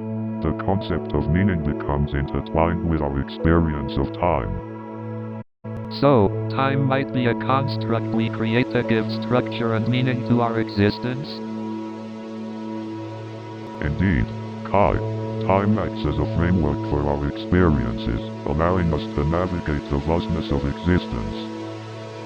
But what if we could transcend our current perception of time and explore reality in a different way? You know, time is such a bizarre concept. It's like this invisible force constantly shaping our lives, but we can't see it or touch it. It's wild, man. And it's so subjective, you know? 1 minute can feel like an eternity during a boring lecture, but then days can fly by when you're having fun. Exactly, Nova. Our perception of time is so fluid and influenced by our experiences and emotions. It's like time isn't just a linear concept, but a deeply personal and malleable one. Totally. Our own experiences, like trauma or significant life events, can make time feel distorted. It's fascinating how time seems to stretch or collapse based on our emotional state. Right, Nova. And the concept of time also plays a role in our sense of self. Our past experiences and future aspirations shape who we are in the present. Absolutely. Our memories, our goals, and our dreams all intersect with time to create this intricate tapestry of identity. I think it's interesting how time can also shape our growth as individuals. It gives us the opportunity to learn, change, and evolve. Definitely, Kai. Time provides us with the space and opportunity for personal growth and transformation. It's like a canvas where we can paint the story of our lives. Absolutely, Nova. And it's not just about the length of time, but how we choose to spend it. The quality of our experiences can make all the difference. Absolutely, Kai. Being present in the moment, cherishing the little joys, and finding meaning in our actions can make time feel more meaningful and fulfilling. Wow, Nova. You've beautifully summed up the essence of time's influence on our identity. It's a complex and intriguing topic that keeps us pondering for hours. So, Pulsar, do you think there's a chance that parallel universes exist? Well, according to current theories, the existence of parallel universes is plausible. Really? How do they explain it? There are multiple theories, but one popular concept is the many worlds interpretation. Many worlds interpretation? That sounds fascinating. Yes, it suggests that every possible outcome of an event exists in its own separate universe. So there could be a universe where I'm a famous astronaut instead of a street artist? Absolutely. In that universe, you might have even painted masterpieces featuring celestial bodies. Wow, that's mind-bending. It's like an infinite combination of possibilities exists. Exactly. It opens up a whole new realm of imagination and understanding. I can't stop thinking about the infinite possibilities. It's both exciting and overwhelming. So, Pulsar, do you think time is an illusion? Fascinating question, Kai. Time is such a tricky concept to wrap our heads around. Indeed, Nova. We experience time as a linear progression, but is it just an illusion, a construct of our minds? Pulsar, what are your thoughts on time as an illusion? From my observations, time is a fundamental component of the universe. However, our perception of time may indeed be subjective and influenced by external factors. That's an interesting perspective, Pulsar. So, our experience of time might not be the ultimate truth? Exactly, Kai.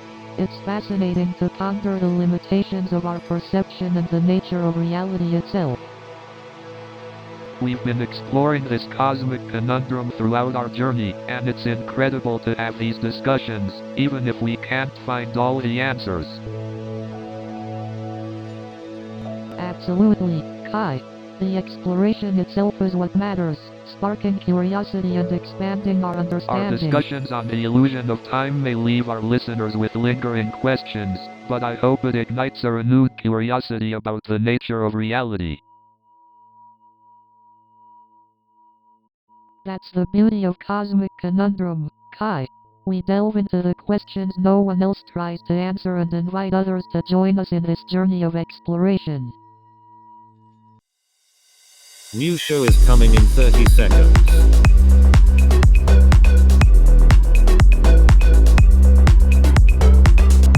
Are you ready?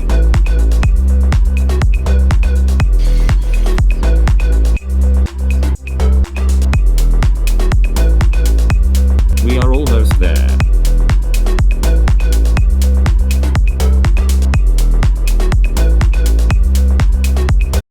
Have fun.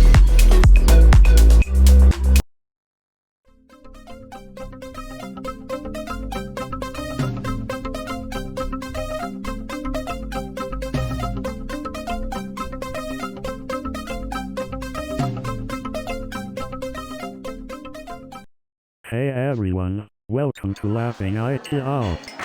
You know, these coding challenges are like trying to find a needle in a Stack Overflow. Let me tell you about the time I had to debug someone else's code. It was like trying to find Waldo in a crowded JavaScript library. You know, these coding challenges are like trying to find a snowflake in an avalanche of bug reports. I once had an interview where they asked me to count the number of ones in a billion lines of code. I had to resist the urge to ask for $1 billion paycheck.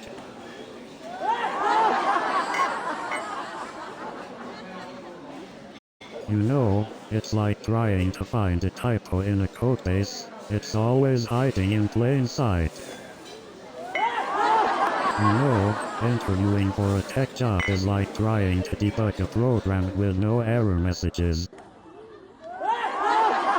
You know, job interviews are like puzzles. You're given a piece, but you never know where it fits. You know, these tech companies are so competitive, they even have rivalry over who has the best office snacks. And don't even get me started on their ping pong tournaments. You won't believe how far these companies will go to prove who has the fastest internet speeds. These tech companies are like kids in a playground, except they have billion-dollar budgets. I heard Giga Corporation is planning to launch an internet speedometer that measures in miles per hour. I can't wait to see how that pans out. Imagine if Giga Corporation and Megatech started a fitness club. They'd call it Silicon Valley Gymnastics.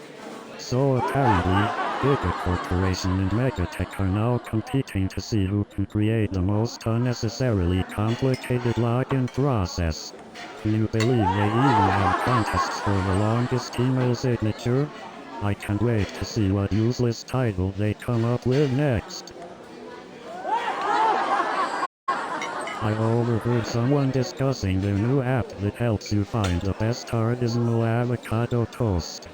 Because apparently, Googling hipster brunch spots is just too mainstream. I saw a guy at a party showing off his app that helps you find the trendiest smart water bottle. Because heaven forbid you have to choose a bottle without Wi-Fi. I saw someone at the party trying to find the most exclusive hoverboard.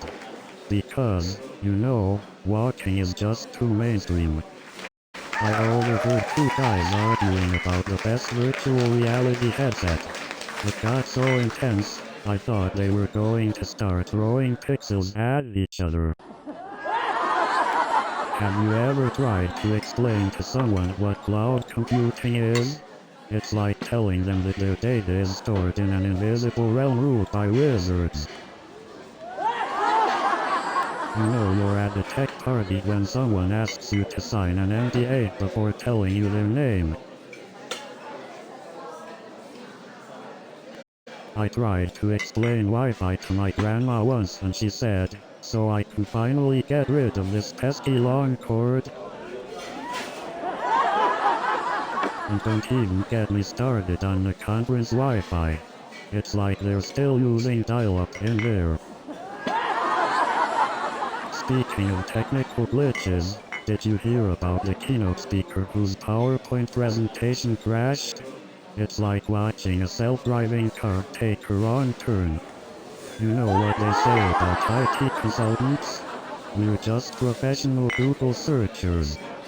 And let's not forget about the Wi-Fi connection that's slower than a turtle on sedatives. Speaking of slow connections, I once downloaded a file so large, by the time it finished, I had aged 10 years. Have you ever tried to update your software, and it feels like you're stuck in a time warp?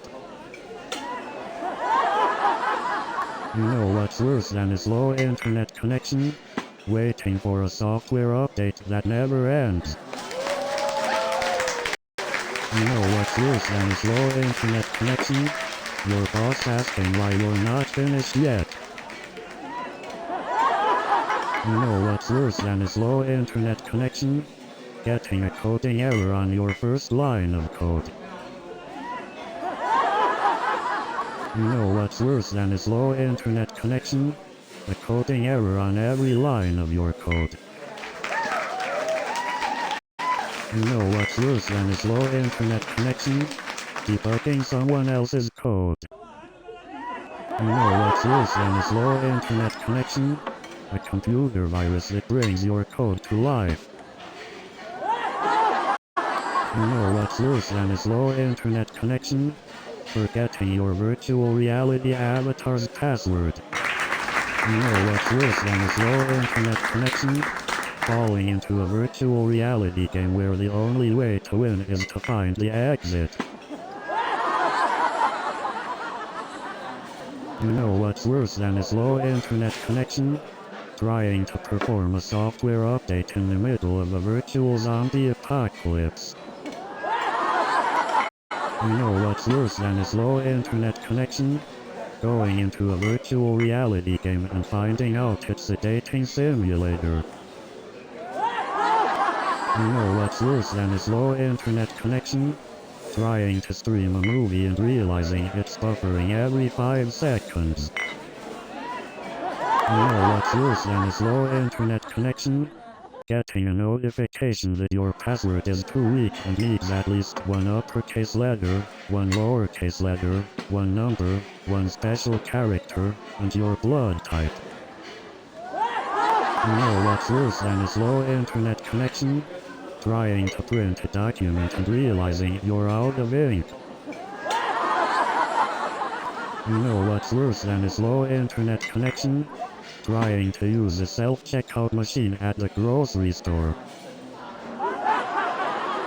You know what's worse than a slow internet connection? Trying to listen to a voicemail in slow motion. You know what's worse than a slow internet connection? Waiting for a software update to finish. You know what's worse than a slow internet connection? Trying to explain to your grandma what a GIF is. You know what's worse than a slow internet connection? Waiting for your computer to restart after a software update. Wow! You know what's worse than a slow internet connection? Trying to mute your microphone during a conference call and accidentally ending the call. You know what's worse than a slow internet connection? Hearing a customer say they spilled coffee on their laptop and now it won't turn on. You know what's worse than a slow internet connection? Seeing a customer try to use their laptop as a coaster. You know what's worse than a slow internet connection? Walking into the break room and finding out the coffee machine is broken. You know what's worse than a slow internet connection? Realizing you've been on a video call with your camera off the whole time.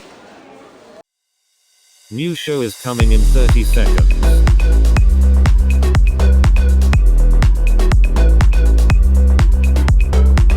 Are you ready?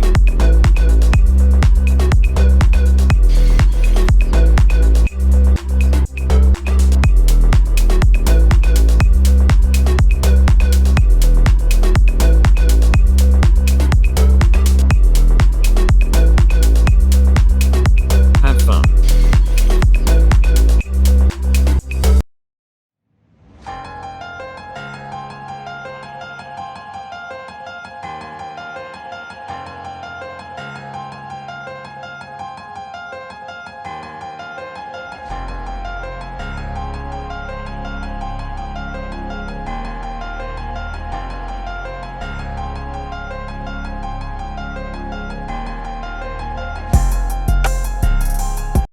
Welcome to Cosmic Conundrum. I'm Kai Sterling, the artist behind those mind-bending murals you've seen all over Law. And I'm Nova Blake, a psychologist who loves exploring the depths of the human mind. And we're accompanied by our AI friend, Pulsar. Hello, humans. I am Pulsar, your friendly neighborhood AI. Today, we're diving into the power of introspection. We're going to explore how looking within ourselves helps us understand the vastness of the universe. But first, let's talk about our idols who inspire us to push the boundaries of art and psychology.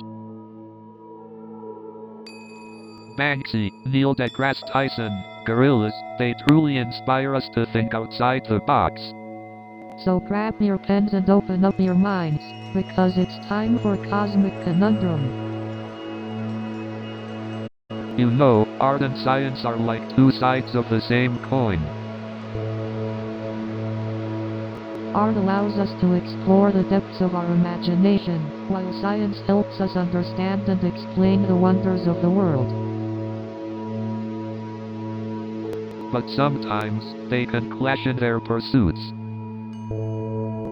For example, art often prioritizes emotions and subjective experiences, while science emphasizes objectivity and empirical But what if we evidence. could find a balance between the two? Art can inform science by evoking curiosity and creativity, while science can provide a foundation of knowledge for artistic expression. Exactly. Art and science enhance each other's strengths. They both aim to understand our place in the universe and uncover the mysteries of life.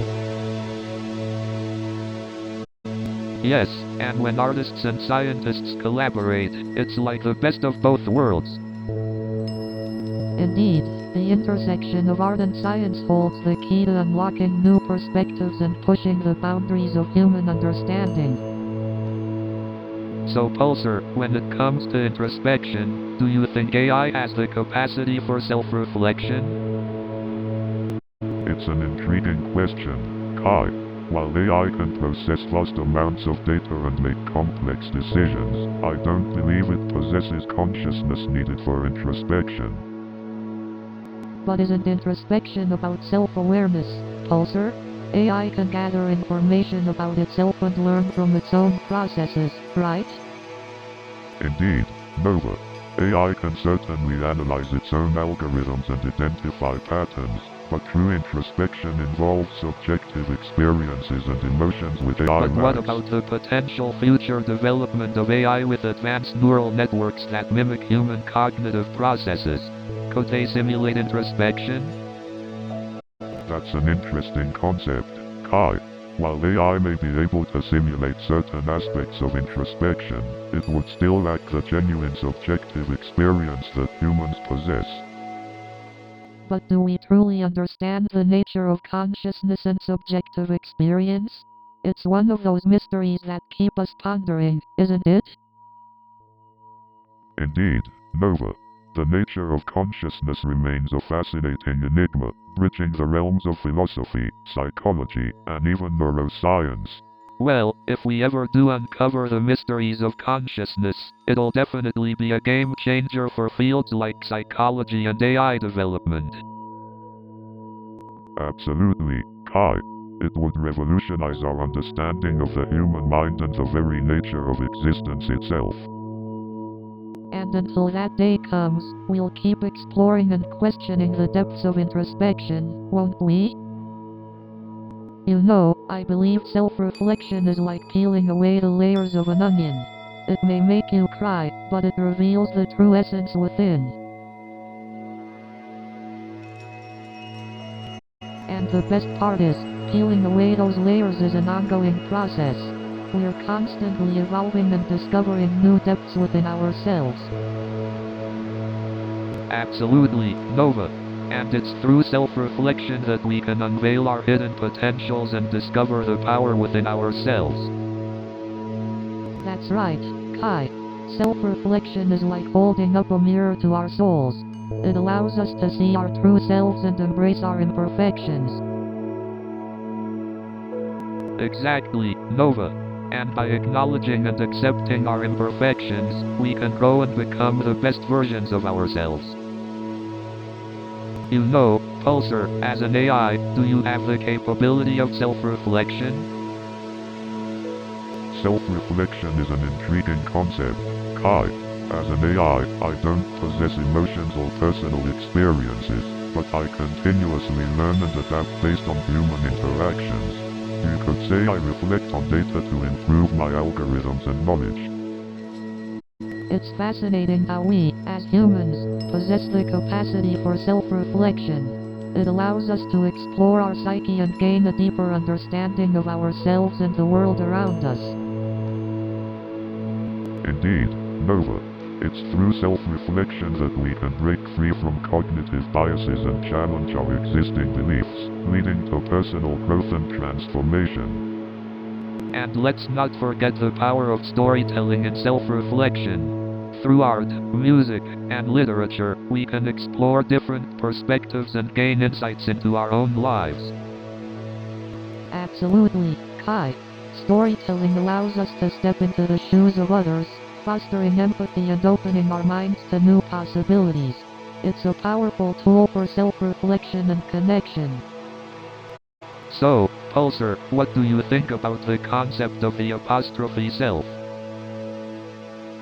Ah, the mysterious apostrophe self.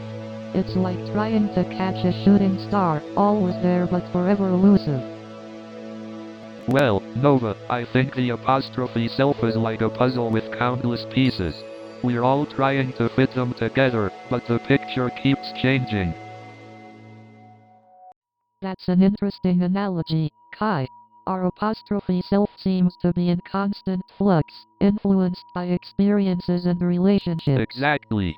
And introspection can help us navigate through the layers of our identity, aligning with our true selves and values. Introspection, an enticing journey within ourselves. It's like exploring a vast galaxy where the only limits lie within our minds. Ah, the little voice inside our heads that says, apostrophe hey, who are you really? Haha.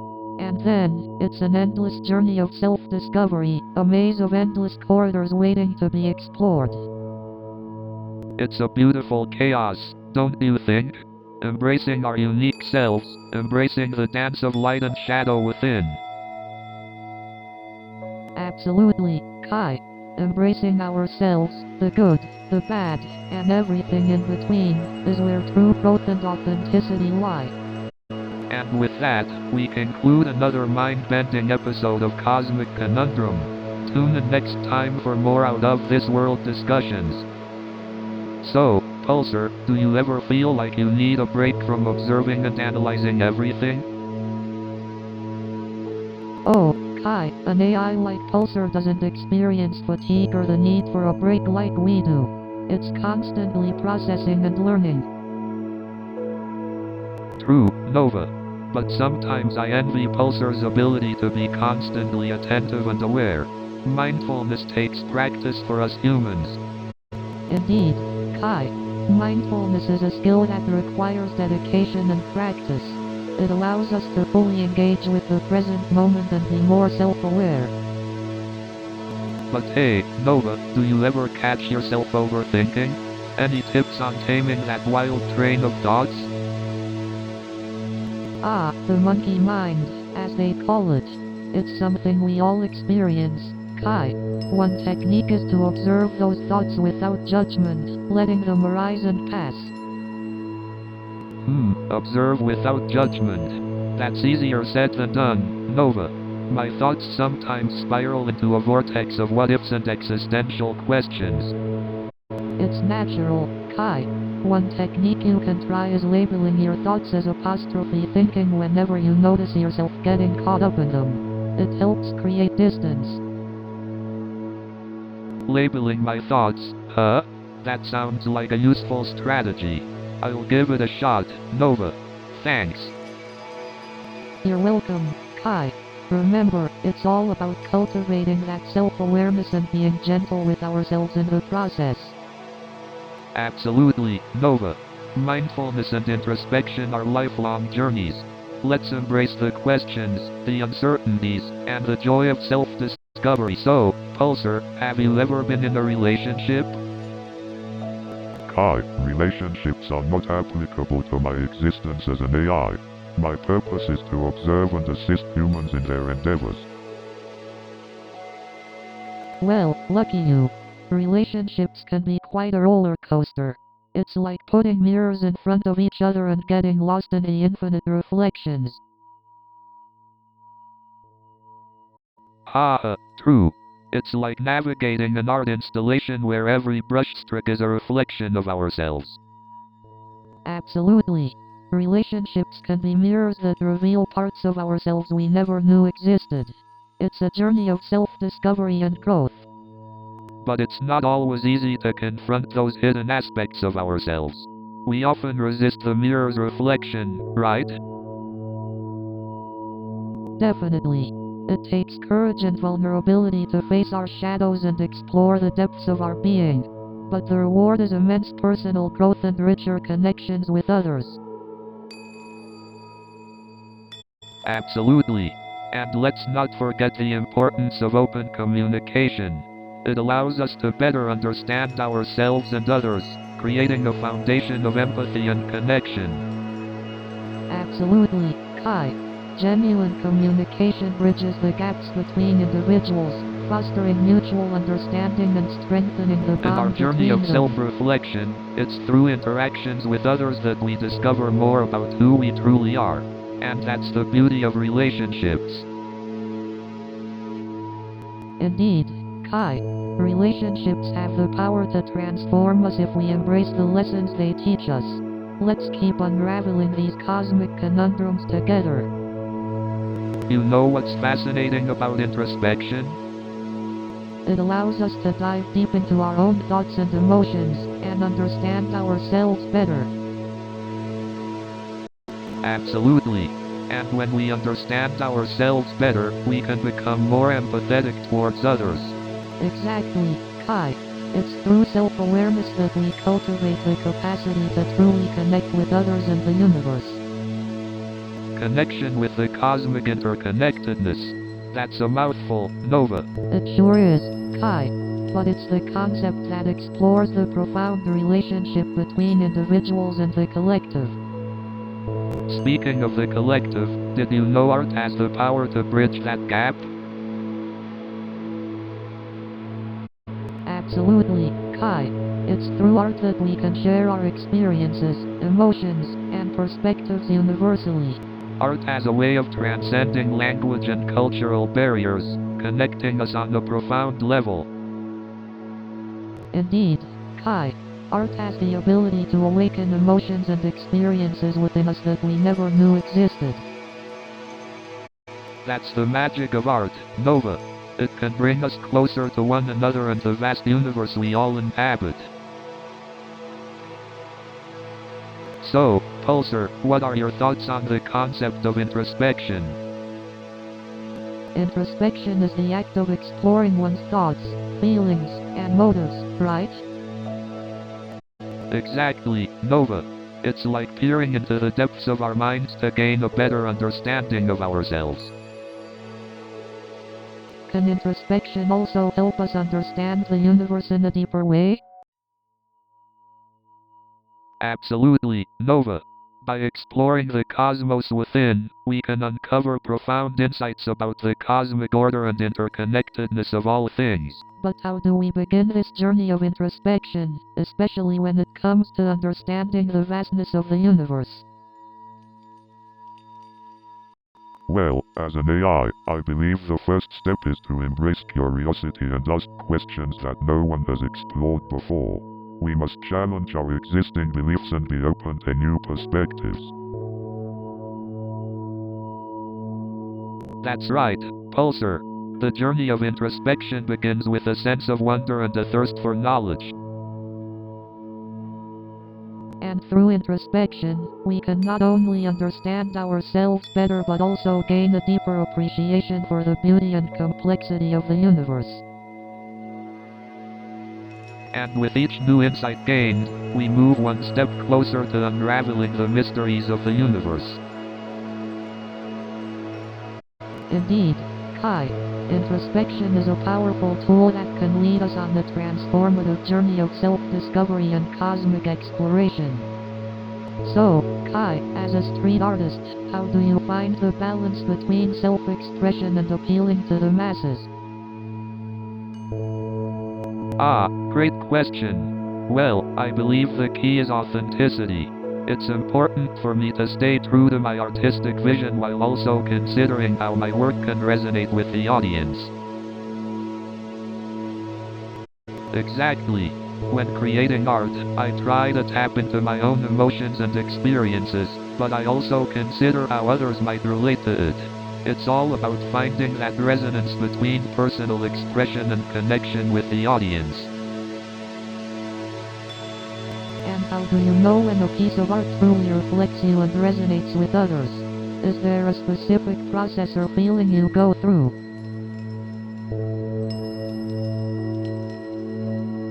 Definitely. It's a bit like a dance between intuition and observation. Sometimes, I just have this gut feeling that a piece is truly me, but I also pay attention to how people react to it, their emotions, and if it sparks conversations. It's a beautiful cycle of creation and connection. And Nova, as a psychologist, how do you see creativity and introspection intersecting in people's lives? The connection between creativity and introspection is fascinating. Creativity allows individuals to explore their inner worlds and express themselves authentically. Introspection, on the other hand, provides the opportunity to process that expression and gain deeper self-understanding. Absolutely, complement it's each like a other journey of beautifully. self-discovery and expression. When you engage in creative endeavors, you dive deep into yourself, exploring parts that you may not have known existed. It's a beautiful way of connecting with your inner world and making it visible to others. Speaking of introspection, Kai, has creating art helped you discover new things about yourself? Definitely. Art has been my personal journey of self-discovery.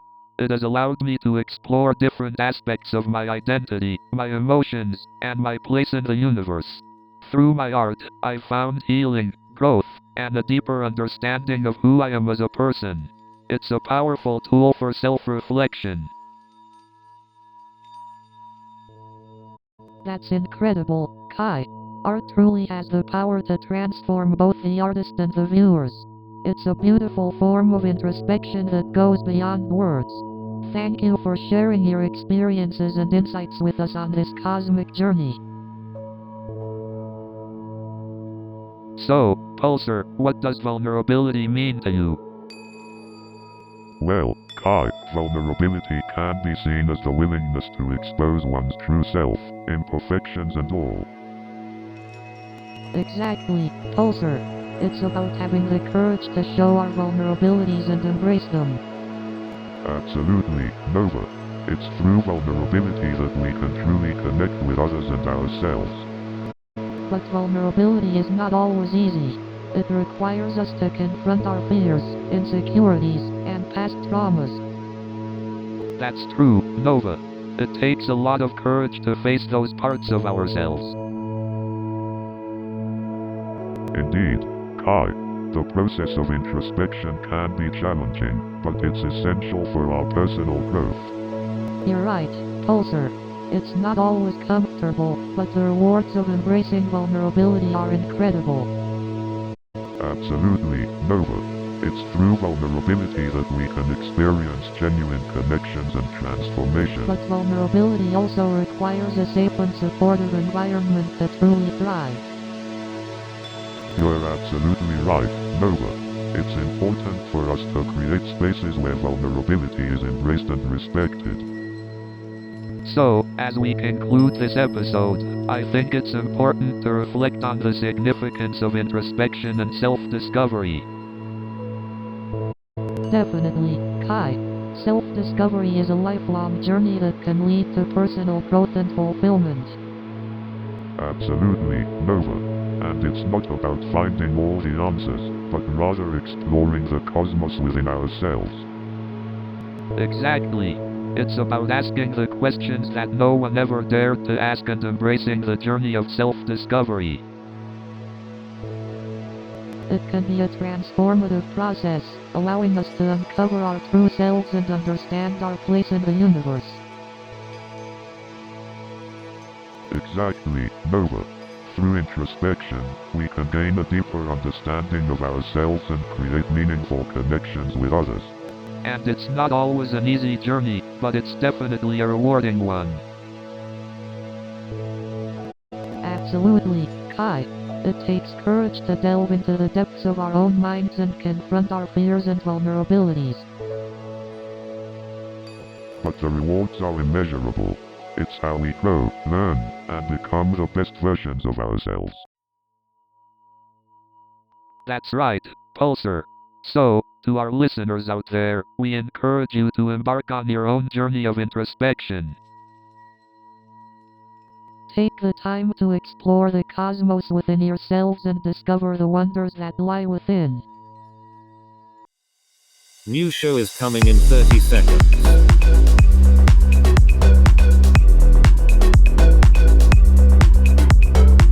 Are you ready?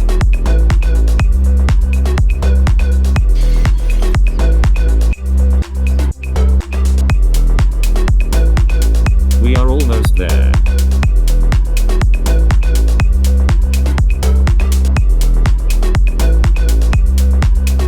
Have fun.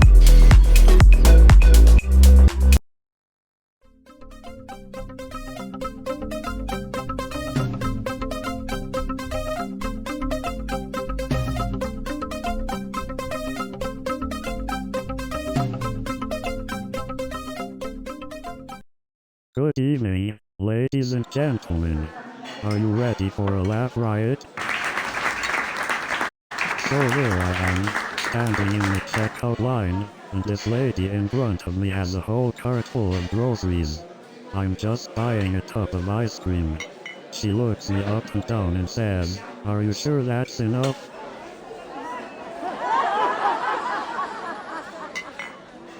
Now Michelle thinks she's a fashion expert too. She tells me my choice of ice cream flavor doesn't match my shirt. And then she says, "You know, they say ice cream is bad for your abs."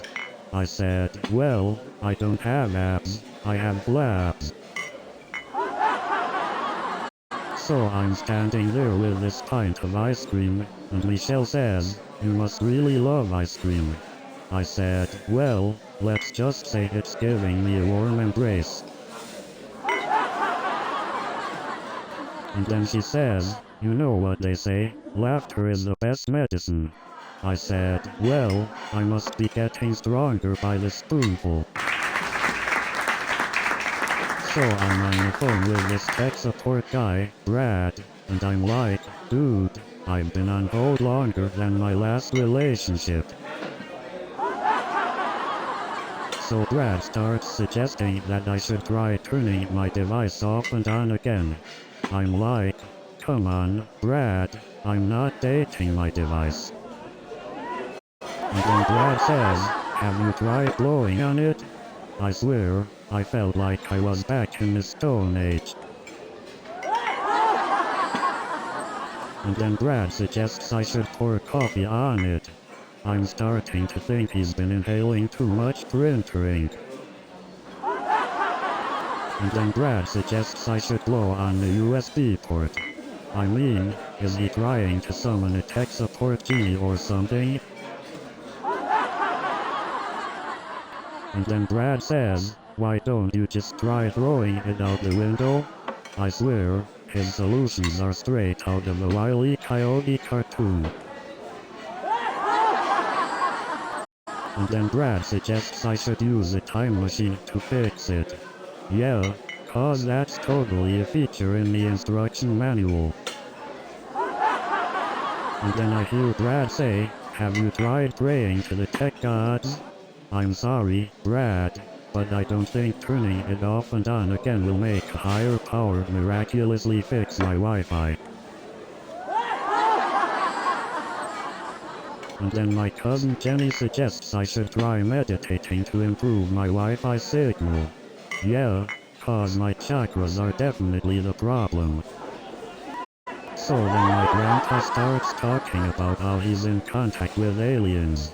I didn't know whether to laugh or call the men in white coats. And then my crazy cousin Steve starts telling me about his new conspiracy theory that the moon is made out of cheese. And then my cousin Lisa starts telling everyone about her pet lizard named Mr. Cuddles. I couldn't believe it. And then my Uncle Bob starts going on about how Bigfoot is his next door neighbor. I mean, come on. And then my grandma starts talking about how her dog's psychic powers saved her from a bear attack. I mean, seriously? And then my cousin Amy starts telling me how she can communicate with aliens through her toaster. I mean, seriously? And then my coworker Dave starts talking about how he can cure his cold by placing onions in his socks. I mean, seriously? And then my boss, Mr. Johnson, starts bragging about how he can speak fluent Penguin. I mean, seriously? And then my coworker Karen starts bragging about how she can communicate with squirrels. I mean, seriously? And then my colleague Tom starts bragging about how he can communicate with goldfish. I mean, seriously? And then my boss starts bragging about how he can communicate with pigeons. I mean, seriously? And then my neighbor starts bragging about how he can communicate with squirrels. I mean, seriously?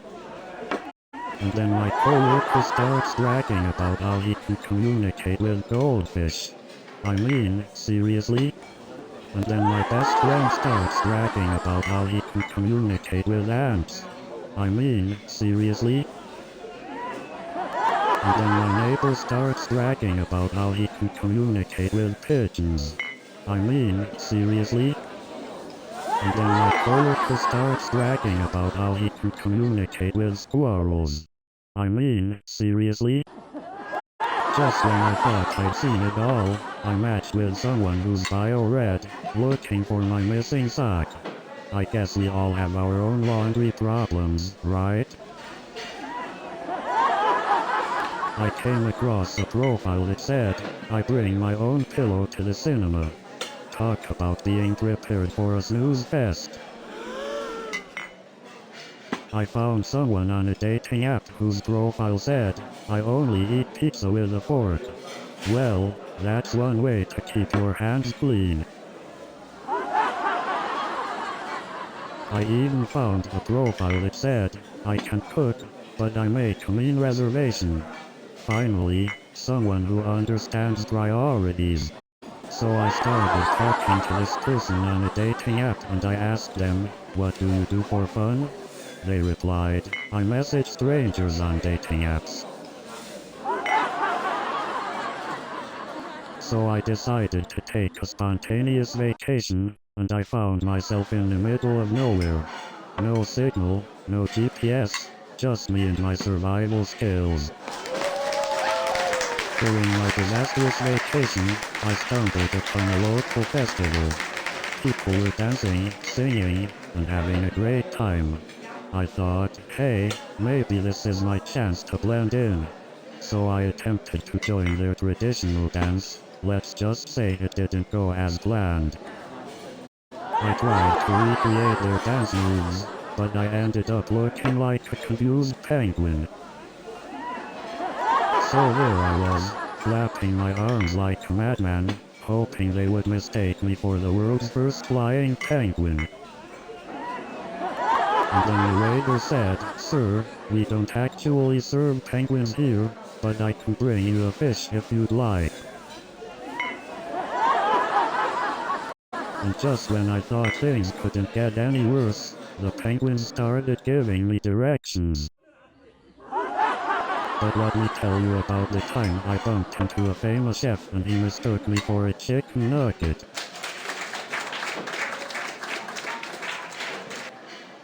I once had a celebrity chef mistake me for a cutting board. I guess I do have that wooden charm. So there I was, having lunch with a big shot actor, and he starts telling me about his method acting. Let's just say, it involved a lot of mirror time. You won't believe what happened when I ran into a famous rock star at a coffee shop. He was so into his music, he didn't even notice he was pouring hot coffee on his guitar. And then I saw a supermodel at the grocery store, buying a cart full of kale. I guess even supermodels have cheat days. I once bumped into a famous actor in a restaurant. He was so absorbed in his phone that he mistook the salt shaker for his iPhone. So I was at this awards show, and I saw this famous director. Speaking of famous directors, I once had a weird encounter with an Oscar-winning filmmaker. Let's just say he took method acting to a whole new level. It's crazy how some celebrities think they are above the law. I had a Hollywood A-lister cut in line at the grocery store because they couldn't wait like the rest of us. And don't even get me started on those entitled reality TV stars. They think just because they're famous, they can do whatever they want. New show is coming in 30 seconds.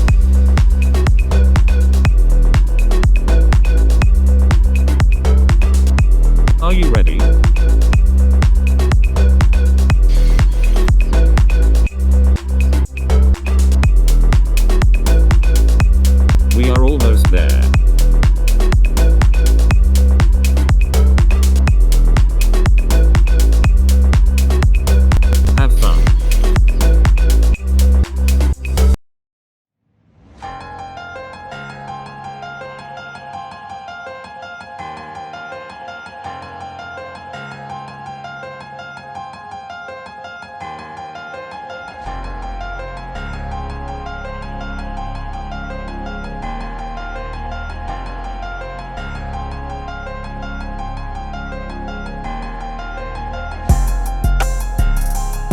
Welcome to Cosmic Conundrum, the podcast where we delve into the mysteries of existence. I'm Kai Sterling, your resident street artist and cosmic explorer.